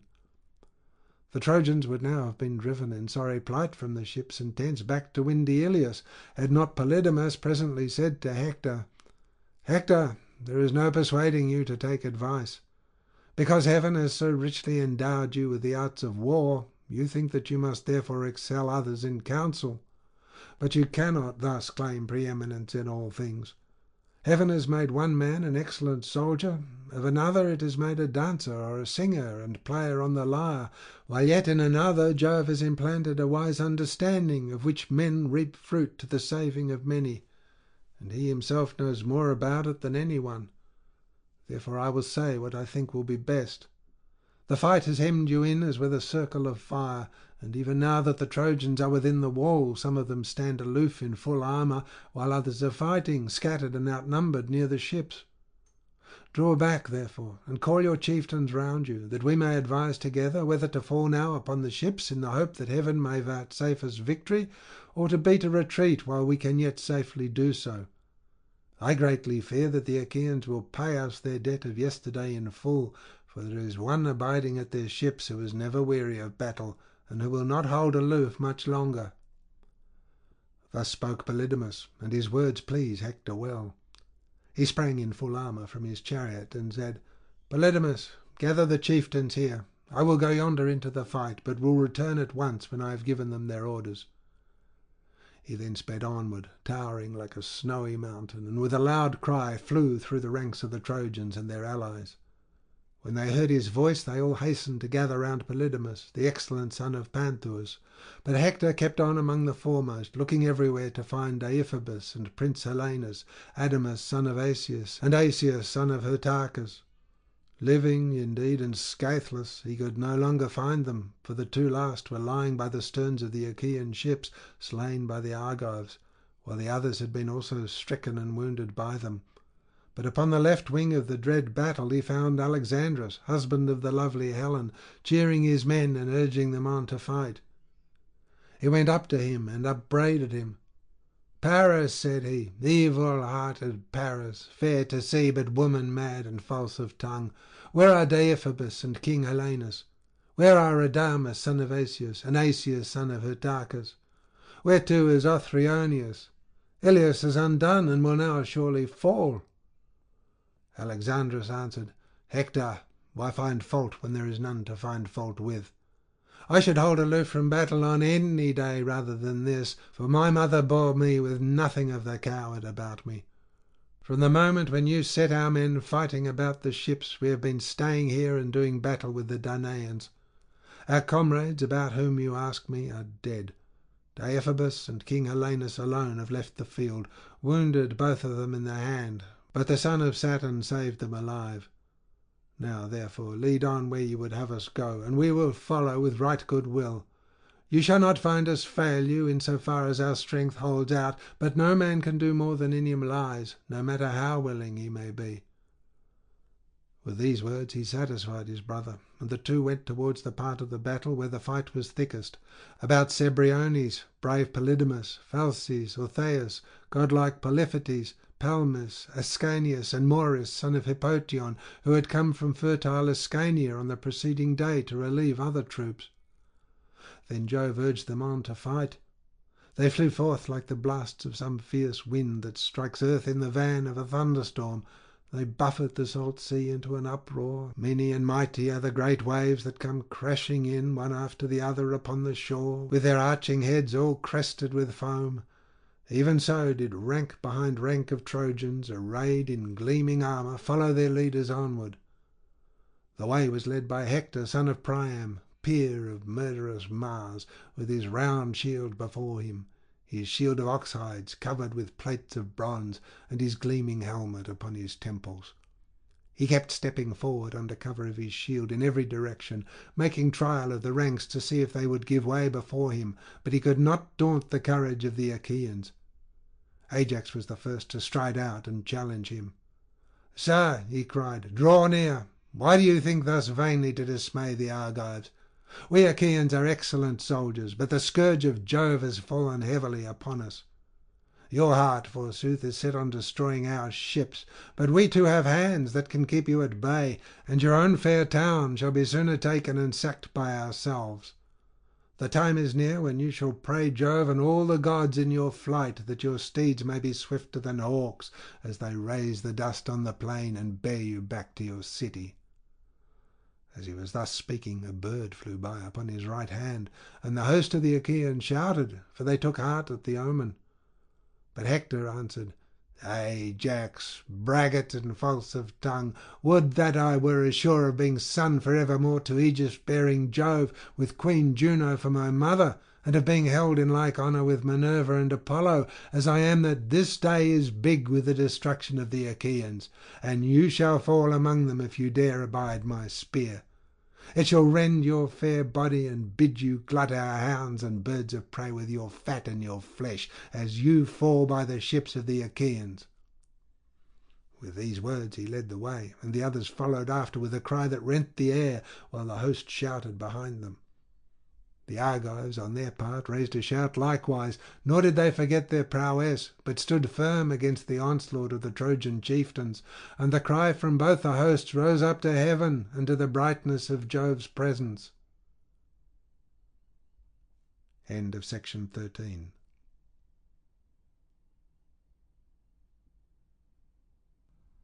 Section 14 of the Iliad by Homer, translated by Samuel Butler. Book 14. Agamemnon proposes that the Achaeans should sail home, and is rebuked by Ulysses. Juno beguiles Jupiter. Hector is wounded. Nestor was sitting over his wine, but the cry of battle did not escape him, and he said to the son of Aesculapius, "What, noble Machaon, is the meaning of all this? The shouts of men fighting by our ships grow stronger and stronger. Stay here, therefore, and sit over your wine, while fair Hecamede heats you a bath and washes the clotted blood from off you. I will go at once to the lookout station and see what it is all about." As he spoke, he took up the shield of his son Thrasymedes that was lying in his tent, all gleaming with bronze, for Thrasymedes had taken his father's shield. He grasped his redoubtable bronze-shod spear, and as soon as he was outside saw the disastrous rout of the Achaeans, who, now that their wall was overthrown, were flying pell-mell before the Trojans. As when there is a heavy swell upon the sea, but the waves are dumb, they keep their eyes on the watch for the quarter whence the fierce winds may spring upon them, but they stay where they are, and set neither this way nor that, till some particular wind sweeps down from heaven to determine them. Even so did the old man ponder whether to make for the crowd of Danaans or go in search of Agamemnon. In the end he deemed it best to go to the son of Atreus, but meanwhile the hosts were fighting and killing one another, and the hard bronze rattled on their bodies as they thrust at one another with their swords and spears. The wounded kings, the son of Tydeus, Ulysses, and Agamemnon, son of Atreus, fell in with Nestor as they were coming up from their ships, for theirs were drawn up some way from where the fighting was going on, being on the shore itself, inasmuch as they had been beached first, while the wall had been built behind the hindermost. The stretch of the shore, wide though it was, did not afford room for all the ships, and the host was cramped for space. Therefore they had placed the ships in rows, one behind the other, and had filled the whole opening of the bay between the 2 points that formed it. The kings, leaning on their spears, were coming out to survey the fight, being in great anxiety, and when old Nestor met them they were filled with dismay. Then King Agamemnon said to him, "Nestor, son of Neleus, honour to the Achaean name, why have you left the battle to come hither? I fear that what dread Hector said will come true, when he vaunted among the Trojans, saying that he would not return to Iliad till he had fired our ships and killed us. This is what he said, and now it is all coming true. Alas, others of the Achaeans, like Achilles, are in such anger with me that they refuse to fight by the sterns of our ships." Then Nestor, knight of Gerene, answered, "It is indeed as you say. It is all coming true at this moment, and even Jove, who thunders from on high, cannot prevent it. Fallen is the wall on which we relied as an impregnable bulwark, both for us and our fleet. The Trojans are fighting stubbornly and without ceasing at the ships. Look where you may, you cannot see from what quarter the rout of the Achaeans is coming. They are being killed in a confused mass, and the battle cry ascends to heaven. Let us think, if counsel can be of any use, what we had better do. But I do not advise our going into battle ourselves, for a man cannot fight when he is wounded." And King Agamemnon answered, "Nestor, if the Trojans are indeed fighting at the rear of our ships, and neither the wall nor the trench has served us, over which the Danaans toiled so hard, and which they deemed would be an impregnable bulwark both for us and our fleet, I see it must be the will of Jove that the Achaeans should perish ingloriously here, far from Argos. I knew when Jove was willing to defend us, and I know now that he is raising the Trojans to like honour with the gods, while us, on the other hand, he is bound hand and foot. Now, therefore, let us all do as I say. Let us bring down the ships that are on the beach and draw them into the water. Let us make them fast to their mooring stones a little way out against the fall of night. If even by night the Trojans will desist from fighting, we may then draw down the rest of the fleet. There is nothing wrong in flying ruin, even by night. It is better for a man that he should fly and be saved than be caught and killed." Ulysses looked fiercely at him and said, "Son of Atreus, what are you talking about? A wretch, you should have commanded some other and baser army, and not been ruler over us, to whom Jove has allotted a life of hard fighting from youth to old age, till we every one of us perish. Is it thus that you would quit the city of Troy, to win which we have suffered so much hardship? Hold your peace, lest some other of the Achaeans hear you say what no man who knows how to give good counsel, no king over so great a host as that of the Argives, should ever let fall from his lips. I despise your judgment utterly for what you have been saying. Would you then have us draw down our ships into the water while the battle is raging, and thus play further into the hands of the conquering Trojans? It would be ruin. The Achaeans will not go on fighting when they see the ships being drawn into the water, but will cease attacking and keep turning their eyes towards them. Your counsel, therefore, Sir Captain, would be our destruction." Agamemnon answered, "Ulysses, your rebuke has stung me to the heart. I am not, however, ordering the Achaeans to draw their ships into the sea, whether they will or no. Someone, it may be, old or young, can offer us better counsel, which I shall rejoice to hear." Then said Diomed, Such an one is at hand, he is not far to seek. If you will listen to me, and not resent my speaking, though I am younger than any of you. I am, by lineage, son of the noble sire Tydeus, who lies buried at Thebes. For Portheus had 3 noble sons, 2 of whom, Agrius and Melas, abode in Pleuron and rocky Calydon. The 3rd was the knight Oeneus, my father's father, and he was the most valiant of them all. Oeneus remained in his own country, but my father, as Jove and the other gods ordained it, migrated to Argos.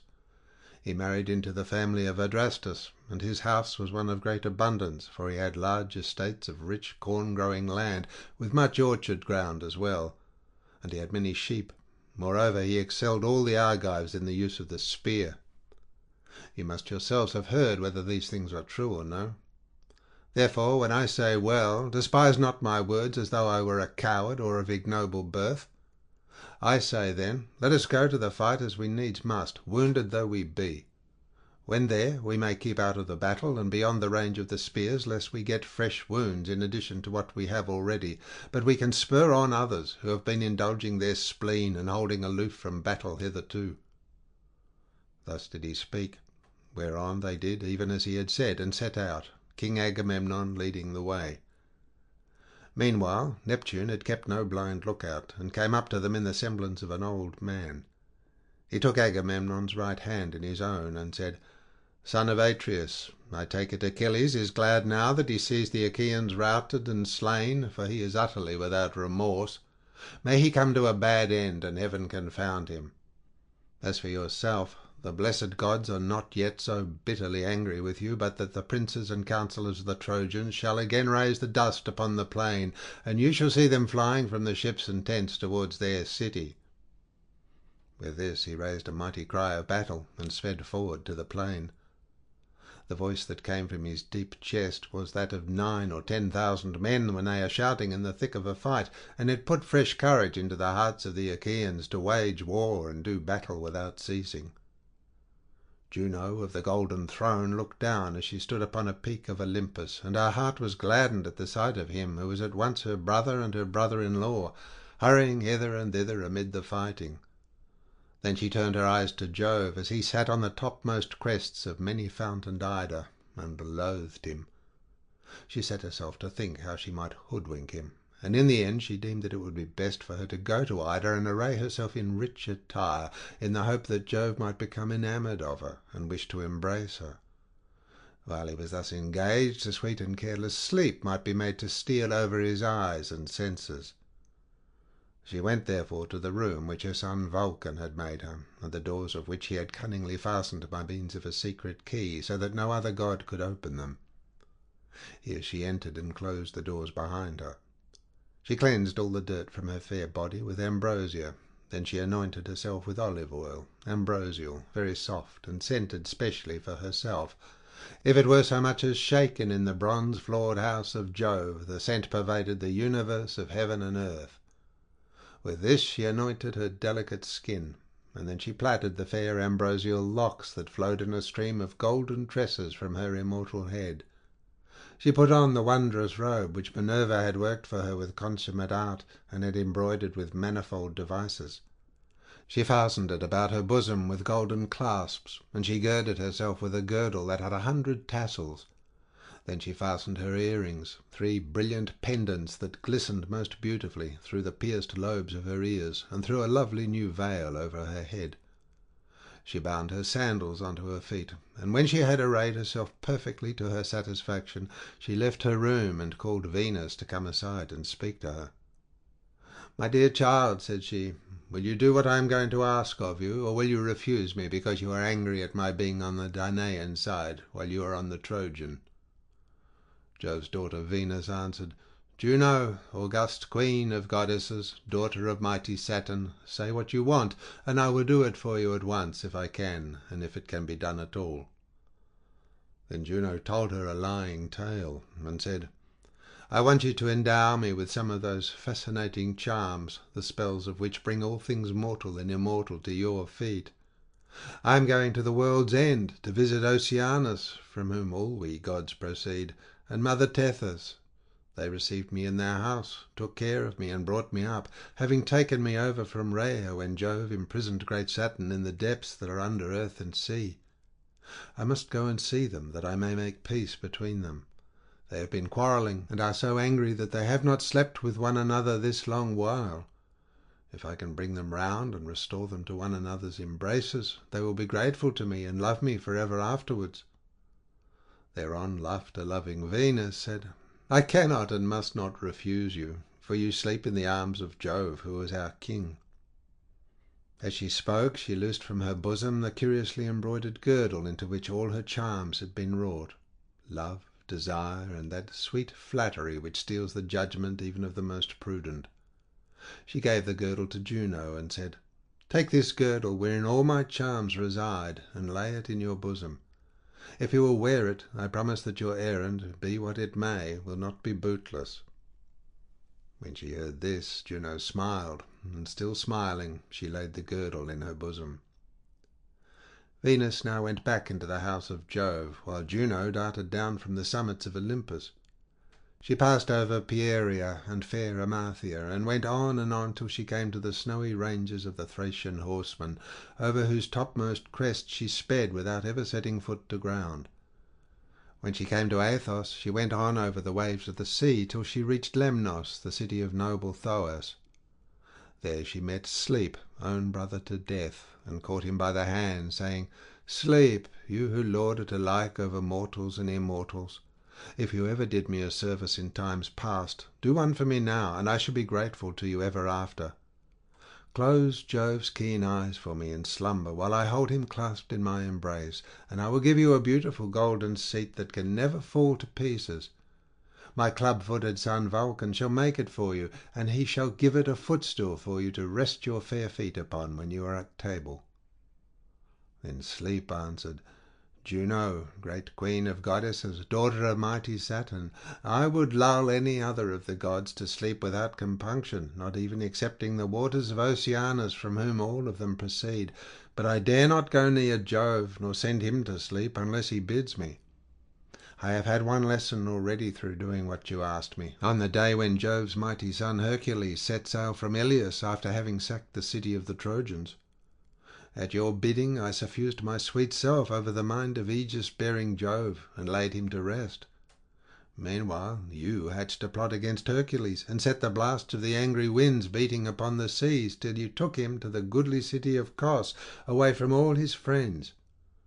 Jove was furious when he awoke, and began hurling the gods about all over the house. He was looking more particularly for myself, and would have flung me down through space into the sea, where I should never have been heard of any more, had not Night, who cows both men and gods, protected me.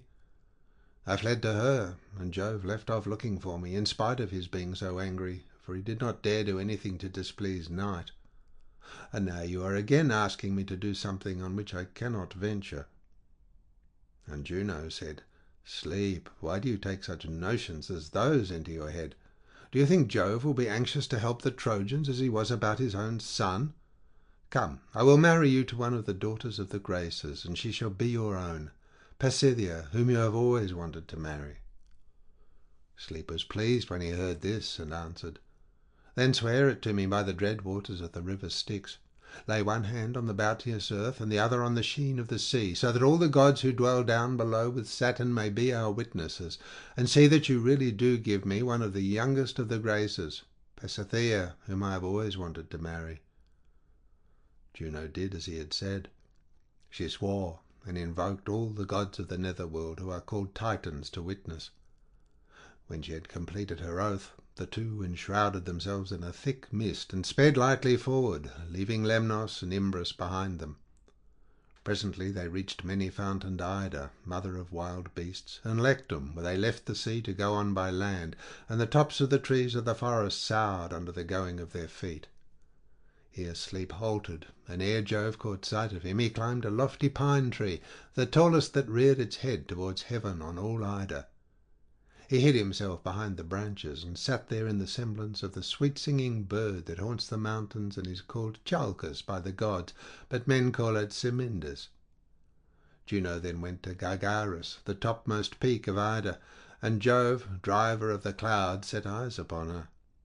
As soon as he did so, he became inflamed with the same passionate desire for her that he had felt when they had first enjoyed each other's embraces and slept with one another without their dear parents knowing anything about it.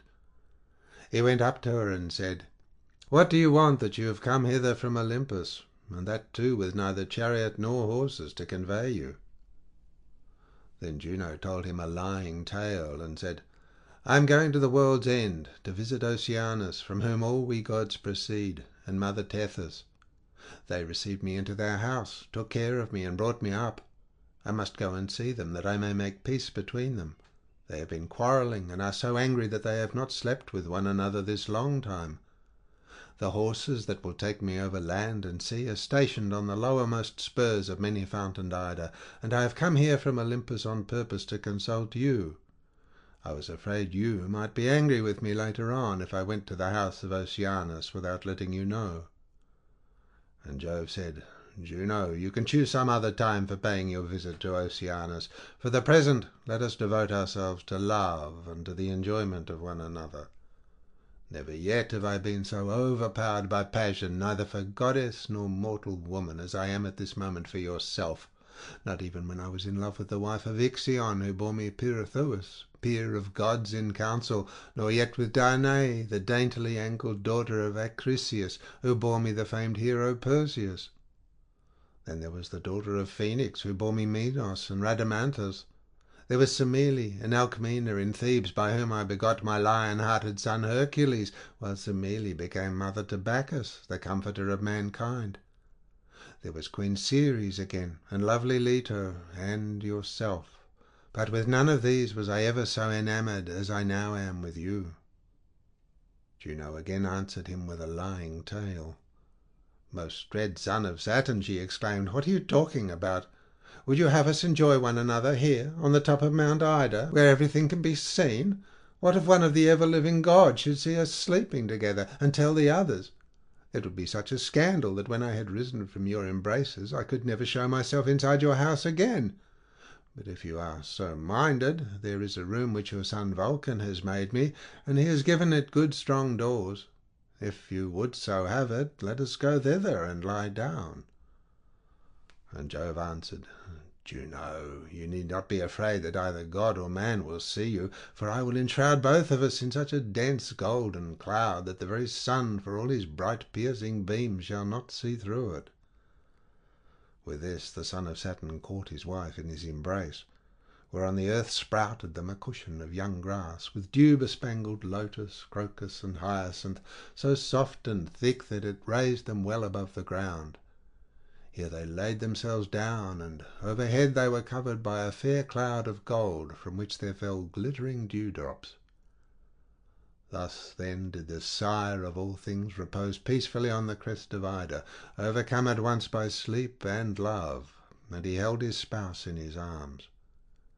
Meanwhile Sleep made off to the ships of the Achaeans, to tell Earth encircling Neptune, lord of the earthquake.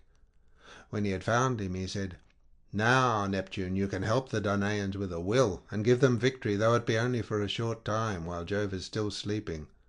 I have sent him into a sweet slumber, and Juno has beguiled him into going to bed with her." Sleep now departed and went his ways to and fro among mankind, leaving Neptune more eager than ever to help the Danaans. He darted forward among the first ranks and shouted, saying, "Argives, shall we let Hector, son of Priam, have the triumph of taking our ships and covering himself with glory? This is what he says he shall now do, seeing that Achilles is still in dudgeon at his ship. We shall get on very well without him if we keep each other in heart and stand by one another. Now, therefore, let us all do as I say. Let us each take the best and largest shield we can lay hold of, put on our helmets, and sally forth with our longest spears in our hands. I will lead you on, and Hector, son of Priam, rage as he may, will not dare to hold out against us. If any good staunch soldier has only a small shield, let him hand it over to a worse man, and take a larger one for himself." Thus did he speak, and they did even as he had said. The son of Tydeus, Ulysses, and Agamemnon, wounded though they were, set the others in array, and went about everywhere effecting the exchanges of armour. The most valiant took the best armour and gave the worst to the worse man. When they had donned their bronze armour, they marched on with Neptune at their head. In his strong hand he grasped his terrible sword, keen of edge and flashing like lightning. Woe to him who comes across it in the day of battle. All men quake for fear and keep away from it. Hector, on the other side, set the Trojans in array. Thereon Neptune and Hector waged fierce war on one another, Hector on the Trojan and Neptune on the Argive side. Mighty was the uproar as the two forces met. The sea came rolling in towards the ships and tents of the Achaeans, but waves do not thunder on the shore more loudly when driven before the blast of Boreas, nor do the flames of a forest fire roar more fiercely when it is well alight upon the mountains, nor does the wind bellow with ruder music as it tears on through the tops of when it is blowing its hardest, than the terrible shout which the Trojans and Achaeans raised as they sprang upon one another. Hector first aimed his spear at Ajax, who was turned full towards him, nor did he miss his aim. The spear struck him where two bands passed over his chest, the band of his shield and that of his silver-studded sword, and these protected his body. Hector was angry that his spear should have been hurled in vain, and withdrew under cover of his men. As he was thus retreating, Ajax, son of Telamon, struck him with a stone, of which there were many lying about under the men's feet as they fought, brought there to give support to the ship's sides as they lay on the shore. Ajax caught up one of them and struck Hector above the rim of his shield close to his neck. The blow made him spin round like a top and reel in all directions. As an oak falls headlong when uprooted by the lightning flash of Father Jove, and there is a terrible smell of brimstone, no man can help being dismayed if he is standing near it, for a thunderbolt is a very awful thing.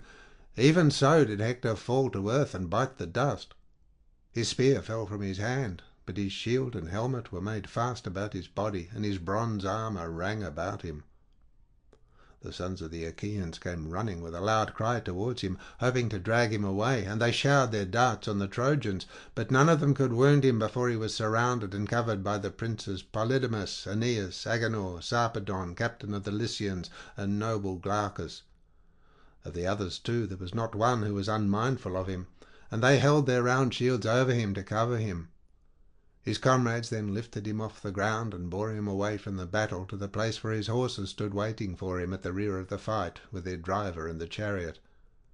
These then took him towards the city, groaning and in great pain. When they reached the ford of the fair stream of Xanthus, begotten of immortal Jove, they took him from off his chariot and laid him down on the ground. They poured water over him, and as they did so he breathed again and opened his eyes. Then, kneeling on his knees, he vomited blood, but soon fell back onto the ground, and his eyes were again closed in darkness, for he was still stunned by the blow. When the Argives saw Hector leaving the field, they took heart and set upon the Trojans yet more furiously. Ajax, fleet son of Oileus, began by springing on Satnius, son of Enops, and wounding him with his spear. A fair naiad nymph had borne him to Enops as he was herding cattle by the banks of the river Satniois. The son of Oileus came up to him and struck him in the flank, so he fell, and a fierce fight between Trojans and Aeneans raged round his body. Polydamas, son of Panthus, drew near to avenge him, and wounded Prothoenor, son of Areilycus, on the right shoulder. The terrible spear went right through his shoulder, and he clutched the earth as he fell in the dust. Polydamas vaunted loudly over him, saying, "Again I take it that the spear has not sped in vain from the strong hand of the son of Panthus. An Argive has caught it in his body, and it will serve him for a staff as he goes down into the house of Hades." The Argives were maddened by this boasting. Ajax, son of Telamon, was more angry than any, for the man had fallen close beside him. So he aimed at Polydamas as he was retreating, but Polydamas saved himself by swerving aside, and the spear struck Archilochus, son of Antenor, for heaven counselled his destruction. It struck him where the head springs from the neck, at the top joint of the spine, and severed both the tendons at the back of the head. His head, mouth, and nostrils reached the ground long before his legs and knees could do so, and Ajax shouted to Polydamas, saying, "Think, Polydamas, and tell me truly whether this man is not as well worth killing as Prothoenor was. He seems rich and of rich family, a brother it may be, or son of the knight Antenor, for he is very like him." But he knew well who it was, and the Trojans were greatly angered. Achaeus then bestrode his brother's body, and wounded Promachus the Boeotian with his spear, for he was trying to drag his brother's body away. Achaeus vaunted loudly over him, saying, "Argive archers, braggarts that you are, toil and suffering shall not be for us only, but some of you too shall fall here as well as ourselves. See how Promachus now sleeps, vanquished by my spear. Payment for my brother's blood has not been long delayed. A man therefore may well be thankful if he leaves a kinsman in his house behind him to avenge his fall." His taunts infuriated the Argives, and Peneleos was more enraged than any of them. He sprang towards Achaeus, but Achaeus did not stand his ground, and he killed Ilioneus, son of the rich flockmaster Phorbas, whom Mercury had favoured and endowed with greater wealth than any other of the Trojans. Ilioneus was his only son, and Peneleos now wounded him in the eye under the eyebrows, tearing the eyeball from its socket. The spear went right through the eye into the nape of the neck, and he fell, stretching out both hands before him. Peneleos then drew his sword and smote him on the neck, so that both head and helmet came tumbling down to the ground, with the spear still sticking in the eye. He then held up the head as though it had been a poppy head, and showed it to the Trojans, vaunting over them as he did so. "Trojans," he cried, "bid the father and mother of noble Ilioneus make moan for him in their house, for the wife also of Promachus, son of Eleganor, will never be gladdened by the coming of her dear husband, when we Argives return with our ships from Troy." As he spoke, fear fell upon them, and every man looked round about to see whether he might fly for safety. Tell me now, O muses that dwell on Olympus, who was the first of the Argives to bear away blood-stained spoils after Neptune, lord of the earthquake, had turned the fortune of war? Ajax, son of Telamon, was the first to wound Hirtius, son of Gertius, captain of the staunch Mysians. Antilochus killed Phalces and Murmerus, while Meriones slew Morus and Hippotion. Teucer also killed Protoon and Periphetes. The son of Atreus then wounded Hyperenor, shepherd of his people, in the flank, and the bronze point made his entrails gush out as it tore in among them. On this his life came hurrying out of him at the place where he had been wounded, and his eyes were closed in darkness. Ajax, son of Oileus, killed more than any other, for there was no man so fleet as he to pursue flying foes when Jove had spread panic among them. End of section 14.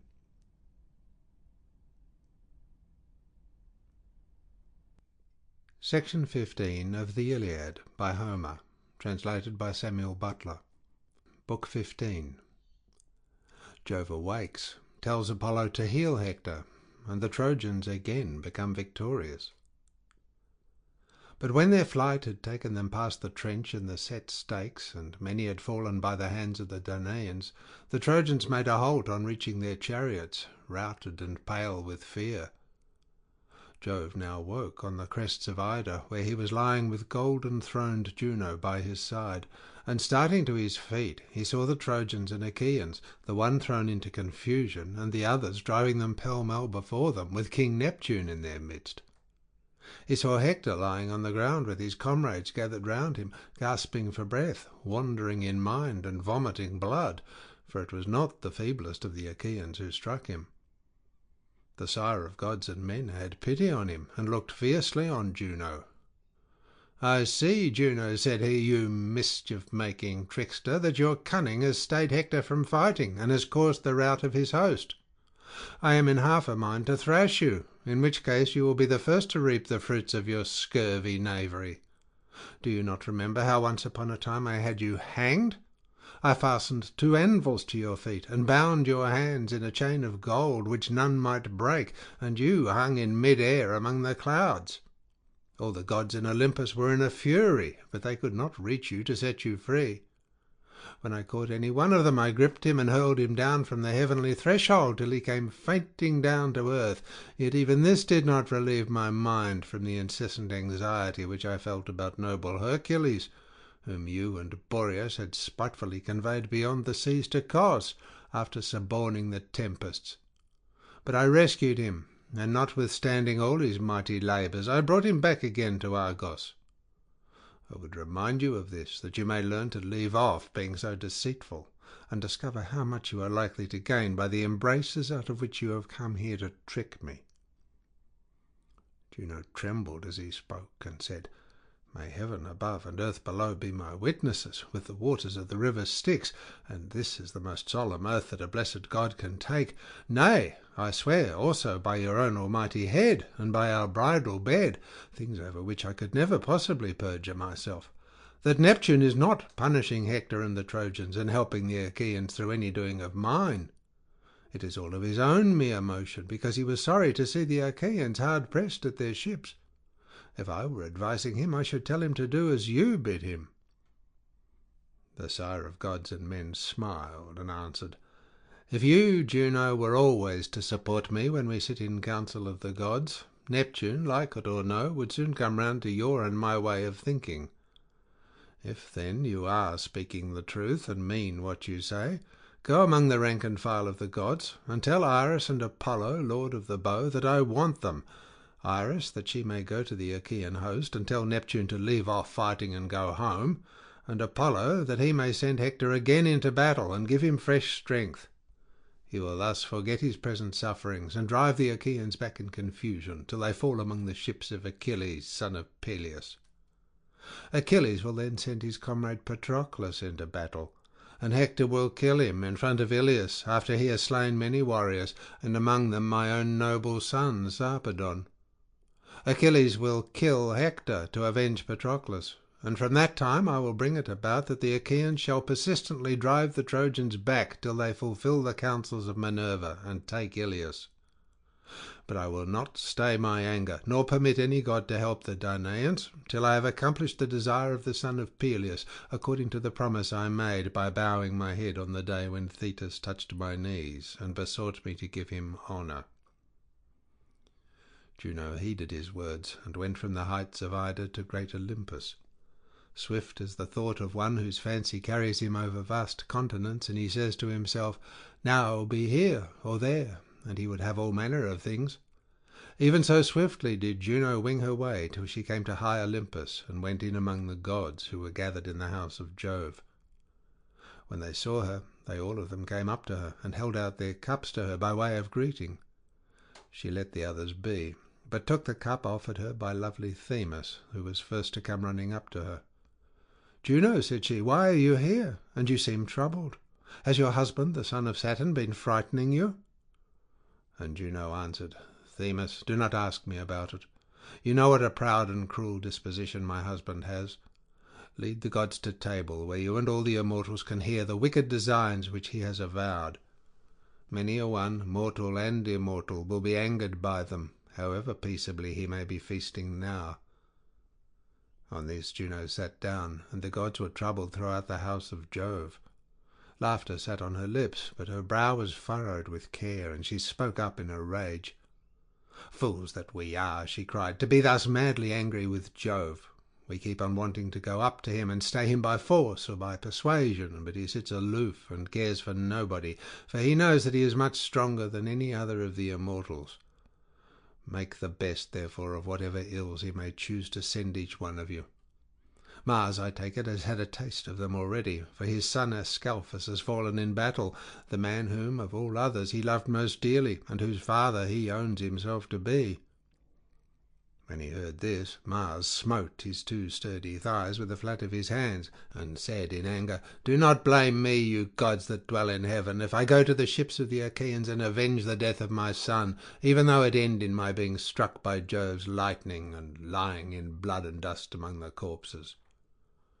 As he spoke, he gave orders to yoke his horses Panic and Rout, while he put on his armour. On this, Jove would have been roused to still more fierce and implacable enmity against the other immortals, had not Minerva, alarmed for the safety of the gods, sprung from her seat and hurried outside. She tore the helmet from his head and the shield from his shoulders, and she took the bronze spear from his strong hand and set it on one side. Then she said to Mars, "Madman, you are undone. You have ears that hear not, or you have lost all judgment and understanding. Have you not heard what Juno has said on coming straight from the presence of Olympian Jove? Do you wish to go through all kinds of suffering before you are brought back sick and sorry to Olympus, after having caused infinite mischief to all us others? Jove would instantly leave the Trojans and Achaeans to themselves. He would come to Olympus to punish us, and would grip us up one after another, guilty or not guilty. Therefore lay aside your anger for the death of your son. Better men than he have either been killed already or will fall hereafter, and one cannot protect everyone's whole family." With these words she took Mars back to his seat. Meanwhile Juno called Apollo outside, with Iris the messenger of the gods. "Jove," she said to them, "desires you to go to him at once on Mount Ida. When you have seen him, you are to do as he may then bid you." Thereon Juno left them and resumed her seat inside, while Iris and Apollo made all haste on their way. When they reached many-fountained Ida, mother of wild beasts, they found Jove seated on topmost Gagaris, with a fragrant cloud encircling his head as with a diadem. They stood before his presence, and he was pleased with them for having been so quick in obeying the orders his wife had given them. He spoke to Iris first. "Go," said he, "fleet Iris, tell King Neptune what I now bid you, and tell him true. Bid him leave off fighting, and either join the company of the gods, or go down into the sea. If he takes no heed and disobeys me, let him consider well whether he is strong enough to hold his own against me if I attack him. I am older and much stronger than he is, yet he is not afraid to set himself up as on a level with myself, of whom all the other gods stand in awe." Iris, fleet as the wind, obeyed him, and as the cold hail or snowflakes that fly from out of the clouds before the blast of Boreas, even so did she wing her way till she came close up to the great shaker of the earth. Then she said, "I have come, O dark-haired king that holds the world in his embrace, to bring you a message from Jove. He bids you leave off fighting, and either join the company of the gods, or go down into the sea. If, however, you take no heed and disobey him, he says he will come down here and fight you. He would have you keep out of his reach, for he is older and much stronger than you are, and yet you are not afraid to set yourself up as on a level with himself, of whom all the other gods stand in awe." Neptune was very angry, and said, "Great heavens! Strong as Jove may be, he has said more than he can do if he has threatened violence against me, who am of like honour with himself. We were 3 brothers whom Rhea bore to Saturn, Jove, myself, and Hades, who rules the world below. Heaven and earth were divided into 3 parts, and each of us was to have an equal share. When we cast lots, it fell to me to have my dwelling in the sea for evermore. Hades took the darkness of the realms under the earth, while air and sky and clouds were the portion that fell to Jove, but earth and great Olympus are the common property of all. Therefore I will not walk as Jove would have me. For all his strength, let him keep to his own 3rd share, and be contented, without threatening to lay hands upon me as though I were nobody. Let him keep his bragging talk to his own sons and daughters, who must perforce obey him." Iris, fleet of the wind, then answered, "Am I really, Neptune, to take this daring and unyielding message to Jove, or will you reconsider your answer? Sensible people are open to argument, and you know that the Erinyes always range themselves on the side of the older person." Neptune answered, "Goddess Iris, your words have been spoken in season. It is well when a messenger shows so much discretion. Nevertheless, it cuts me to the very heart that anyone should rebuke so angrily another who is his own peer and of like empire with himself. Now, however, I will give way in spite of my displeasure. Furthermore, let me tell you, and I mean what I say, if, contrary to the desire of myself, Minerva, driver of the spoil, Juno, Mercury, and King Vulcan, Jove spares steep Ilias, and will not let the Achaeans have the great triumph of sacking it, let him understand that he will incur our implacable resentment." Neptune now left the field to go down under the sea, and sorely did the Achaeans miss him. Then Jove said to Apollo, "Go, dear Phoebus, to Hector, for Neptune, who holds the earth in his embrace, has now gone down under the sea to avoid the severity of my displeasure. Had he not done so, those gods who are below with Saturn would have come to hear of the fight between us. It is better for both of us that he should have curbed his anger and kept out of my reach, for I should have had much trouble with him. Take, then, your tasselled aegis, and shake it furiously, so as to set the Achaean heroes in a panic. Take, moreover, brave Hector, O far darter, into your own care, and rouse him to deeds of daring, till the Achaeans are sent flying back to their ships and to the Hellespont. From that point I will think it well over, how the Achaeans may have a respite from their troubles." Apollo obeyed his father's saying, and left the crests of Ida, flying like a falcon, bane of doves and swiftest of all birds. He found Hector no longer lying upon the ground, but sitting up, for he had just come to himself again. He knew those who were about him, and the sweat and hard breathing had left him from the moment when the will of Aegis-bearing Jove had revived him. Apollo stood beside him and said, "Hector, son of Priam, why are you so faint, and why are you here, away from the others? Has any mishap befallen you?" Hector, in a weak voice, answered, "And which, kind sir, of the gods are you, who now ask me thus? Do you not know that Ajax struck me on the chest with a stone as I was killing his comrades at the ships of the Achaeans, and compelled me to leave off fighting? I made sure that this very day I should breathe my last and go down into the house of Hades." Then King Apollo said to him, "Take heart. The son of Saturn has sent you a mighty helper from Ida to stand by you and defend you, even me, Phoebus Apollo of the golden sword, who have been guardian hitherto not only of yourself but of your city. Now, therefore, order your horsemen to drive their chariots to the ships in great multitudes. I will go before your horses to smooth the way for them, and will turn the Achaeans in flight." As he spoke, he infused great strength into the shepherd of his people. And as a horse, stabled and full fed, breaks loose and gallops gloriously over the plain to the place where he is wont to take his bath in the river, he tosses his head, and his mane streams over his shoulders, as in all the pride of his strength he flies full speed to the pastures where the mares are feeding.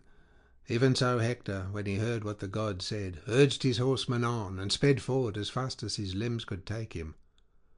As country peasants set their hounds onto a homed stag or wild goat, he has taken shelter under rock or thicket, and they cannot find him. But lo, a bearded lion, whom their shouts have roused, stands in their path, and they are in no further humour for the chase. Even so the Achaeans were still charging on in a body, using their swords and spears pointed at both ends. But when they saw Hector going about among his men, they were afraid, and their hearts fell down into their feet. Then spoke Thoas, son of Andraemon, leader of the Aetolians, a man who could throw a good throw, and who was staunch also in a close fight, while few could surpass him in debate when opinions were divided.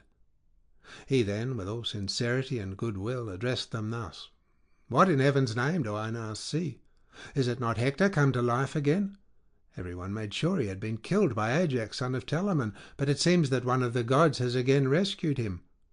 He has killed many of us Danaans already, and I take it will yet do so, for the hand of Jove must be with him, or he would never dare show himself so masterful in the forefront of the battle.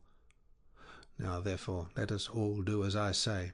Let us order the main body of our forces to fall back upon the ships, but let those of us who profess to be the flower of the army stand firm, and see whether we cannot hold Hector back at the point of our spears as soon as he comes near us. I conceive that he will then think better of it before he tries to charge into the press of the Danaans." Thus did he speak, and they did even as he had said. Those who were about Ajax and King Idomeneus, the followers moreover of Teucer, Meriones, and Meges, peer of Mars, called all their best men about them, and sustained the fight against Hector and the Trojans, but the main body fell back upon the ships of the Achaeans. The Trojans pressed forward in a dense body, with Hector striding on at their head. Before him went Phoebus Apollo, shrouded in cloud about his shoulders.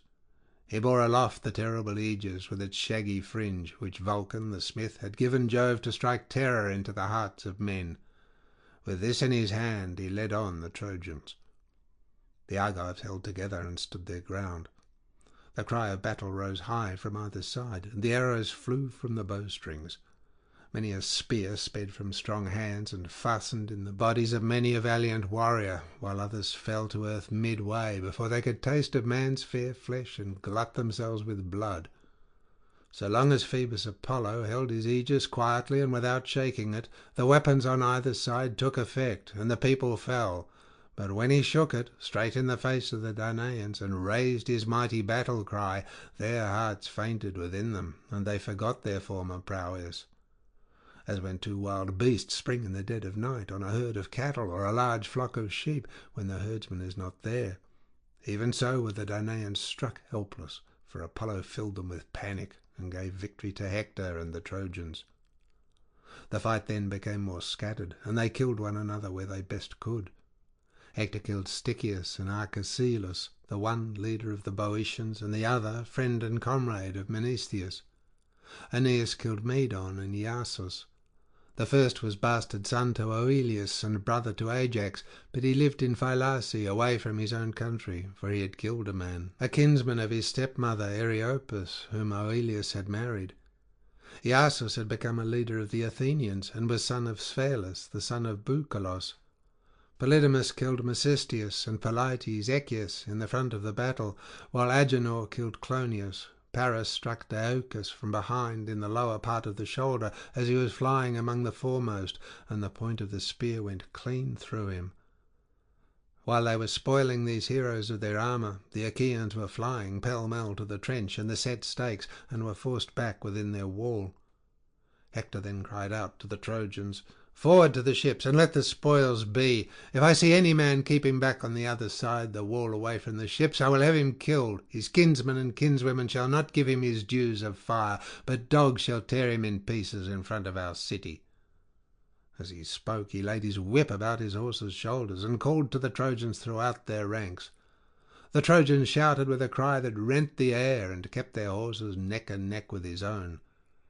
Phoebus Apollo went before and kicked down the banks of the deep trench into its middle, so as to make a great broad bridge, as broad as the throw of a spear when a man is trying his strength. The Trojan battalions poured over the bridge, and Apollo with his redoubtable aegis led the way. He kicked down the wall of the Achaeans as easily as a child who, playing on the seashore, has built a house of sand and then kicks it down again and destroys it. Even so did you, O Apollo, shed toil and trouble upon the Argives, filling them with panic and confusion. Thus then were the Achaeans hemmed in at their ships, calling out to one another and raising their hands with loud cries, every man to heaven. Nestor of Gerene, tower of strength to the Achaeans, lifted up his hands to the starry firmament of heaven and prayed more fervently than any of them. "Father Jove," said he, "if ever any one in wheat-growing Argos burned you fat thigh-bones of sheep or heifer, and prayed that he might return safely home, whereon you bowed your head to him in assent, bear it in mind now, and suffer not the Trojans to triumph thus over the Achaeans." All counselling Jove thundered loudly in answer to the prayer of the aged son of Neleus. When they heard Jove thunder, they flung themselves yet more fiercely on the Achaeans. As a wave breaking over the bulwarks of a ship when the sea runs high before a gale, for it is the force of the wind that makes the waves so great, even so did the Trojans spring over the wall with a shout and drive their chariots onwards. The two sides fought with their double-pointed spears in hand-to-hand encounter, the Trojans from their chariots, and the Achaeans climbing up into their ships and wielding the long pikes that were lying on the decks, ready for use in a sea-fight, jointed and shod with bronze. Now Patroclus, so long as the Achaeans and Trojans were fighting about the wall, but were not yet within it and at the ships, remained sitting in the tent of good Eurypylus, entertaining him with his conversation, and spreading herbs over his wound to ease his pain. When, however, he saw the Trojans swarming through the breach in the wall, while the Achaeans were clamouring, and struck with panic, he cried aloud and smote his two thighs with the flat of his hands. "Eurypylus," said he in dismay, "I know you want me badly, but I cannot stay with you any longer, for there is hard fighting going on. A servant shall take care of you now, for I must make all speed to Achilles, and induce him to fight if I can. Who knows, but with heaven's help I may persuade him. A man does well to listen to the advice of a friend." When he had thus spoken, he went his way. The Achaeans stood firm and resisted the attack of the Trojans, yet though these were fewer in number, they could not drive them back from the ships, neither could the Trojans break the Achaean ranks and make their way in among the tents and ships. As a carpenter's line gives a true edge to a piece of ship's timber in the hands of some skilled workman whom Minerva has instructed in all kinds of useful arts, even so level was the issue of the fight between the two sides, as they fought some round one and some round another. Hector made straight for Ajax, and the two fought fiercely about the same ship. Hector could not force Ajax back and fire the ship, nor yet could Ajax drive Hector from the spot to which heaven had brought him. Then Ajax struck Caletor, son of Clytius, in the chest with a spear as he was bringing fire towards the ship. He fell heavily to the ground, and the torch dropped from his hand. When Hector saw his cousin fallen in front of the ship, he shouted to the Trojans and Lycians, saying, "Trojans, Lycians, and Dardanians, good in close fight, bate not a jot, but rescue the son of Clytius, lest the Achaeans strip him of his armour now that he has fallen." He then aimed a spear at Ajax and missed him, but he hit Lycophron, a follower of Ajax, who came from Cythera, but was living with Ajax, inasmuch as he had killed a man amongst the Cythereans. Hector's spear struck him on the head below the ear, and he fell headlong from the ship's prow onto the ground with no life left in him. Ajax shook with rage and said to his brother, "Teucer, my good fellow, our trusty comrade, the son of Mastor, has fallen. He came to live with us from Cythera, and whom we honoured as much as our own parents. Hector has just killed him. Fetch your deadly arrows at once, and the bow which Phoebus Apollo gave you." Teucer heard him and hastened towards him with his bow and quiver in his hands. Forthwith he showered his arrows on the Trojans, and hit Clytius, the son of Pisenor, comrade of Polydamas, the noble son of Panthous, with the reins in his hands as he was attending to his horses. He was in the middle of the very thickest part of the fight, doing good service to Hector and the Trojans, but evil had now come upon him, and not one of those who were fain to do so could avert it, for the arrow struck him on the back of the neck. He fell from his chariot, and his horses shook the empty car as they swerved aside. King Polydamas saw what had happened, and was the first to come up to the horses. He gave them in charge to Astinus, son of Proteon, and ordered him to look on, and to keep the horses near at hand. He then went back and took his place in the front ranks. Teucer then aimed another arrow at Hector, and there would have been no more fighting at the ships if it had hit him and killed him then and there. Jove, however, who kept watch over Hector, had his eyes on Teucer, and deprived him of his triumph by breaking his bowstring for him just as he was drawing it and about to take his aim. On this the arrow went astray, and the bow fell from his hands. Teucer shook with anger and said to his brother, "Alas, see how heaven thwarts us in all we do. It has broken my bowstring and snatched the bow from my hand, though I strung it this selfsame morning, that it might serve me for many an arrow." Ajax, son of Telamon, answered, "My good fellow, let your bow and your arrows be, for Jove has made them useless in order to spite the Danaans. Take your spear, lay your shield upon your shoulder, and both fight the Trojans yourself and urge others to do so. They may be successful for the moment, but if we fight them as we ought, they will find it a hard matter to take the ships." Teucer then took his bow and put it by in his tent. He hung a shield 4 hides thick about his shoulders, and on his comely head he set his helmet, well wrought with a crest of horsehair that nodded menacingly above it. He grasped his redoubtable bronze-shod spear, and forthwith he was by the side of Ajax. When Hector saw that Teucer's bow was of no more use to him, he shouted out to the Trojans and Lycians, "Trojans, Lycians, and Dardanians, good in close fight, be men, my friends, and show your mettle here at the ships, for I see the weapon of one of their chieftains made useless by the hand of Jove. It is easy to see when Jove is helping people and means to help them still further, or again when he is bringing them down and will do nothing for them. He is now on our side and is going against the Argives. Therefore swarm round the ships and fight. If any of you is struck by spear or sword and loses his life, let him die. He dies with honour who dies fighting for his country, and he will leave his wife and children safe behind him, with his house and allotment unplundered, if only the Achaeans can be driven back to their own land, they and their ships." With these words he put heart and soul into them all. Ajax, on the other side, exhorted his comrades, saying, "Shame on you, Argives! We are now utterly undone, unless we can save ourselves by driving the enemy from our ships. Do you think, if Hector takes them, that you will be able to get home by land? Can you not hear him cheering on his whole host to fire our fleet, and bidding them remember that they are not at a dance, but in battle? Our only course is to fight them with might and main. We had better chance it, life or death, once for all, than fight long and without issue, hemmed in at our ships by worse men than ourselves." With these words he put life and soul into them all. Hector then killed Schedius, son of Perimedes, leader of the Phaeacians, and Ajax killed Laodamas, captain of foot soldiers and son to Antenor. Polydamas killed Otus of Cyllene, a comrade of the son of Phyleus and chief of the proud Epeans.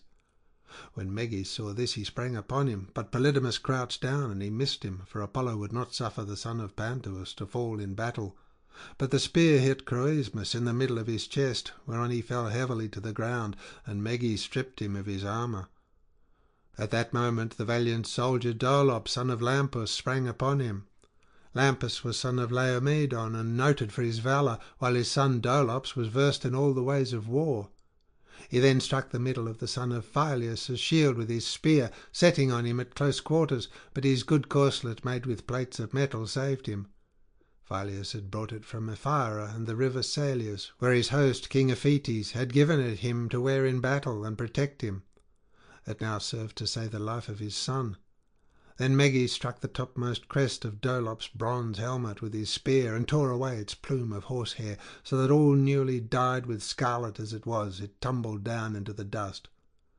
While he was still fighting and confident of victory, Menelaus came up to help Meges, and got by the side of Dolops unperceived. He then speared him in the shoulder from behind, and the point, driven so furiously, went through into his chest, whereon he fell headlong.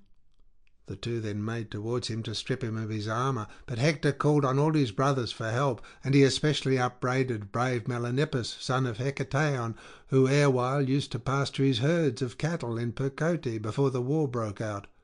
But when the ships of the Danaans came, he went back to Ilius, where he was eminent among the Trojans, and lived near Priam, who treated him as one of his own sons. Hector now rebuked him and said, "Why, Melanippus, are we thus remiss? Do you take no note of the death of your kinsmen, and do you not see how they are trying to take Dolops' armour? Follow me, for there must be no fighting the Argives from a distance now, but we must do so in close combat, till either we kill them, or they take the high wall of Ilius and slay her people."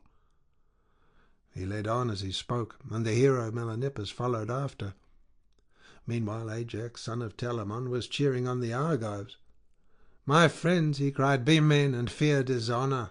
Quit yourselves in battle so as to win respect from one another. Men who respect each other's good opinion are less likely to be killed than those who do not, but in flight there is neither gain nor glory."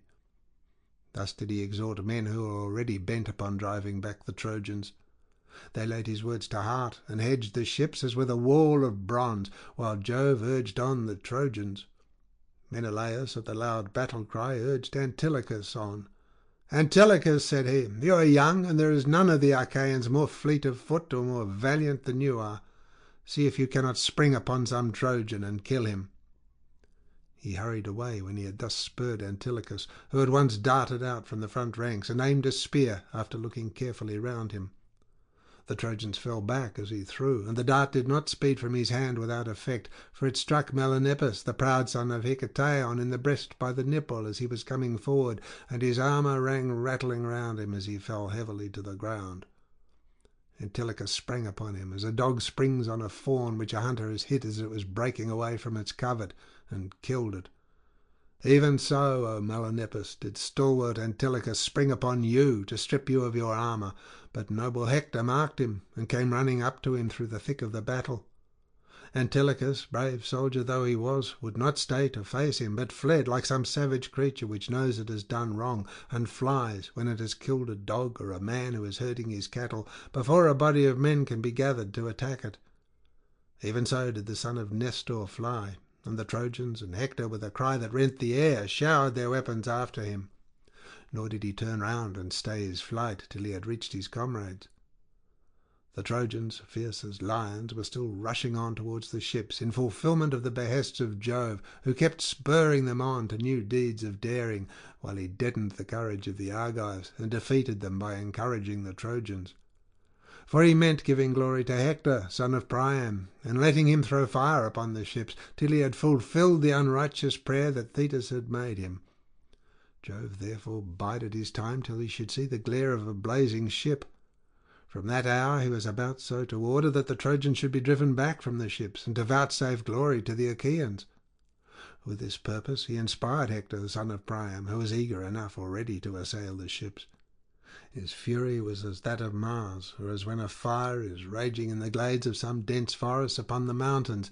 He foamed at the mouth, his eyes glared under his terrible eyebrows, and his helmet quivered on his temples by reason of the fury with which he fought.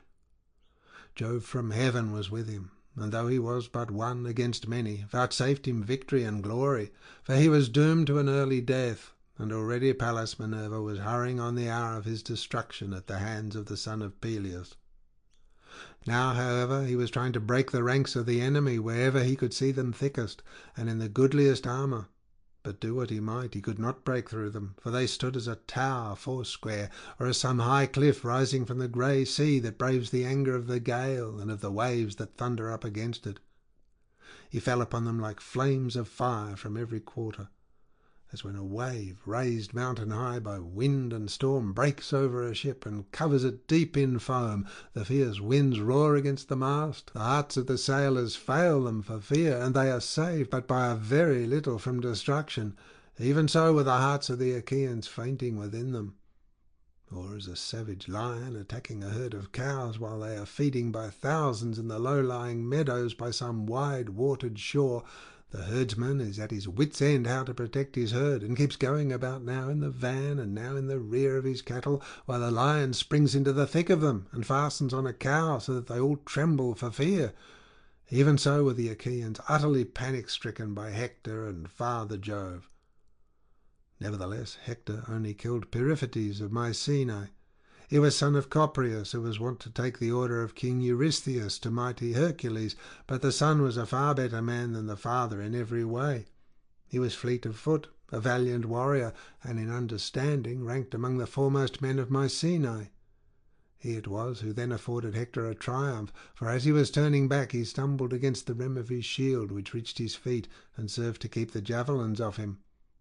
He tripped against this and fell face upward, his helmet ringing loudly about his head as he did so. Hector saw him fall and ran up to him. He then thrust a spear into his chest and killed him close to his own comrades. These, for all their sorrow, could not help him, for they were themselves terribly afraid of Hector.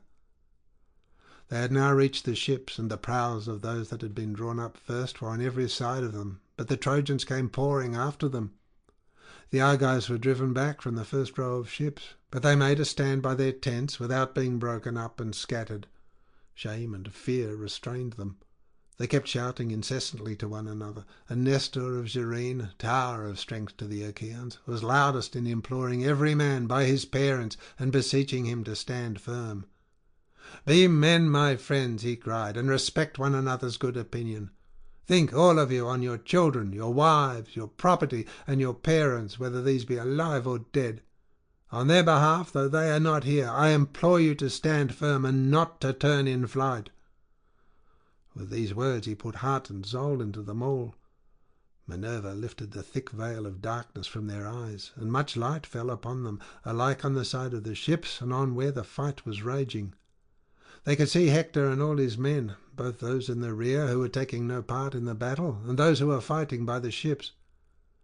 Ajax could not bring himself to retreat along with the rest, but strode from deck to deck with a great sea-pike in his hands, 12 cubits long and jointed with rings. As a man skilled in feats of horsemanship couples 4 horses together and comes tearing full speed along the public way from the country into some large town, many both men and women marvel as they see him, for he keeps all the time changing his horses, springing from one to another without ever missing his feet, while the horses are at a gallop. Even so did Ajax go striding from one ship's deck to another, and his voice went up into the heavens. He kept on shouting his orders to the Danaans, and exhorting them to defend their ships and tents. Neither did Hector remain within the main body of the Trojan warriors, but as a dun eagle swoops down upon a flock of wildfowl feeding near a river, geese it may be, or cranes, or long-necked swans, even so did Hector make straight for a dark-prowed ship, rushing right towards it, for Jove with his mighty hand impelled him forward and roused his people to follow him.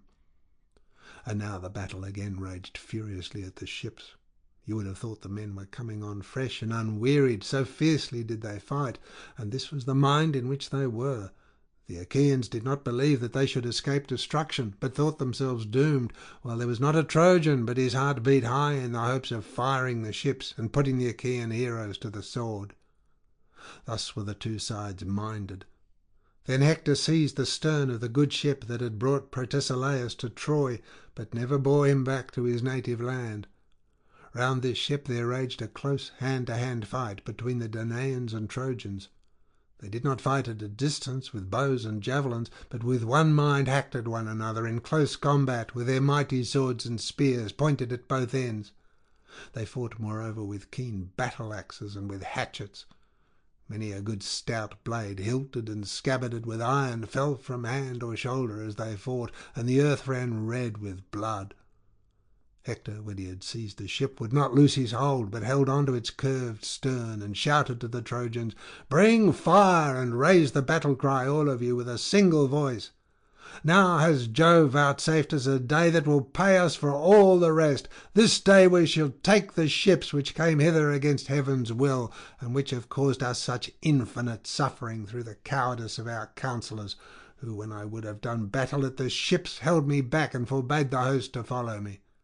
If Jove did then indeed warp our judgments, himself now commands me and cheers me on." As he spoke thus, the Trojans sprang yet more fiercely on the Achaeans, and Ajax no longer held his ground, for he was overcome by the darts that were flung at him, and made sure that he was doomed. Therefore he left the raised deck at the stern and stepped back onto the 7-foot bench of the oarsmen. Here he stood on the lookout, and with his spear held back any Trojan whom he saw bringing fire to the ships. All the time he kept on shouting at the top of his voice and exhorting the Danaans. "My friends," he cried, "Danaan heroes, servants of Mars, be men, my friends, and fight with might and with main.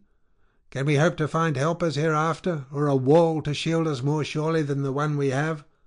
There is no strong city within reach whence we may draw fresh forces to turn the scales in our favour. We are on the plain of the armed Trojans, with the sea behind us, and far from our own country. Our salvation, therefore, is in the might of our hands and in hard fighting." As he spoke, he wielded his spear with still greater fury, and when any Trojan made towards the ships with fire at Hector's bidding, he would be on the lookout for him, and drive at him with his long spear. 12 men did he thus kill in hand-to-hand fight before the ships. End of section 15.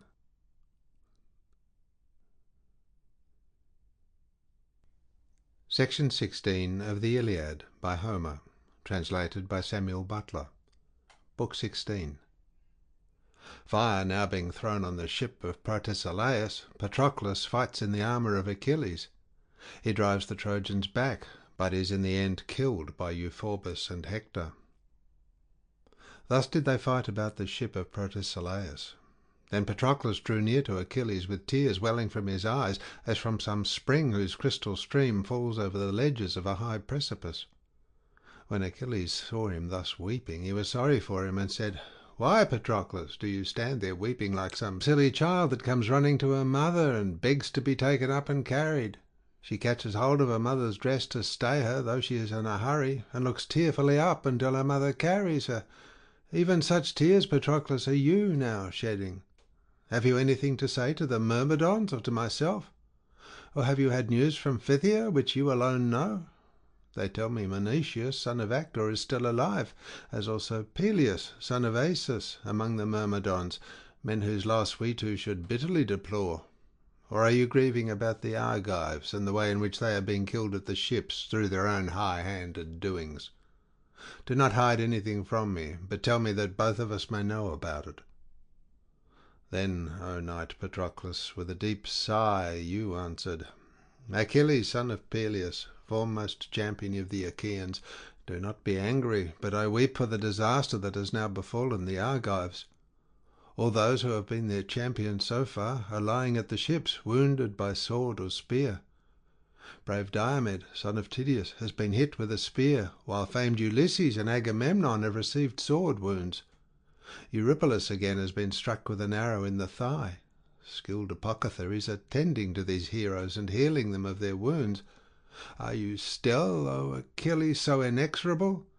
May it never be my lot to nurse such a passion as you have done, to the baning of your own good name. Who in future story will speak well of you, unless you now save the Argives from ruin? You know no pity. Knight Peleus was not your father, nor Thetis your mother, but the grey sea bore you, and the sheer cliffs begot you, so cruel and remorseless are you.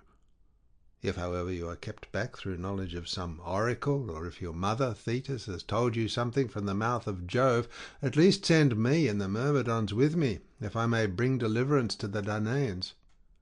Let me, moreover, wear your armour. The Trojans may thus mistake me for you, and quit the field, so that the hard-pressed sons of the Achaeans may have breathing time, which, while they are fighting, may hardly be. We who are fresh might soon drive tired men back from our ships and tents to their own city." He knew not what he was asking, nor that he was suing for his own destruction. Achilles was deeply moved, and answered, "What, noble Patroclus, are you saying? I know no prophesyings which I am heeding, nor has my mother told me anything from the mouth of Jove. But I am cut to the very heart that one of my own rank should dare to rob me because he is more powerful than I am. This, after all that I have gone through, is more than I can endure. The girl whom the sons of the Achaeans chose for me, whom I won as the fruit of my spear on having sacked a city, her has King Agamemnon taken from me as though I were some common vagrant. Still, let bygones be bygones. No man may keep his anger for ever. I said I would not relent till battle and the cry of war had reached my own ships. Nevertheless, now gird my armour about your shoulders, and lead the Myrmidons to battle, for the dark cloud of Trojans has burst furiously over our fleet. The Argives are driven back onto the beach, cooped within a narrow space, and the whole people of Troy has taken heart to sally out against them, because they see not the visor of my helmet gleaming near them. Had they seen this, there would not have been a creak nor grip that had not been filled with their dead as they fled back again. And so it would have been, if only King Agamemnon had dealt fairly by me. As it is, the Trojans have beset our host.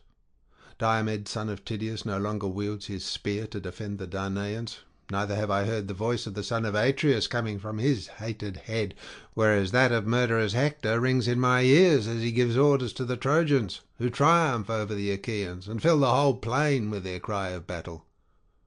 But even so, Patroclus, fall upon them and save the fleet, lest the Trojans fire it and prevent us from being able to return. Do, however, as I now bid you, that you may win me great honour from all the Danaans, and that they may restore the girl to me again, and give me rich gifts into the bargain. When you have driven the Trojans from the ships, come back again.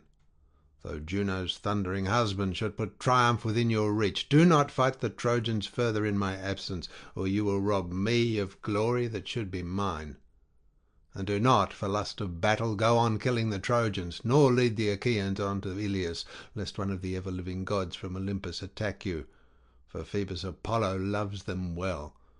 Return when you have freed the ships from peril, and let others wage war upon the plain. Would, by Father Jove, Minerva, and Apollo, that not a single man of all the Trojans might be left alive, nor yet of the Argives, but that we too might be alone left to tear aside the mantle that veils the brow of Troy." Thus did they converse. But Ajax could no longer hold his ground for the shower of darts that rained upon him. The will of Jove and the javelins of the Trojans were too much for him.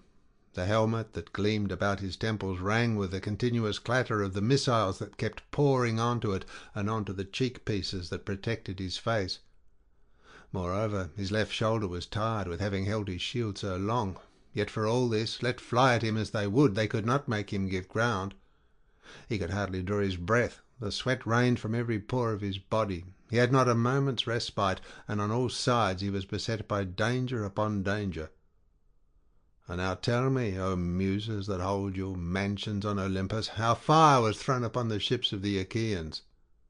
Hector came close up and let drive with his great sword at the ashen spear of Ajax. He cut it clean in two, just behind where the point was fastened onto the shaft of the spear. Ajax, therefore, had now nothing but a headless spear, while the bronze point flew some way off and came ringing down onto the ground.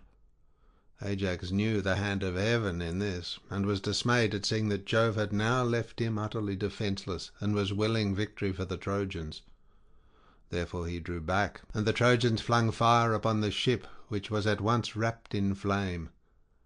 The fire was now flaring about the ship's stern, whereon Achilles smote his two thighs, and said to Patroclus, "Up, noble knight, for I see the glare of hostile fire at our fleet. Up, lest they destroy our ships, and there be no way by which we may retreat. Gird on your armour at once, while I call our people together." As he spoke, Patroclus put on his armour.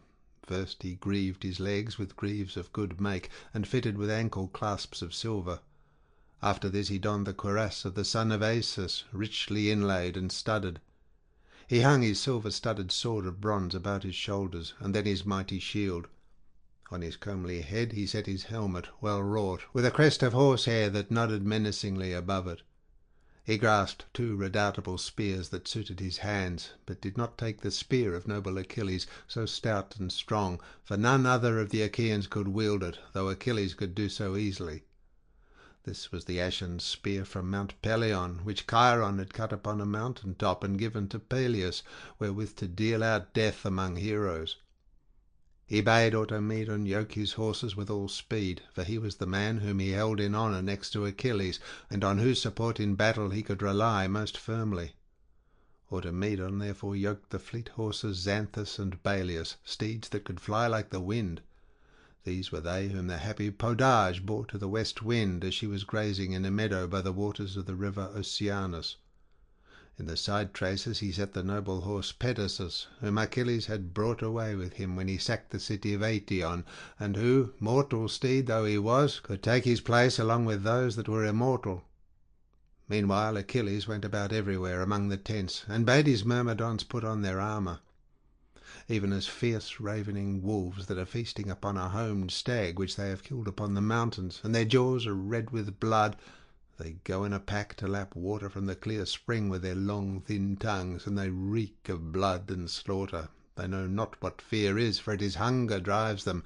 Even so did the leaders and counsellors of the Myrmidons gather round the good squire of the fleet, descendant of Asus, and among them stood Achilles himself, cheering on both men and horses.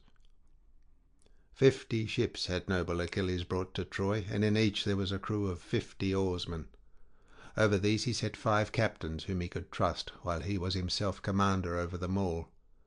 Menestheus of the gleaming corslet, son to the river Spercheius that streams from heaven, was captain of the first company. Fair Polydora, daughter of Peleus, bore him to ever-flowing Spercheius, a woman mated with a god, but he was called son of Borus, son of Perieres, with whom his mother was living as his wedded wife, and who gave great wealth to gain her. The second company was led by noble Eudorus, son to an unwedded woman. Polymyle, daughter of Phyllis, the graceful dancer, bore him. The mighty slayer of Argos was enamoured of her as he saw her among the singing women at a dance held in honour of Diana, the rushing huntress of the golden arrows. He therefore, Mercury, giver of all good, went with her into an upper chamber, and lay with her in secret, whereon she bore him a noble son, Eudorus, singularly fleet of foot, and in fight valiant. When Ilithuia, goddess of the pains of childbirth, brought him to the light of day, and he saw the face of the sun, mighty Achilles, son of Hector, took the mother to wife, and gave great wealth to gain her. But her father Phyllis brought the child up, and took care of him, doting as fondly upon him as though he were his own son. The third company was led by Pisander, son of Mamalus, the finest spearman among all the Myrmidons, next to Achilles' own comrade Patroclus. The old knight Phoenix was captain of the fourth company, and Alcimedon, noble son of Laerceus, of the fifth.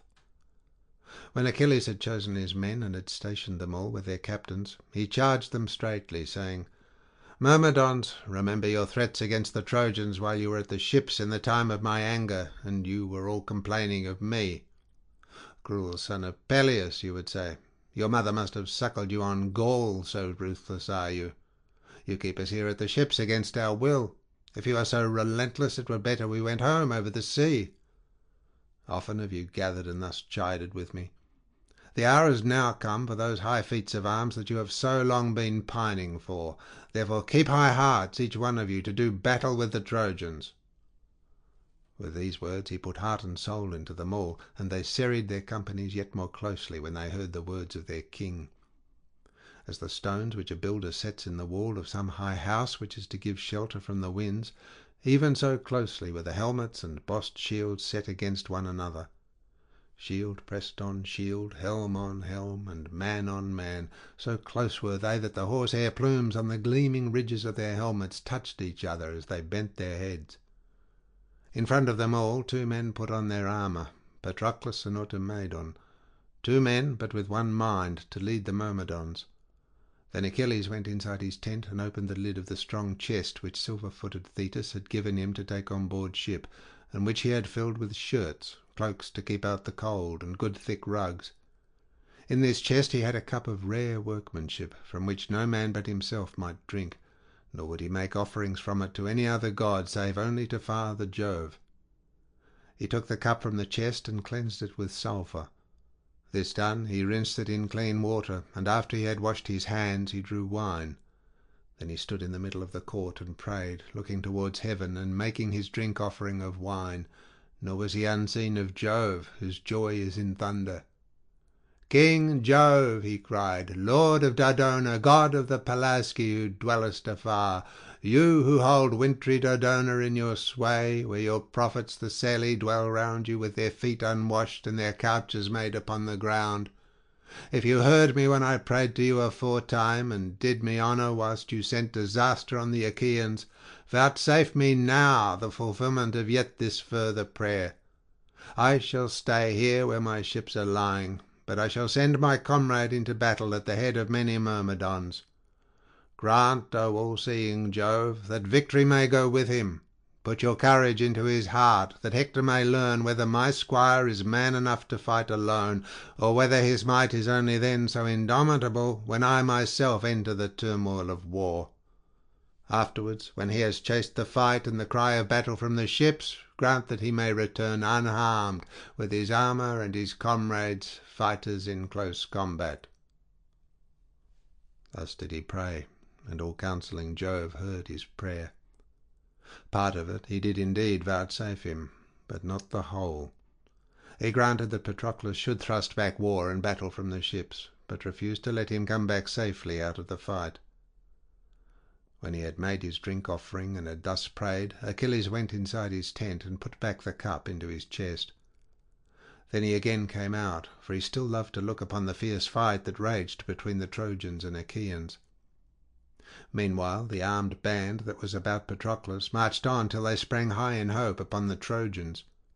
They came swarming out like wasps whose nests are by the roadside, and whom silly children love to tease, whereon anyone who happens to be passing may get stung. Or again, if a wayfarer going along the road vexes them by accident, every wasp will come flying out in a fury to defend his little ones. Even with such rage and courage did the Myrmidons swarm from their ships, and their cry of battle rose heavenwards. Patroclus called out to his men at the top of his voice, "Myrmidons, followers of Achilles, son of Peleus, be men, my friends. Fight with might and with main, that we may win glory for the son of Peleus, who is far the foremost man at the ships of the Argives, he and his close fighting followers. The son of Atreus, King Agamemnon, will thus learn his folly in showing no respect to the bravest of the Achaeans." With these words he put heart and soul into them all, and they fell in a body upon the Trojans. The ships rang again with a cry which the Achaeans raised, and when the Trojans saw the brave son of Menoetius and his squire all gleaming in their armour, they were daunted, and their battalions were thrown into confusion, for they thought the fleet son of Peleus must now have put aside his anger, and have been reconciled to Agamemnon. Every one therefore looked round about to see whither he might fly for safety. Patroclus first aimed a spear into the middle of the press, where men were packed most closely, by the stern of the ship of Protesilaus. He hit Pyracmes, who had led his Paeonian horsemen from the Amydon and the broad waters of the river Axius. The spear struck him on the right shoulder, and with a groan he fell backwards in the dust. On this his men were thrown into confusion, for by killing their leader, who was the finest soldier among them, Patroclus struck panic into them all. He thus drove them from the ship, and quenched the fire that was then blazing, leaving the half-burnt ship to lie where it was. The Trojans were now driven back with a shout that rent the skies, while the Danaans poured after them from their ships, shouting also without ceasing. As when Jove, gatherer of the thunder-cloud, spreads a dense canopy on the top of some lofty mountain, and all the peaks, the jutting headlands and forest glades show out in the great light that flashes from the bursting heavens, even so when the Danaans had now driven back the fire from their ships, they took breath for a little while. But the fury of the fight was not yet over, for the Trojans were not driven back in utter rout, but still gave battle, and were ousted from their ground only by sheer fighting. The fight then became more scattered, and the chieftains killed one another when and how they could. The valiant son of Menoetius first drove his spear into the thigh of Autolycus just as he was turning round. The point went clean through and broke the bone so that he fell forward. Meanwhile Menelaus struck Thoas in the chest, where it was exposed near the rim of his shield, and he fell dead. The son of Phyleus saw Amphiclus about to attack him, and ere he could do so took aim at the upper part of his thigh, where the muscles are thicker than in any other part. The spear tore through all the sinews of the leg, and his eyes were closed in darkness. Of the sons of Nestor, one, Antilochus, speared Atymnius, driving the point of the spear through his throat, and down he fell. Maras then sprang on Antilochus in hand-to-hand fight to avenge his brother, and bestrode the body spear in hand, but valiant Thrasymedes was too quick for him, and in a moment had struck him in the shoulder ere he could deal his blow. His aim was true, and the spear severed all the muscles at the root of his arm, and tore them right down to the bone, so he fell heavily to the ground, and his eyes were closed in darkness. Thus did these two noble comrades of Sarpedon go down to Erebus, slain by the two sons of Nestor. They were the warrior sons of Amisadorus, who had reared the invincible Chimaera to the bane of many. Ajax son of Oileus sprang on Cleobulus, and took him alive as he was entangled in the crush, but he killed him then and there by a sword blow on the neck. The sword reeked with his blood, while dark death and the strong hand of fate gripped him and closed his eyes. Peneleos and Lycon now met in close fight, for they had missed each other with their spears. They had both thrown without effect, so now they drew their swords. Lycon struck the plumed crest of Peneleos' helmet, but his sword broke at the hilt, while Peneleos smote Lycon on the neck under the ear.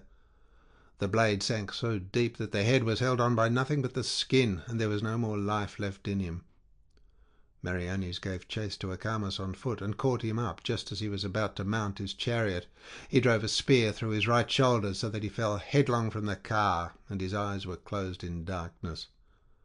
Idomeneus speared Eramis in the mouth. The bronze point of the spear went clean through it beneath the brain, crashing in among the white bones and smashing them up. His teeth were all of them knocked out, and the blood came gushing in a stream from both his eyes. It also came gurgling up from his mouth and nostrils, and the darkness of death enfolded him round about. Thus did these chieftains of the Danaans each of them kill his man. As ravening wolves seize on kids or lambs, fastening on them when they are alone on the hillsides and have strayed from the main flock through the carelessness of the shepherd, and when the wolves see this they pounce upon them at once because they cannot defend themselves, even so did the Danaans now fall on the Trojans, who fled with ill-omened cries in their panic and had no more fight left in them. Meanwhile great Ajax kept on trying to drive a spear into Hector, but Hector was so skilful that he held his broad shoulders well under cover of his ox-hide shield, ever on the lookout for the whizzing of the arrows and the heavy thud of the spears. He well knew that the fortunes of the day had changed, but still stood his ground and tried to protect his comrades. As when a cloud goes up into heaven from Olympus, rising out of a clear sky when Jove is brewing a gale, even with such a panic-stricken rout did the Trojans now fly, and there was no order in their going. Hector's fleet horses bore him and his armour out of the fight, and he left the Trojan host penned in by the deep trench against their will. Many a yoke of horses snapped the pole of their chariots in the trench, and left their master's car behind them. Patroclus gave chase, calling impetuously on the Danaans, and full of fury against the Trojans, who, being now no longer in a body, filled all the ways with their cries of panic and rout. The air was darkened with the clouds of dust they raised, and the horses strained every nerve in their flight from the tents and ships towards the city. Patroclus kept on heading his horses wherever he saw most men flying in confusion, cheering on his men the while. Chariots were being smashed in all directions, and many a man came tumbling down from his own car to fall beneath the wheels of that of Patroclus, whose immortal steeds, given by the gods to Peleus, sprang over the trench at a bound as they sped onward. He was intent on trying to get near Hector, for he had set his heart on spearing him, but Hector's horses were now hurrying him away. as the whole dark earth bows before some tempest on an autumn day, when Jove rains his hardest to punish men for giving crooked judgment in their courts, and driving justice therefrom without heed to the decrees of heaven. All the rivers run full, and the torrents tear many a new channel as they roar headlong from the mountains to the dark sea, and it fares ill with the works of men. Even such was the stress and strain of the Trojan horses in their flight. Patroclus now cut off the battalions that were nearest to him, and drove them back to the ships. They were doing their best to reach the city, but he would not let them, and bore down on them between the river and the ships and wall. Many a fallen comrade did he then avenge. First he hit Pronoeus with a spear on the chest where it was exposed near the rim of his shield, and he fell heavily to the ground. Next he sprang on Hector, son of Enops, who was sitting all huddled up in his chariot, for he had lost his head and the reins had been torn out of his hands. Patroclus went up to him and drove a spear into his right jaw. He thus hooked him by the teeth, and the spear pulled him over the rim of his car, as one who sits in the end of some jutting rock and draws a strong fish out of the sea with a hook and a line. Even so with his spear did he pull Hector all gaping from his chariot. He then threw him down on his face, and he died while falling. On this, as Euryalus was on coming to attack him, he struck him full on the head with a stone, and his brains were all battered inside his helmet, whereon he fell headlong to the ground, and the pangs of death took hold upon him. Then he laid low, one after the other, Eramas, Amphoterus, Epaltes, Tlepolemus, Echius, son of Damastor, Pyrrhus, Iphias, Euippus, and Polymalus, son of Argeus. Now when Sarpedon saw his comrades, men who wore ungirded tunics, being overcome by Patroclus, son of Menoetius, he rebuked the Lycians, saying, "Shame on you! Where are you flying to? Show your mettle! I will myself meet this man in fight, and learn who it is that is so masterful. He has done us much hurt, and has stretched many a brave man upon the ground." He sprang from his chariot as he spoke, and Patroclus, when he saw this, leapt on to the ground also. The two of them then rushed at one another with loud cries, like eagle-beaked, crook-taloned vultures that scream and tear at one another in some high mountain fastness. The son of scheming Saturn looked down upon them in pity, and said to Juno, who was with his wife and sister, "Alas, that it should be the lot of Sarpedon, whom I love so dearly, to perish by the hand of Patroclus. I am in two minds whether to catch him up out of the fight and set him down safe and sound in the fertile land of Lycia, or to let him now fall by the hand of the son of Menoetius." And Juno answered, "Most dread son of Saturn, what is this that you are saying? Would you snatch a mortal man, whose doom has long been fated, out of the jaws of death? Do as you will, but we shall not all of us be of your mind. I say further, and lay my saying to your heart, that if you send Sarpedon safely to his own home, some other of the gods will also be wanting to escort his son out of battle, for there are many sons of gods fighting round the city of Troy, and you will make every one jealous. If, however, you are fond of him and pity him, let him indeed fall by the hand of Patroclus, but as soon as the life is gone out of him, send death and sweet sleep to bear him off the field and take him to the broad lands of Lycia, where his brothers and his kinsmen will bury him with mound and pillar, in due honour to the dead." The sire of gods and men assented, but he shed a rain of blood upon the earth in honour of his son, whom Patroclus was about to kill on the rich plain of Troy, far from his home. When they were now come close to one another, Patroclus struck Thrasydemus, the brave squire of Sarpedon, in the lower part of the belly, and killed him. Sarpedon then aimed a spear at Patroclus and missed him, but he struck the horse Pedasus in the right shoulder, and it screamed aloud as it lay groaning in the dust until the life went out of it.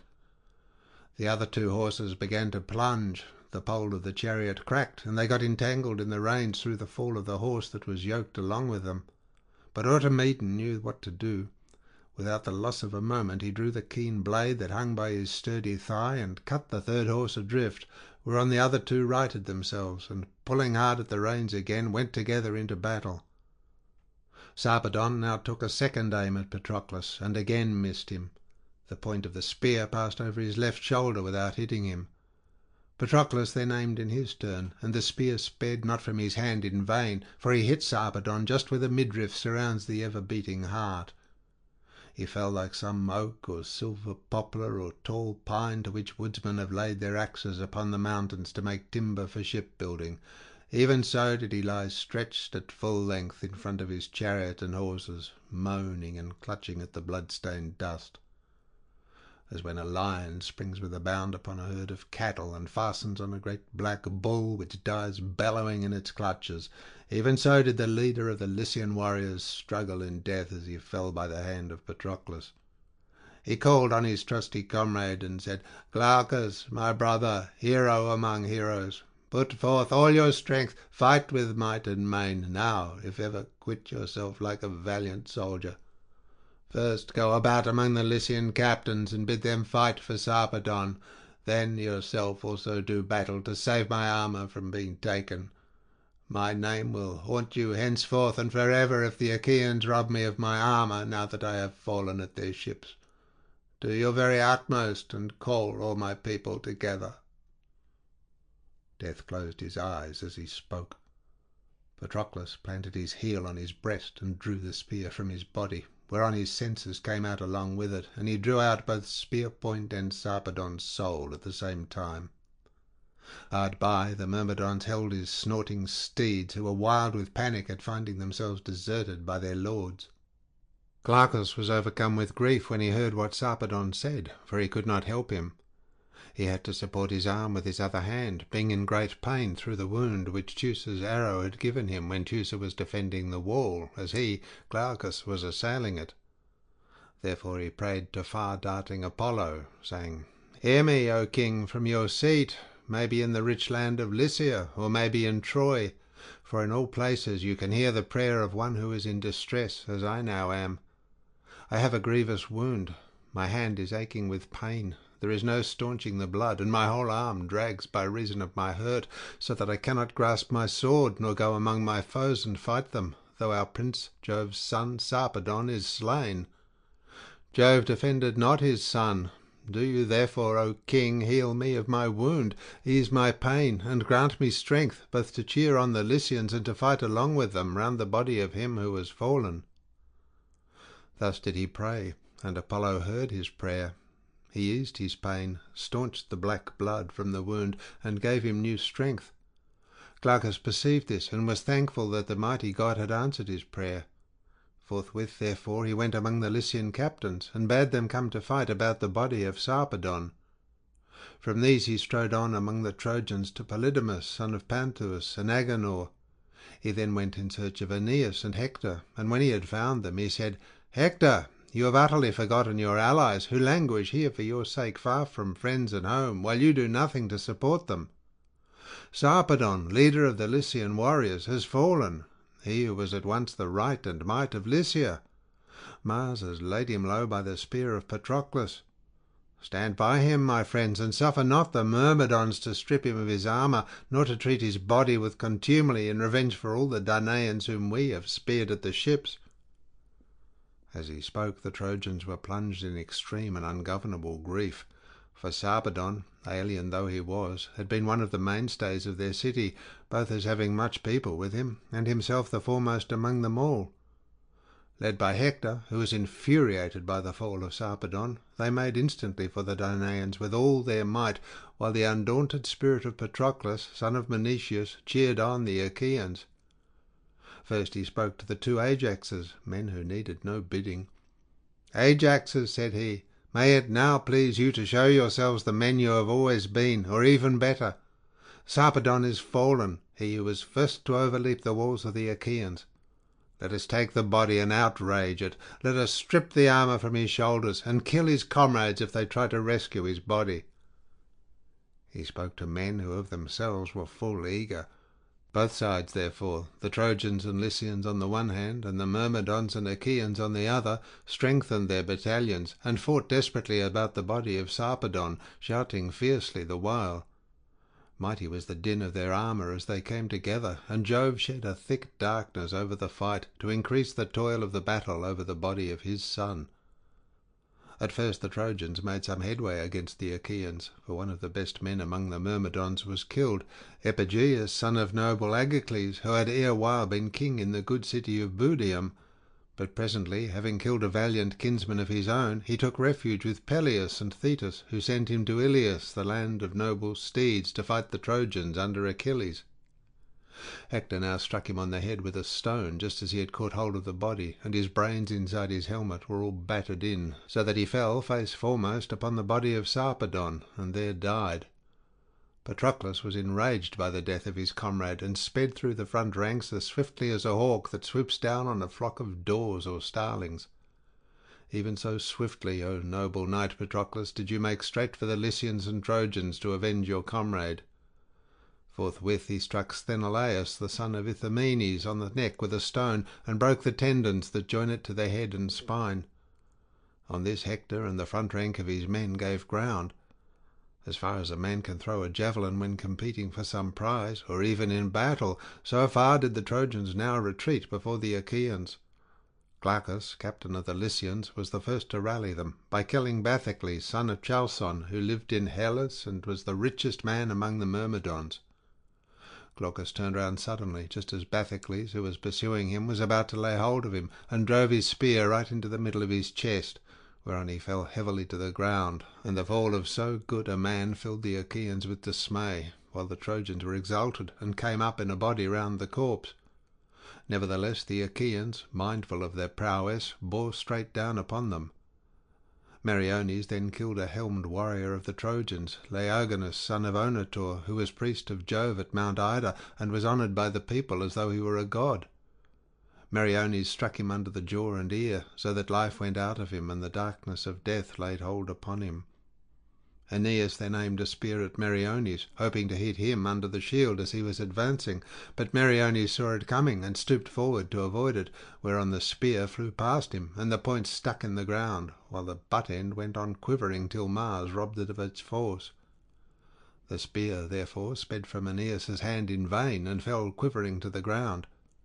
Aeneas was angry, and said, "Meriones, you are a good dancer, but if I had hit you, my spear would soon have made an end of you."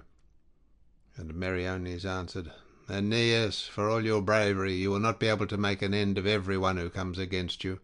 You are only a mortal like myself, and if I were to hit you in the middle of your shield with my spear, however strong and self-confident you may be, I should soon vanquish you, and you would yield your life to Hades of the noble steeds." On this the son of Menoetius rebuked him, and said, "Meriones, hero though you be, you should not speak thus. Taunting speeches, my good friend, will not make the Trojans draw away from the dead body. Some of them must go underground first. Blows for battle and words for counsel. Fight, therefore, and say nothing."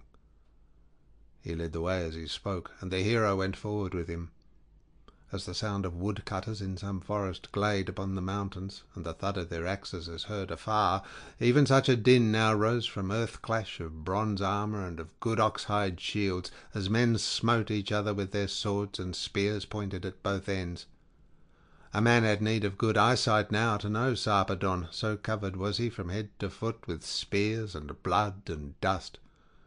Men swarmed about the body as flies that buzz round the full milk pails in spring when they are brimming with milk. Even so did they gather round Sarpedon, nor did Jove turn his keen eyes away for one moment from the fight, but kept looking at it all the time, for he was settling how to best kill Patroclus, and considering whether Hector should be allowed to end him now in the fight round the body of Sarpedon, and strip him of his armour, or whether he should let him give yet further trouble to the Trojans. In the end he deemed it best that the brave squire of Achilles, son of Peleus, should drive Hector and the Trojans back towards the city, and take the lives of many.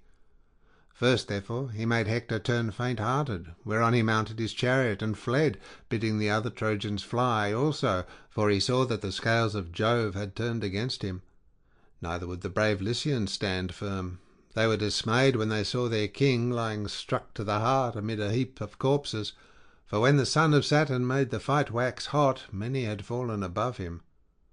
The Achaeans therefore stripped the gleaming armour from his shoulders, and the brave son of Menoetius gave it to his men to take to the ships. Then Jove, lord of the storm cloud, said to Apollo, "Dear Phoebus, go, I pray you, and take Sarpedon out of range of the weapons. Cleanse the black blood from off him, and then bear him a long way off, where you may wash him in the river. Anoint him with ambrosia, and clothe him in immortal raiment. This done, commit him to the arms of the two fleet messengers, Death and Sleep, who will carry him straightway to the rich land of Lycia, where his brothers and kinsmen will inter him, and will raise both mound and pillar to his memory, in due honour to the dead." Thus he spoke. Apollo obeyed his father's saying, and came down from the heights of Ida into the thick of the fight. Forthwith he took Sarpedon out of range of the weapons, and then bore him a long way off, where he washed him in the river, anointed him with ambrosia, and clothed him in immortal raiment. This done, he committed him to the arms of the two fleet messengers, Death and Sleep, who presently set him down on the rich land of Lycia. Meanwhile Patroclus, with many a shout to his horses and to Automedon, pursued the Trojans and Lycians in the pride and foolishness of his heart. Had he but obeyed the bidding of the son of Peleus, he would have escaped death and have been scatheless. But the counsels of Jove pass man's understanding. He will put even a brave man to flight, and snatch victory from his grasp, or again he will set him on to fight, as he now did when he put a high spirit into the heart of Patroclus. Who then first and who last was slain by you, O Patroclus, when the gods had now called you to meet your doom? First Adrestus, Autonous, Achilles, Pyramus, the son of Meges, Epistor, and Melanippus. After these he killed Elasus, Mulius, and Pylates. These he slew, but the rest saved themselves by flight. The sons of the Achaeans would now have taken Troy by the hands of Patroclus, for his spear flew in all directions, had not Phoebus Apollo taken his stand upon the wall to defeat his purpose and to aid the Trojans. Thrice did Patroclus charge at an angle of the high wall, and thrice did Apollo beat him back, striking his shield with his own immortal hands. When Patroclus was coming on like a god for yet a fourth time, Apollo shouted to him with an awful voice, and said, "Draw back, noble Patroclus. It is not your lot to sack the city of the Trojan chieftains, nor yet will it be that of Achilles, who is a far better man than you are." On hearing this, Patroclus withdrew to some distance, and avoided the anger of Apollo. Meanwhile Hector was waiting with his horses inside the Scaean gates, in doubt whether to drive out again and go on fighting, or to call the army inside the gates. As he was thus doubting, Phoebus Apollo drew near him in the likeness of a young and lusty warrior, Asius, who was Hector's uncle, being own brother to Hecuba, and son of Dymas, who lived in Phrygia by the waters of the river Sangarius. In his likeness Jove's son Apollo now spoke to Hector, saying, "Hector, why have you left off fighting? It is ill done of you. If I were as much better a man than you as I am worse, you should soon rue your slackness. Drive straight towards Patroclus, if so be that Apollo may grant you a triumph over him, and you may rule him."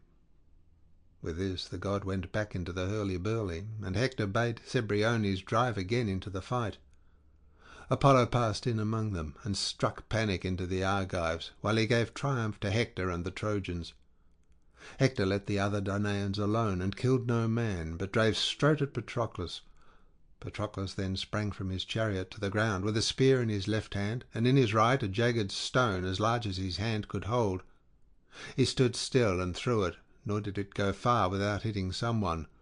The cast was not in vain, for the stone struck Cebriones, Hector's charioteer, a bastard son of Priam, as he held the reins in his hands. The stone hit him on the forehead, and drove his brows into his head, for the bone was smashed, and his eyes fell to the ground at his feet. He dropped dead from his chariot, as though he were diving, and there was no more life left in him. Over him did you then vaunt, O knight Patroclus, saying, "Bless my heart, how active he is, and how well he dives! If we had been at sea, this fellow would have dived from the ship's side, and brought up as many oysters as the whole crew could stomach, even in rough water, for he has dived beautifully off his chariot onto the ground. It seems then that there are divers also among the Trojans." As he spoke, he flung himself on Cebriones with the spring, as it were of a lion, that while attacking a stockyard is himself struck in the chest, and his courage is his own bane.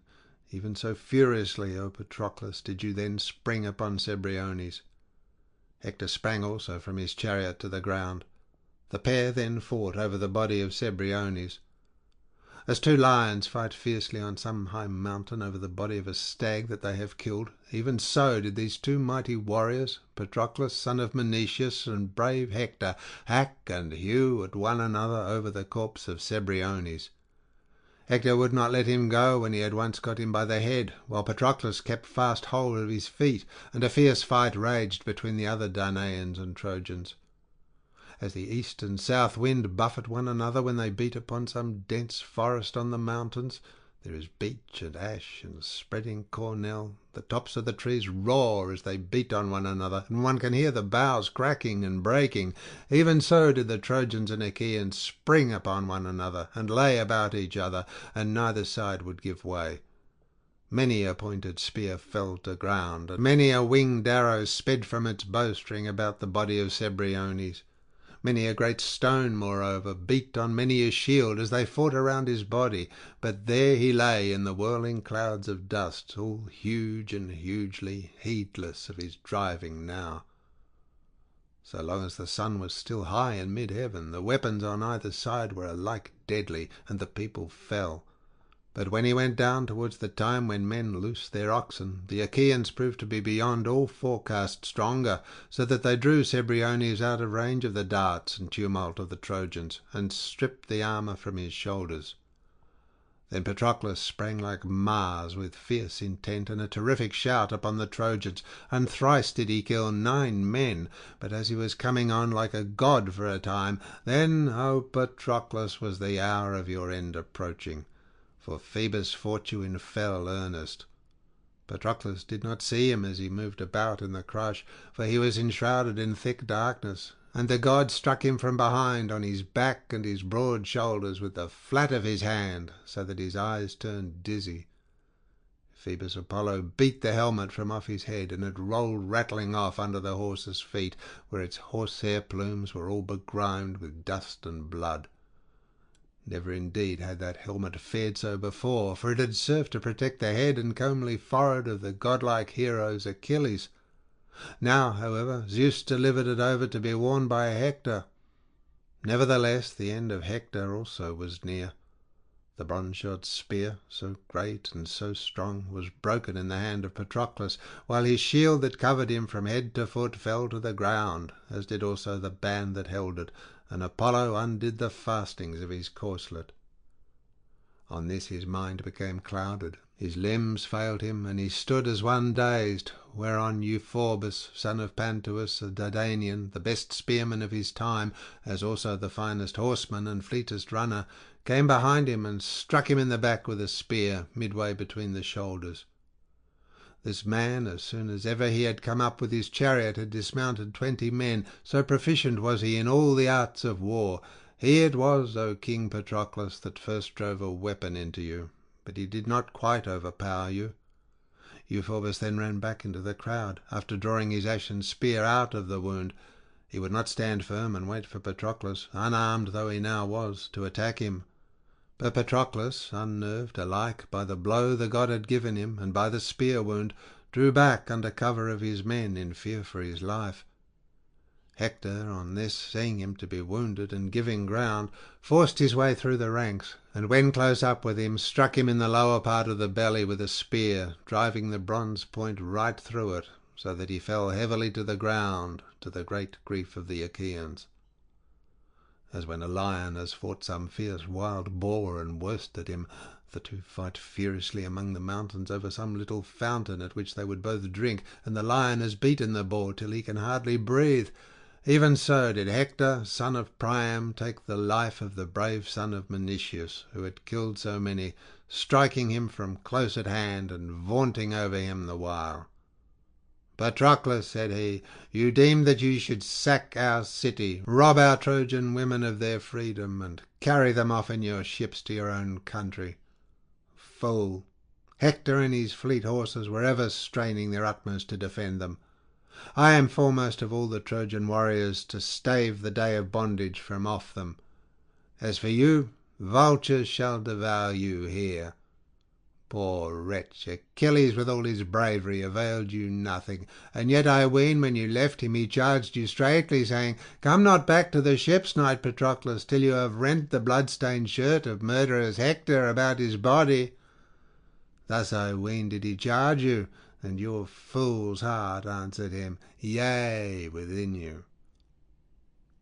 Then as the life ebbed out of you, you answered, O knight Patroclus, Hector, vaunt as you will, for Jove the son of Saturn and Apollo have vouchsafed you victory.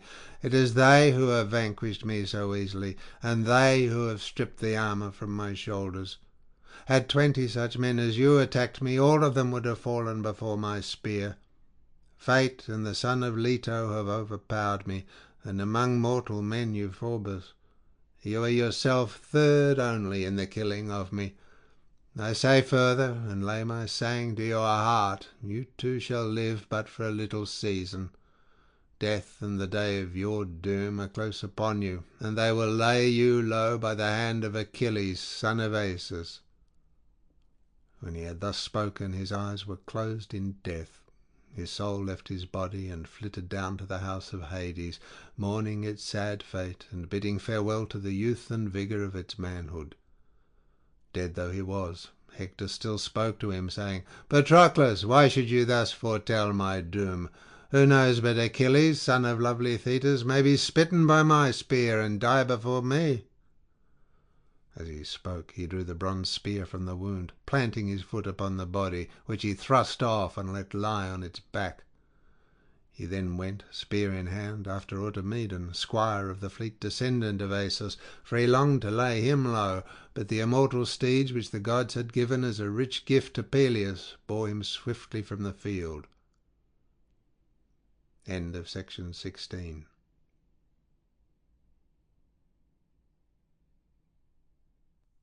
Section 17 of the Iliad by Homer, translated by Samuel Butler. Book 17. The fight around the body of Patroclus. Brave Menelaus, son of Atreus, now came to know that Patroclus had fallen, and made his way through the front ranks, clad in full armour, to bestride him. As a cow stands lowing over her first calf, even so did yellow-haired Menelaus bestride Patroclus. He held his round shield and his spear in front of him, resolute to kill any who should dare face him. But the son of Panthous had also noted the body, and came up to Menelaus, saying, Menelaus, son of Atreus, draw back, leave the body, and let the blood-stained spoils be. I was first of the Trojans and their brave allies to drive my spear into Patroclus. Let me, therefore, have my full glory among the Trojans, or I will take aim and kill you. To this Menelaus answered in great anger, By Father Jove, boasting is an ill thing. The pard is not more bold, nor the leopard, nor savage wild boar, which is fiercest and most dauntless of all creatures, than are the proud sons of Panthous. Yet Hyperenor did not see out the days of his youth when he made light of me and withstood me, deeming me the meanest soldier among the Danaans. His own feet never bore him back to gladden his wife and parents. Even so shall I make an end of you too, if you withstand me. Get you back into the crowd, and do not face me, or it shall be worse for you. Even a fool may be wise after the event. Euphorbus would not listen, and said, Now indeed, Menelaus, you shall pay for the death of my brother, over whom you vaunted, and whose wife you widowed in her bridal chamber, while you brought grief unspeakable on his parents. I shall comfort these poor people if I bring your head and armour and place them in the hands of Panthous and noble Phrontis. The time is come when this matter shall be fought out and settled, for me or against me. As he spoke, he struck Menelaus full on the shield, but the spear did not go through, for the shield turned its point.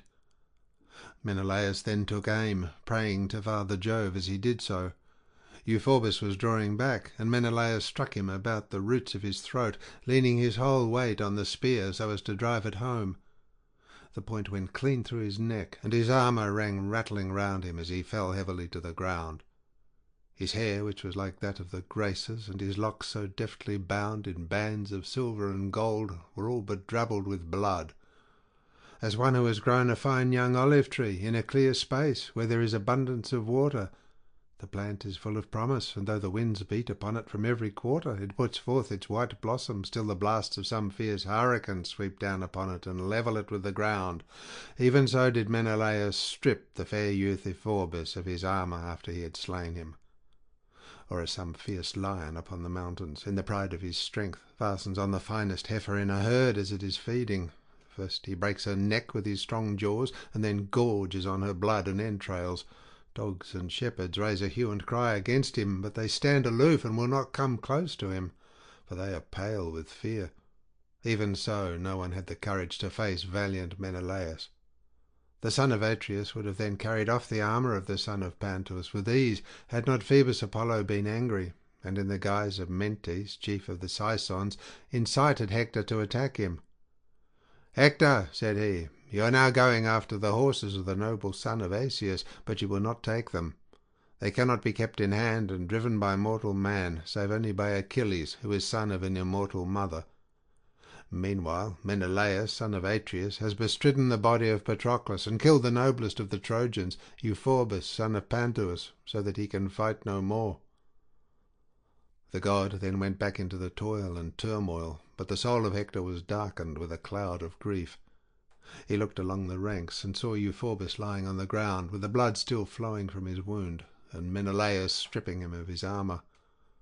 On this he made his way to the front like a flame of fire, clad in his gleaming armour, and crying with a loud voice. When the son of Atreus heard him, he said to himself in his dismay, "Alas, what shall I do? I may not let the Trojans take the armour of Patroclus, who has fallen fighting on my behalf, lest some Danaan who sees me should cry shame upon me.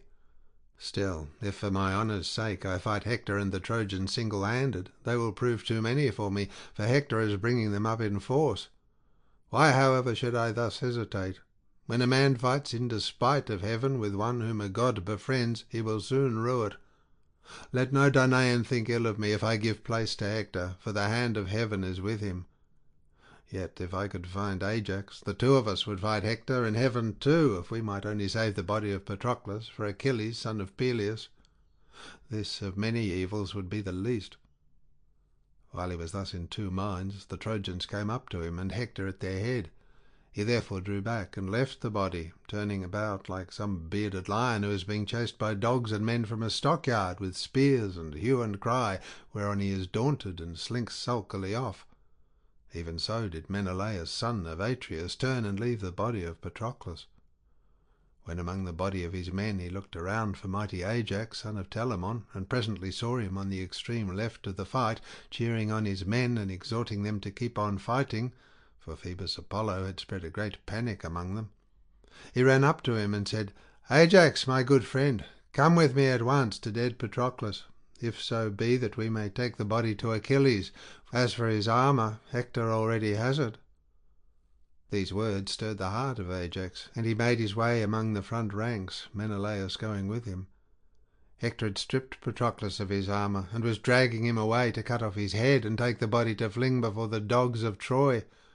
But Ajax came up with his shield like wall before him, on which Hector withdrew under shelter of his men, and sprang onto his chariot, giving the armour over to the Trojans to take to the city as a great trophy for himself. Ajax therefore covered the body of Patroclus with his broad shield, and bestrode him, as a lion stands over his whelps if hunters have come upon him in a forest when he is with his little ones. In the pride and fierceness of his strength he draws his knit brows down till they cover his eyes. Even so did Ajax bestride the body of Patroclus, and by his side stood Menelaus, son of Atreus, nursing great sorrow in his heart. Then Glaucus, son of Hippolochus, looked fiercely at Hector and rebuked him sternly. "Hector," said he, "you make a brave show, but in fight you are sadly wanting. A runaway like yourself has no claim to so great a reputation. Think how you may now save your town and citadel by the hands of your own people, born in Ilias, for you will get no Lycians to fight for you, seeing what thanks they have had for their incessant hardships. Are you likely, sir, to do anything to help a man of less note, after leaving Sarpedon, who was at once your guest and comrade in arms, to be the spoil and prey of the Danaans? So long as he lived, he did good service both to your city and yourself, yet you have no stomach to save his body from the dogs. If the Lycians will listen to me, they will go home and leave Troy to its fate. If the Trojans had any of that daring, fearless spirit which lays hold of men who are fighting for their country and harassing those who would attack it, we would soon bear off Patroclus into Ilius. Could we get this dead man away and bring him into the city of Priam, the Argives would readily give up the armour of Sarpedon, and we could get his body to boot. For he whose squire has now been killed is the foremost man at the ships of the Achaeans, he and his close fighting followers. Nevertheless you dared not make a stand against Ajax, nor face him eye to eye, with battle all around you, for he is a braver man than you are." Hector scowled at him and answered, "Glaucus, you should know better. I have held you so far as a man of more understanding than any in all Lycia, but now I despise you for saying that I am afraid of Ajax. I fear neither battle nor the din of chariots, but Jove's will is stronger than ours. Jove at one time makes even a strong man draw back and snatches victory from his grasp, while at another he will set him on to fight. Come hither then, my friend. Stand by me, and see indeed whether I shall play the coward the whole day through, as you say, or whether I shall not stay some even of the boldest Danaans from fighting round the body of Patroclus."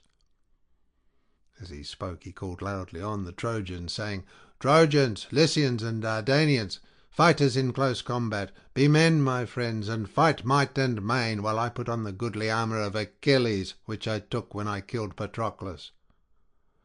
With this Hector left the fight, and ran full speed after his men, who were taking the armour of Achilles to Troy, but had not yet got far.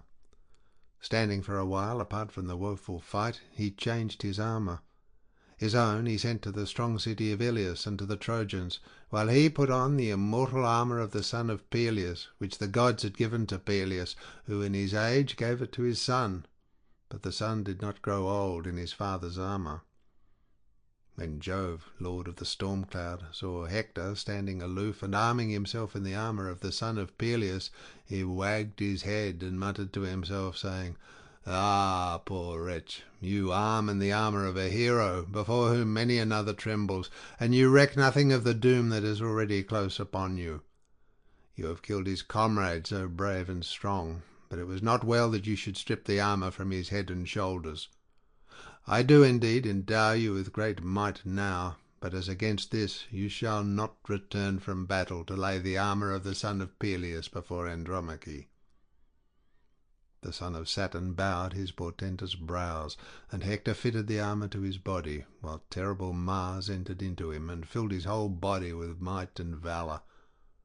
With a shout he strode in among the allies, and his armour flashed about him so that he seemed to all of them like the great son of Peleus himself. He went about among them and cheered them on. Mesthales, Glaucus, Medon, Thessalocus, Astiopaeus, Dacenor, and Hippothous, Phorcus, Chromius, and Anomus the augur. All these did he exhort, saying, "Hear me, allies from other cities who are here in your thousands. It was not in order to have a crowd about me that I called you hither, each from his several city, but that with heart and soul you might defend the wives and little ones of the Trojans from the fierce Achaeans. For this I do oppress my people with your food and the presents that make you rich. Therefore turn and charge at the foe, to stand or fall, as is the game of war.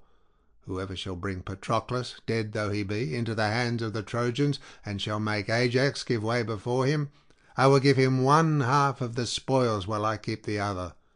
He will thus share like honour with myself." When he had thus spoken, they charged full weight upon the Danaans with their spears held out before them, and the hopes of each ran high that he should force Ajax, son of Telamon, to yield up the body. Fools that they were, for he was about to take the lives of many. Then Ajax said to Menelaus, "My good friend Menelaus, you and I shall hardly come out of this fight alive. I am less concerned for the body of Patroclus, who will shortly become meat for the dogs and vultures of Troy, than for the safety of my own head and yours. Hector has wrapped us round in a storm of battle from every quarter, and our destruction seems now certain. Call then upon the princes of the Danaans, if there is any one who can hear us." Menelaus did as he said, and shouted to the Danaans for help at the top of his voice. "My friends," he cried, "princes and councillors of the Argives, all you who with Agamemnon and Menelaus drink at the public costs and give orders each to his own people, as Jove vouchsafes him power and glory, The fight is so thick about me that I cannot distinguish you severally. Come on, therefore, every man unbidden, and think it shame that Patroclus should become meat and morsel for Trojan hounds." Fleet Ajax, son of Oileus, heard him, and was first to force his way through the fight and run to help him. Next came Idomeneus and Meriones, his esquire, peer of murderous Mars. As for the others that came into the fight after these, who of his own self could name them? The Trojans, with Hector at their head, charged in a body. As a great wave that comes thundering in at the mouth of some heaven-born river, and the rocks that jut into the sea ring with the roar of the breakers that beat and buffet them, even with such a roar did the Trojans come on. But the Achaeans, in singleness of heart, stood firm about the son of Menoetius, and fenced him with their bronze shields. Jove, moreover, hid the brightness of their helmets in a thick cloud, for he had borne no grudge against the son of Menoetius while he was still alive and squire to the descendant of Asus. Therefore he was loath to let him fall a prey to the dogs of his foes the Trojans, and urged his comrades on to defend him. At first the Trojans drove the Achaeans back, and they withdrew from the dead man daunted. The Trojans did not succeed in killing anyone. Nevertheless they drew the body away. But the Achaeans did not lose it long, for Ajax, foremost of all the Danaans after the son of Peleus, alike in stature and prowess, quickly rallied them and made towards the front like a wild boar upon the mountains when he stands at bay in the forest glades and routs the hounds and lusty youths that have attacked him. Even so did Ajax, son of Telamon, passing easily in among the phalanxes of the Trojans, disperse those who had bestridden Patroclus and were most bent on winning glory by dragging him off to their city. At this moment Hippothous, brave son of the Pelasgian Lethus, in his zeal for Hector and the Trojans, was dragging the body off by the foot through the press of the fight, having bound a strap round the sinews near the ankle. But a mischief soon befell him, from which none of those could save him who would have gladly done so, for the son of Telamon sprang forward and smote him on his bronze-cheeked helmet. The plumed headpiece broke about the point of the weapon, struck at once by the spear and by the strong hand of Ajax, so that the bloody brain came oozing out through the crest-socket. His strength then failed him, and he let Patroclus's foot drop from his hand as he fell full length dead upon the body. Thus he died far from the fertile land of Larissa, and never repaid his parents the cost of bringing him up, for his life was cut short early by the spear of mighty Ajax. Hector then took aim at Ajax with a spear, but he saw it coming and just managed to avoid it. The spear passed on and struck Schedius, son of noble Iphitus, captain of the Phocians, who dwelt in famed Panopeus and reigned over much people. It struck him under the middle of the collarbone. The bronze point went right through him, coming out at the bottom of his shoulder blade, and his armour rang rattling round him as he fell heavily to the ground. Ajax in his turn struck noble Phorcys, son of Phaenops, in the middle of the belly as he was bestriding Hippothous, and broke the plate of his cuirass, whereon the spear tore out his entrails, and he clutched the ground in his palm as he fell to earth. Hector and those who were in the front rank then gave ground, while the Argives raised a loud cry of triumph, and drew off the bodies of Phorcys and Hippothous, which they stripped presently of their armour. The Trojans would now have been worsted by the brave Achaeans, and driven back to Iliad through their own cowardice, while the Argives, so great was their courage and endurance, would have achieved a triumph even against the will of Jove, if Apollo had not roused Aeneas in the likeness of Periphas, son of Epetus, an attendant who had grown old in the service of Aeneas's aged father, and was at all times devoted to him. In his likeness, then, Apollo said, "Aeneas, can you not manage, even though heaven be against us, to save high Ilias? I have known men whose numbers, courage, and self-reliance have saved their people in spite of Jove, whereas in this case he would much rather give victory to us than to the Danaans, if you would only fight instead of being so terribly afraid." Aeneas knew Apollo when he looked straight at him, and shouted to Hector, saying, "Hector and all other Trojans and allies, shame on us if we are beaten by the Achaeans and driven back to Iliad through our own cowardice. A god has just come up to me and told me that Jove, the supreme disposer, will be with us. Therefore let us make for the Danaans, that it may go hard with them ere they bear away dead Patroclus to the ships." As he spoke, he sprang out far in front of the others, who then rallied and again faced the Achaeans. Aeneas speared Leocritus, son of Arispus, a valiant follower of Lysimedes, and Lysimedes was moved with pity as he saw him fall. He therefore went close up and speared Apisaon, son of Hippasus, shepherd of his people, in the liver under the midriff, so that he died. He had come from fertile Paeonia, and was the best man of them all after Asteropaeus. Asteropaeus flew forward to avenge him and attack the Danaans, but this might no longer be, inasmuch as those about Patroclus were well covered by their shields, and held their spears in front of them. For Ajax had given them strict orders that no man was either to give ground or to stand out before the others, but all were to hold well together about the body, and fight hand to hand. Thus did huge Ajax bid them, and the earth ran red with blood, as the corpses fell thick on one another, alike on the side of the Trojans and allies, and on that of the Danaans. For these last too fought no bloodless fight, though many fewer of them perished, through the care they took to defend and stand by one another. Thus did they fight as it were of flaming fire. It seemed as though it had gone hard even with the sun and moon, for they were hidden over all that part where the bravest heroes were fighting about the dead son of Menoetius, whereas the other Danaans and Achaeans fought at their ease in full daylight, with brilliant sunshine all round them, and there was not a cloud to be seen, neither on plain nor mountain. These last, moreover, would rest for a while and leave off fighting, for they were some distance apart and beyond the range of one another's weapons, whereas those who were in the thick of the fray suffered from both battle and darkness. All the best of them were being worn out by the great weight of their armour, but the two valiant heroes, Thrasymedes and Antilochus, had not yet heard of the death of Patroclus, and believed him to be still alive and leading the van against the Trojans. They were keeping themselves in reserve against the death or rout of their own comrades, for so Nestor had ordered them when he sent them from the ships into battle. Thus through the livelong day did they wage fierce war, and the sweat of their toil rained ever on their legs under them, and on their hands and eyes, as they fought over the squire of the fleet son of Peleus.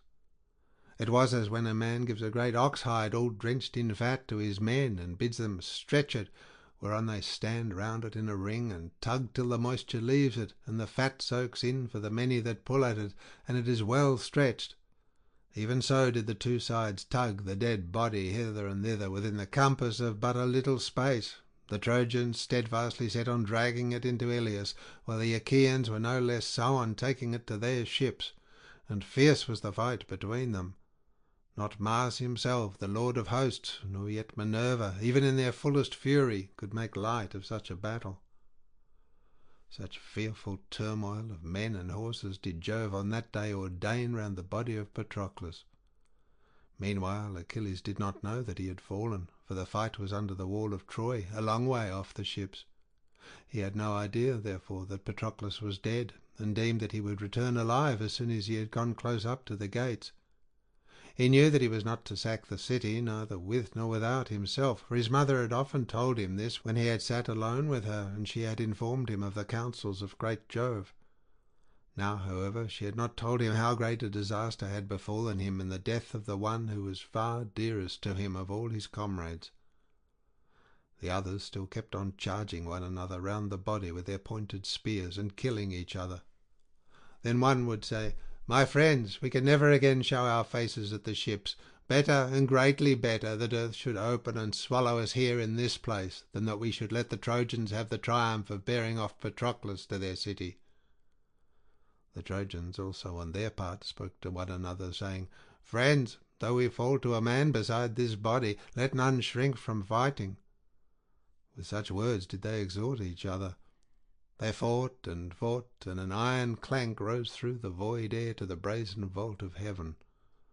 The horses of the descendant of Asus stood out of the fight, and wept when they heard that their driver had been laid low by the hand of murderous Hector. Automedon, valiant son of Diores, lashed them again and again. Many a time did he speak kindly to them, and many a time did he upbraid them, but they would neither go back to the ships by the waters of the broad Hellespont, nor yet into battle among the Achaeans. They stood with their chariots stock still, as a pillar set over the tomb of some dead man or woman, and bowed their heads to the ground. Hot tears fell from their eyes as they mourned the loss of their charioteer, and their noble manes drooped all wet from under the yoke straps on either side of the yoke. The son of Saturn saw them and took pity upon their sorrow.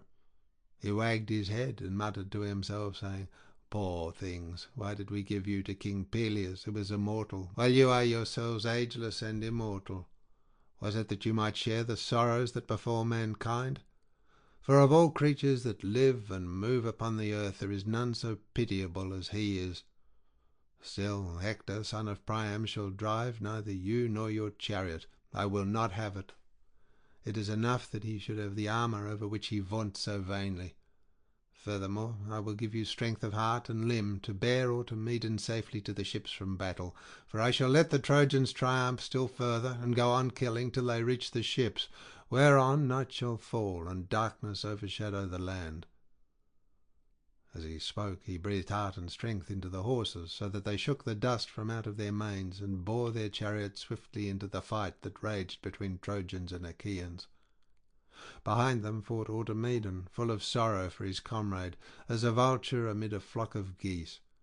In and out, and here and there, full speed, he dashed amid the throng of the Trojans. But for all the fury of his pursuit he killed no man, for he could not wield his spear and keep his horses in hand when alone in the chariot.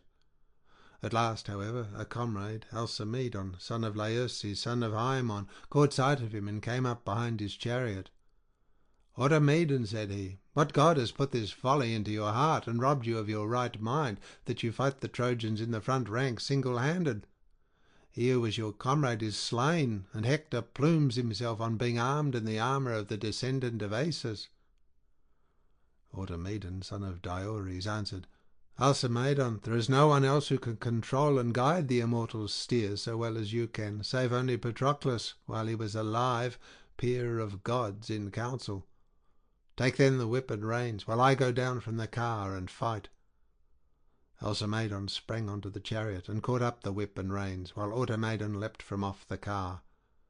When Hector saw him, he said to Aeneas, who was near him, "Aeneas, counsellor of the mail-clad Trojans, I see the steeds of the fleet son of Asus come into battle with weak hands to drive them. I am sure, if you think well, that we might take them. They will not dare face us if we both attack them." The valiant son of Anchises was of the same mind, and the pair went right on, with their shoulders covered with shields of tough dry ox-hide, overlaid with much bronze. Chromius and Aretus went also with them, and their hearts beat high with hope that they might kill the men and capture the horses. Fools that they were, for they were not to return scatheless from their meeting with Automedon, who prayed to Father Jove, and was forthwith filled with courage and strength abounding. He turned to his trusty commander, Alcimedon, and said, "Alcimedon, keep your horses so close up that I may feel their breath upon my back. I doubt that we shall not stay Hector, son of Priam, till he has killed us and mounted behind the horses. He will then either spread panic among the ranks of the Achaeans, or himself be killed among the foremost." On this he cried out to the two Ajaxes and Menelaus, "Ajaxes, captains of the Argives, and Menelaus, give the dead body over to them that are best able to defend it, and come to the rescue of us living. For Hector and Aeneas, who are the two best men among the Trojans, are pressing us hard in the full tide of war. Nevertheless, the issue lies on the lap of heaven. I will therefore hurl my spear, and leave the rest to Jove." He poised and hurled as he spoke, whereon the spear struck the round shield of Aretus, and went right through it, for the shield stayed it not, so that it was driven through his belt into the lower part of his belly. As when some sturdy youth, axe in hand, deals his blow behind the horns of an ox, and severs the tendons at the back of its neck, so that it springs forward and then drops, even so did Aretus give one bound, and then fall on his back, the spear quivering in his body, till it made an end of him. Hector then aimed a spear at Automedon, but he saw it coming and stooped forward to avoid it, so that it flew past him, and the point stuck in the ground, while the butt end went on quivering till Mars robbed it of its force. They would then have fought hand to hand with swords, had not the two Ajaxes forced their way through the crowd when they heard their comrades calling, and parted them for all their fury. For Hector, Aeneas, and Chromius were afraid, and drew back, leaving Aretus to lie there struck to the heart. Automedon, peer of fleet Mars, then stripped him of his armour, and vaunted over him, saying, I have done little to assuage my sorrow for the son of Menoetius, for the man I have killed is not so good as he was." As he spoke, he took the blood-stained spoils and laid them upon his chariot. Then he mounted the car with his hands and feet all steeped in gore, as a lion that has been gorging upon a bull. And now the fierce, groanful fight again raged about Patroclus, for Minerva came down from heaven and roused its fury by the command of far-seeing Jove, who had changed his mind and sent her to encourage the Danaans. As when Jove bends his bright bow in heaven in token to mankind either of war or of the chill storms that stay men from their labour and plague the flocks, even so, wrapped in such radiant raiment, did Minerva go in among the host and speak man by man to each. First she took the form and voice of Phoenix, and spoke to Menelaus, son of Atreus, who was standing near her. "Menelaus," said she, "it will be shame and dishonour to you if dogs tear the noble comrade of Achilles under the walls of Troy. Therefore be staunch, and urge your men to be so also." Menelaus answered, "Phoenix, my good old friend, may Minerva vouchsafe me strength and keep the darts from off me, for so shall I stand by Patroclus and defend him. His death has gone to my heart, but Hector is as a raging fire and deals his blows without ceasing, for Jove is now granting him a time of triumph." Minerva was pleased at his having named herself before any of the other gods. Therefore she put strength into his knees and shoulders, and made him as bold as a fly, which, though driven off, will yet come again and bite if it can, so dearly does it love man's blood. Even so bold as this did she make him as he stood over Patroclus and threw his spear. Now there was among the Trojans a man named Podes, son of Eetion, who was both rich and valiant. Hector held him in the highest honour, for he was his comrade and boon companion. The spear of Menelaus struck this man in the girdle just as he had turned in flight, and went right through him, whereon he fell heavily forward, and Menelaus, son of Atreus, drew off his body from the Trojans into the ranks of his own people. Apollo then went up to Hector and spurred him on to fight, in the likeness of Phaenops, son of Asius, who lived in Abydos and was the most favoured of all Hector's guests. In his likeness Apollo said, "Hector, who of the Achaeans will fear you henceforward, now that you have quailed before Menelaus, who has ever been rated poorly as a soldier? Yet now he has got a corpse away from the Trojans single-handed, and has slain your own true comrade, a man brave among the foremost, Podes, son of Eetion." A dark cloud of grief fell upon Hector as he heard, and he made his way to the front clad in full armour. Thereon the son of Saturn seized his bright tasselled aegis and veiled Ida in clouds. He sent forth his lightnings and his thunders, and as he shook his aegis he gave victory to the Trojans and routed the Achaeans. The panic was begun by Peneleos the Boeotian, for while keeping his face turned ever towards the foe, he had been hit with a spear on the upper part of his shoulder. A spear thrown by Polydamas had grazed the top of the bone, for Polydamas had come up to him and struck him from close at hand. Then Hector, in close combat, struck Laetus, son of noble Electryon, in the hand by the wrist, and disabled him from fighting further. He looked about him in dismay, knowing that never again would he wield spear in battle with the Trojans. While Hector was in pursuit of Laetus, Idomeneus struck him on the breastplate over his chest near the nipple, but the spear broke in the shaft, and the Trojans cheered aloud. Hector then aimed at Idomeneus, son of Deucalion, as he was standing on his chariot, and very narrowly missed him. But the spear hit Coiranus, a follower and charioteer of Meriones, who had come with him from Lyctus. Idomeneus had left the ships on foot, and would have afforded a great triumph to the Trojans if Coiranus had not driven quickly up to him.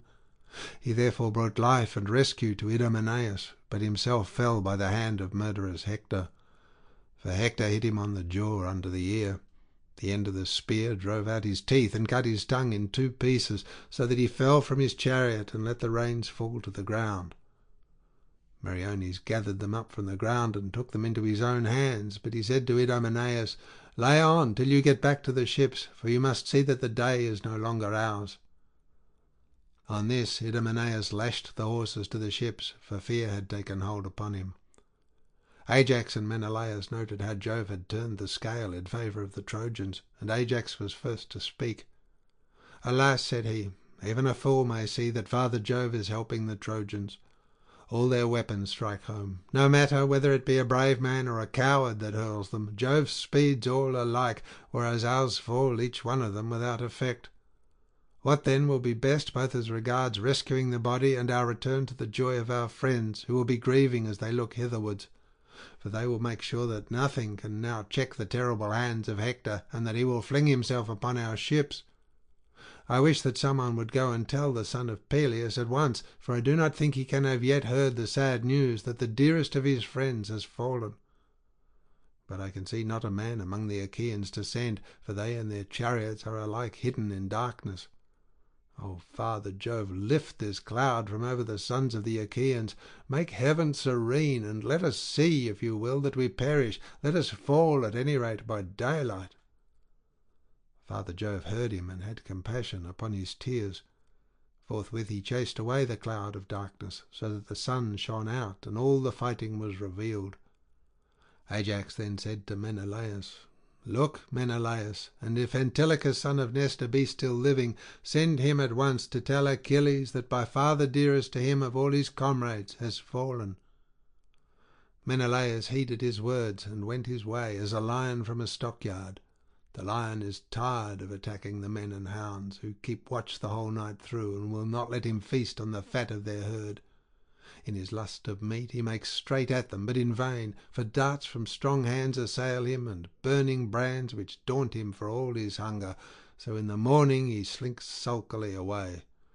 Even so did Menelaus, sorely against his will, leave Patroclus, in great fear lest the Achaeans should be driven back in rout, and let him fall into the hands of the foe. He charged Meriones and the two Ajaxes straightly, saying, "Ajaxes and Meriones, leaders of the Argives, now indeed remember how good Patroclus was. He was ever courteous while alive. Bear it in mind now that he is dead." With this Menelaus left them, looking round him as keenly as an eagle, whose sight, they say, is keener than that of any other bird. However high he may be in the heavens, not a hare that runs can escape him by crouching under bush or thicket, for he will swoop down upon it and make an end of it. Even so, O Menelaus, did your keen eyes range round the mighty host of your followers to see if you could find the son of Nestor still alive. Presently Menelaus saw him on the extreme left of the battle, cheering on his men and exhorting them to fight boldly. Menelaus went up to him and said, "Antilochus, come here and listen to sad news, which I would indeed were untrue. You must see with your own eyes that heaven is heaping calamity upon the Danaans and giving victory to the Trojans. Patroclus has fallen, who is the bravest of the Achaeans, and sorely will the Danaans miss him. Run instantly to the ships and tell Achilles that he may come to rescue the body and bear it to the ships. As for the armour, Hector already has it." Antilochus was struck with horror. For a long time he was speechless. His eyes filled with tears, and he could find no utterance. But he did as Menelaus had said, and set off running as soon as he had given his armour to a comrade, Laodocus, who was wheeling his horses round close behind him. Thus then did he run weeping from the field, to carry the bad news to Achilles, son of Peleus. Nor were you, O Menelaus, minded to succour his harassed comrades when Antilochus had left the Pylians, and greatly did they miss him. But he sent them noble Thrasymedes, and himself went back to Patroclus. He came running up to the two Ajaxes and said, "I have sent Antilochus to the ships to tell Achilles, but rage against Hector as he may, he cannot come, for he cannot fight without armour. What then will be our best plan, both as regards rescuing the dead and our own escape from death amid the battle cries of the Trojans?" Ajax answered, "Menelaus, you have said well. Do you then and Meriones stoop down, raise the body, and bear it out of the fray, while we two behind you keep off Hector and the Trojans, one in heart as in name, and long used to fighting side by side with one another." On this Menelaus and Meriones took the dead man in their arms and lifted him high aloft with a great effort. The Trojan host raised a hue and cry behind them when they saw the Achaeans bearing the body away, and flew after them like hounds attacking a wounded boar at the loo of a band of young huntsmen. For a while the hounds fly at him as though they would tear him in pieces, but now and again he turns on them in a fury, scaring and scattering them in all directions. Even so did the Trojans for a while charge in a body, striking with sword and with spears pointed at both the ends. But when the two Ajaxes faced them and stood at bay, they would turn pale, and no man dared press on to fight further about the dead. In this wise did the two heroes strain every nerve to bear the body to the ships out of the fight. The battle raged round them like fierce flames that when once kindled spread like wildfire over a city, and the houses fall in the glare of its burning. Even such was the roar and tramp of men and horses that pursued them as they bore Patroclus from the field, or as mules that put forth all their strength to draw some beam or great piece of ship's timber down a rough mountain track, and they pant and sweat as they go. Even so did Menelaus and Meriones pant and sweat as they bore the body of Patroclus. Behind them the two Ajaxes held stoutly out. As some wounded mountain spur that stretches across a plain will turn water and check the flow even of a great river, nor is there any stream strong enough to break through it, even so did the two Ajaxes face the Trojans and stem the tide of their fighting, though they kept pouring on towards them, and foremost among them all was Aeneas, son of Anchises, with valiant Hector. As a flock of daws or starlings fall to screaming and chattering when they see a falcon, foe to all small birds, come soaring near them, even so did the Achaean youth raise a babel of cries as they fled before Aeneas and Hector, unmindful of their former prowess. In the rout of the Danaans much goodly armour fell round about the trench, and of fighting there was no end. End of section 17.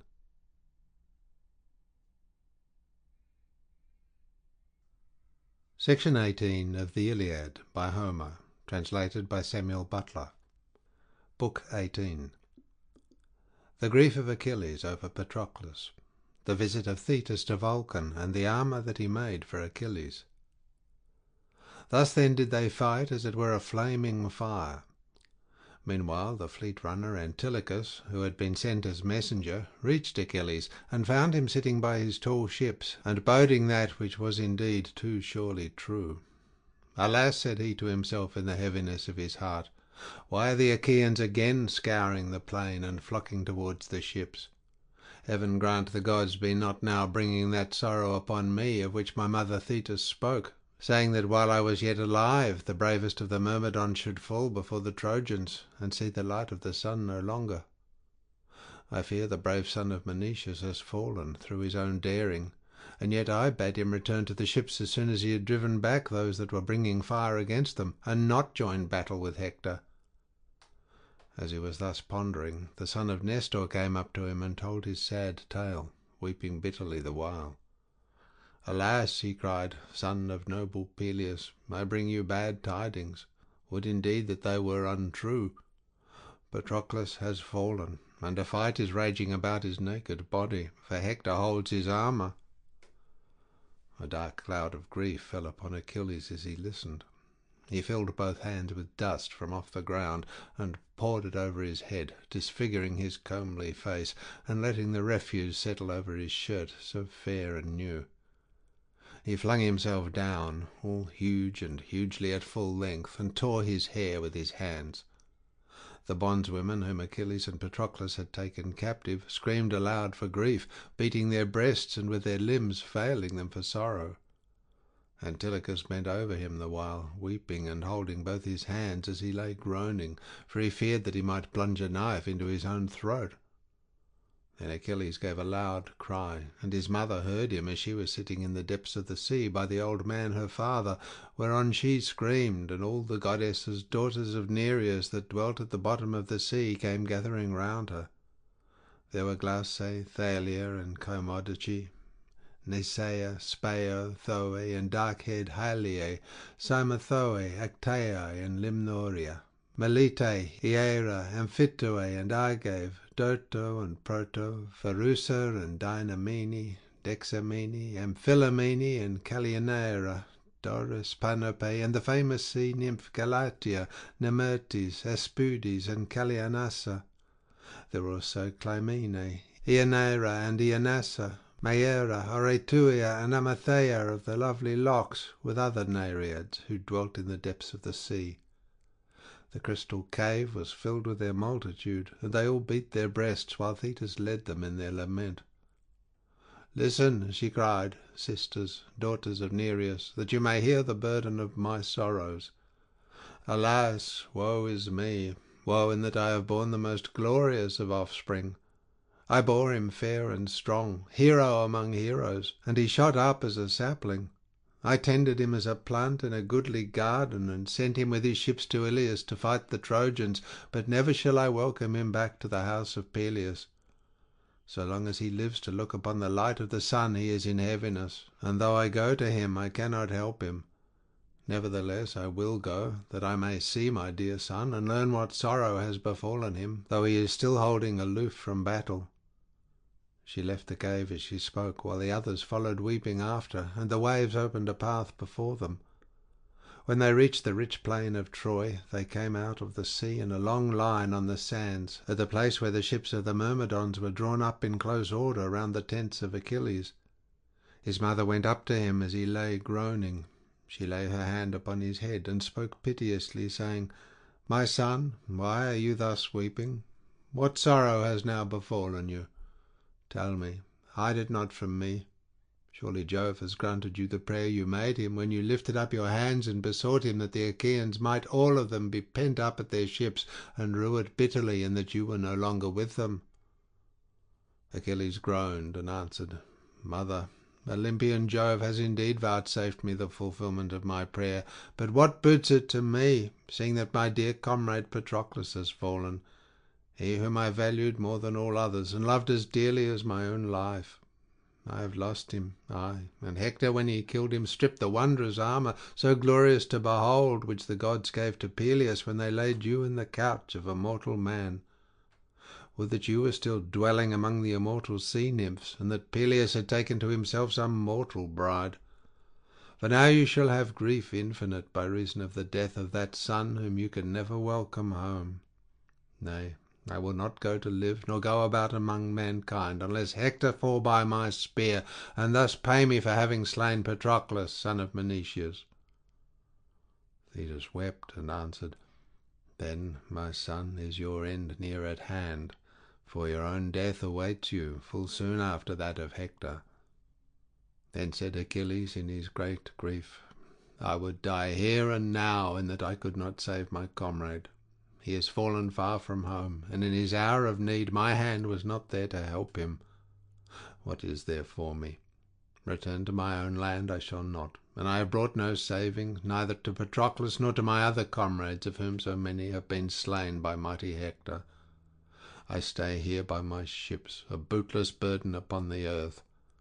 I, who in fight have no peer among the Achaeans, though in council there are better than I. Therefore perish strife both from among gods and men, and anger, wherein even a righteous man will harden his heart, which rises up in the soul of a man like smoke, and the taste thereof is sweeter than drops of honey. Even so has Agamemnon angered me, and yet so be it, for it is over. I will force my soul into subjection as I needs must. I will go. I will pursue Hector, who has slain him whom I loved so dearly, and will then abide my doom when it may please Jove and the other gods to send it. Even Hercules, the best beloved of Jove, even he could not escape the hand of death, but fate and Juno's fierce anger laid him low, as I too shall lie when I am dead, if a like doom awaits me. Till then I will win fame, and will bid Trojan and Dardanian women wring tears from their tender cheeks with both their hands in the grievousness of their great sorrow. Thus shall they know that he who has held aloof so long will hold aloof no longer. Hold me not back, therefore, in the love you bear me, for you shall not move me." Then silver-footed Thetis answered, "My son, what you have said is true. It is well to save your comrades from destruction, but your armour is in the hands of the Trojans. Hector bears it in triumph upon his own shoulders. Full well I know that his vaunt shall not be lasting, for his end is close at hand. Go not, however, into the press of battle till you see me return hither. Tomorrow at break of day I shall be here, and will bring you goodly armour from King Vulcan." On this she left her brave son, and as she turned away she said to the sea nymphs, her sisters, "Dive into the bosom of the sea, and go to the house of the old sea god, my father. Tell him everything. As for me, I will go to the cunning workman Vulcan on high Olympus, and ask him to provide my son with a suit of splendid armour." When she had so said, they dived forthwith beneath the waves, while silver-footed Thetis went her way, that she might bring the armour for her son. Thus then did her feet bear the goddess to Olympus, and meanwhile the Achaeans were flying with loud cries before murderous Hector, till they reached the ships in the Hellespont, and they could not draw the body of Mars' servant Patroclus out of reach of the weapons that were showered upon him, for Hector son of Priam with his host and horsemen had again caught up to him like the flame of a fiery furnace. Thrice did brave Hector seize him by the feet, striving with might and main to draw him away, and calling loudly on the Trojans. And thrice did the two Ajaxes, clothed in valour as with a garment, beat him from off the body, but all undaunted he would now charge into the thick of the fight, and now again he would stand still and cry aloud, but he would give no ground. As upland shepherds that cannot chase some famished lion from a carcass, even so could not the two Ajaxes scare Hector son of Priam from the body of Patroclus. And now he would even have dragged it off and won imperishable glory, had not Iris, fleet as the wind, winged her way as messenger from Olympus to the son of Peleus, and bidden him arm. She came secretly, without the knowledge of Jove and of the other gods, for Juno sent her, and when she had got close to him, she said, "Up, son of Peleus, mightiest of all mankind. Rescue Patroclus, about whom this fearful fight is now raging by the ships. Men are killing one another, the Danaans in defence of the dead body, while the Trojans are trying to hale it away and take it to windy Iliad. Hector is the most furious of them all. He is for cutting the head from the body and fixing it on the stakes of the wall. Up then, and bide here no longer. Shrink from the thought that Patroclus may become meat for the dogs of Troy. Shame on you, should his body suffer any kind of outrage." And Achilles said, "Iris, which of the gods was it that sent you to me?" Iris answered, "It was Juno, the royal spouse of Jove, but the son of Saturn does not know of my coming, nor yet does any other of the immortals who dwell on the snowy summits of Olympus." Then fleet Achilles answered her, saying, "How can I go into the battle? They have my armour. My mother forbade me to arm till I should see her come, for she promised to bring me goodly armour from Vulcan. I know no man whose arm I can put on, save only the shield of Ajax, son of Telamon, and he surely must be fighting in the front rank, and wielding his spear about the body of dead Patroclus." Iris said, "We know that your armour has been taken, but go as you are. Go to the deep trench and show yourself before the Trojans, that they may fear you and cease fighting. Thus will the fainting sons of the Achaeans gain some brief breathing time, which in battle may hardly be." Iris left him when she had so spoken.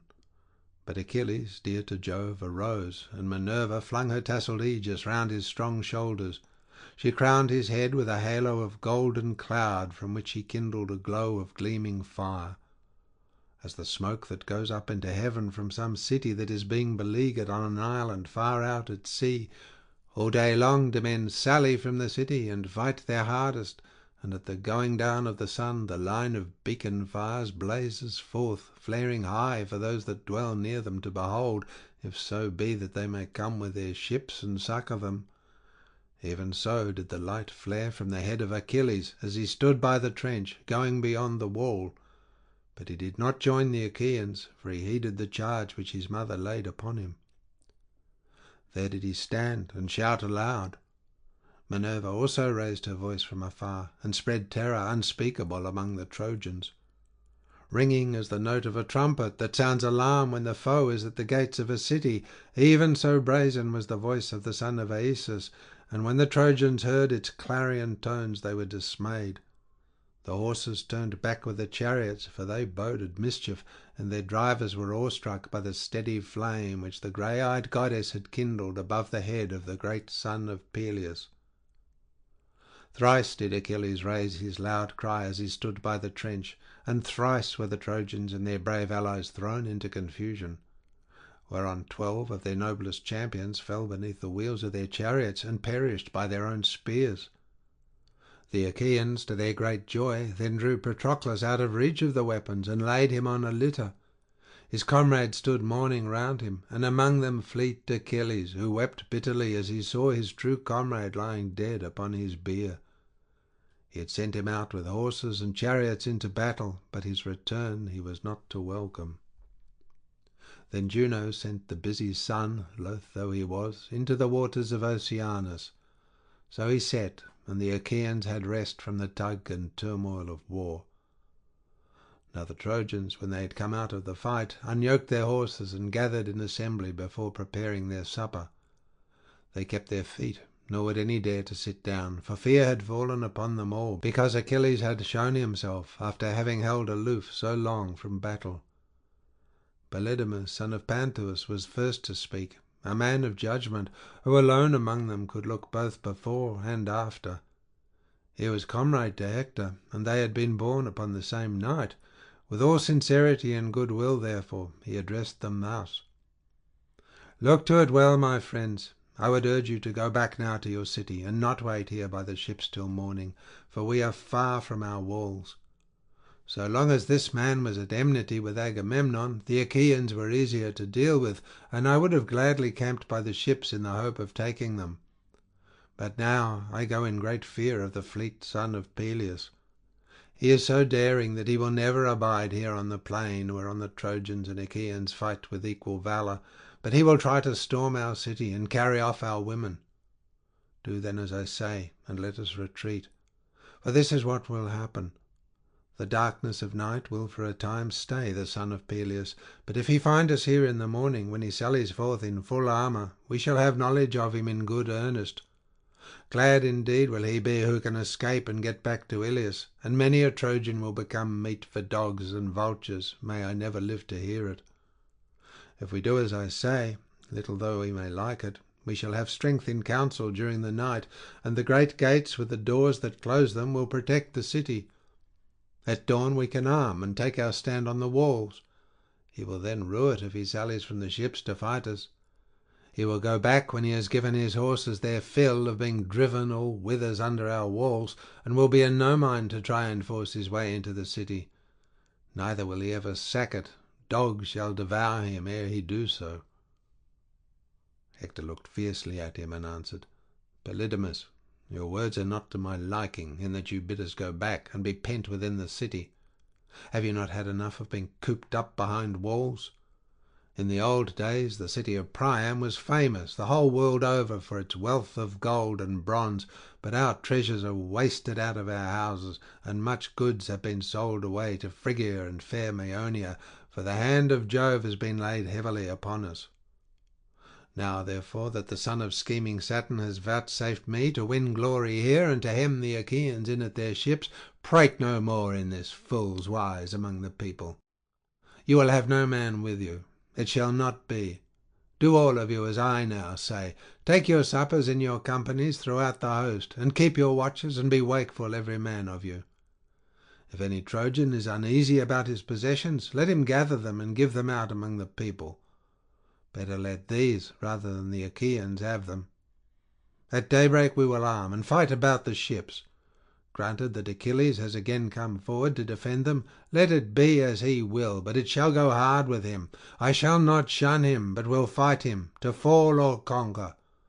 The god of war deals out like measure to all, and the slayer may yet be slain." Thus spoke Hector, and the Trojans, fools that they were, shouted in applause, for Pallas Minerva had robbed them of their understanding. They gave ear to Hector with his evil counsel, but the wise words of Polydamas no man would heed. They took their supper throughout the host, and meanwhile through the whole night the Achaeans mourned Patroclus, and the son of Peleus led them in their lament. He laid his murderous hands upon the breast of his comrade, groaning again and again as the bearded lion when a man who was chasing deer has robbed him of his young in some dense forest. When the lion comes back he is furious, and searches dingle and dell to track the hunter if he can find him, for he is mad with rage. Even so with many a sigh did Achilles speak among the Myrmidons, saying, Alas, vain were the words with which I cheered the hero Menoetius in his own house. I said that I would bring his brave son back again to Opoesis after he had sacked Ilias and taken his share of the spoils. But Jove does not give all men their heart's desire. The same soil shall be reddened here at Troy by the blood of us both, for I too shall never be welcomed home by the old knight Peleus, nor by my mother Thetis, but even in this place shall the earth cover me. Nevertheless, O Patroclus, now that I am left behind you, I will not bury you till I have brought hither the head and armour of mighty Hector, who has slain you. 12 noble sons of Trojans will I behead before your bier to avenge you. Till I have done so, you shall lie as you are by the ships, and fair women of Troy and Dardanus, whom we have taken with spear and strength of arm when we sacked men's goodly cities, shall weep over you both night and day." Then Achilles told his men to set a large tripod upon the fire, that they might wash the clotted gore from off Patroclus. Thereon they set a tripod full of bath water onto a clear fire. They threw sticks on it to make it blaze, and the water became hot as the flame played about the belly of the tripod. When the water in the cauldron was boiling, they washed the body, anointed it with oil, and closed its wounds with ointments that had been kept 9 years. Then they laid it on a bier, and covered it with a linen cloth from head to foot, and over this they laid a fair white robe. Thus all night long did the Myrmidons gather round Achilles to mourn Patroclus. Then Jove said to Juno, his sister wife, "So, Queen Juno, you have gained your end, and have roused fleet Achilles. One would think that the Achaeans were of your own flesh and blood." And Juno answered, "Dread son of Saturn, why should you say this thing? May not a man, though he be only mortal and knows less than we do what he can for another person? And shall not I, foremost of all goddesses, both by descent and as wife to you, who reign in heaven, devise evil for the Trojans if I am angry with them?" Thus did they converse. Meanwhile Thetis came to the house of Vulcan, imperishable, star-bespangled, fairest of the abodes in heaven, a house of bronze wrought by the lame god's own hands. She found him busy with his bellows, sweating and hard at work, for he was making 20 tripods that were to stand by the wall of his house, and he set wheels of gold under them all, that they might go of their own selves to the assemblies of the gods, and come back again, marvels indeed to see. They were finished, all but the ears of cunning workmanship which yet remained to be fixed to them. These he was now fixing, and he was hammering at the rivets. While he was thus at work, silver-footed Thetis came to the house. Charis, of graceful headdress, wife to the far-famed lame god, came towards her as soon as she saw her, and took her hand in her own, saying, "Why have you come to our house, Thetis, honoured and ever welcome, for you do not visit us often? Come inside, and let me set refreshment before you." The goddess led the way as she spoke, and bade Thetis sit on a richly decorated seat, inlaid with silver. There was a footstool also under her feet. Then she called Vulcan and said, "Vulcan, come here, Thetis wants you." And the far-famed lame god answered, "Then it is indeed an august and honoured goddess who has come here. She it was that took care of me when I was suffering from the heavy fall which I had through my cruel mother's anger, for she would have got rid of me because I was lame. It would have gone hard with me had not Eurynome, daughter of the ever-encircling waters of Oceanus, and Thetis taken me to their bosom. 9 years did I stay with them, and many beautiful works in bronze, brooches, spiral armlets, cups and chains did I make for them in their cave, with the roaring waters of Oceanus foaming as they rushed ever past it. And no one knew, neither of gods nor men, save only Thetis and Eurynome, who took care of me. If, then, Thetis has come to my house, I must make her due requital for having saved me. Entertain her, therefore, with all hospitality, while I put by my bellows and all my tools." On this the mighty monster hobbled off from his anvil, his thin legs plying lustily under him. He set the bellows away from the fire and gathered his tools into a silver chest. Then he took a sponge and washed his face and hands, his shaggy chest and brawny neck. He donned his shirt, grasped his strong staff, and limped towards the door. There were golden handmaids also who worked for him, and were like real young women, with sense and reason, voice also, and strength, and all the learning of the immortals. These busied themselves as the king bade them, while he drew near to Thetis, seated her upon a goodly seat, and took her hand in his own, saying, "Why have you come to our house, Thetis, honoured and ever welcome? For you do not visit us often. Say what you want, and I will do it for you at once, if I can, and if it can be done at all." Thetis wept and answered, "Vulcan, is there another goddess in Olympus whom the son of Saturn has been pleased to try with so much affliction as he has me? Me alone of the marine goddesses did he make subject to a mortal husband, Peleus, son of Aesus, and sorely against my will did I submit to the embraces of one who was but mortal, and who now stays at home, worn out with age. Neither is this all. Heaven vouchsafed me a son, hero among heroes, and he shot up as a sapling. I tended him as a plant in a goodly garden, and sent him with his ships to Iliad to fight the Trojans, but never shall I welcome him back to the house of Peleus. So long as he lives to look upon the light of the sun, he is in heaviness, and though I go to him, I cannot help him. King Agamemnon has made him give up the maiden whom the sons of the Achaeans had awarded him, and he wastes with sorrow for her sake. Then the Trojans hemmed the Achaeans in at their ships' sterns, and would not let them come forth. The elders, therefore, of the Argives besought Achilles, and offered him great treasure, whereon he refused to bring deliverance to them himself, but put his own armour on Patroclus, and sent him into the fight, with much people after him.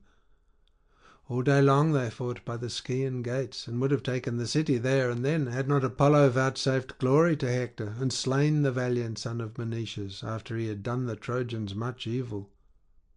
Therefore I am suppliant at your knees, if haply you may be pleased to provide my son, whose end is near at hand, with helmet and shield, with goodly greaves fitted with ankle clasps, and with a breastplate, for he has lost his own when his true comrade fell at the hands of the Trojans, and he now lies stretched on earth in the bitterness of his soul."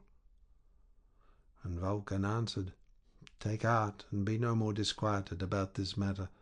Would that I could hide him from death's sight when his hour is come, so surely as I can find him armour that shall amaze the eyes of all who behold it." When he had so said, he left her, and went to his bellows, turning them towards the fire, and bidding them do their office.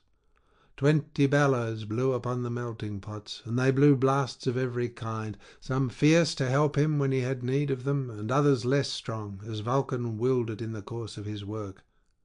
He threw tough copper into the fire, and tin with silver and gold. He set his great anvil on its block, and with one hand grasped his mighty hammer, while he took the tongs in the other. First he shaped the shield, so great and strong, adorning it all over, and binding it round with a gleaming circuit in 3 layers, and the baldric was made of silver. He made the shield in 5 thicknesses, and with many a wonder did his cunning hand enrich it. He wrought the earth, the heavens, and the sea, the moon also at her full, and the untiring sun, with all the signs that glorify the face of heaven, the Pleiades, the Hyades, huge Orion, and the Bear, which men also call the Wain, and which turns round ever in one place, facing Orion, and alone never dips into the stream of Oceanus. He wrought also 2 cities, fair to see, and busy with the hum of men. In the one were weddings and wedding feasts, and they were going about the city with brides, whom they were escorting by torchlight from their chambers. Loud rose the cry of Hymen, and the youths danced to the music of flute and lyre, while the women stood each at her house door to see them. Meanwhile the people were gathered in assembly, for there was a quarrel, and 2 men were wrangling about the blood money for a man who had been killed, the one saying before the people that he had paid damages in full, and the other that he had not been paid. Each was trying to make his own case good, and the people took sides, each man backing the side that he had taken, and the heralds kept them back, and the elders sat on their seats of stone in a solemn circle, holding the staves which the heralds had put into their hands.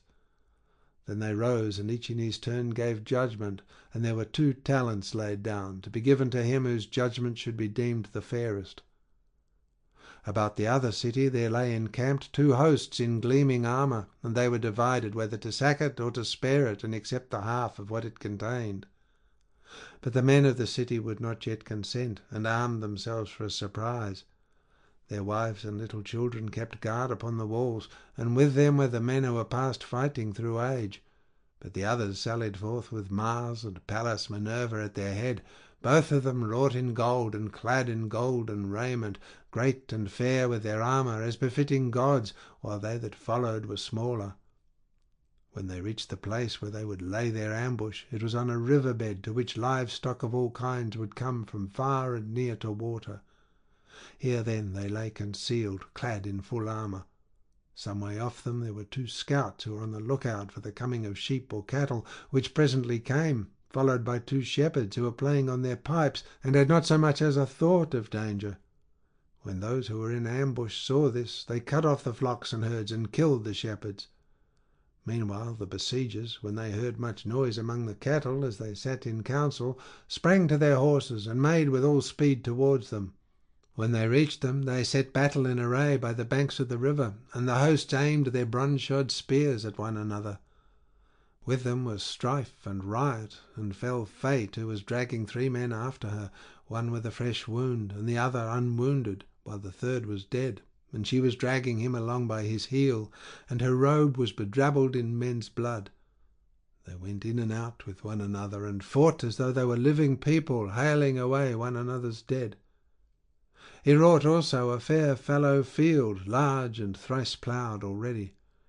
Many men were working at the plough within it, turning their oxen to and fro, furrow after furrow. Each time that they turned on reaching the headland, a man would come up to them and give them a cup of wine, and they would go back to their furrows, looking forward to the time when they should again reach the headland. The part that they had ploughed was dark behind them, so that the field, though it was of gold, still looked as if it were being ploughed, very curious to behold. He wrought also a field of harvest corn, and the reapers were reaping with sharp sickles in their hands. Swathe after swathe fell to the ground in a straight line behind them, and the binders bound them in bands of twisted straw. There were 3 binders, and behind them there were boys who gathered the cut corn in armfuls and kept on bringing them to be bound. Among them all the owner of the land stood by in silence and was glad. The servants were getting a meal ready under an oak, for they had sacrificed a great ox and were busy cutting him up, while the women were making a porridge of much white barley for the labourers' dinner. He wrought also a vineyard, golden and fair to see, and the vines were loaded with grapes. The bunches overhead were black, but the vines were trained on poles of silver. He ran a ditch of dark metal all round it, and fenced it with a fence of tin. There was only one path to it, and by this the vintagers went when they would gather the vintage. Youths and maidens, all blithe and full of glee, carried the luscious fruit in plaited baskets, and with them there went a boy who made sweet music with his lyre, and sang the Linos song with his clear boyish voice. He wrought also a herd of horned cattle. He made the cows of gold and tin, and they lowed as they came full speed out of the yards to go and feed among the waving reeds that grow by the banks of the river. Along with the cattle there went 4 shepherds, all of them in gold, and their 9 fleet dogs went with them. 2 terrible lions had fastened on a bellowing bull that was with the foremost cows, and bellow as he might, they hailed him, while the dogs and men gave chase. The lions tore through the bull's thick hide and were gorging on his blood and bowels, but the herdsmen were afraid to do anything, and only hounded on their dogs. The dogs dared not fasten on the lions, but stood by barking and keeping out of harm's way. The god wrought also a pasture in a fair mountain dell, and a large flock of sheep, with a homestead and huts and sheltered sheepfolds. Furthermore he wrought a green like that which Daedalus once made in Knossos for lovely Ariadne. Hereon there danced youths and maidens whom all would woo, with their hands on one another's wrists. The maidens wore robes of light linen, and the youths well-woven shirts that were slightly oiled. The girls were crowned with garlands, while the young men had daggers of gold that hung by silver baldricks. Sometimes they would dance deftly in a ring with merry twinkling feet, as it were a potter sitting at his work and making trial of his wheel to see whether it will run, and sometimes they would go all in line with one another, and much people was gathered joyously about the green. There was a bard also to sing to them and play his lyre, while two tumblers went about performing in the midst of them when the man struck up with his tune. All round the outermost rim of the shield he set the mighty stream of the river Oceanus.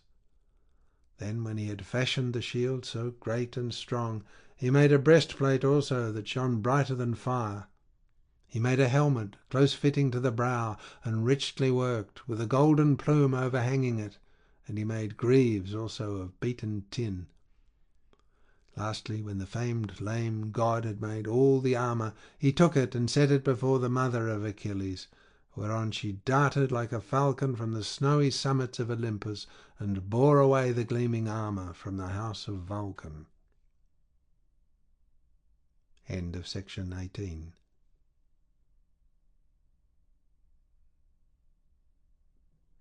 Section 19 of the Iliad by Homer, translated by Samuel Butler. Book 19.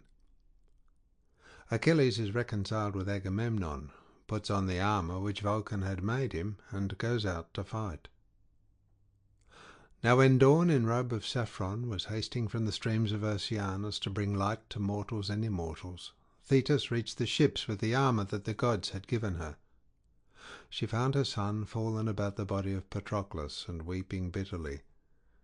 Many also of his followers were weeping round him, but when the goddess came among them, she clasped his hand in her own, saying, "My son, grieve as we may, we must let this man lie, for it is by heaven's will that he has fallen. Now, therefore, accept from Vulcan this rich and goodly armour, which no man has ever yet borne upon his shoulders." As she spoke, she set the armour before Achilles, and it rang out bravely as she did so. The Myrmidons were struck with awe, and none dared look full at it, for they were afraid. But Achilles was roused to still greater fury, and his eyes gleamed with a fierce light, for he was glad when he handled the splendid present which the gods had made him. Then, as soon as he had satisfied himself with looking at it, he said to his mother, "Mother, the god has given me armour, meet handiwork for an immortal, and such as no one living could have fashioned. I will now arm, but I much fear that flies will settle upon the son of Menoetius and breed worms about his wounds, so that his body, now he is dead, will be disfigured, and the flesh will rot." Silver-footed Thetis answered, "My son, be not disquieted about this matter. I will find means to protect him from the swarms of noisome flies that prey on the bodies of men who have been killed in battle. He may lie for a whole year, and his flesh shall still be as sound as ever, or even sounder. Call, therefore, the Achaean heroes in assembly. Unsay your anger against Agamemnon. Arm at once, and fight with might and main." As she spoke, she put strength and courage into his heart, and she then dropped ambrosia and red nectar into the wounds of Patroclus, that his body might suffer no change. Then Achilles went out upon the seashore, and with a loud cry called on the Achaean heroes. On this, even those who as yet had stayed always at the ships, the pilots and helmsmen, and even the stewards who were about the ships and served out rations, all came to the place of assembly, because Achilles had shown himself after having held aloof so long from fighting. Two sons of Mars, Ulysses and the son of Tydeus, came limping, for their wounds still pained them. Nevertheless they came, and took their seats in the front row of the assembly. Last of all came Agamemnon, king of men, he too wounded, for Coon, son of Antenor, had struck him with a spear in battle. When the Achaeans were got together, Achilles rose and said, "Son of Atreus, surely it would have been better alike for both you and me when we two were in such high anger about Briseis. Surely it would have been better had Diana's arrows slain her at the ships on the day when I took her after having sacked Lyrnessus. For so many an Achaean the less would have bitten dust before the foe in the days of my anger. It has been well for Hector and the Trojans, but the Achaeans will long indeed remember our quarrel. Now, however, let it be, for it is over. If we have been angry, necessity has schooled our anger. I put it from me. I dare not nurse it for ever.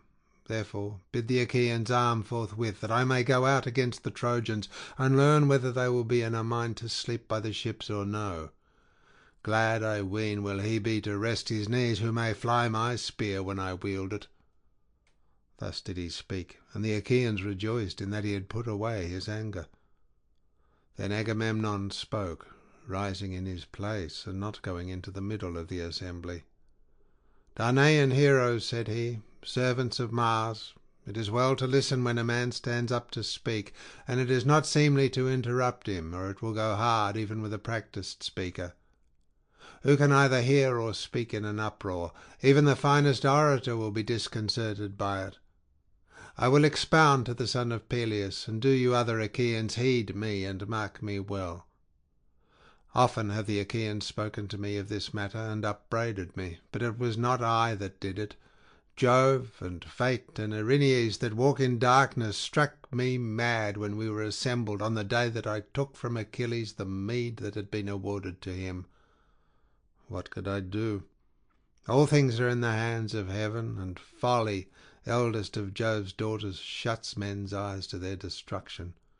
She walks delicately, not on the solid earth, but hovers over the heads of men to make them stumble or to ensnare them.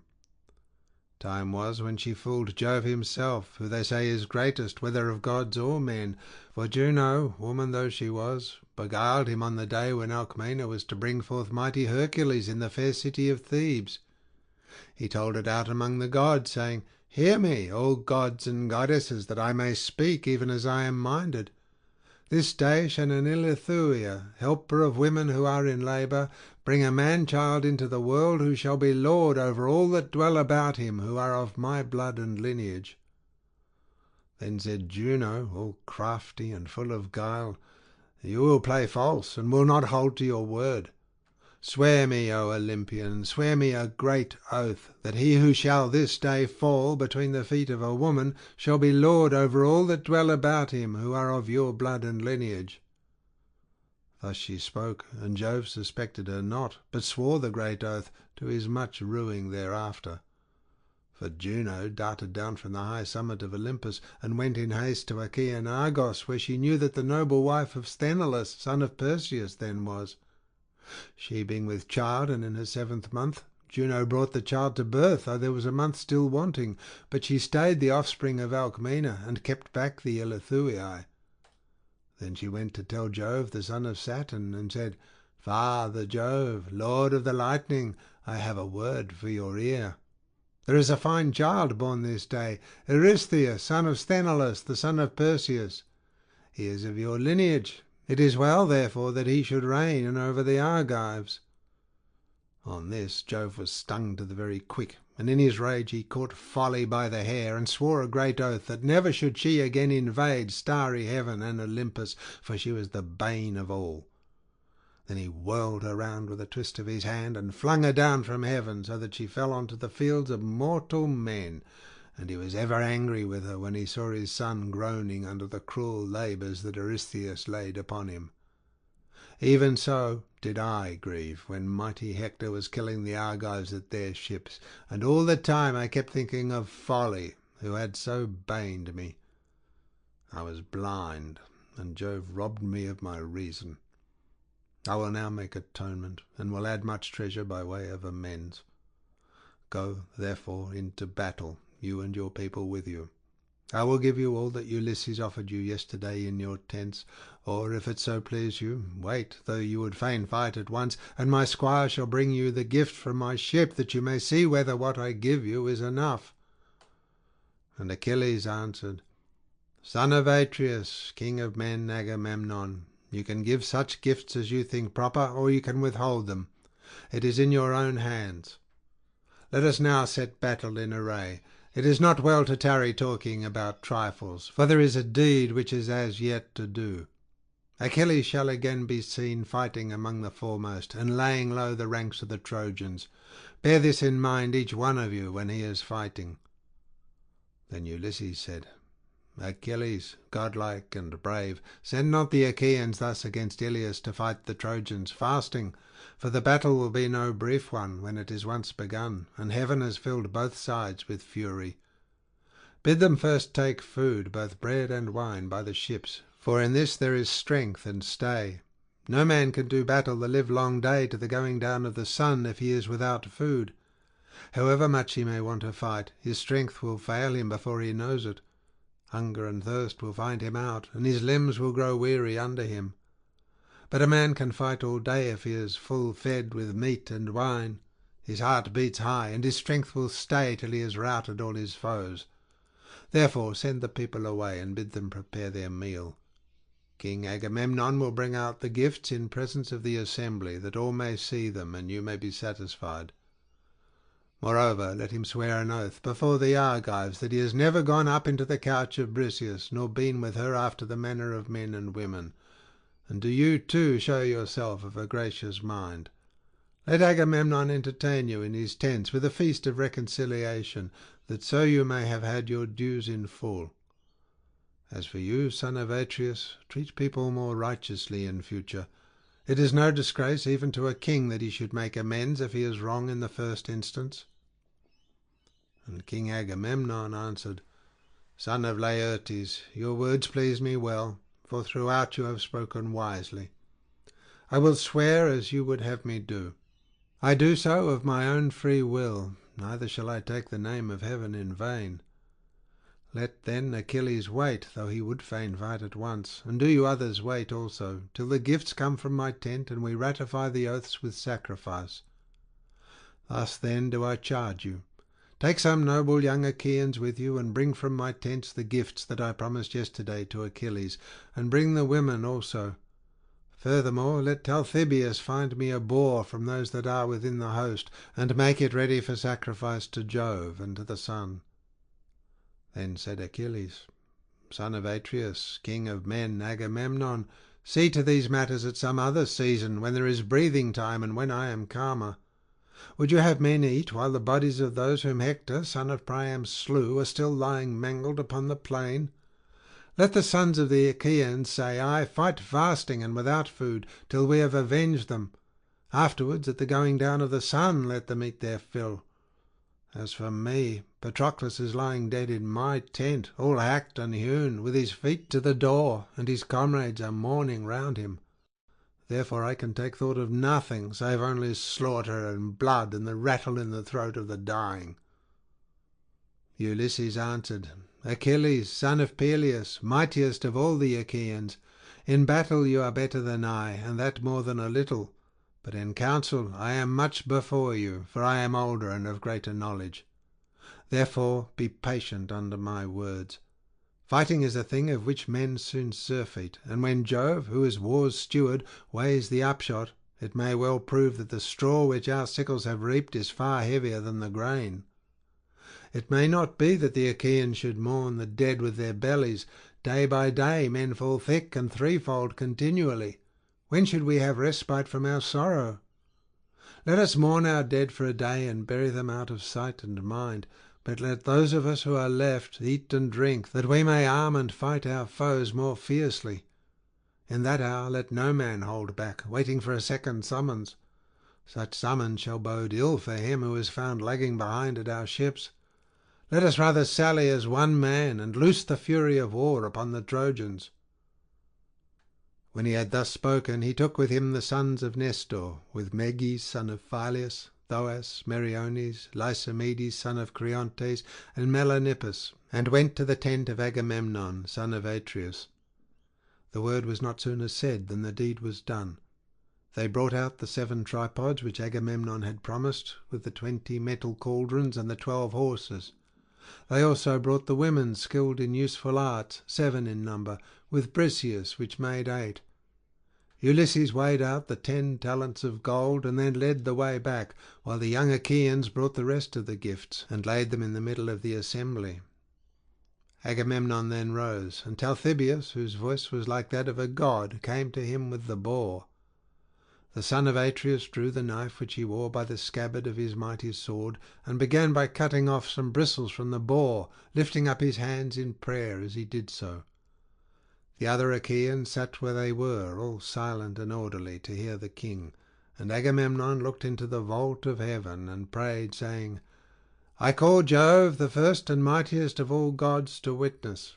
I call also earth and sun and the Erinyes who dwell below, and take vengeance on him who shall swear falsely that I have laid no hand upon the girl Briseis, neither to take her to my bed nor otherwise, but that she has remained in my tents inviolate. If I swear falsely, may heaven visit me with all the penalties which it metes out to those who perjure themselves."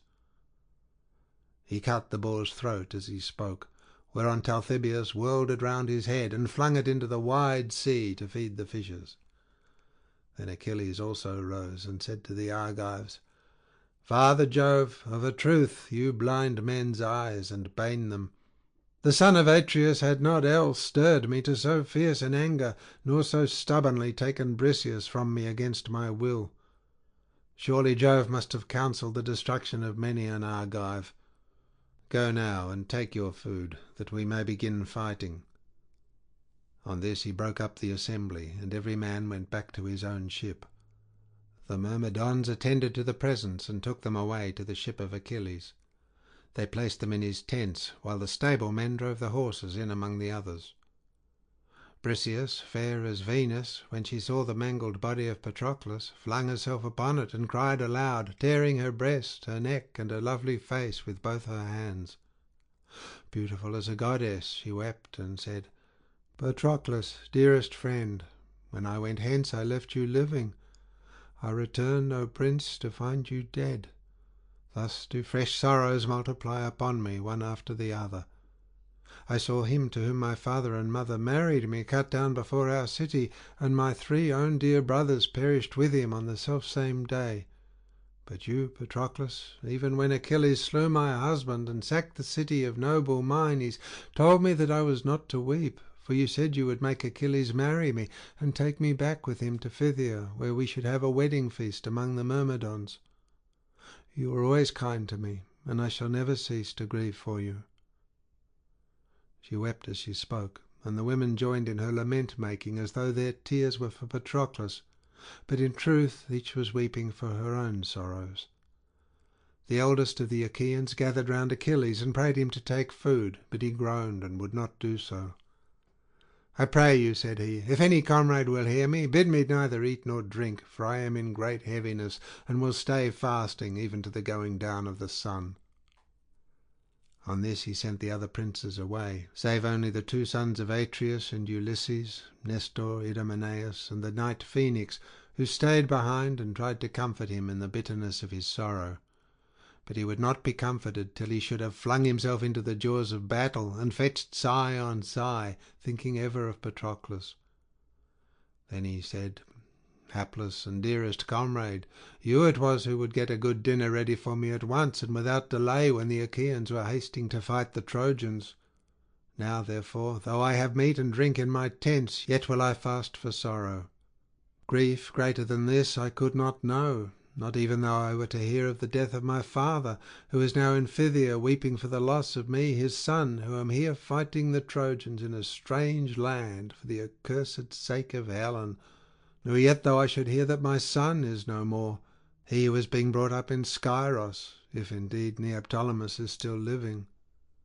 Till now I made sure that I alone was to fall here at Troy away from Argos, while you were to return to Phthia, bring back my son with you in your own ship, and show him all my property, my bondsmen, and the greatness of my house, for Peleus must surely be either dead, or what little life remains to him is oppressed alike with the infirmities of age and ever-present fear lest he should hear the sad tidings of my death."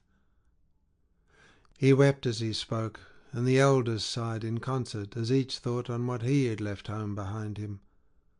The son of Saturn looked down with pity upon them, and said presently to Minerva, "My child, you have quite deserted your hero. Is he then gone so clean out of your recollection? There he sits by the ships, all desolate for the loss of his dear comrade, and though the others are gone to their dinner, he will neither eat nor drink. Go then and drop nectar and ambrosia into his breast, that he may know no hunger." With these words he urged Minerva, who was already of the same mind. She darted down from heaven into the air like some falcon sailing on his broad wings and screaming. Meanwhile the Achaeans were arming throughout the host, and when Minerva had dropped nectar and ambrosia into Achilles, so that no cruel hunger should cause his limbs to fail him, she went back to the house of her mighty father. Thick as the chill snowflakes shed from the hand of Jove and borne on the keen blasts of the north wind, even so thick did the gleaming helmets, the bossed shields, the strongly plated breastplates, and the ashen spears stream from the ships. The sheen pierced the sky. The whole land was radiant with their flashing armour, and the sound of the tramp of their treading rose from under their feet. In the midst of them all Achilles put on his armour. He gnashed his teeth. His eyes gleamed like fire, for his grief was greater than he could bear. Thus then, full of fury against the Trojans, did he don the gift of the god, the armour that Vulcan had made him. First he put on the goodly greaves fitted with ankle clasps, and next he did on the breastplate about his chest. He slung the silver-studded sword of bronze about his shoulders, and then took up the shield so great and strong that shone afar with a splendour as of the moon. As the light seen by sailors from out at sea, when men have lit a fire in their homestead high up among the mountains, but the sailors are carried out to sea by wind and storm far from the haven where they would be, even so did the gleam of Achilles' wondrous shield strike up into the heavens. He lifted the redoubtable helmet and set it upon his head, from whence it shone like a star, and the golden plumes which Vulcan had set thick about the ridge of the helmet waved all around it. Then Achilles made trial of himself in his armour, to see whether it fitted him, so that his limbs could play freely under it, and it seemed to buoy him up as though it had been wings. He also drew his father's spear out of the spear-stand, a spear so great and heavy and strong that none of the Achaeans save only Achilles had strength to wield it. This was the spear of Pelian ash from the topmost ridges of Mount Pelion, which Chiron had once given to Peleus, fraught with the death of heroes. Automedon and Alcimus busied themselves with the harnessing of his horses. They made the bands fast about them, and put the bit in their mouths, drawing the reins back towards the chariot. Automedon, whip in hand, sprang up behind the horses, and after him Achilles mounted in full armour, resplendent as the sun-god Hyperion. Then with a loud voice he chided to his father's horses, saying, "Xanthus and Balius, famed offspring of Podarge, this time when we have done fighting, be sure and bring your driver safely back to the host of the Achaeans, and do not leave him dead on the plain as you did Patroclus." Then fleet Xanthus answered under the yoke, for white-armed Juno had endowed him with human speech, and he bowed his head till his mane touched the ground as it hung down from under the yoke-band. "Dread Achilles," said he, "we will indeed save you now, but the day of your death is near, and the blame will not be ours, for it will be heaven and stern fate that will destroy you. Neither was it through any sloth or slackness on our part that the Trojans stripped Patroclus of his armour. It was the mighty god whom lovely Leto bore that slew him as he fought among the foremost, and vouchsafed a triumph to Hector. We too can fly as swiftly as Zephyrus, who they say is fleetest of all winds. Nevertheless, it is your doom to fall by the hand of a man and of a god." When he had thus said, the Erinyes stayed his speech, and Achilles answered him in great sadness, saying, "Why, O Xanthus, do you thus foretell my death? You need not do so, for I well know that I am to fall here, far from my father and mother. None the more, however, shall I stay my hand till I have given the Trojans their fill of fighting." So saying, with a loud cry, he drove his horses to the front. End of section 19.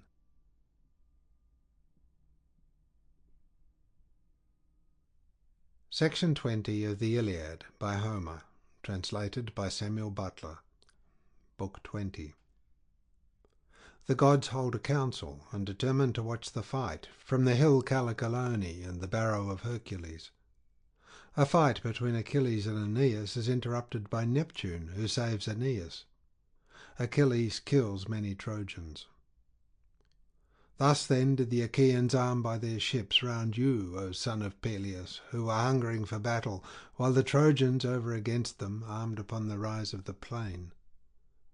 Meanwhile Jove, from the top of many-delled Olympus, bade Themis gather the gods in council, whereon she went about and called them to the house of Jove.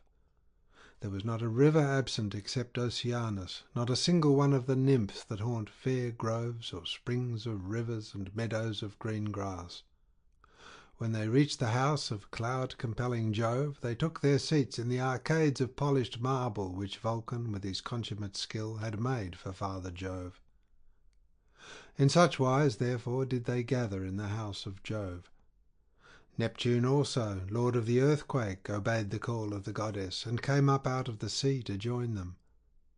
There, sitting in the midst of them, he asked what Jove's purpose might be. "Why," said he, "wielder of the lightning, have you called the gods in council? Are you considering some matter that concerns the Trojans and Achaeans? For the blaze of battle is on the point of being kindled between them."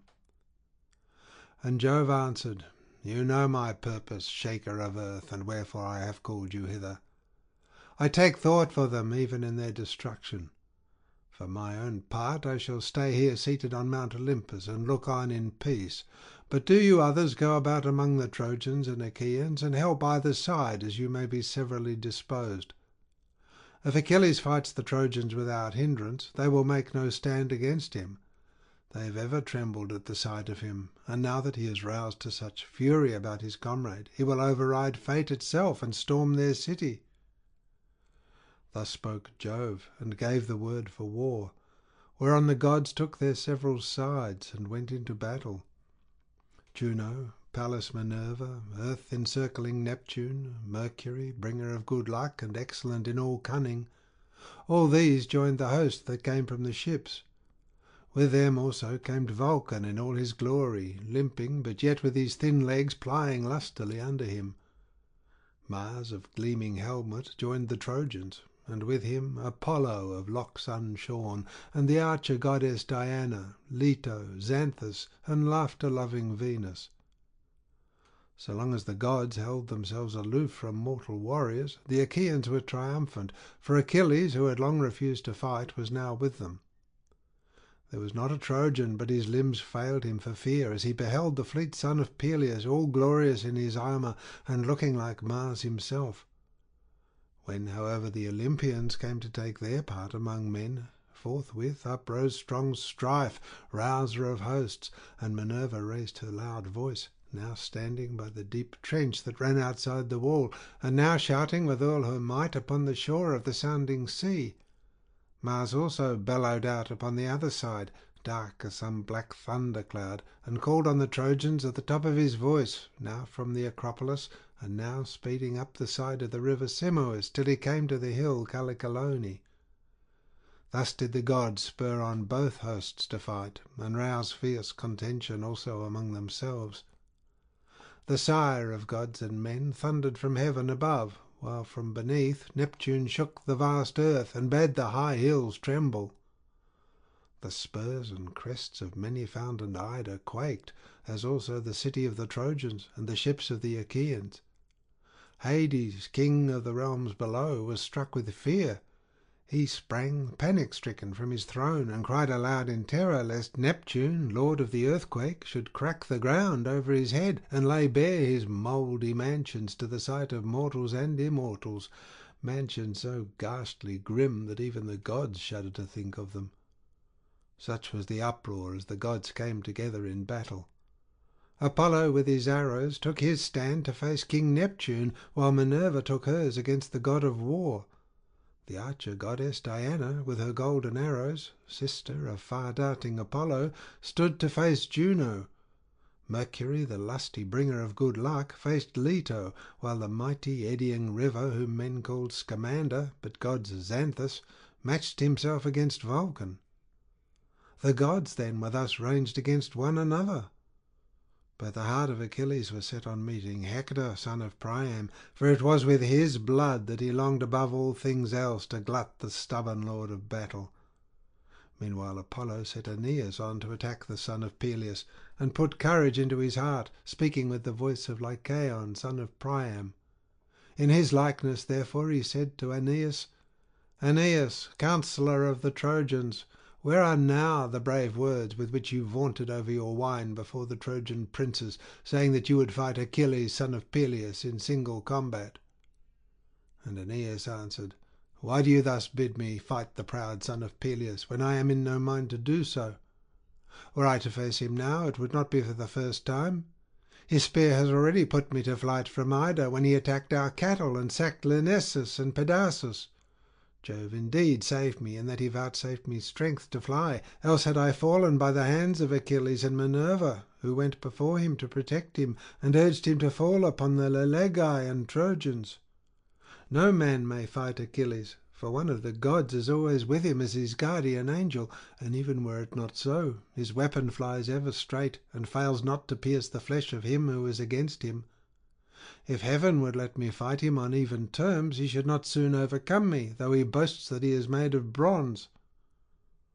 Then said King Apollo, son to Jove, "Nay, hero, pray to the ever-living gods, for men say that you were born of Jove's daughter Venus, whereas Achilles is son to a goddess of inferior rank. Venus is child to Jove, while Thetis is but a daughter to the old man of the sea. Bring therefore your spear to bear upon him, and let him not scare you with his taunts and menaces." As he spoke, he put courage into the heart of the shepherd of his people, and he strode in full armour among the ranks of the foremost fighters. Nor did the son of Anchises escape the notice of white-armed Juno as she went forth into the throng to meet Achilles. She called the gods about her and said, "Look to it, you two, Neptune and Minerva, and consider how this shall be. Phoebus Apollo has been sending Aeneas clad in full armour to fight Achilles. Shall we turn him back at once, or shall one of us stand by Achilles and endow him with strength, so that his heart fails not, and he may learn that the chiefs of the immortals are on his side, while the others, who have all along been defending the Trojans, are but vain helpers? Let us all come down from Olympus and join in the fight, that this day he may take no hurt at the hands of the Trojans. Hereafter let him suffer whatever fate may have spun out for him when he was begotten and his mother bore him. If Achilles be not thus assured by the voice of a god, he may come to fear presently when one of us meets him in battle, for the gods are terrible if they are seen face to face." Neptune, lord of the earthquake, answered her, saying, "Juno, restrain your fury. It is not well. I am not in favour of forcing the other gods to fight us, for the advantage is too greatly on our side. Let us take our places on some hill out of the beaten track, and let mortals fight it out among themselves. If Mars or Phoebus Apollo begin fighting, or keep Achilles in check so that he cannot fight, we too will at once raise the cry of battle, and in that case they will soon leave the field and go back vanquished to Olympus among the other gods." With these words the dark-haired god led the way to the high earth-barrow of Hercules, built round solid masonry, and made by the Trojans and Pallas Minerva for him to fly to when the sea-monster was chasing him from the shore onto the plain. Here Neptune and those that were with him took their seats, wrapped in a thick cloud of darkness. But the other gods seated themselves on the brow of Calicoe round you, O Phoebus, and Mars, the waster of cities. Thus did the gods sit apart and form their plans, but neither side was willing to begin battle with the other, and Jove from his seat on high was in command over them all. Meanwhile the whole plain was alive with men and horses, and blazing with the gleam of armour. The earth rang again under the tramp of their feet as they rushed towards each other, and two champions, by far the foremost of them all, met between the hosts to fight, to wit, Aeneas, son of Anchises, and noble Achilles. Aeneas was first to stride forward in attack, his doughty helmet tossing defiance as he came on. He held his strong shield before his breast and brandished his bronze spear. The son of Peleus from the other side sprang forth to meet him, like some fierce lion that the whole countryside has met to hunt and kill. At first he bodes no ill, but when some daring youth has struck him with a spear, he crouches open-mouthed, his jaws foam, he roars with fury, he lashes his tail from side to side about his ribs and loins, and glares as he springs straight before him to find out whether he is to slay or be slain amongst the foremost of his foes. Even with such fury did Achilles burn to spring upon Aeneas. When they were now close up with one another, Achilles was first to speak. "Aeneas," said he, "why do you stand thus out before the host to fight me? Is it that you hope to reign over the Trojans in the seat of Priam? Nay, though you kill me, Priam will not hand his kingdom over to you. He is a man of sound judgment, and he has sons of his own. Or have the Trojans been allotting you a domain of passing richness, fair with orchard lawns and cornlands, if you should slay me? This you shall hardly do. I have discomfited you once already. Have you forgotten how, when you were alone, I chased you from your herds, helter-skelter, down the slopes of Ida? You did not turn round to look behind you. You took refuge in Lyrnessus. But I attacked the city, and with the help of Minerva and Father Jove I sacked it and carried its women into captivity, though Jove and the other gods rescued you. You think they will protect you now, but they will not do so. Therefore I say, go back into the host, and do not face me, or you will rue it. Even a fool may be wise after the event." Then Aeneas answered, "Son of Peleus, think not that your words can scare me as though I were a child. I too, if I will, can brag and talk unseemly. We know one another's race and parentage as matters of common fame, though neither have you ever seen my parents nor I yours. Men say that you are son to noble Peleus, and that your mother is Thetis, fair-haired daughter of the sea. I have noble Anchises for my father, and Venus for my mother. The parents of one or other of us shall this day mourn a son, for it will be more than silly talk that shall part us when the fight is over. Learn then my lineage if you will, and it is known to many. In the beginning Dardanus was the son of Jove, and founded Dardania, for Ilias was not yet stablished on the plain of men to dwell in, and her people still abode on the spurs of many-fountained Ida. Dardanus had a son, King Erichthonius, who was wealthiest of all men living. He had 3,000 mares that fed by the water meadows, they and their foals with them. Boreas was enamoured of them as they were feeding, and covered them in the semblance of a dark-maned stallion. 12 filly foals did they conceive and bear him, and these, as they sped over the rich plain, would go bounding on over the ripe ears of corn and not break them. Or again, when they would disport themselves on the broad back of ocean, they could gallop on the crest of a breaker. Erichthonius begat Tros, king of the Trojans, and Tros had 3 noble sons, Aelus, Assaracus, and Ganymede, who was the comeliest of mortal men. Wherefore the gods carried him off to be Jove's cupbearer, for his beauty's sake, that he might dwell among the immortals. Aelus begat Laomedon, and Laomedon begat Trithonius, Priam, Lampus, Clythius, and Hecataion of the stock of Mars. But Assaracus was father to Capys, and Capys to Anchises, who was my father, while Hector is son to Priam. Such do I declare my blood and lineage. But as for valour, Jove gives it or takes it as he will, for he is lord of all. And now let there be no more of this prating in mid-battle as though we were children. We could fling taunts without end at one another. 100-oared gallery would not hold them. The tongue can run all withers and talk all wise. It can go here and there, and as a man says, so shall he be gainsayed.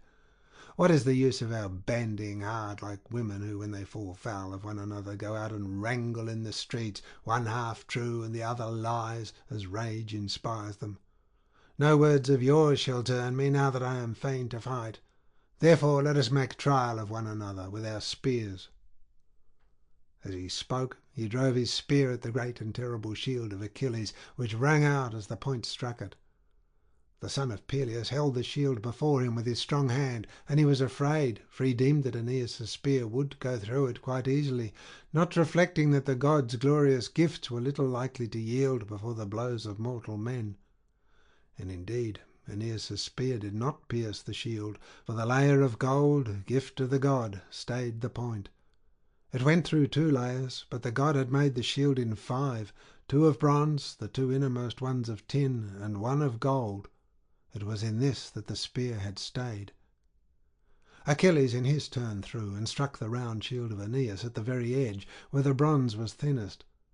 The spear of Pelian ash went clean through, and the shield rang under the blow. Aeneas was afraid, and crouched backwards, holding the shield away from him. The spear, however, flew over his back, and struck quivering in the ground, after having gone through both circles of the sheltering shield. Aeneas, though he had avoided the spear, stood still, blinded with fear and grief, because the weapon had gone so near him. Then Achilles sprang furiously upon him, with a cry as of death, and with his keen blade drawn, and Aeneas seized a great stone, so huge that 2 men, as men now are, would be unable to lift it, but Aeneas wielded it quite easily. Aeneas would then have struck Achilles as he was springing towards him, either on the helmet or on the shield that covered him, and Achilles would have closed with him and dispatched him with his sword, had not Neptune, lord of the earthquake, been quick to mark, and said forthwith to the immortals, "Alas, I'm sorry for great Aeneas, who will now go down to the house of Hades, vanquished by the son of Peleus." Fool that he was to give ear to the counsel of Apollo. Apollo will never save him from destruction. Why should this man suffer when he is guiltless, to no purpose, and in another's quarrel? Has he not at all times offered acceptable sacrifice to the gods that dwell in heaven? Let us then snatch him from death's jaws, lest the son of Saturn be angry should Achilles slay him. It is fated, moreover, that he should escape, and that the race of Dardanus, whom Jove loved above all the sons born to him of mortal women, shall not perish utterly without seed or sign. For now, indeed, has Jove hated the blood of Priam, while Aeneas shall reign over the Trojans, he and his children's children that shall be born hereafter. Then answered Juno, "Earth-shaker, look to this matter yourself, and consider concerning Aeneas whether you will save him or suffer him, brave though he be, to fall by the hand of Achilles, son of Peleus. For of a truth we two, I and Pallas Minerva, have sworn full many a time before all the immortals that never would we shield Trojans from destruction, not even when all Troy is burning in the flames that the Achaeans shall kindle." When earth-encircling Neptune heard this, he went into the battle amid the clash of spears, and came to the place where Achilles and Aeneas were. Forthwith he shed a darkness before the eyes of the son of Peleus, drew the bronze-headed ashen spear from the shield of Aeneas, and laid it at the feet of Achilles. Then he lifted Aeneas on high from off the earth, and hurried him away. Over the heads of many a band of warriors, both horse and foot, did he soar as the god's hand sped him, till he came to the very fringes of the battle, where the Cauconians were arming themselves for fight. Neptune, shaker of the earth, then came near to him and said, "Aeneas, what god has egged you on to this folly in fighting the son of Peleus, who is both a mightier man of valour and more beloved of heaven than you are? Give way before him whensoever you meet him, lest you go down to the house of Hades, even though fate would have it otherwise. When Achilles is dead, you may then fight among the foremost undaunted, for none other of the Achaeans shall slay you." The god left him when he had given him these instructions, and at once removed the darkness from before the eyes of Achilles, who opened them wide indeed, and said in great anger, "Alas, what marvel am I now beholding? Here is my spear upon the ground, but I see not him whom I meant to kill when I hurled it. Of a truth, Aeneas also must be under heaven's protection, although I had thought his boasting was idle. Let him go hang. He will be in no mood to fight me further, seeing how narrowly he has missed being killed. I will now give my orders to the Danaans, and attack some other of the Trojans." He sprang forward along the line, and cheered his men on as he did so. "Let not the Trojans," he cried, "keep you at arm's length, Achaeans, but go for them, and fight them man for man. However valiant I may be, I cannot give chase to so many and fight all of them. Even Mars, who is an immortal, or Minerva, would shrink from flinging himself into the jaws of such a fight and laying about him.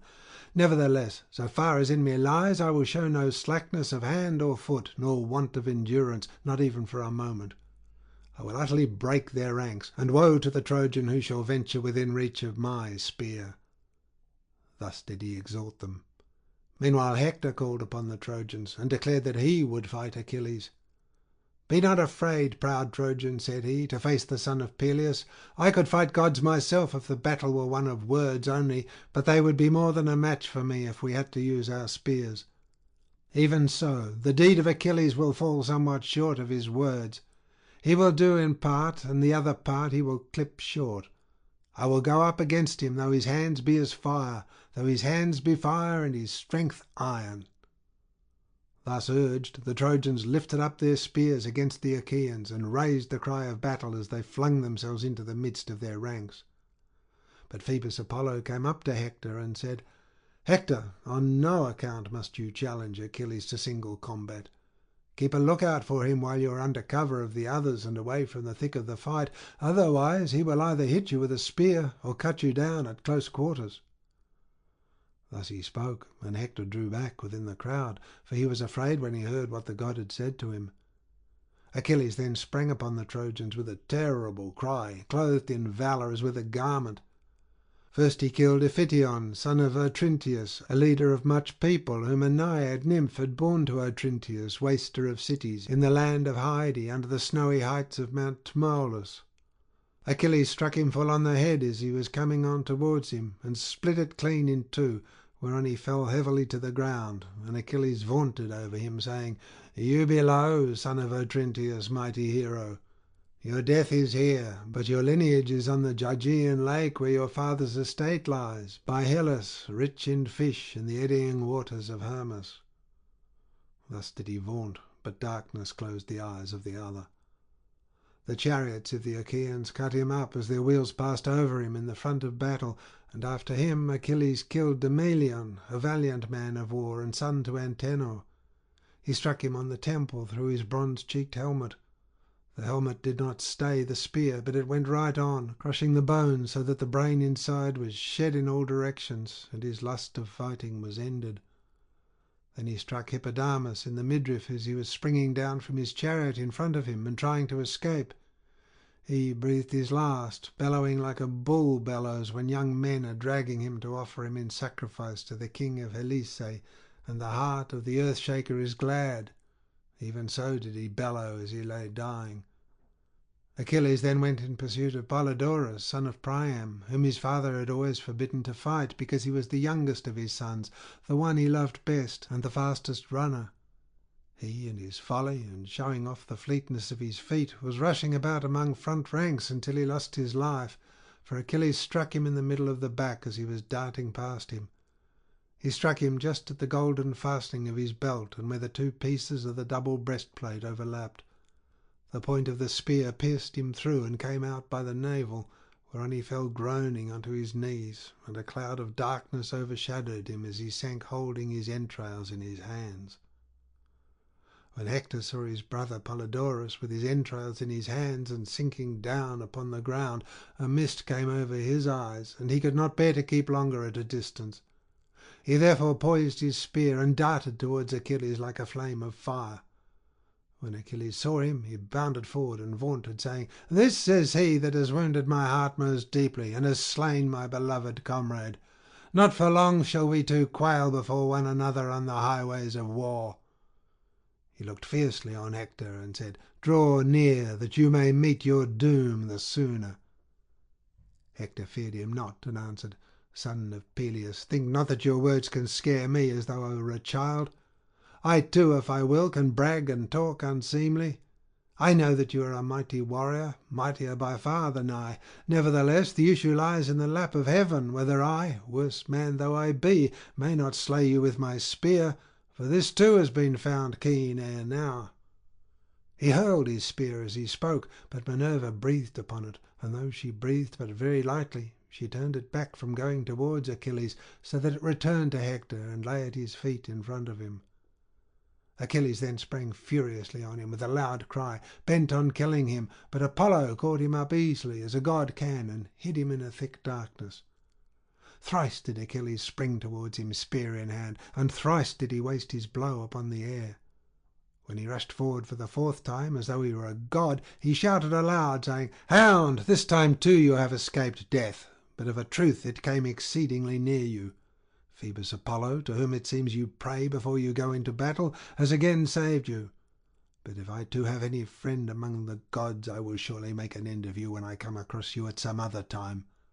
Now, however, I will pursue and overtake other Trojans." On this he struck Dryops with his spear about the middle of his neck, and he fell headlong at his feet. There he let him lie, and stayed Demuchos, son of Philetor, a man both brave and of great stature, by hitting him on the knee with a spear. Then he smote him with his sword and killed him. After this he sprang on Laogonus and Dardanus, sons of Bias, and threw them from their chariot, the one with a blow from a thrown spear, while the other he cut down in hand-to-hand fight. There was also Tros, the son of Alastor. He came up to Achilles and clasped his knees in the hope that he would spare him and not kill him, but let him go, because they were both of the same age. Fool, he might have known that he would not prevail with him, for the man was in no mood for pity or forbearance, but was in grim earnest. Therefore, when Tros laid hold of his knees and sought a hearing for his prayers, Achilles drove his sword into his liver, and the liver came rolling out, while his bosom was all covered with the black blood that welled from the wound. Thus did death close his eyes as he lay lifeless. Achilles then went up to Mulius and struck him on the ear with a spear, and the bronze spearhead came right out at the other ear. He also struck Achilles, son of Agenor, on the head with his sword, which became warm with the blood, while death and stern fate closed the eyes of Achilles. Next in order, the bronze point of his spear wounded Deucalion in the forearm, where the sinews of the elbow are united, whereon he waited Achilles' onset with his arm hanging down, and death staring him in the face. Achilles cut his head off with a blow from his sword, and flung it, helmet and all, away from him, and the marrow came oozing out of his backbone as he lay. He then went in pursuit of Rigmus, noble son of Pieres, who had come from fertile Thrace, and struck him through the middle with a spear, which fixed itself in his belly, so that he fell headlong from his chariot. He also speared Areithous, squire to Rigmus, in the back as he was turning his horses in flight, and thrust him from his chariot, while the horses were struck with panic. As a fire raging in some mountain glen after long drought, and the dense forest is in a blaze, while the wind carries great tongues of fire in every direction, even so furiously did Achilles rage, wielding his spear as though he were a god, and giving chase to those whom he would slay, till the dark earth ran with blood. Or as one who yokes broad-browed oxen that they may tread barley in a threshing floor, and it is soon bruised small under the feet of the lowing cattle, even so did the horses of Achilles trample on the shields and bodies of the slain. The axle underneath and the railing that ran round the car were